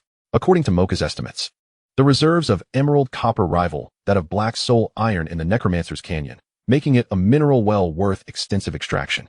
The related mineral products have already been delivered by Tiamat last night. Miles and Albert, responsible for the construction of Forgetting River City, have completed the preliminary work on the city walls last night and are currently developing defensive facilities and supporting structures that match the scale of the city, expecting to complete them in a few days. As Viven assisted Li Gu in dressing, she recounted a plethora of information to him. As Li Ge's devoted attendant, she had acquired a considerable amount of knowledge from him in recent days, including cooking, data recording, and intelligence analysis. Thanks to her inherently high mental attributes, Viven grasped these concepts swiftly. This allowed Li Gu to relax and delegate responsibilities, sharing certain prompts visible to the players with her, who would then summarize and report back. Given the vastness of Li Ge's affairs, a multitude of notifications emerged almost incessantly. It would be an arduous task indeed to review each one personally. At present, Viven functioned as both his maid and secretary, alleviating a significant burden from Li Gu. Once dressed, Li Gu performed a brief morning routine and, having taken his seat, Viven promptly served breakfast. With the increasing number of defeated tribes, Li Ge's living conditions had markedly improved. The world is not merely black and white. The Douglas Great Jungle, one of the strongholds of the evil entities in the world of Era, also saw many noble families from human kingdoms engaging in trade with these malevolent beings. Each party sought to fulfill their needs. The evil entities required industrial products from human society, while the nobles sought the powers of these creatures for their clandestine endeavors. Consequently, during the process of eliminating the dominant forces around the Douglas Great Jungle, Li Gu had seized a considerable amount of industrial goods from human society, including daily necessities and various spices. Li Ge's breakfast maintained a simple yet wholesome style, a fried egg made from a second-tier magical beast's egg, dragon meat sliced from the pale-winged Hector, and a special purple-patterned mushroom from the Douglas Great Jungle, imbued with unique magical properties, second-tier quality. Additionally, there was a bottle of wine, specially provided by the royal family of the Filan Empire. Overall, this meal was a delicacy that even the imperial royalty of Era could not savor. As Li Gu ate, he inquired about specific details from Viven concerning the situation of the frontline army. After finishing his meal, Viven cleared the dishes, and he exited the Lord's Manor, where his skeletal soldiers presented him with a piece of emerald copper. Its specific attributes were as follows. Emerald copper, first-tier fine material, infused with the power of the forest, suitable as a raw material for crafting equipment and items. Note, can be used as an evolution material. The first-tier quality elicited a smile from Li Gu. First-tier fine materials could indeed evolve into first-tier elite units. Upon reflection, Li Gu realized this was not his first encounter with emerald copper.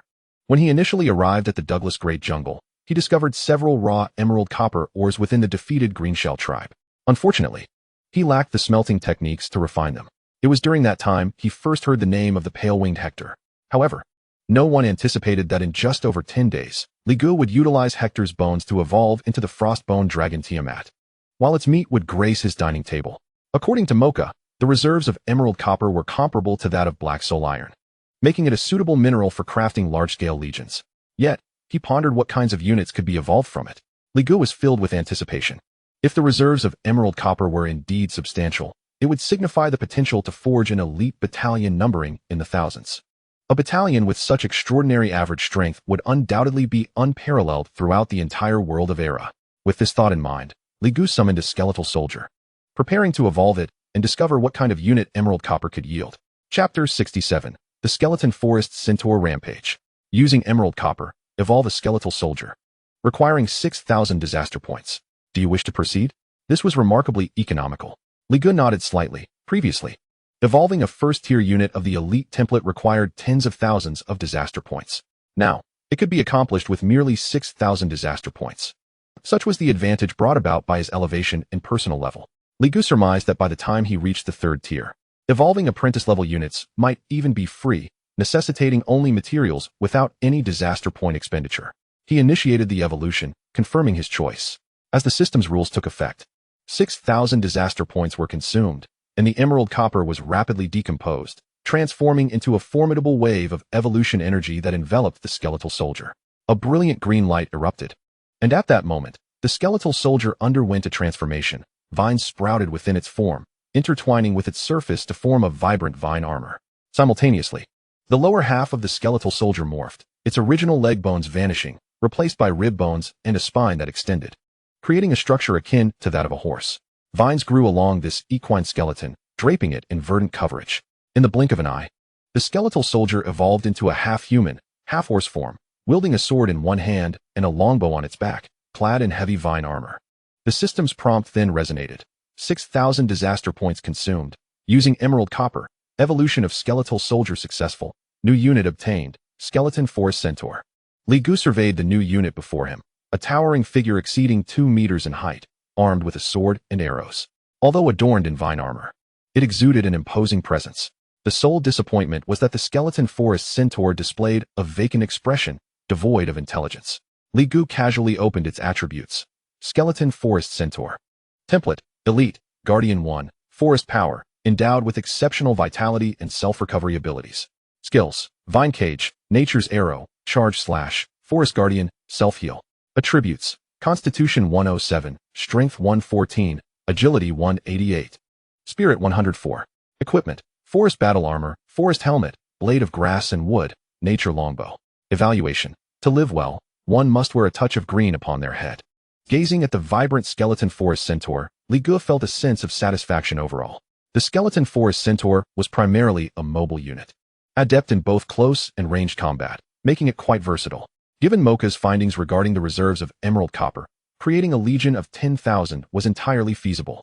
Without delay, Li Gu used his consciousness to inform Mocha, shift the mining focus to emerald copper and commence full-scale extraction.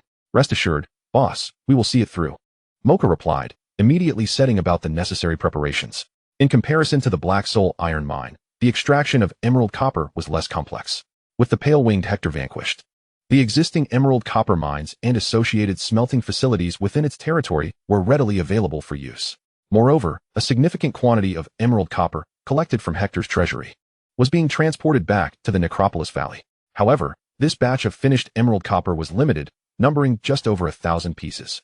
After all, emerald copper was a first-tier material, and with Hector's smelting techniques being rather slow, a substantial portion of the emerald copper ultimately found its way to the human kingdoms in exchange for resources needed by Hector. In this back and forth, Hector's reserves of emerald copper were hardly abundant. Nevertheless, this provided Li Gu with an additional 1,000 skeleton forest centaurs. It is worth noting that this was 1,000 elite template first-tier combatants. In the Douglas Great Jungle, first-tier elites could easily assume the role of tribal chieftains.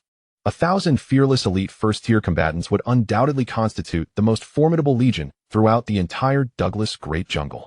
As the number of skeleton forest centaurs reached 1,000, the necromantic disaster system chimed in with a notification. The number of skeleton forest centaurs has surpassed 1,000. Unlocking unit skill. Guardian Barrier, large skill. Applies a protective barrier to friendly units, capable of negating magical and physical damage. Note: the specific quantity is positively correlated with the number of centaur units in the skeleton forest. This represents the fourth type of troop skill possessed by Li Gu. Unlike the intimidating skill, Black Soul Phantom, the area of effect continuous damage skill, Corruption Mist, and the one-time large-scale damage skill, Black Soul Rain, the skeleton forest centaur's troop skill, Guardian Barrier, belongs to the category of collective defense skills. It can cast a magical shield over a group, resisting both physical and magical damage. This skill is particularly suitable for use during cavalry charges. When the skeleton forest centaurs, along with the corrupted wolves, are imbued with the Guardian Barrier, they become akin to tanks charging at full speed, maintaining their peak condition to launch a full frontal assault on the enemy. It is indeed a highly practical troop skill. This has heightened Li Ge's anticipation for the skeleton forest centaurs. Next, he aims to swiftly occupy the periphery of the Dogra Great Jungle and attempt to break through to the third tier. In Li Ge's eyes, ambition burns fiercely. Once he reaches the third tier, his individual combat strength will be at the pinnacle of the world of Era. By continuing to leverage the system and expand his army, he will endeavor to conquer the entire realm of Era, thereby unleashing a true cataclysm of the undead, transforming the world of Era into the very nourishment for Li Ge's growth. However, the experience required to advance from the second to the third tier is exceedingly vast, necessitating a greater collection of soul essence. Fortunately, Li Gu possesses a unique advantage in this regard. Other players must personally slay foes to have a minuscule chance of obtaining soul essence. Li Gu, benefiting from the Undead Cataclysm system, considers all undead units under his command as his summons, allowing them to be recognized by the Reincarnation Game as a part of Li Gu himself. The undead he commands are also capable of dropping loot upon their demise. With this advantageous quirk, Li Gu is akin to having millions of substitutes. While ordinary players may spend decades failing to reach even the first tier, Li Gu, with his seemingly endless undead army, has ascended to the second tier in a mere 10 days. Based on Li Ge's estimations, if he can secure the Dogra Great Jungle, he may indeed ascend to the third tier. In pursuit of this goal, Li Gu diligently urges his undead army to exert their utmost effort. Concurrently, the Golden Skeletal Overlord, Xiang Lu, loyally executes Li Ge's commands, leading the Requiem Serpents, Frostbone Dragon Tiamat, alongside the elite legions of skeleton forest centaurs, corrupted wolves, and Black Soul heavy armored spearmen, as millions of undead sweep through the entirety of the Dogra Great Jungle's periphery. Since the undead cataclysm instigated by Undead 3,000 years ago was quelled, the Dogra Great Jungle, having lain dormant for 3 millennia, now recalls the dread of the undead scourge. War, slaughter, destruction, Li Ge's undead legions rampantly obliterate all, akin to a calamity descending from the heavens.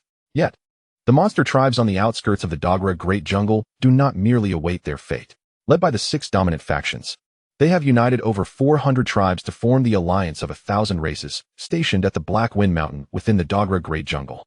Their sole purpose is to thwart this undead cataclysm. Chapter 68. The Alliance of 1,000 Races, Black Wind Mountain. The Dogra Great Jungle is home to 8 dominant factions. The pale-winged Hector has been vanquished by Li Gu. The Hadro family secretly belongs to the Abyss sect, presenting themselves as Li Ge's allies on the surface. The remaining 6 dominant factions consist of werewolves, magic rune trolls, spider monsters, swamp frogs, crimson flame-winged beings, and dark elf subspecies. These 6 factions, typically at odds with one another, have refrained from provoking each other, maintaining a fragile peace. Now forced to gather, They must determine who will lead the alliance of 1,000 races. Ultimately, the leader of the Dark Elf subspecies, Nigel, emerges victorious. This does not stem from Nigel's overwhelming strength compared to the others, but rather from the fact that, as a Dark Elf subspecies, he is backed by a genuine Dark Elf clan. The Dark Elves, having betrayed the Elven court, have become wholly malevolent beings. It is said that within the core region of the Dogra Great Jungle resides a pure-blood Dark Elf clan, with its strongest member having attained the 3rd tier. Nigel's bloodline traces back to this pure-blood clan in the core region. The multitude of monsters present are willing to submit to Nigel because he has promised that he has dispatched individuals to seek aid deep within the Dogra Great Jungle. As long as the alliance of 1,000 races can hold out for a while, a 3rd-tier pure-blood Dark Elf will intervene to quell this undead cataclysm. It is important to note that the Dark Elves, having betrayed the Elven court, lost the protection of the World Tree. However, they worship the Dark Goddess. And combined with their inherent Elven bloodline, they are naturally formidable spellcasters and rangers. This powerful Elven clan even possesses the means to slay dragons. Therefore, within the alliance of 1,000 races, even the werewolves, magic rune trolls, spider monsters, swamp frogs, and crimson flame-winged beings are inclined to trust Nigel, accepting him as their leader. After all, against the undead cataclysm, only Nigel can summon a genuine 3rd-tier powerhouse who might turn the tide. Everyone. The terrain of Blackwind Mountain is easy to defend but difficult to assault. We must hold this position steadfastly until reinforcements arrive. In the meeting of the 6 dominant factions, Nigel sits at the head, his tone grave. Yet, the other 5 appear disheartened and anxious. Based on the current intelligence, the undead army dispatched from the Necromancer Canyon has already swept through the entire perimeter and is now mobilizing forces towards the mid-regions of the Dogra Great Jungle.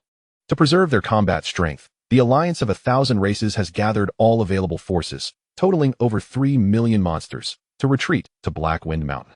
The choice of this location is due to Blackwind Mountain's unique terrain, resembling an enormous volcano with a terrace structure. The summit features a vast forested plateau, while steep mountain paths lead downward. The routes to ascend Blackwind Mountain are scarce and narrow, evoking a sense of being impregnable. In this terrain, it is naturally unsuitable for large armies to charge. The alliance of 1,000 races intends to leverage the geography of Blackwind Mountain to hold firm and prolong their survival time while waiting for the emergence of a 3rd-tier powerhouse. Although Blackwind Mountain is easy to defend but hard to attack, it remains a solitary mountain with no route of retreat. The numbers of the undead army are terrifying, and while we huddle here, they may certainly have means to counter us. Once encircled, we would be like fish in a barrel. The cautious leader of the swamp frogs, Lulu, expressed his dissent. Upon hearing this, Nigel, the leader of the Dark Elf subspecies, frowned slightly.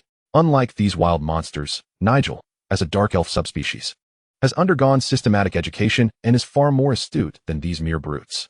He understands that at this critical moment, what is most needed is to stabilize the morale of the troops. Otherwise, before the undead army even arrives, the alliance of 1,000 races may collapse from within. Nigel reassured them, "Rest assured, Blackwind Mountain is the ancestral home of my Dark Elf clan, equipped not only with geographical advantages, but also with comprehensive plans to confront warfare. Even if the undead army truly assaults us, we have contingencies in place." Nigel's confidence in this matter was palpable. The outcome of this meeting could not be described as joyous. The werewolves, magic rune trolls, spider monsters, swamp frogs, and crimson flame-winged beings were all burdened with heavy thoughts. The sense of oppression from the undead cataclysm was overwhelmingly strong, leading to the formation of the alliance of 1,000 races. Numerous tribes from the periphery of the Dogra Great Jungle have fled to Blackwind Mountain. Xiang Lu's efforts to sweep the periphery have been remarkably smooth. Particularly, the Skeleton Forest Centaur Legion, as forest centaurs, thrive in the terrain of the Dogra Great Jungle, showcasing maximum mobility. Countless points of disaster, tens of thousands of gold coins, a plethora of prestige, and innumerable drops rapidly accumulate around Ligu. Currently, the total amount of gold coins Ligu possesses has surpassed an astonishing 600,000. This sum is sufficient to purchase 8 or 9 exquisite items and evolve more units with elite templates. However, Ligu remains patient, awaiting the upgrade of Forgotten River territory to a city. Upon reaching the level of a city, one may apply to elevate their citizen rank. In the trade district of the Reincarnation Network, the privilege to procure exquisite quality items is unlocked. Such premium materials possess the potential to evolve into king-tier template units. Consequently, Ligu has refrained from utilizing this batch of gold coins, intending to invest them entirely in acquiring exceptional materials. His ambition is to evolve formidable entities like Lich Mocha and the golden skeletal overlord Xiang Lu. 3 days have elapsed. On the 16th day since novice players entered the world of Era, Lead GE's skeletal soldiers, after accounting for battle losses, number nearly 13 million. They have spread across the land like an unstoppable tide. The army led by Xiong Lu has advanced to the foot of Black Wind Mountain, with aerial units clearing the way and gathering intelligence. The terrain of Black Wind Mountain is perilous, characterized predominantly by steep cliffs, with few paths leading upwards, most of which are narrow and winding. This treacherous environment is a naturally formed stronghold. As the flying undead units attempted to ascend to the mountain's summit, they were met with arrows piercing through the air.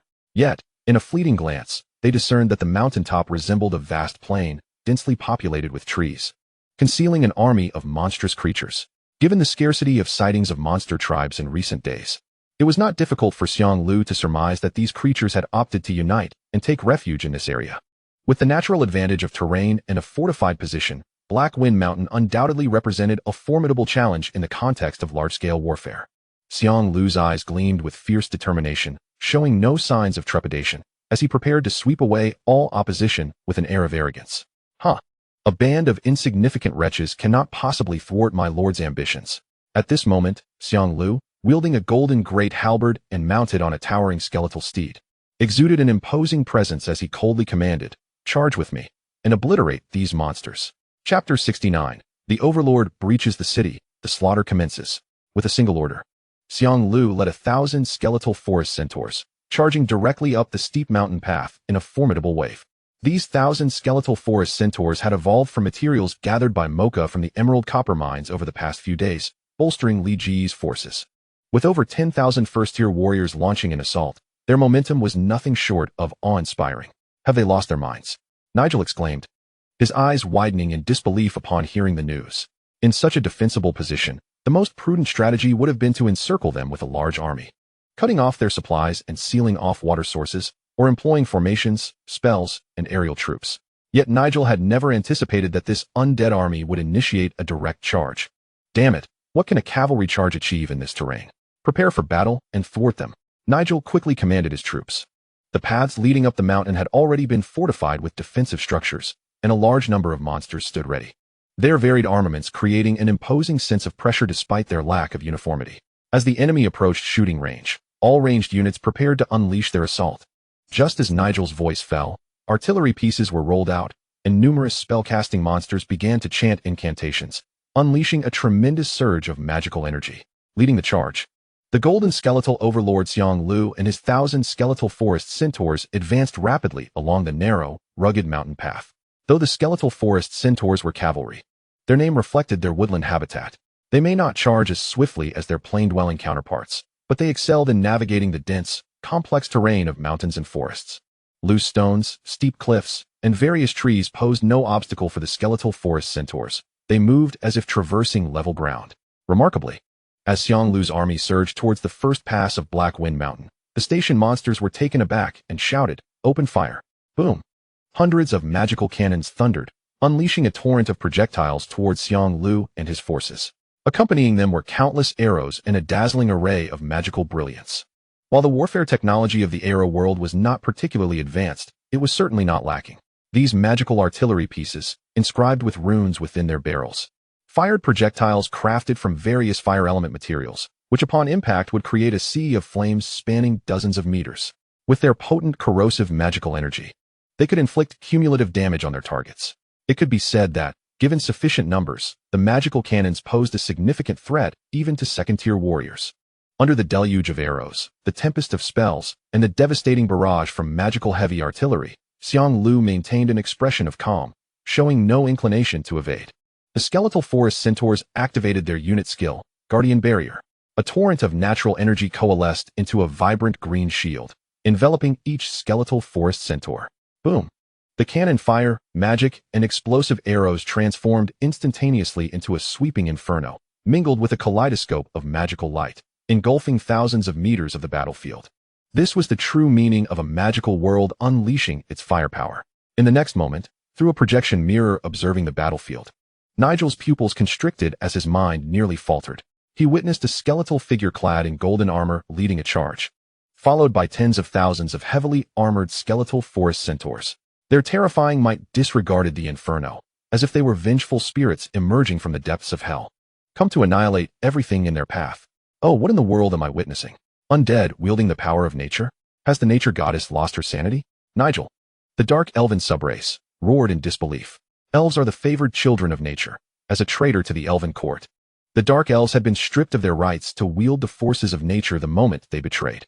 Yet now, as an elf, Nigel beheld a legion of undead utilizing an unmistakably authentic power of nature to charge towards them. For a moment, Nigel questioned his very existence. Could it be that the master of these undead had some connection with the nature goddess? Quick, intensify the firepower to shatter their shields woven from natural energy. Nigel seized a magical communicator, bellowing his orders to the front lines, having lost all semblance of the grace expected of an elf, reduced to sheer desperation. After all, Nigel understood all too well that if this fully armored and bizarre undead army approached their city without sustaining any damage, the first pass of Blackwind Mountain would fall unscathed. The implications for morale and the overall battle would be incalculable. In the pass, a second-tier werewolf commanded the defenses. Listening to Nigel's orders, he gritted his teeth and muttered, "Damn dark elven subrace, do I not wish to attack? It's just that we can't even muster the strength to move." Nevertheless, the second-tier werewolf dared not hesitate and hurriedly urged his troops. The previous round of attacks had been the result of prolonged charging by the station monsters, and urging them would yield no results. Before the second wave of assaults could commence, Xiang Lu and the vanguard had already reached the base of the city walls. The wall, though only about 10 meters high, was inscribed with robust magical formations that provided immunity to elemental damage, distributed damage equally, and prohibited aerial movement.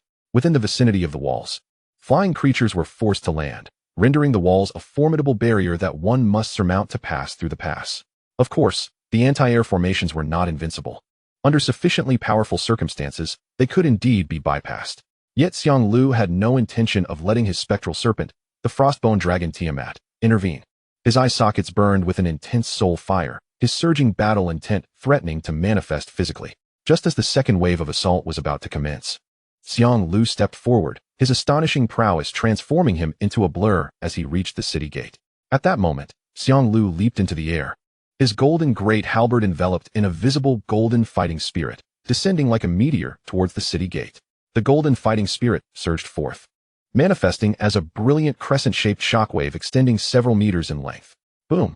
The thunderous sound resounded, echoing across the sturdy city walls constructed by the United Races at great expense.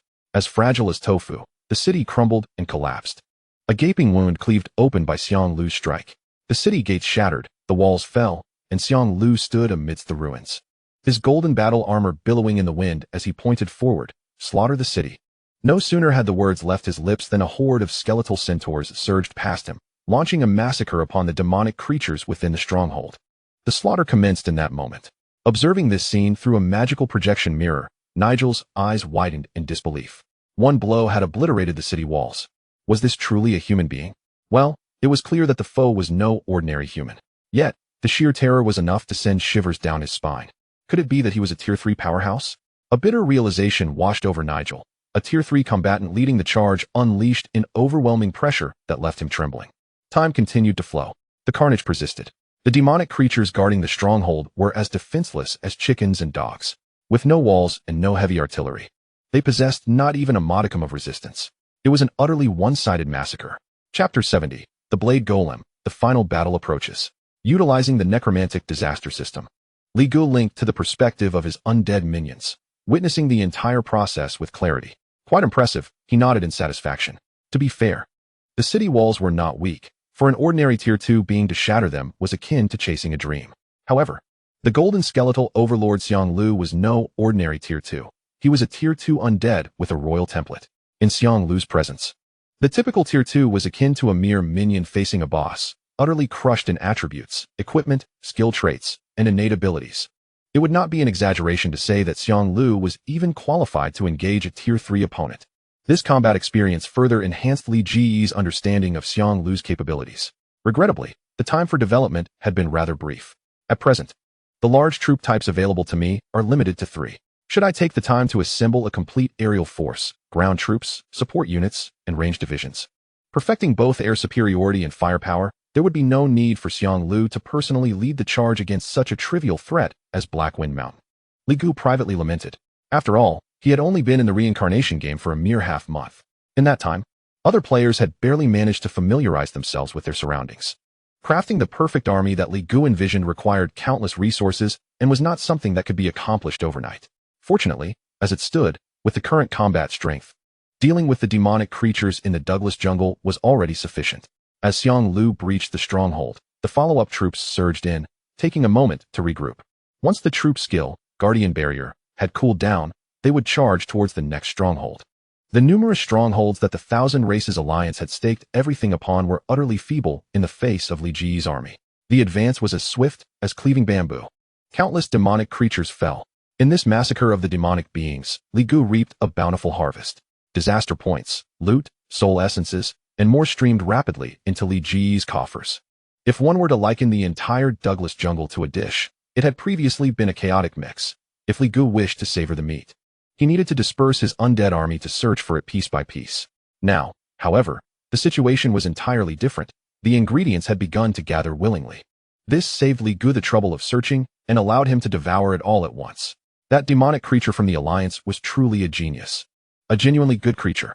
A smile crept across Li Ji's lips as he enjoyed this magical battle, more captivating than any film, through the perspective of his undead.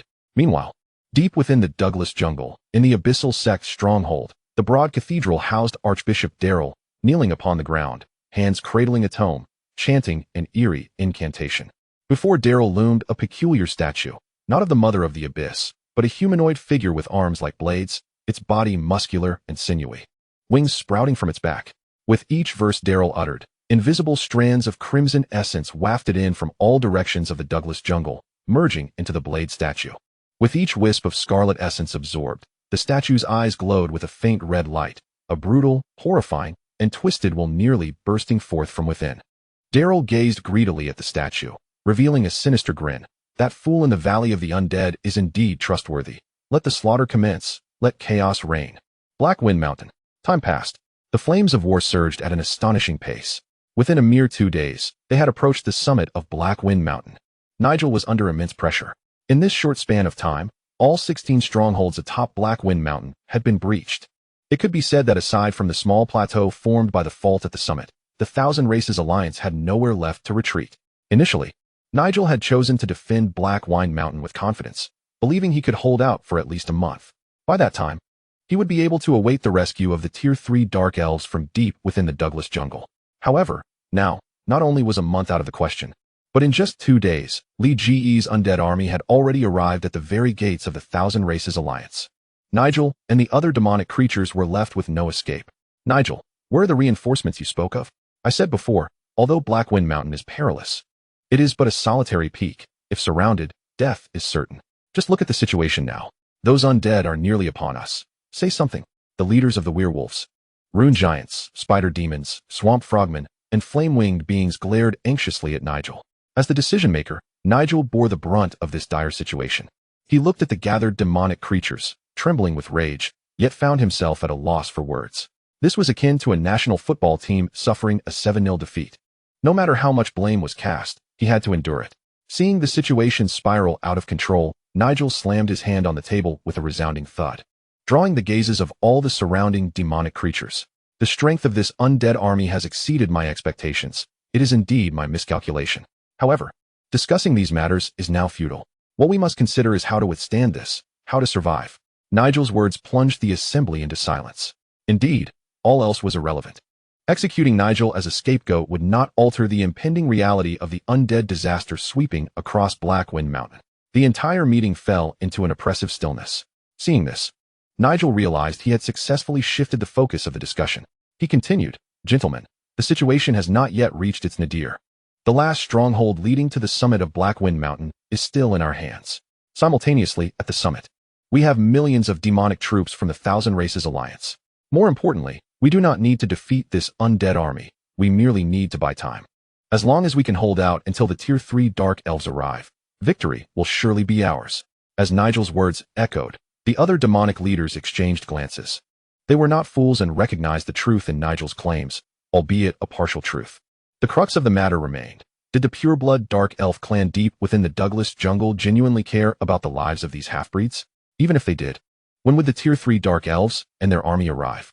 Surely they would not come to collect the corpses after everyone had perished. What significance would that hold? Yet, the demonic leaders had no choice. Despite their doubts, they could only place their faith in Nigel. Otherwise, the Thousand Races alliance would crumble, fracturing from within and sliding into demise at an accelerated pace.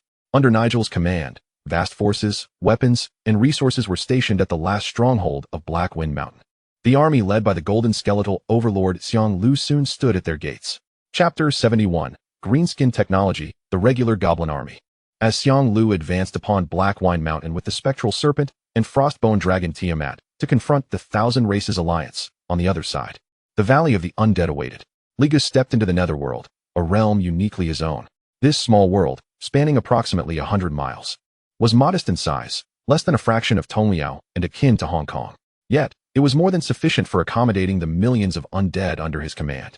At the heart of this ethereal space, a city rose majestically from the ground. Millions of skeletons, guided by the colossal architect Miles, toiled diligently like an army of industrious ants.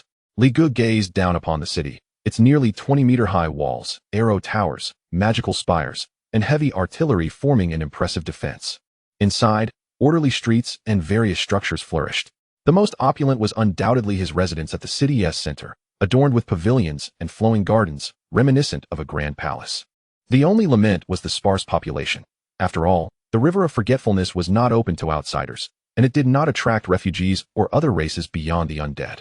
Thus, the city appeared somewhat desolate, an empty ghost town that, combined with the multitude of skeletal soldiers, evoked an eerie ambience.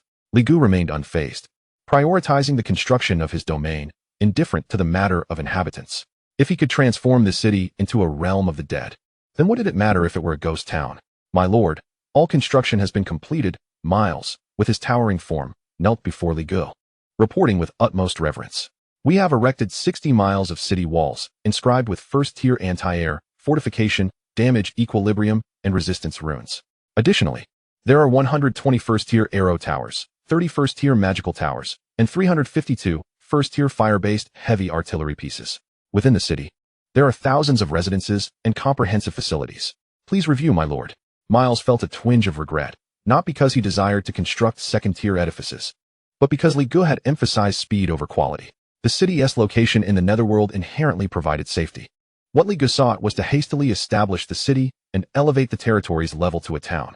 Thus, everything was executed with alacrity.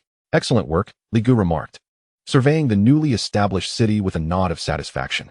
Achieving such progress in merely 6 or 7 days was a testament to Miles' extraordinary talent in construction. If Miles were upgraded to third tier and equipped with millions of skeletons, he could undoubtedly construct towering edifices in no time. The prospect of erecting a city within a day was within grasp. With Miles as a super builder, Li Gu had no concerns regarding future fortifications. After inspecting the city, Li Gu proceeded to the Lord's Manor. This rural estate, modest in appearance, stood in stark contrast to the exquisite and opulent residences surrounding it. With the city now completed, it was time to upgrade his domain. Li Gu chose not to summon his main forces, Xiang Lu, the Phantom Serpent, or the Frostbone Dragon Tiamat, believing that his current strength was sufficient for the relatively uncomplicated upgrade from village to town.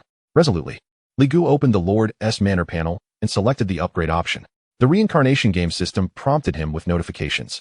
Detected that your reputation exceeds 3,000 points.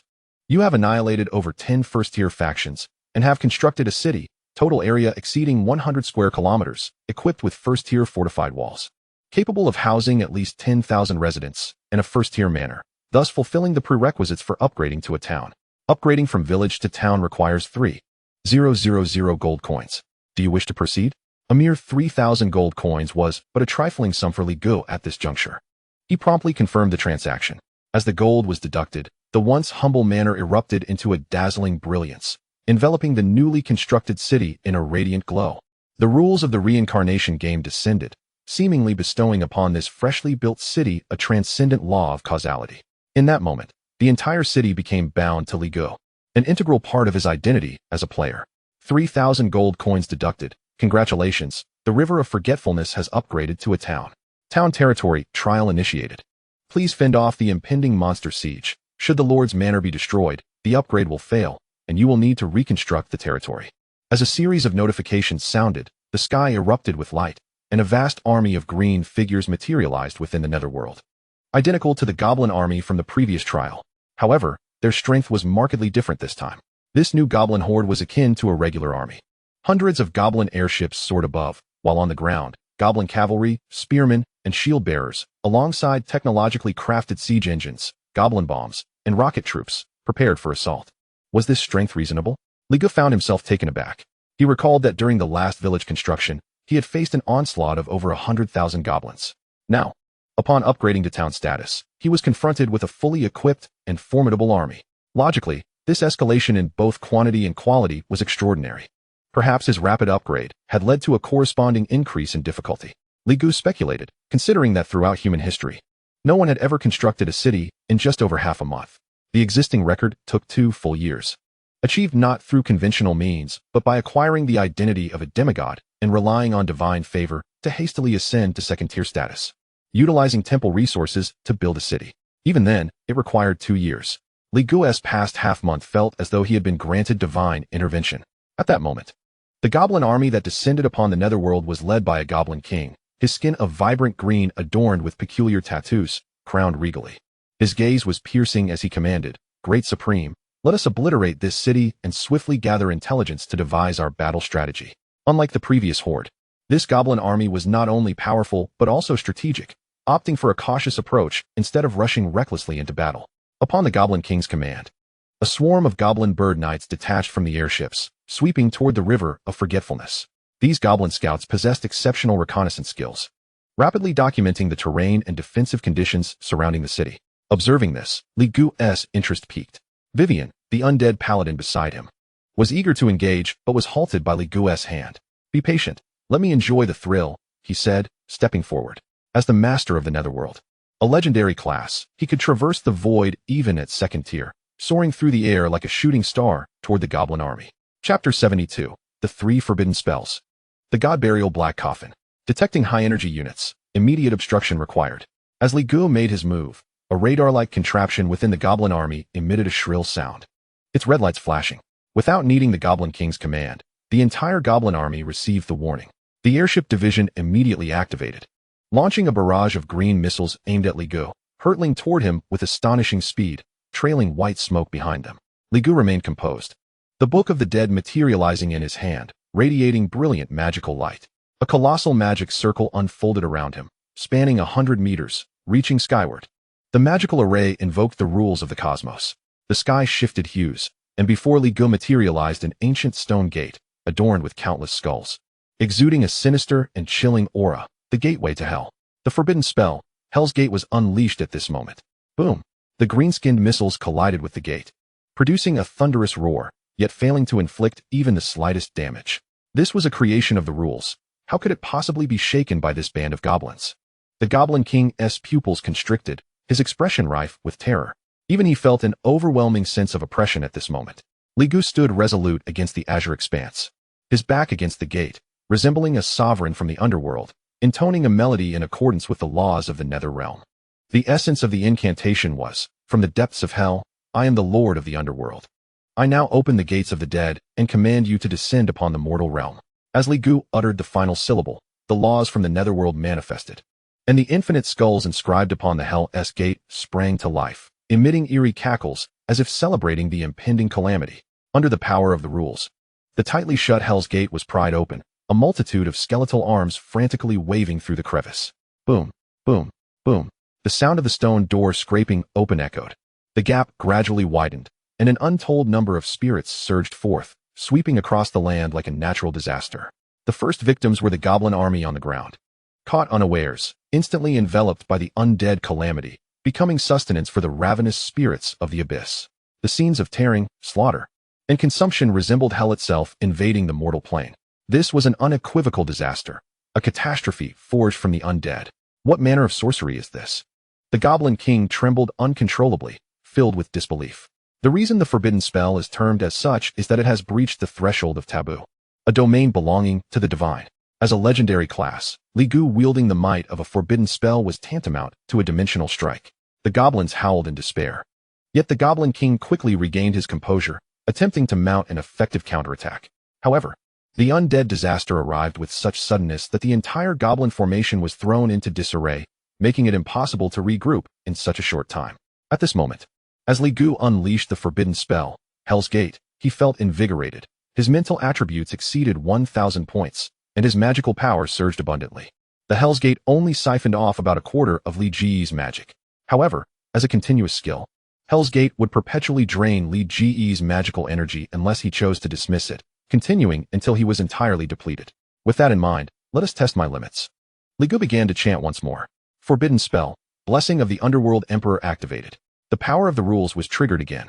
Li Ji's internal magic surged, rapidly depleting as a dazzling magic array unfurled, billowing dark, ethereal energy intertwined with the heavens, manifesting into a colossal phantom of a giant standing 60 meters tall. This giantess form was imposing, obscured in visage, yet adorned with a crown of feathers and clothed in imperial garb, resembling a true emperor. As this imperial phantom coalesced, the spirits summoned from the Hell's Gate experienced a remarkable enhancement in attack, defense, and resistance. Simultaneously, the lifeless goblin bodies on the ground began to detach their bones and flesh, astonishingly rising to join the ranks of the undead army.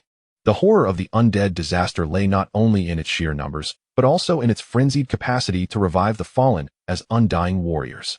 The combination of forbidden spells, Hell's Gate, and Blessing of the Underworld Emperor granted Li Gu the power to truly unleash the calamity of the undead upon the mortal realm. The goblin army was rapidly depleted, witnessing their former comrades transform into hostile spirits. This sight, coupled with the psychological strain, drove these goblins to the brink of collapse. The Goblin King, who commanded the goblin army, possessed some skill. His template was of royal caliber, and he employed several skills to bolster morale while leading his elite troops to execute military maneuvers in an attempt to turn the tide. Yet, this caught Li Gu's attention. From the outset, Li Gu had no intention of single-handedly annihilating the vast goblin army.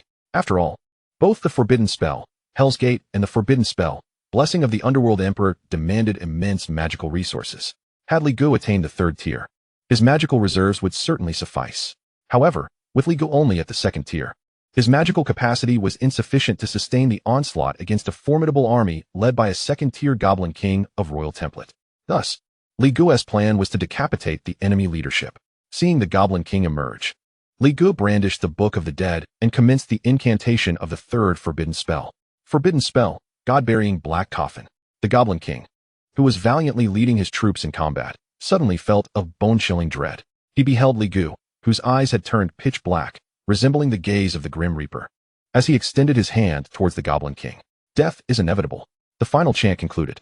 The Goblin King's pupils constricted, feeling as if he had been ensnared by fate, rendering him utterly immobile. The surrounding space fractured, and black chains surged forth from the void, ensnaring the Goblin King's body and forcibly dragging him into the rift. Through the rift, a massive black crystal coffin became partially visible, within which lay a humanoid being of monumental height. Though deceased, its essence still caused the very rules to tremble. It was a god, a fallen deity. As the Goblin King drew near the black coffin, he was obliterated by the divine aura. The rift in the void gradually closed, and the black chains dissipated. Li Gu peered through the fissure, catching sight of the true god-bearing black coffin, murmuring, "So, the god-bearing black coffin draws enemies into the realm of the buried deity, utilizing the goddess essence to annihilate them. When I grow stronger, might I extract the remnants of the divine within?" The remains of a deity would undoubtedly serve as unparalleled materials. With the Goblin King slain by Li Gu, the remaining goblins' morale utterly shattered. They shrieked in anguish and fled in all directions. Li Gu maintained his stance for a while, and as his magical energy began to wane, he dismissed the forbidden spells. The gates of hell closed, and all undead were reclaimed by the rules, cast back into the abyss.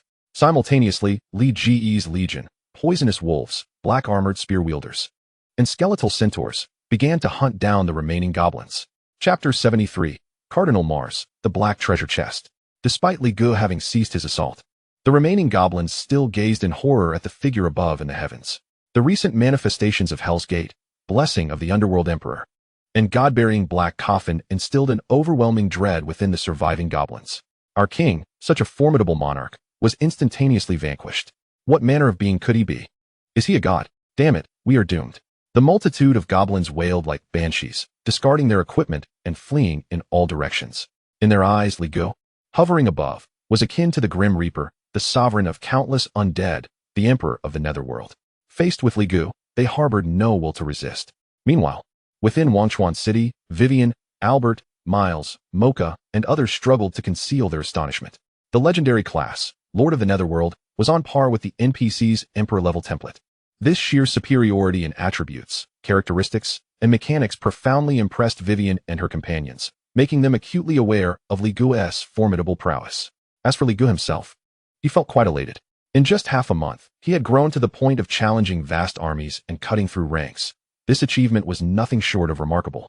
Not to mention, witnessing his own gradual mastery of extraordinary abilities, crushing all in his path, was a feeling beyond compare. However, this battle also allowed Li Guo to perceive the limits of his own capabilities. Merely relying on himself to completely annihilate the goblin army before him would require several months at the very least. In the current state, he could slay foes amidst 1,000 troops, yet to single-handedly obliterate an army of 10,000 remained a formidable challenge. This was Li Ge's candid self-assessment. His greatest constraint lay in his magical energy. Li Guo was not an eternal motion machine. After casting 3 forbidden spells, his magical reserves would be nearly depleted. Furthermore, armies do not simply stand idly to be struck. After sustaining significant damage, they would opt for retreat. If this contingent of goblins did not suffer a collapse in morale and instead united, Li Guo would indeed need to expend considerable effort in a short time. Yet, Li Ge's paramount advantage was never his personal combat prowess, but rather the inexhaustible tide of the Undead Calamity. With the Undead Calamity System at his disposal, engaging in large-scale warfare was undeniably his forte.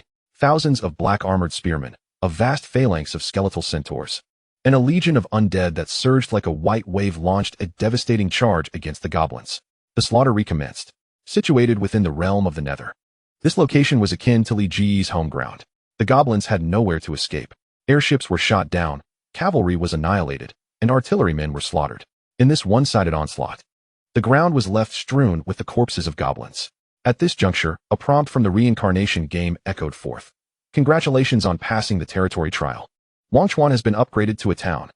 Immediately thereafter, all novice players heard a world announcement. Congratulations to the novice player, the king of the underworld, for successfully passing the Lord trial, constructing a town, and being promoted to Lord, receiving the achievement, Lord of a City. Reward, 2nd tier black obsidian treasure chest. The familiar name and achievement notification profoundly shocked these novice players. The town faction of Wardfa was not supposed to be able to construct a city.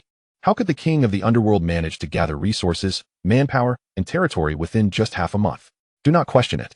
The king of the underworld is a formidable individual who can single-handedly extinguish a first-tier faction in just a few days. It is truly ruthless. If he can build a city in half a month, will he not establish a nation in a few more months? One cannot shake the feeling that the king of the underworld might speed through the novice world this month, break into the 3rd tier, and graduate directly. What a jest! That is 3rd tier. According to the Alliance's statistical data, the average time required to advance from the 2nd tier to the 3rd tier is a staggering 60 years. Your data may be reasonable, yet alas, the king of the underworld's strength defies logic. The entire forum erupted at this moment, with players left in shock. Constructing a city is not simply a matter of sufficient strength. It necessitates the consumption of vast resources and manpower. One could argue that building a city requires adequate strength, financial resources, and authority to even qualify. In merely half a month, Li Guo completed the construction of a city and passed the Lord trial. Such an achievement is incomparable to other players who are still playing in the mud. Li Guo has risen from nothing to join the ranks of the world's top 500. The two are entirely on different levels. Faced with Li Guo, now a 2nd-tier lord, the other players, still apprentices, could only feel envy, jealousy, and resentment. On the other side, Kai Tianlin was hastily mobilizing every resource at his disposal, striving to uncover the whereabouts of the king of the underworld. Archbishop, I dreamt last night of a world overrun by the undead, a scene of apocalyptic devastation.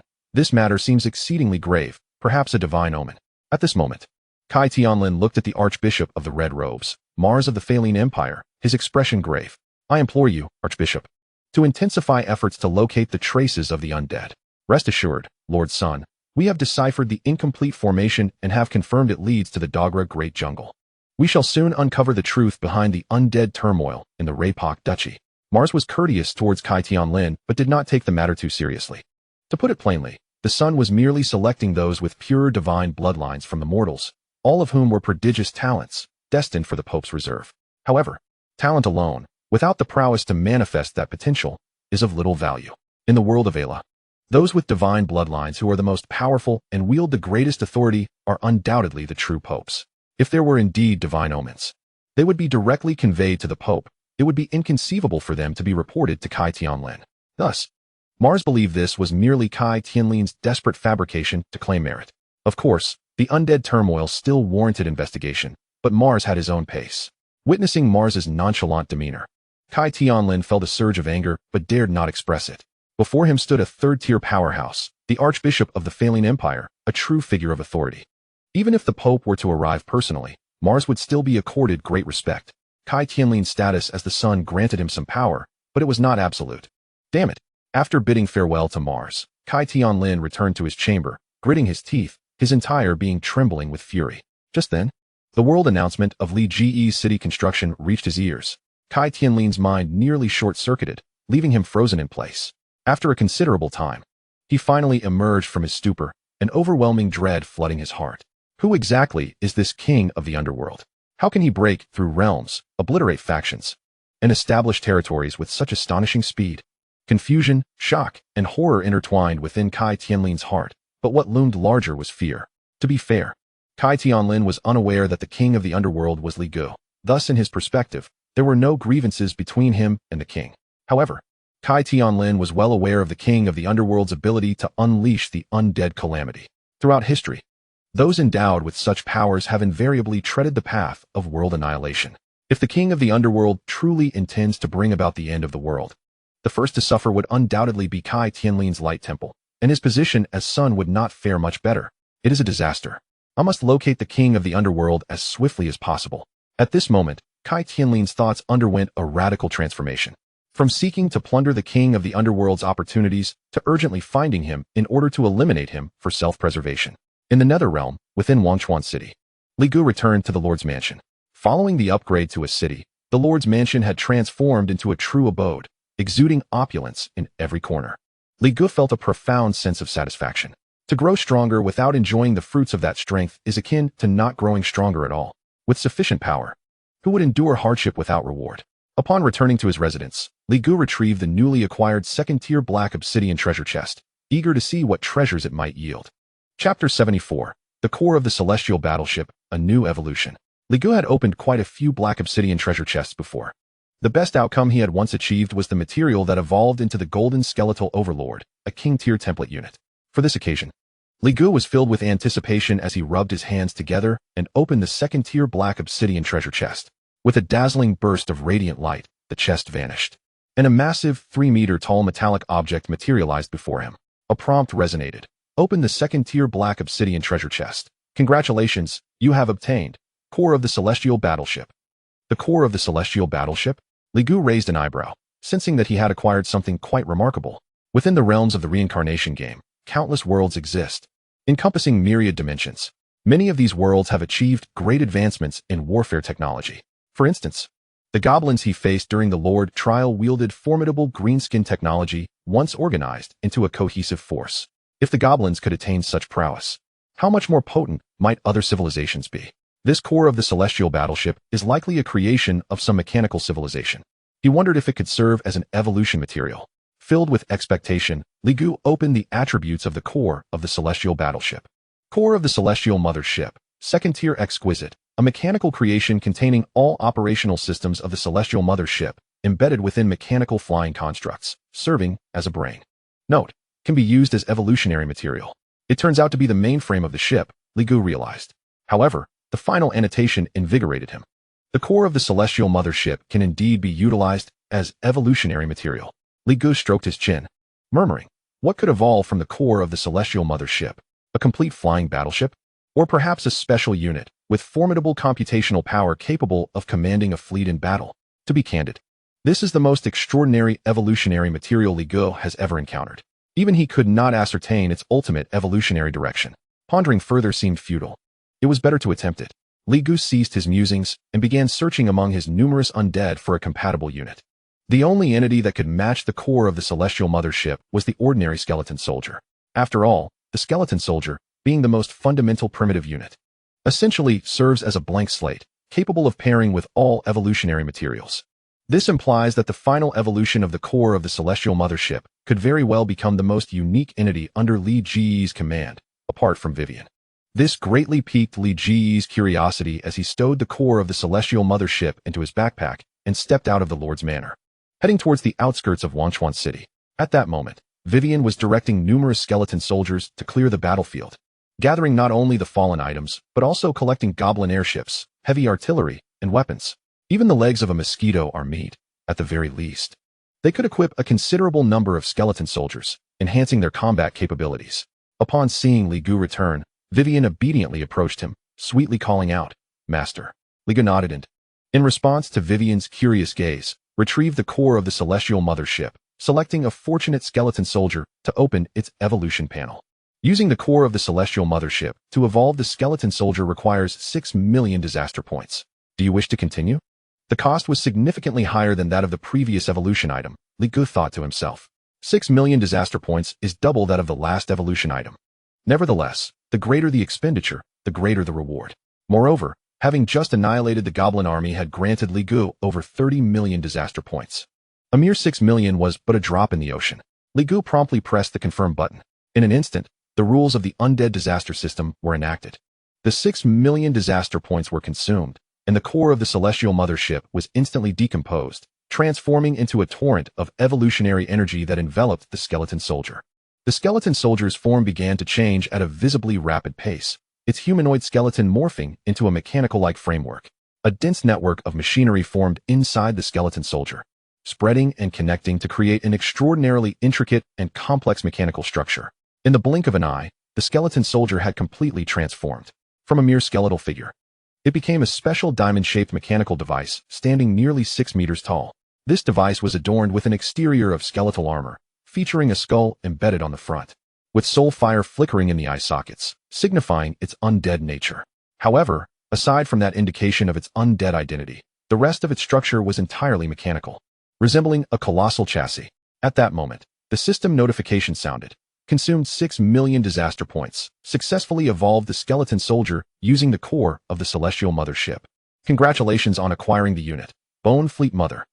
The name Bone Fleet Mother sparked immense interest in Li Gu.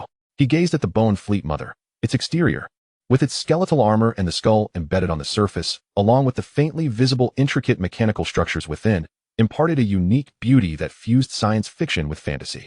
Perceiving Li Ji's gaze, the skull atop the Bone Fleet Mother respectfully addressed him in a common tongue. "Master, your loyal fleet is always at your command." This statement implied that the Bone Fleet Mother possessed self-awareness and, thus, intelligence. Intriguing, indeed. Li Gu found himself captivated and casually opened the attributes of the Bone Fleet Mother. Bone Fleet Mother. Rank, 2nd tier, 3rd grade, 05000 million. Template, King level, Blessing 1. I am the fleet, capable of absorbing materials to transform the undead under my command into the Bone Fleet. Limit, 120 ships. Blessing 2. King of the Skies. All fleets under my command gain enhanced flight speed and maneuverability. Blessing 3. Fully armed. All fleets under my command can equip 3 weapon units. Blessing 4. Firepower coverage. Can launch a carpet bombing of designated areas. Note, specific power depends on the number and quality of the fleet. Note, cannot evolve due to lack of materials. Skills, Saturation Strike, Aerial Reconnaissance, Data Analysis, Celestial Weaponry Array. Attributes, Constitution 1011, Strength 0, Agility 0, Spirit 1019. Equipment, Magical Detection Radar, Fleet Manufacturing Device, Weapon Technology Library. Soul Energy Field Shield. Evaluation, our journey leads to the stars and the sea. Goodness gracious, is this a StarCraft command center? Observing the attributes of the core of the celestial mothership, Li Gu exclaimed in delight. Chapter 75, Bone Fleet, Undead Mechanical Flow. The attributes of the Bone Fleet Mother brought Li Gu considerable joy. Initially, based on the appearance of the Bone Fleet Mother, Li Gu surmised it was likely a type of fleet control hub, with maximized computational abilities but lacking combat prowess. Little did he know, the Bone Fleet Mother was far more intricate. It indeed possessed remarkable computational power, capable of grasping battlefield situations and commanding an entire fleet. Yet, this computational ability was merely a trivial aspect of the Bone Fleet Mother's capabilities. Its true strength lay in its ability to forge a genuine fleet. The first blessing of the Bone Fleet Mother, I am the fleet. This allows it to absorb various materials, akin to a recruitment building in a real-time strategy game, directly summoning battle-ready warships. Furthermore, The Bone Fleet Mother can control a total of 120 warships. With it, Li Gu effectively commanded a legitimate air force. Truly a king-level unit. A smile crept across Li Ji's lips as he expressed his satisfaction with the Bone Fleet Mother. Although the Bone Fleet Mother was the most specialized unit Li Gu had ever encountered, with both strength and agility at 0, its constitution and spirit were maximized, exceeding an astonishing 1,000 points. Yet, the mere ability to recruit and forge a fleet rendered the Bone Fleet Mother's role in warfare no less significant than that of the Golden Skeleton Tyrant. Time to create a fleet and observe the results. Li Gu focused his thoughts, instructing Albert to procure materials. Currently, the entire perimeter of the Douglas Great Jungle had been secured by Li Gu, while Blackwind Mountain had yet to be claimed. The formation of the Thousand Races Alliance allowed Li Gu to occupy other regions within the Douglas Great Jungle. Thus, he lacked for no materials.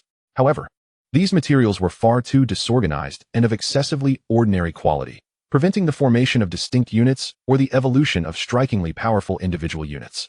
Therefore, Li Gu merely stored these materials in the warehouse for use in constructing cities.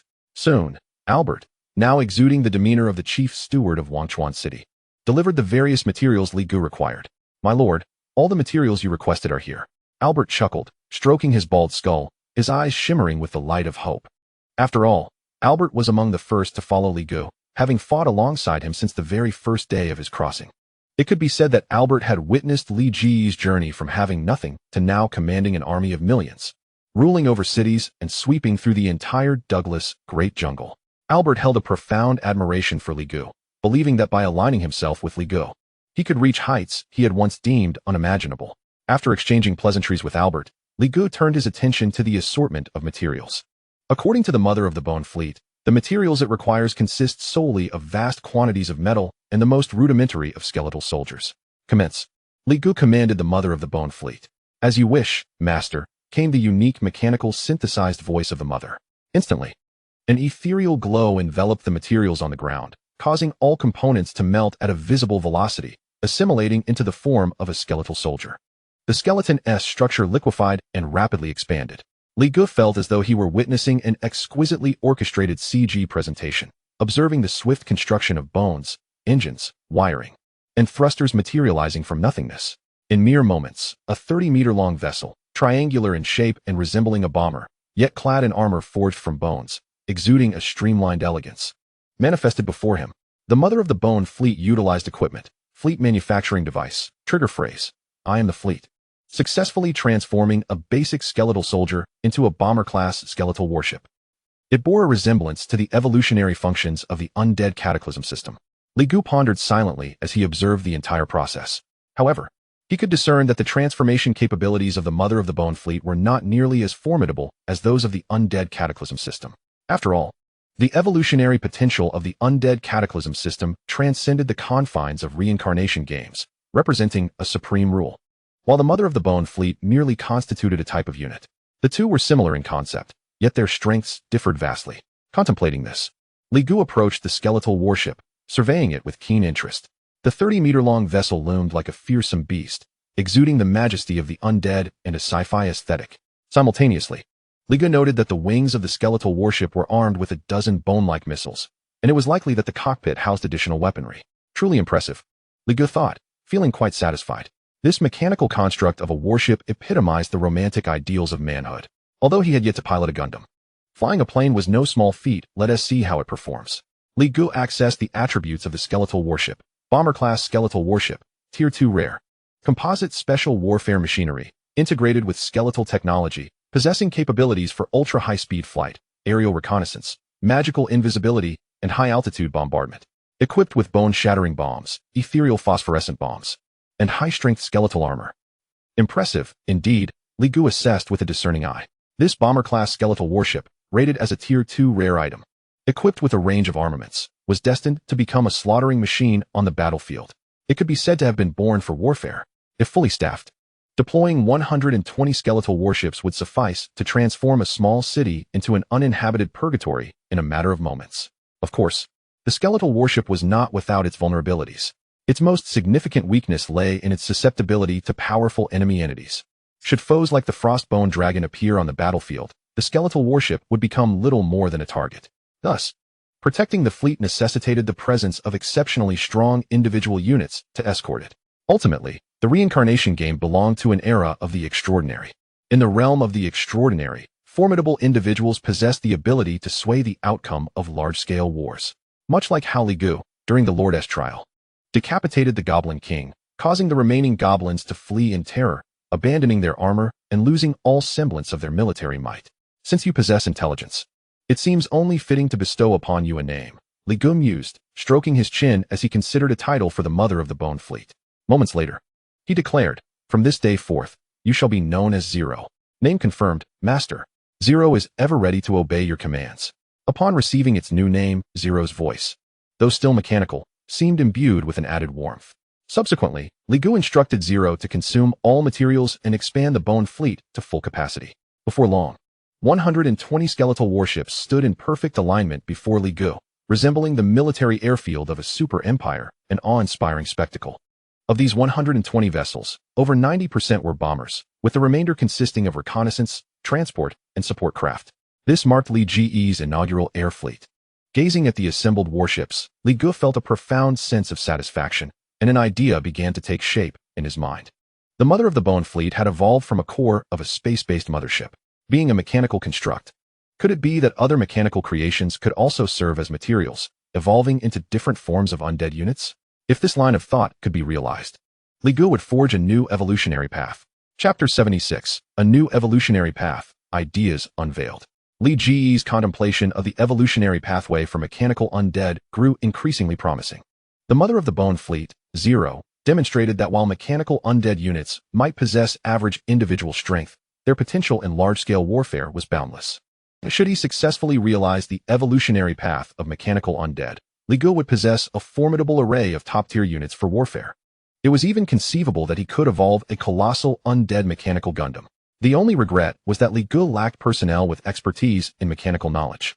However, with a clear vision for the undead mechanical path, he wondered if he could further expand this idea. Could the undead integrate with architecture? If successful, Li Gu could evolve sentient undead constructs capable of infinite evolution, such as undead walls, undead arrow towers, and undead magic towers. Indeed, the potential of the system was limitless. The capacity for infinite evolution, as long as one dared to envision, had an extraordinarily broad application. Li Gu marveled at this notion and subsequently summoned Myers, the only architect under his command. The construction of Forgetting River City is complete. Your task now is to research whether you can create a special item known as the Architectural Core. Li Gu issued his command. Architectural Core? Myers replied with a perplexed expression, scratching his head awkwardly. My lord, forgive my ignorance, but what is this Architectural Core? After a moment's reflection, Li Gu provided several criteria. It should possess architectural characteristics, material properties, and be a critical component of a structure. These standards were rather vague. Yet Li Gu had no other options. Ultimately, he could not be certain and could only point in the general direction. Myers nodded in acknowledgement, agreeing to ponder how to develop it. After giving Myers his orders, Li Gu then shifted his awareness to the battlefield of Blackwind Mountain. Through the undead units under his command, he observed the golden skeletal overlord Xiang Lu leading his army to the last stronghold of Blackwind Mountain. That stronghold featured towering walls, various defensive structures, and a horde of millions of magical creatures. It was undoubtedly a formidable battle. Li Gu had no doubt that Xiang Lu's capabilities were sufficient to breach this stronghold. However, his gaze turned toward the fleet of skeletal warships. Since they had evolved, it was only fitting to put their strength to the test in this battle. With that thought, he addressed Zero. Zero, command the fleet to deploy to Blackwind Mountain. Following your orders, the fleet set sail, Zero responded.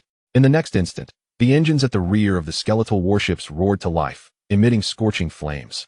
As the gusts of wind whipped up, causing the 120 vessels to ascend from the ground.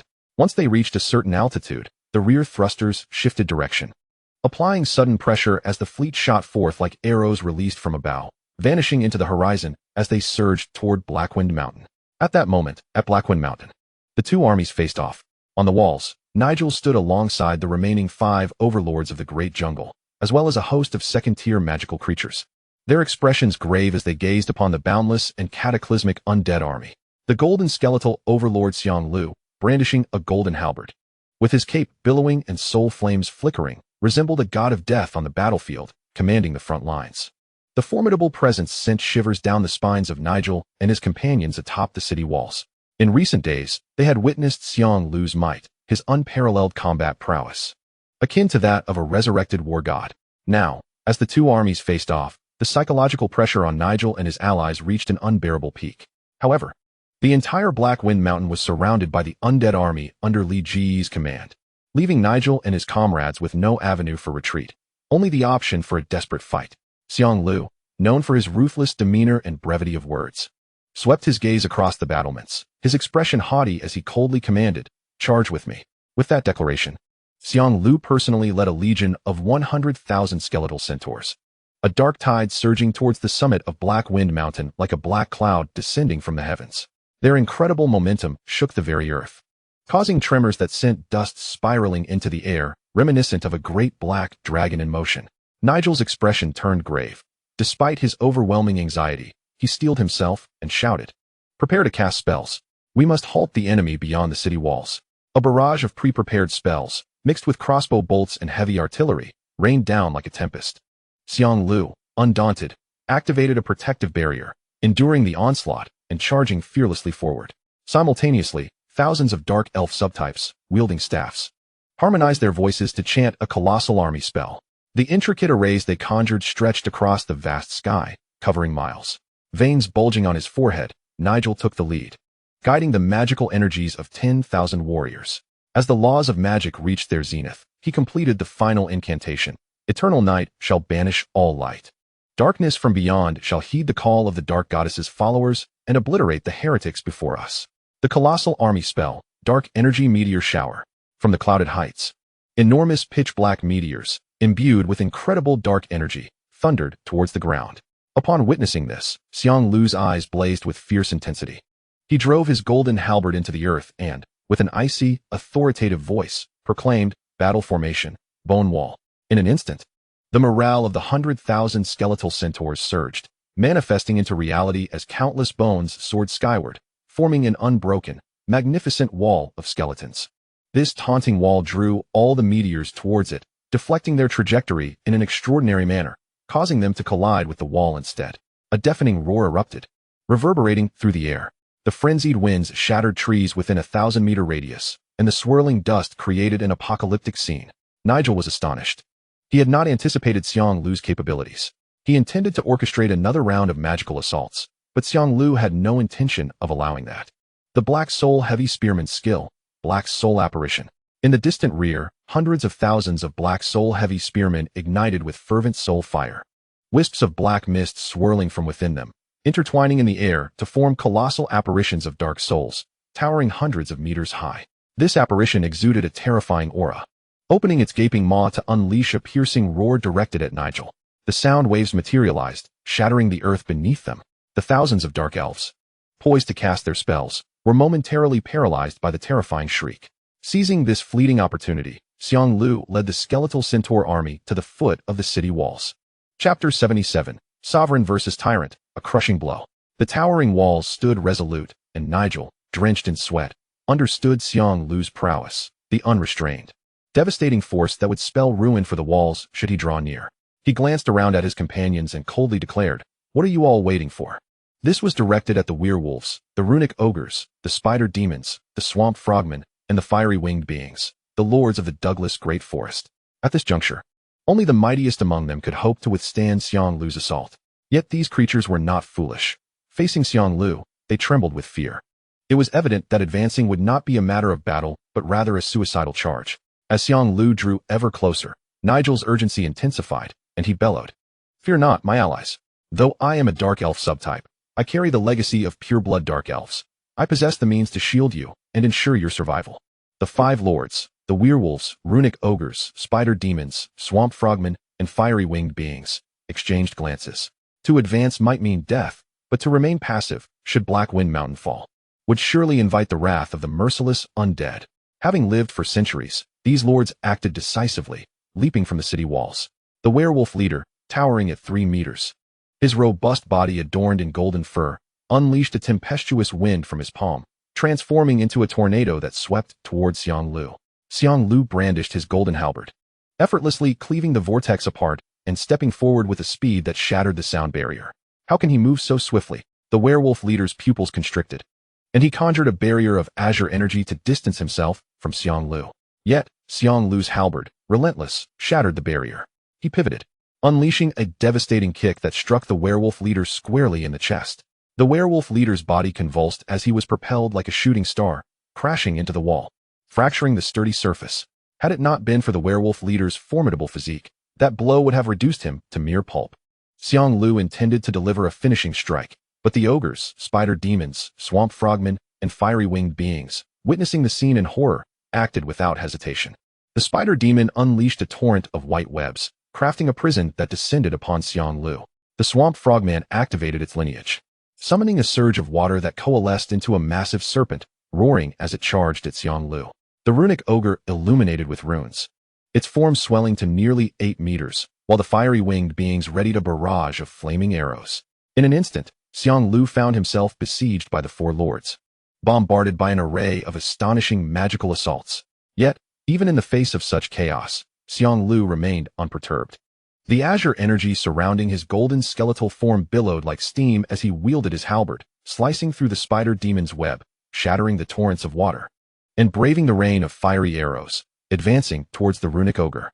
Where are my allies? The runic ogre thought, overwhelmed with dread, as it found no avenue for retreat. Raising its colossal axes, infused with tremendous might, it swung downwards. The sheer height of 8 meters, coupled with the ogre's innate strength, seemed to rend the air itself, creating visible shockwaves aimed at Xiang Lu's head. Boom! The massive axe collided with Xiang Lu's golden halberd. The impact unleashed a tempest, swirling in all directions. As winds howled and dust soared, the ground beneath Xiang Lu cracked and splintered. At a mere 3 meters in height, Xiang Lu appeared as an ant standing against a giant, creating an arresting visual spectacle. Seeing Xiang Lu emerge unscathed, the runic ogre quaked in terror and attempted to retreat. But Xiang Lu was not to be denied. He leaped, using the giant axe as leverage, vaulting over the blade, the handle, the arm, and finally confronting the runic ogre face to face. In that moment, the runic ogre's pupils trembled, not even comprehending the situation before Xiang Lu seized its head with one arm and violently tossed it aside. The ogre's massive cranium crashed into the ground, shattering the earth as if it had been struck by a meteor. This spectacle shocked the entire battlefield. All the creatures gazed in awe at the figure soaring above them. In the blink of an eye, 2 out of the 5 lords had been incapacitated. Such power, could any mortal withstand it? Nigel's fingers trembled as he suppressed his emotions, retrieving a uniquely shaped gold coin. This coin, the size of a palm, bore the likeness of the dark goddess on one side, while the reverse depicted a fearsome serpentine beast. Clutching the gold coin tightly, Nigel pierced his palm, and blood dripped onto the coin, igniting the magical runes inscribed upon it.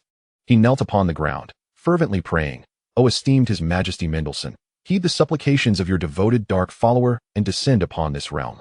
In an instant, the coin seemed to awaken, rapidly absorbing Nigel's blood, causing the thousands of dark elf subordinates present to feel their very essence being siphoned away.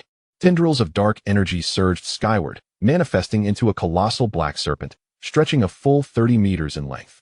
This was the divine beast of the dark goddess, the legendary knight Serpent Mendelssohn, said to devour the sun. As the shadow of Mendelssohn materialized, the light of the heavens seemed to be entirely stripped away, transforming the entirety of Black Wind Mountain into a pitch-black abyss. Mendelssohn, the divine beast of the dark goddess, was reputed to possess the power to consume the sun, a being akin to a deity. However, this group of dark elf subordinates could hardly summon the true knight Serpent Mendelssohn. At present, Nigel had expended every ounce of his strength, sacrificing the vitality of thousands of dark elves merely to channel a fraction of the serpent's power. Yet, even this mere fragment of power was terrifying in its own right. Mendelssohn's emerald eyes glinted with coldness as its immense form surged forth towards Xiang Lu. Simultaneously, the armies of various demonic creatures within the city walls surged forth from the gates. Xiang Lu brandished his golden halberd, effortlessly severing the head of a rune-imbued giant. Unperturbed as he charged directly at Mendelssohn, a legendary behemoth faced off against a battlefield demigod, igniting a breathtaking clash. Meanwhile, the 100,000 skeletal centaurs from the skeleton forest surged forth, engaging in fierce combat against the myriad of demonic legions. The battlefield reached a boiling point. Yet, it was unmistakable to any discerning eye that Xiang Lu held the upper hand against Mendelssohn's apparition. The skeletal centaurs were akin to a crushing force, rendering the armies of the 1,000 tribes as insignificant as mere chickens and dogs, retreating in disarray. Given the current circumstances, It would not be long before Nigel completely exhausted his vitality, unable to sustain the shadow of the Night Serpent Mendelssohn, leading to utter defeat. Desperation gnawed at Nigel as he frantically sought a way to turn the tide.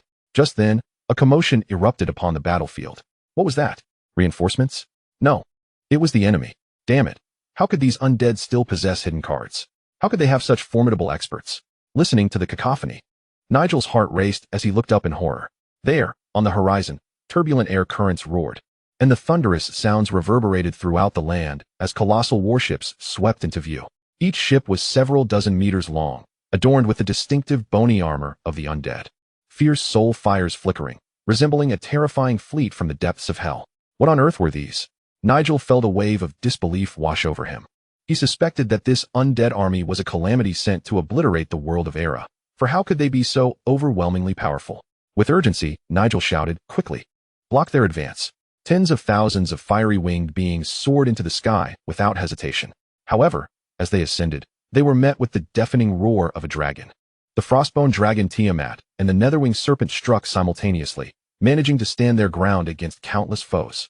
The skeletal fleet surged forward, disregarding the city wall's anti-air formations, launching their ghostly phosphorescent bombs directly at the walls and the dark elves behind them.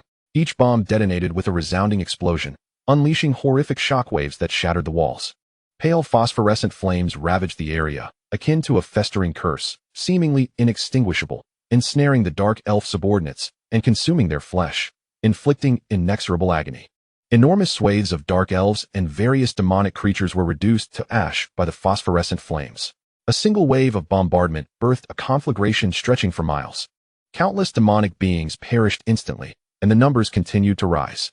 The Night Serpent Mendelssohn, already at a disadvantage in its battle with Xiang Lu, now found its source of energy, the dark elf subordinates, falling in droves. Instantly, Mendelssohn's capacity for power diminished sharply, its form becoming increasingly ethereal to the naked eye. Despair clouded Nigel's gaze, his plans to unite the diverse races of the Douglas Great Forest and stall for time. Awaiting the support of third-tier experts from the depths of the jungle now seemed ludicrous. The undead army before him was far too formidable. It was as if they were an unstoppable natural disaster. Nigel's strategy of uniting with other races was akin to a throng of ants attempting to link hands to halt a raging torrent. Was this how it would end? In Nigel's terror-filled eyes, the skeletal fleet unleashed a relentless barrage, delivering devastating strikes against the various troops behind the city walls. Death was omnipresent, and the numbers of dark elves dwindled rapidly. Mendelssohn, locked in battle with Xiang Lu, found its power swiftly eroding. Seizing an opportunity, Xiang Lu grasped Mendelssohn's head and slammed it to the ground, planting his foot firmly upon it. Mendelssohn struggled violently, yet Xiang Lu held it down with unyielding force. And with a flourish, his golden halberd, imbued with radiant energy, pierced through Mendelssohn's skull. This divine beast, reputed to be capable of devouring the sun, was beheaded in a manner bordering on humiliation. With Mendelssohn's fall, the Thousand Tribe Alliance lost its last bastion of support. Follow me into the breach. Xiang Lu led the inexhaustible undead army through the city gates, mercilessly slaughtering the remaining demonic creatures. A multitude of notifications sprang forth at the edges of Li Ji's vision. As all the demonic beings, including Nigel, were eradicated, this single decisive battle netted Li Gu a staggering 600 million disaster points. Simultaneously, the obliteration of the Thousand Tribe Alliance rewarded Li Gu with 500,000 gold coins and nearly 2,000 prestige points, elevating his prestige to an astonishing 12,000. A level of renown that echoed throughout the lands. Moreover, there was an abundance of loot and various materials that could be harvested from the aftermath of the Thousand Tribe Alliance's demise. The wealth of variety and the magnitude of the haul left Li Gu astounded. Following this battle, all notable demonic tribes in the mid and outer Douglas Great Forest, save for the Hadro family, had been vanquished by Li Gu. Now, Li Gu stood as the undisputed apex overlord of the Douglas Great Forest. Once he secured dominion over the Douglas Great Forest, he would become its sovereign. The Hadro family was a thorn that needed to be swiftly removed. Li Gu and the Abyssal sect were merely allies on the surface. With the mid and outer Douglas Great Forest already under his control, the Hadro family could no longer be allowed to remain. Li Gu planned to obliterate the Hadro family and extract more information regarding the Abyssal sect from them. However, taking action against the Hadro family would mean a complete severance of ties with the Abyssal sect. Before proceeding, Li Gu needed to bolster his own strength. The collection of soul essences should suffice to elevate him to the third tier. Li Gu opened his backpack. The battles at Black Wind Mountain, coupled with the Lord's trial, had yielded him tens of thousands of soul essences. Though their quality was not particularly high, their sheer quantity was sufficient. Without hesitation, Li Gu selected all the soul essences for his own use. The notifications soon followed. Used 890 soul essences, gaining 180,000 experience. Experience bar full. Congratulations on breaking through to the 3rd tier. Gained 300 free attribute points. Congratulations on breaking through to the 3rd tier. You have transcended the identity of a novice player and may log out at any time to return to the real world. A cascade of notifications rang out. An overwhelming surge of magical power suddenly erupted within Li Gu, and in that moment, his soul underwent a profound transformation. His foundational attributes, strength, agility, constitution, and spirit, skyrocketed. At the same time, the netherworld space bound to Li Gu expanded its borders, growing larger in tandem with his elevation in rank. A multitude of inherited knowledge regarding the profession of the Lord of the Netherworld surged through Li Ji's mind. The transition from the 2nd tier to the 3rd tier signifies merely a single tier of difference. However, the power it represents is as vast as the chasm between heaven and earth. At this moment, Li Gu stands qualified to ascend to the pinnacle of the Ayla world. After all, he is no ordinary 3rd tier individual, but rather a formidable 3rd tier powerhouse endowed with the legendary profession of the Lord of the Netherworld. To the ordinary 3rd tier, 9th grade players, he appears as nothing more than a mere insect. Not to mention, Li Gu possesses the cataclysmic undead system. Naturally, enhanced strength does not imply that Li Gu would act recklessly. 3,000 years ago, Undead unleashed a cataclysm of the undead, nearly bringing about the annihilation of the Ayla world, a spectacle of unparalleled grandeur. Yet, he was ultimately vanquished by the Light Temple, which called upon divine might to deliver a crushing blow, leading to his bitter demise. With such a cautionary tale in mind, Li Gu approaches his newfound power with utmost prudence. Simultaneously, at the very moment Li Gu broke through to the 3rd tier, a world announcement resonated in the ears of all players within the Ayla realm. Ding! Congratulations to player Ming Wang for breaking through to the 3rd tier, shedding the identity of a novice, and achieving the milestone, entry into the realm, receiving the achievement reward, 3rd tier Starlight Treasure Chest. This notification struck like thunder, leaving all players in a state of bewilderment. Ming Wang, a breakthrough to the 3rd tier. Chapter 79, the 3rd tier. The fear of Kai Tianlin. For the vast majority of novice players, the 3rd tier is an elusive realm. The reason is simple. The conditions for acquiring experience in the Reincarnation Game are exceedingly harsh. The drop rate for soul essence is dishearteningly low, unless one strikes it lucky. Achieving the 3rd tier through hunting is nearly impossible. Most high-tier players rely on their innate talents, diligently cultivating their skills, building factions, and amassing resources, rising step by step through strength, authority, and wealth to attain higher realms. It is easy to imagine the shock that Li Gu's breakthrough to the 3rd tier would instill in them. After all, he accomplished this feat in a mere half-month. The entire forum erupted in excitement. Half a month to reach the 3rd tier? What a staggering pace. The Alliance's record had just been shattered. Ming Wang would undoubtedly become the most formidable figure within the Alliance. Is this witnessing history in the making? Could it be that the esteemed Ming Wang is destined to become the 6th god-level player in the Alliance? Incredible. I, who have only attained the status of a prince, am still merely an apprentice, while Ming Wang truly embodies power. My goodness. Half a month. This is the chasm that separates individuals. Upon first hearing the name Ming Wang, one might think it audacious, but now it seems almost humble. What a lord of the netherworld. What a nether deity. All new players in the Ayla world were left in awe. In the grand cathedral of the Filan Empire, Kai Tianlin, upon hearing this news, was so startled that he fell from his chair, his pupils trembling as if he had encountered a ghost. How could this be possible? The 3rd tier, in half a month. This was something I wouldn't dare dream of. Kai Tianlin's composure shattered completely. He stood up, intending to seek out the Archbishop Mars of the Filan Empire. But then he reconsidered. What was the point? Kai Tianlin knew well that Ming Wang had achieved 1,000 kills shortly after entering the game, indicating his terrifying combat prowess. If Ming Wang were still merely a 2nd-tier player, Kai Tianlin might have had the confidence to slay him through the Archbishop Mars and the forces of the Light Temple.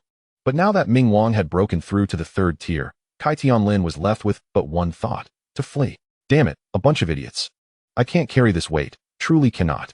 Kai Tianlin cursed silently. If Archbishop Mars had listened to him and devoted all efforts from the very beginning to hunt down Ming Wang and snuff him out in the cradle, would they be in this predicament now? However, Mars, as the Archbishop, cared little for Kai Tianlin's concerns. While he was investigating, he proceeded methodically and without reckless abandon. To be fair, Mars's efficiency was not slow. He had reverse-engineered the completely destroyed teleportation array within half a month and pinpointed the coordinates of the Dougla Great Forest. Yet, the speed of Li Ji's breakthrough was simply too rapid. The only viable strategy for Kai Tianlin to defeat Li Gu now would be to mobilize the entire force of the Light Temple after Li Gu ventured into the Dougla Great Forest, pouring every possible resource into locating and eliminating him. But discussing such strategies was futile at this point. Li Gu had already ascended to the 3rd tier. Kai Tianlin, this scion, could only treat the archbishop with utmost respect, elevating him to the status of a distinguished guest. Any further command of operations was beyond his capabilities.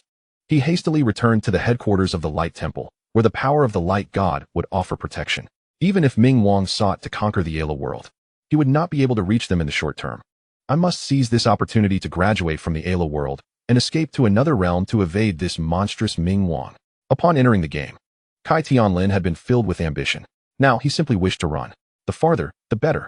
As long as he graduated from the Ayla world and returned to reality to procure special items from his family, he could directly flee to another realm. By that time, no matter how powerful Ming Wang became, it would no longer concern Kai Tianlin.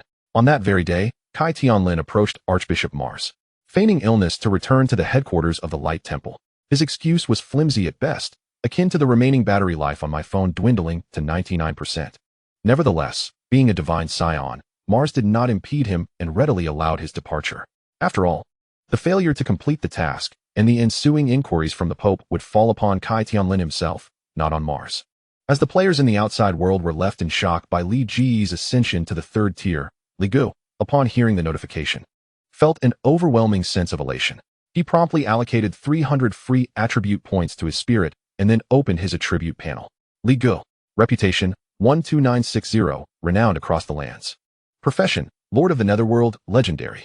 Entry 1, Domain of the Netherworld. Entry 2, I am Reincarnation. Entry 3, Lifespan equal to the heavens. Entry 4, Laws of the Netherworld. Entry 5, Emperor of the Undead. Realm, 3rd tier, 2nd grade, 1,300,000. Skills, Forbidden Spell, Hell's Gate, Forbidden Spell, Blessing of the Nether Emperor. Forbidden Spell, Black Coffin of the God of Burial, Skeleton Summoning, Bone Shield Technique, Dark Energy Missile, Slow Curse, Poisonous Dart. Attributes, Constitution 1802, Strength 1800, Agility 1808, Spirit 3380. Equipment, Book of the Undying Words. These are Li Ji's current attributes. Each of the 4 basic attributes exceeds 2,000 points, even without casting spells. Merely wielding his staff to strike others, Li Gu could easily crush the vast majority of 2nd-tier players. Moreover, his staggering spirit score of 3,000 points granted him immense magical control and enhanced spell potency. It is no exaggeration to say that if the Pope of the Ayla world adhered to martial ethics and did not summon his divine light deity, Li Gu would be more than capable of overpowering him. Unfortunately, the Pope is no fool and would not engage in a thrilling duel with Li Gu. Having reached the 3rd tier, Li Gu could now return to reality. A ripple of emotion stirred within him. Home is Li Ji's greatest concern. His father Li Meng, mother Gao Shimi, and sister Li Xiaowu all require him now, which is precisely why Li Gu strives with utmost determination to grow stronger, disregarding all else. Now that he has finally graduated from the novice world, Li Gu is resolute in his intention to return home, to assess the situation of his family, and to further plan his subsequent endeavors. Before returning home, Li Gu retrieved the achievement reward he had obtained, the 3rd-tier Starlight Treasure Chest. Even Li Gu was somewhat taken aback, as the Starlight Treasure Chest was typically associated with legendary items. According to the customary rewards for breaking through the 3rd tier, the utmost one could expect was a diamond treasure chest. However, Li Ji's progression was remarkably swift. He initially anticipated receiving a black crystal chest. To his astonishment, the Reincarnation Game rewarded him with a 3rd-tier Starlight Treasure Chest, akin to hitting the jackpot. This illustrates that Li Ji's rapid advancement to the 3rd tier is an extraordinary feat. Even within the framework of the Reincarnation Game, the first legendary item I acquired was the Abyssal Emperor's Staff, left by Undead, which facilitated my transition to the legendary class of the Lord of the Abyss, endowing me with formidable personal combat prowess. What treasures might this second item unveil? Li Gu retrieved the Starlight Treasure Chest, and unlike the Black Crystal Chest, the Starlight Chest shimmered with the light of countless stars, resplendent and breathtaking. With eager anticipation, Li Gu extended his hand to open it. At that moment, a dazzling radiance erupted, and the Starlight Chest vanished, revealing a circular gemstone within. The prompt from the Reincarnation Game followed. Upon opening the Starlight Treasure Chest, Congratulations on acquiring Heart of the Angel. As the message concluded, the gemstone revealed itself, a pure white, translucent jewel of unparalleled sanctity, imbued with immense holy light. The Heart of the Angel? Li Gu felt a surge of excitement. The name alone hinted at a significant origin, a splendid material indeed. Without hesitation, he clicked to unveil its attributes. Heart of the Angel, Tier 3 Legendary. A gemstone formed from the heart of a young angel after its demise, containing special holy light principles and vast amounts of light, attribute magic. Note, this material can be used as an evolution material for Viven. What a remarkable find. Li Gu was both astonished and elated, realizing the Heart of the Angel's profound significance. Could it truly mean that he could evolve Viven into an angel? Chapter 80, Viven's Further Evolution, the Death Angel. A necromantic angel? Wasn't this a form of NTR? With this thought, a mischievous smile crept onto Li Ji's face. Throughout history, the Holy Light has loathed the undead and demonic entities. Yet now, through the Necromantic Calamity System, Li Gu had pilfered the power of Holy Light to nurture Viven, a being of Holy Light attributes, thus mocking the very essence of sacredness. It was akin to mocking the God of Light to his face, proclaiming that his partner was indeed alluring. Should this information become public, the entire Church of the God of Light might descend into chaos. Li Gu, however, remained indifferent. He was a player, not a devotee of the Holy Light. Moreover, he recognized the potential for Viven's subsequent evolution. After all, this was an exceedingly rare evolutionary path. Throughout history, units with extreme attributes either fell woefully weak or wielded power to vanquish deities. With the heart in hand, Li Gu summoned Viven, preparing her for evolution. As Li Gu extracted the Heart of the Angel, the surging holy light caused Viven's beautiful eyes to shimmer. She sensed the holy light within her stirring, yearning to consume it. Yet, how could her absorption efficiency rival the evolution? Please do not move, Li Gu instructed, then promptly accessed Viven's evolution panel, selecting evolution. Using the Heart of the Angel to evolve the undying Holy Walker Viven requires the expenditure of 100 million calamity points. Do you wish to proceed? 100 million. Li Gu gasped. This price was undoubtedly the most exorbitant he had encountered for any unit's evolution. However, greater sacrifices led to greater rewards. This indicated that Viven's evolution would be nothing short of extraordinary. Li Gu, undeterred by the calamity points spent, decisively pressed confirm. At that moment, 100 million calamity points were consumed, and the power of the Necromantic Calamity System surged forth. Within the unfathomable laws, the Heart of the Angel was dismantled, transforming into a radiant evolutionary energy akin to starlight, flowing into Viven's form. Instantly, a divine brilliance erupted from within her, soaring skyward. Particularly resplendent within this realm, filled with undead beings. Simultaneously, another force was awakened within Viven, a necromantic magic belonging to the undead. The Holy Light and Necromancy, two forces that should have been irreconcilable, one white and one black, began to intertwine. The white Holy Light and the black necromantic magic morphed into intricate runes, entwining and weaving into an extraordinarily complex and profound magical inscription etched upon Viven's heart. At the moment this peculiar magical inscription formed, Viven's essence transcended its limitations, surging toward a higher echelon. A pair of snow-white wings unfurled behind her. Her eyes transformed into a dark crimson hue, and her armor metamorphosed, inscribed with the likenesses of various holy deities. Strangely, these holy deities all bore skeletal forms. At this moment, Viven's innate unicorn also underwent a further metamorphosis, acquiring flesh yet clad in armor forged from the remains of the undead, lending her an air of ferocity. Now, Viven stood against the firmament, wings spread wide, her graceful figure adorned in the armor of the deathly holy deities, wielding a spear. Appearing as an angel descended upon the mortal realm, her crimson eyes reminiscent of a harbinger of destruction. Consuming 100 million calamity points, utilizing the Heart of the Angel. Evolution of the undying Holy Walker Viven successful. Congratulations on obtaining Death Angel. Having completed her evolution, Viven retracted her wings, her armor receding, returning to her usual form adorned in a maid's outfit, standing beside Li Gu and respectfully bowing. Thank you, my master, for my evolution. Had one not just witnessed Viven in her full glory, none would suspect that this golden-haired maid was a formidable knight embodying both death and holy light, seemingly capable of bringing calamity to the world. Li Gu scrutinized her closely, noticing that the most significant difference in Viven's standard form was her newfound agility. While in her undying holy walker state, one could still sense her necromantic traits. But now, she resembled a living being. What abilities might the Death Angel possess? With curiosity piqued, Li Gu accessed Vivian's detailed attribute panel. Death Angel Vivian. Realm, Tier 3, First Rank, 03000 million. Template, Emperor Level, Blessing 1, Death and Holy Light. Master of the powers of Death and Holy Light, a renegade of Holy Light, an anomaly of the Abyss. Possessing immeasurable potential. Blessing 2, Abyssal Unicorn, possesses a steed of the same realm, Pseudo-Emperor Level Template. Blessing 3, Heart of the Angel, significantly enhances all Holy Light skills, and possesses Divine Retribution effects, dealing damage to undead when employing Holy Light Divine Arts against foes. Blessing 4, Heart of the Abyss, significantly enhances all Abyssal skills and possesses a Death Siphoning effect.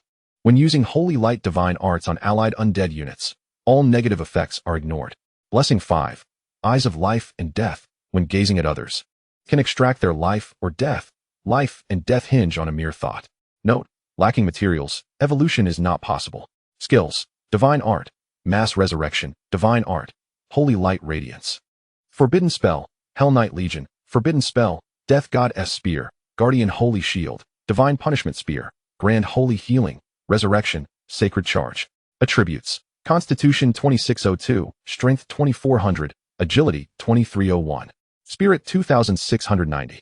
Equipment, Fallen Holy Light Armor, Fallen Holy Light Helmet, Fallen Holy Light Boots, Fallen Holy Light Spear. Evaluation, Bid, Don't Let Me Find You. Li Gu comprehended the formidable nature of the Holy Light's breach. After all, the current Vivian could only be described in 4 words. That is indeed heretical. The extreme attributes of Death and Holy Light have found a flawless fusion within her. This endows Vivian with an unparalleled prowess in combat. Chapter 81, Returning to Reality. Manifesting Abilities. There is no doubt that Vivian, with her Imperial Grade template, possesses formidable fighting strength.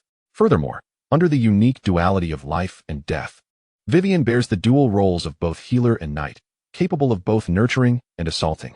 It is no exaggeration to assert that, in terms of individual combat power, Vivian undoubtedly surpasses Li Gu. Li Gu, feeling quite pleased with the evolution of such a unit, deactivated Vivian's attributes and instructed her, I must take my leave for a while. You shall guard the underworld space and stabilize the situation in the Douglas jungle. As you command, Master, Vivian replied with a dutiful nod. Li Gu then prepared to return to reality. The passage of time in reality and the game is synchronized. The game does not pause simply because Li Gu returns to the real world. Therefore, after his return, there must remain guardians in Forgotten River City, the underworld space, and the Douglas jungle.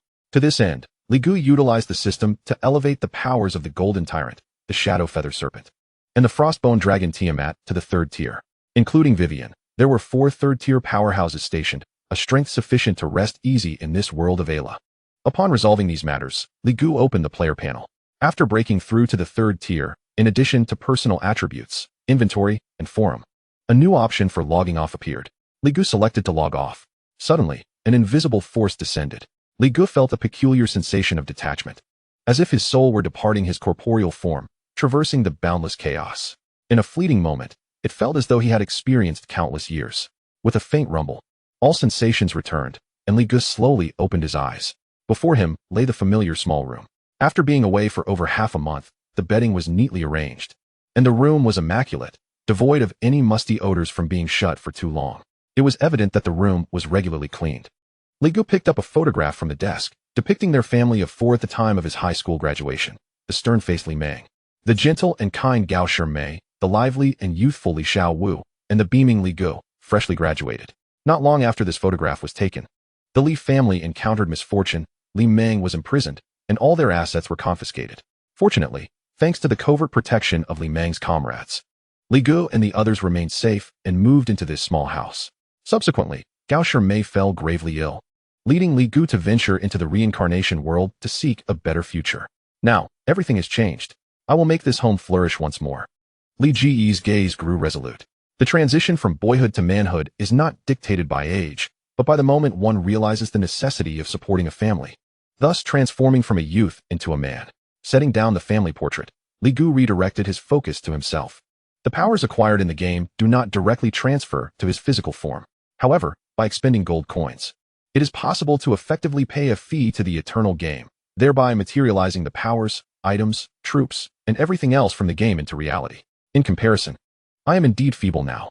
From the 3rd tier to becoming an ordinary person, Li Gu lost his extraordinary abilities, with his basic attributes plummeting to an average of around 5 points, akin to a giant reduced to an ant. The immense disparity momentarily rendered Li Gu somewhat disoriented. Due to the millennium-long development of the Reincarnation Game, many extraordinary professions within the game have been thoroughly studied, allowing for cultivation in reality as well. However, to cultivate before becoming a player means voluntarily relinquishing the identity of a Reincarnation Game player, forever barred from that status. According to Li Ji's father, Li Meng's plan was to have Li Gu become a player, had the Li family not fallen into decline. Li Gu could have relied on the family's resources to steadily carve a prosperous path in the Reincarnation Game. Thus, Li Gu had not been exposed to extraordinary cultivation methods before turning 18. Unfortunately, fate did not favor their plans. Li Meng was arrested, and the Li family's fortunes crumbled, leaving Li Gu distanced from everyone except those few comrades of Li Meng. Fortunately, Li Gu still became a player and even bound to the Undead Catastrophe System, rising to the 3rd tier in just half a month. Such speed far eclipsed that of all players over the past millennium. Even those strongest players who founded divine nations and achieved true divinity were no match for Li Gu. First, I must materialize my powers into reality to prevent any unforeseen circumstances. Having experienced greater strength, Li Gu found it difficult to adjust to his current weakness. With a slight mental shift, he opened his player panel, selecting his realm, profession, and skill inheritance. In total, the cost amounted to a staggering 600,000 gold coins. This fee left Li Gu astounded. However, upon further reflection, the profession he wished to materialize was the legendary Lord of the Underworld, combined with being a 3rd tier, along with several forbidden spells and a batch of exquisite equipment.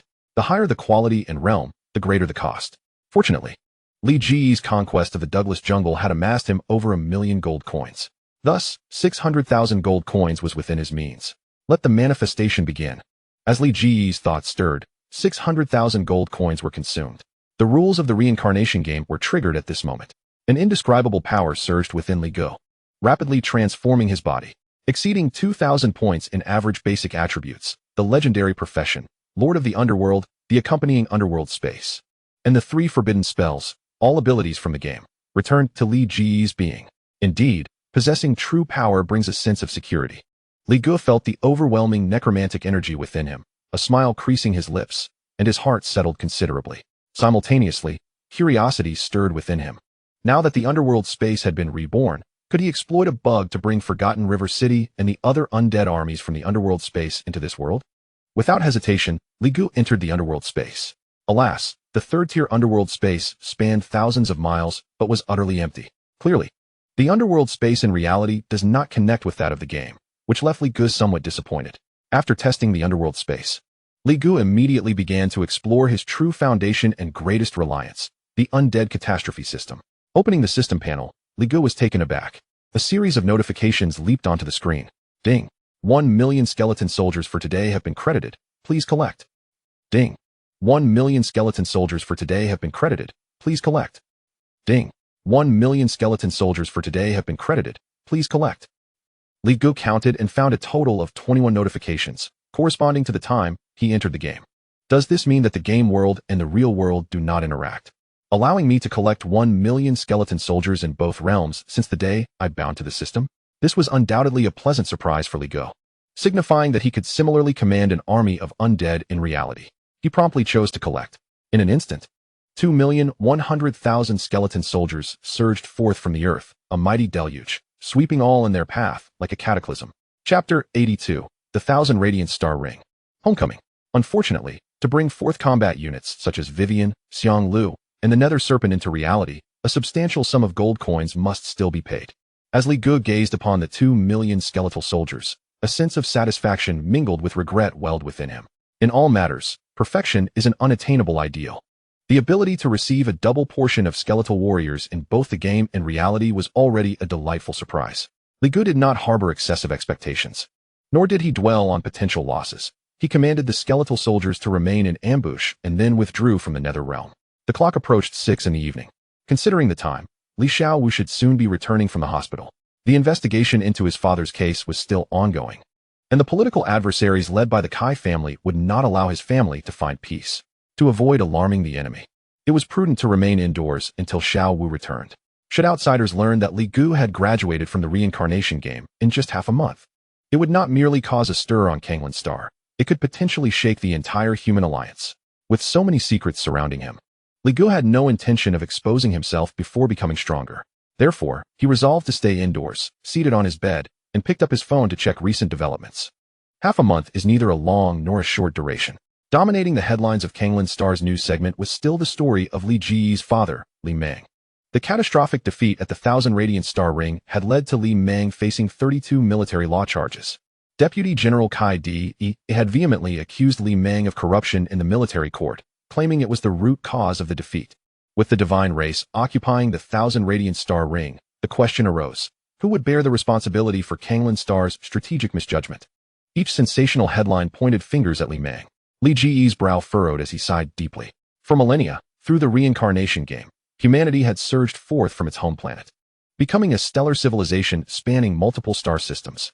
Thus, the human alliance was established, yet the cosmos is not solely the realm of humanity. Other super civilizations that have evolved over billions of years also exist. The wars of expansion between humanity and other extraterrestrial civilizations in the real world have never ceased. Even Kanglan Star had been wrested from a civilization known as the Divine Race 200 years ago. The contest for Kanglan Star has persisted since that time. As the commander of Kanglan Star, Li Meng was tasked with guarding the strategically vital Thousand Radiant Star Ring, which served as Kanglan Star's cosmic Great Wall, underscoring its significance. Yet, not long ago, the Thousand Radiant Star Ring was ambushed by the Divine Race, leading Kanglan Star to suffer a humiliating defeat. The occupation of the Thousand Radiant Star Ring by the Divine Race resulted in the political arena of Kanglan Star, placing all blame upon Li Meng. However, from what Li Gu had gathered from Li Meng's comrades, the circumstances surrounding the war were rather dubious, suggesting that Li Meng was likely being scapegoated. Li Gu was unaware of the specific details, but such matters were no longer of utmost importance. As a son, he could not bear to witness his father being brought before a military tribunal and ultimately exiled to the frontier of the Alliance. Such a fate would be tantamount to death. Just as Li Gu was deep in thought, a sound echoed from outside the door. With a click, the front door swung open. With Li Ji's current third-tier strength, he could hear everything distinctly. Expanding his mental energy, he perceived that it was indeed his sister, Li Xiaowu, returning home. Merely half a month had passed, and Li Gu felt no sense of nostalgia. He rose and opened the door. The sudden noise startled Li Xiaowu. Upon seeing Li Gu, she froze, and after a long moment, tears streamed down her face. "Brother, is it really you?" Li Xiaowu asked, disbelief etched on her features. "Do you need me to recount your embarrassing history again?" Li Gu teased with a smile. At his words, Li Xiaowu recalled their recent conversation and instantly believed him, running into his embrace and sobbing uncontrollably. Li Gu held her tightly, his emotions complex. The sudden upheaval in their family had left all relatives absent, and for the 13-year-old Li Xiaowu, the pressure over these past 2 weeks had been tremendous. It was only natural for the young girl to break down upon seeing a family member. Yet, such is life. Li Gu gently patted her back, offering soft comfort. After a considerable time, with her eyes still red, Li Xiaowu finally steadied her emotions and looked up at Li Gu. Her curiosity piqued. "Brother, how did you return from the Reincarnation Game so quickly?" she asked, astonished. In her memory, novice players in the Reincarnation Game had only 2 paths to graduation: surviving for 10 years within the game or advancing to the 3rd tier to graduate early from the novice world. Li Xiaowu had prepared herself for the possibility of Li Gu remaining in the Reincarnation Game for a decade. Initially, Li Meng's comrades had given Li Gu a player identity out of concern that the Kai family might eradicate the Li lineage, hoping to preserve a thread of the Li bloodline and secure a future for him. Little did they expect that Li Gu would return in just half a month. This speed truly redefined Li Xiaowu's understanding. Ruffling her hair, Li Gu chuckled. "Your brother is quite impressive. Half a month is more than sufficient." Seeing that he had not elaborated further, Li Xiaowu, understanding and obedient, refrained from pressing for more details, her adorable face radiating admiration as she clung to his arm. Reluctant to let go, it was not that Li Gu distrusted his family. Rather, the less people knew about the system, the better. For Li Gu, it was preferable to have others speculate that he possessed a divine artifact than for anyone to discover that he bore the necromantic catastrophe system, a treasure that transcended the rules of the Reincarnation Game. Keeping this secret from Li Xiaowu was, in fact, a form of protection for her. Once Li Xiaowu had calmed down, Li Gu inquired about their mother, Gao Shimei's condition. According to Li Xiaowu, Gao Shimei's situation was far from optimistic, showing no signs of awakening. Upon hearing this, Li Ji's heart sank, intensifying his desire to grow stronger. Gao Shimei, as the wife of Commander Li Meng, had met him on the battlefield and was no weakling herself. possessing a formidable 4th-tier strength. Her ailment stemmed from injuries sustained during the battle at the 1,000 Radiant Star Ring, compounded by an unknown curse. If Li Gu could elevate himself to the 4th tier, he might be able to heal Gao Shimei's wounds through Viven. Just as Li Gu was deep in contemplation, Li Xiaowu looked up and asked, "Brother, how long will you be staying this time?" "I will be heading back shortly," Li Gu replied. His return was primarily to check on Li Xiaowu, ensuring the little girl would not worry too much. Meanwhile, the urgency of their mother Gao Shimei's illness loomed large. Li Gu knew he must swiftly return to the Arrow world, conquer it, and then venture to other realms to break through to the 4th tier and heal their mother. Hearing that Li Gu would leave soon, Li Xiaowu's eyes dimmed, her cherubic face filled with reluctance. Though she understood the gravity of the situation and did not throw a tantrum, the Li family had reached a critical juncture of survival, and Li Xiaowu recognized that her brother was striving to salvage their family. Her maturity tugged at Li Ji's heartstrings, and he reassured her, "Do not worry. It won't be long before I can heal mother and bring father back. We'll all be together again." Chapter 83, A Night of Annihilation, Violence Under the Moonlight. After reuniting with Li Xiaowu, Li Gu returned to the Reincarnation Game. Li Meng's case had not yet reached a resolution. The Kai family and their allies were devoting nearly all their energy to ensuring Li Meng's complete downfall. Until then, Li Xiaowu would remain safe. After all, between the supporters and opponents of Li Meng, a significant number of neutral parties still existed. The curse upon the Gao family may has already crossed the red line of high authority. Should any attempt be made to eradicate Li Xiaowu before Li Meng is completely convicted, it would likely provoke resentment from the moderates. Moreover, with the protection of Li Meng's comrades, Li Xiaowu's personal safety is somewhat assured during this period. What Li Gu must do next is to swiftly ascend to the 4th tier and heal his mother, Gao Shimei. In the world of Era, within the realm of the Nether, and in the city of Wangchuan, a flash of white light illuminated the space as Li Gu materialized within the Lord's mansion. "Master, welcome back," Viven greeted as she sensed Li Gu's presence and quickly approached him to offer her respects. Li Gu nodded and inquired, "Has anything transpired during my absence?" Viven succinctly reported that no abnormalities had been detected in the Douglas jungle. Neither the Abyss sect nor the Dark Elf tribes entrenched in the depths of the jungle had made any moves. This tranquility, however, did not allow Li Gu to relax. It felt more akin to the calm before a storm. Nonetheless, Li Gu was unfazed, now at the 3rd tier. He could effortlessly flatten the entire Douglas jungle without breaking a sweat. Even if the Abyss sect were scheming, he harbored no fear. After all, Li Gu possessed the class of the Lord of the Nether, with survival capabilities surpassing that of a lich. His Nether realm was indestructible. He was essentially immortal. As long as he did not rashly provoke the deities and invite divine retribution, Li Gu could traverse the world of Era unimpeded. His next objective was to expand his influence as quickly as possible, establish his own kingdom, and consume the entirety of the Era world. Li Gu mused internally about the prospect of devouring a world, which would not only provide an immense supply of resources, but also elevate his power to a world-class level. The paramount advantage lay in the fact that he would not have to endure the repetitive cycles and identity changes that ordinary players faced, enabling him to break free from reincarnation.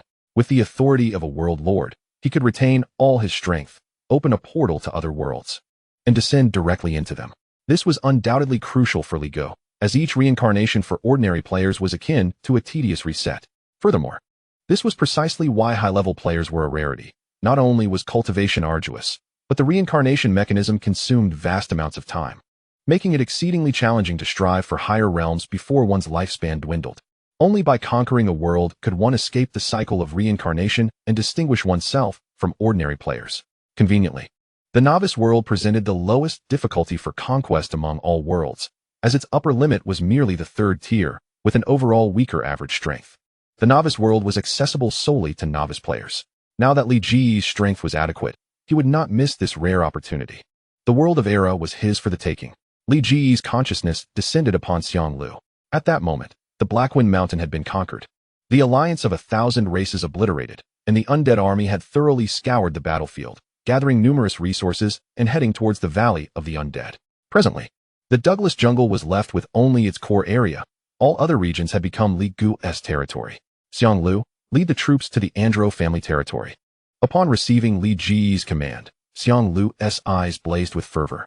Rising to attention, the sound of clashing armor echoed as he complied. Having cleaned the entirety of Blackwind Mountain, Xianglu wasted no time, leading a battalion of skeletal centaurs directly towards the Andro family territory. Meanwhile, within the Andro family, The news of the alliance of 1,000 races' downfall reached Lady Andro's ears. Her eyes flickered, her stunning visage filled with shock at the rapidity of events. From the alliance with the Lord of the Valley of the Undead to the annihilation of all monster tribes in the mid and outer regions of Douglas. It had taken scarcely 10 days. It was akin to the blink of an eye, truly terrifying, like a natural disaster. Lady Andro gently stroked her smooth chin, feeling an undeniable sense of unease. Power signified a lack of control. If the Lord of the Valley of the Undead's true ambition extended beyond the mid and outer regions, aiming instead to seize the entirety of the Douglas jungle, it would inevitably lead to war with the Abyss sect. At that juncture, the Andro family would be at the forefront. Being of the bloodline, with a long lifespan, Lady Andro began contemplating whether to flee the Douglas jungle. Suddenly, a commotion erupted outside. Das stumbled through the door, his face stricken with terror. What has happened? Lady Andro frowned, questioning him with displeasure. Milady, it's terrible. A squad of undead cavalry is rapidly approaching our family territory. Das gasped, his voice trembling with fear. This revelation struck Lady Andro like thunder, causing her to rise abruptly. Her chest heaving, betraying her agitation. How could this be? We have just eradicated the other monster tribes. Is conflict with the Abyss sect upon us? Or perhaps the Lord of the Valley of the Undead had other intentions, aiming to delve deeper into the Douglas jungle for further negotiations with the Abyss sect? Lady Andro's mind raced as she weighed the pros and cons, contemplating whether she should flee. After all, the Andro family was the culmination of her lifelong efforts. Not everyone possessed the fortitude to abandon it entirely. In those fleeting seconds of hesitation, with a thunderous crash, the roof suddenly shattered. A massive golden skeletal tyrant descended from the heavens, landing before Lady Andro. She was instantly filled with dread and sought to retreat. Yet, as the figure flickered before her, a fierce wind swept in, and before she could even react, she felt a tightening around her throat. Under the cover of night, moonlight streamed through the broken roof, illuminating the imposing golden skeletal tyrant, who grasped Lady Andro by the neck, lifting her off the ground. Her elegant form was unmistakably displayed, creating a scene of violent beauty. Are you the head of the Andro family? The voice of the golden skeletal tyrant, Xiang Lu, was frigid, feeling the overwhelming force on her neck. Lady Andro understood that a mere refusal would result in her throat being crushed without hesitation. Yes, it is I, my lord, she managed to rasp, desperately seeking mercy. However, Xiang Lu disregarded her plea, beckoning the Frostbone Dragon, Tiamat, which dove from the sky, shattering the roof and reducing the room's delicate furnishings to dust. The terrifying presence of the Bone Dragon swept across the entire Andro family, leaving all bloodline members in a state of horror. A dragon, a third-tier bone dragon. The self-proclaimed rulers of the Douglas jungle, the bloodline, now trembled in fear, akin to frightened chicks. Lady Andro's pupils constricted, overwhelmed by despair and regret. At last, she comprehended how laughable it was to attempt to manipulate a being stronger than herself for personal gain. It had taken her nearly a millennium to establish her family. Yet to a true powerhouse, its annihilation was but a fleeting moment. Capture all bloodline members. Those who dare to resist shall be mercilessly slain. Issuing this command, Xiang Lu hoisted Lady Andro and leaped onto the back of the Frostbone Dragon, soaring into the sky towards Ligo. Chapter 84. Elizabeth, Blade of Carnage, Horts. In the Andro family territory, all bloodline members were apprehended on the spot. Numerous attempts to flee were thwarted as they transformed into bats, only to be pierced by arrows from the skeletal centaur forces, falling lifeless to the ground. The once illustrious Hadro family has met a swift and tragic demise, reduced to ruin in a single night, with its members either dead or captured. As for Lady Hadro, she was delivered before Rig, the lord of the Necromancer's Canyon, by the Frostbone Dragon before dawn broke. My lord, I have fulfilled my duty. The head of the Hadro family stands before you, Xiang Lu declared, unceremoniously casting Lady Hadro to the ground while kneeling in reverence. Is this truly the fabled master of the Necromancer's Canyon? Lady Hadro discreetly scrutinized Rig, her heart fluttering with trepidation, for no other reason than that Rig appeared remarkably youthful. His overwhelming vitality and astonishing magical prowess confirmed to her that Rig was undeniably human and not a mere undead. Such a formidable being. So young, what extraordinary potential must he possess? Not to mention the presence of Viven, the Lich Mocha, and the arcane Colossus Myers, whose mere auras made Lady Hadro tremble with fear. She was certain that Rig was a prodigious talent among the undead, his gifts far surpassing those of the former Andit, and perhaps even favored by the deity of the underworld. Esteemed Lord of the Necromancer's Canyon, Elizabeth extends her utmost respect to you. In that moment, Lady Hadro dared not feign indifference. She knelt fully, revealing her true name, and offering the highest form of homage to Rig.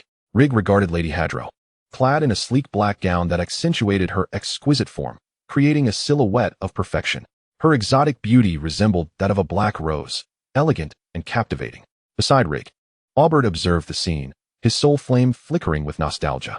Decades prior, he had been pursued by the Hadro family for disturbing their graves, forced to flee the Douglas jungle.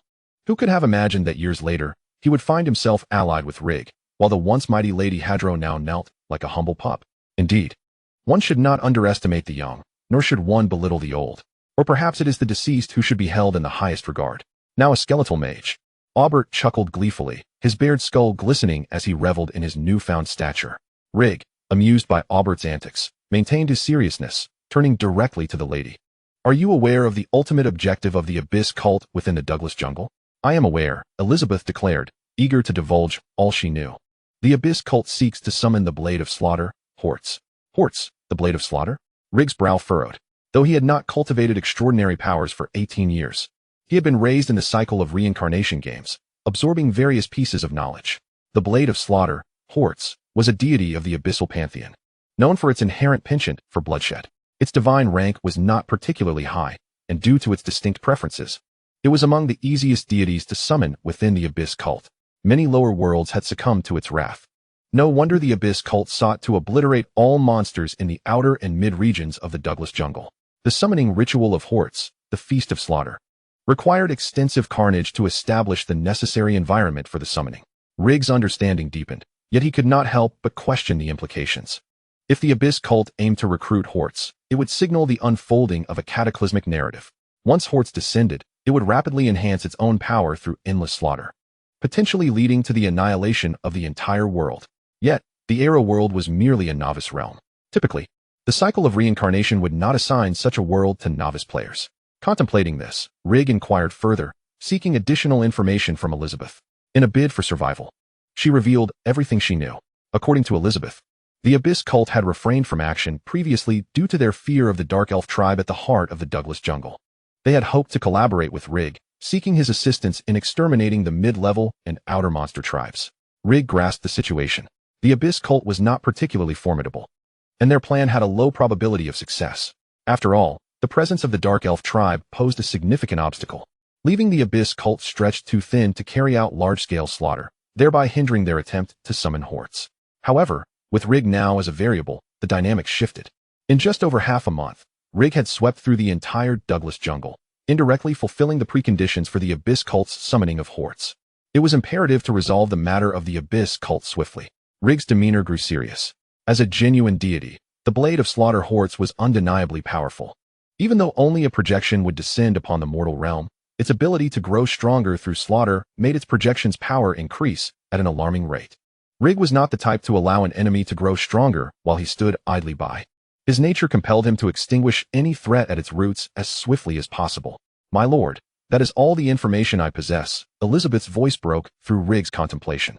She was gripped by fear, acutely aware that a single word from him could dictate her fate. Without valuable information, she found herself rendered useless. Realizing this, she gazed at Rig's youthful visage and hatched a desperate plan, subtly loosening her straps to reveal her alabaster shoulders, her eyes shimmering with a beguiling allure. My lord, please, do not kill me. Take her outside and execute her, Rig commanded coldly. The allure of beauty held little sway over him. With his current abilities, there were countless ways to obtain beautiful women if he so desired. He had no need to spare a foe and potential threat merely to satisfy a fleeting desire. As Rig's words fell, Xiang Lu wasted no time in dragging Elizabeth toward the exit. Panic surged through her, and she hastily pleaded, My lord, please, do not kill me. I have treasures to offer.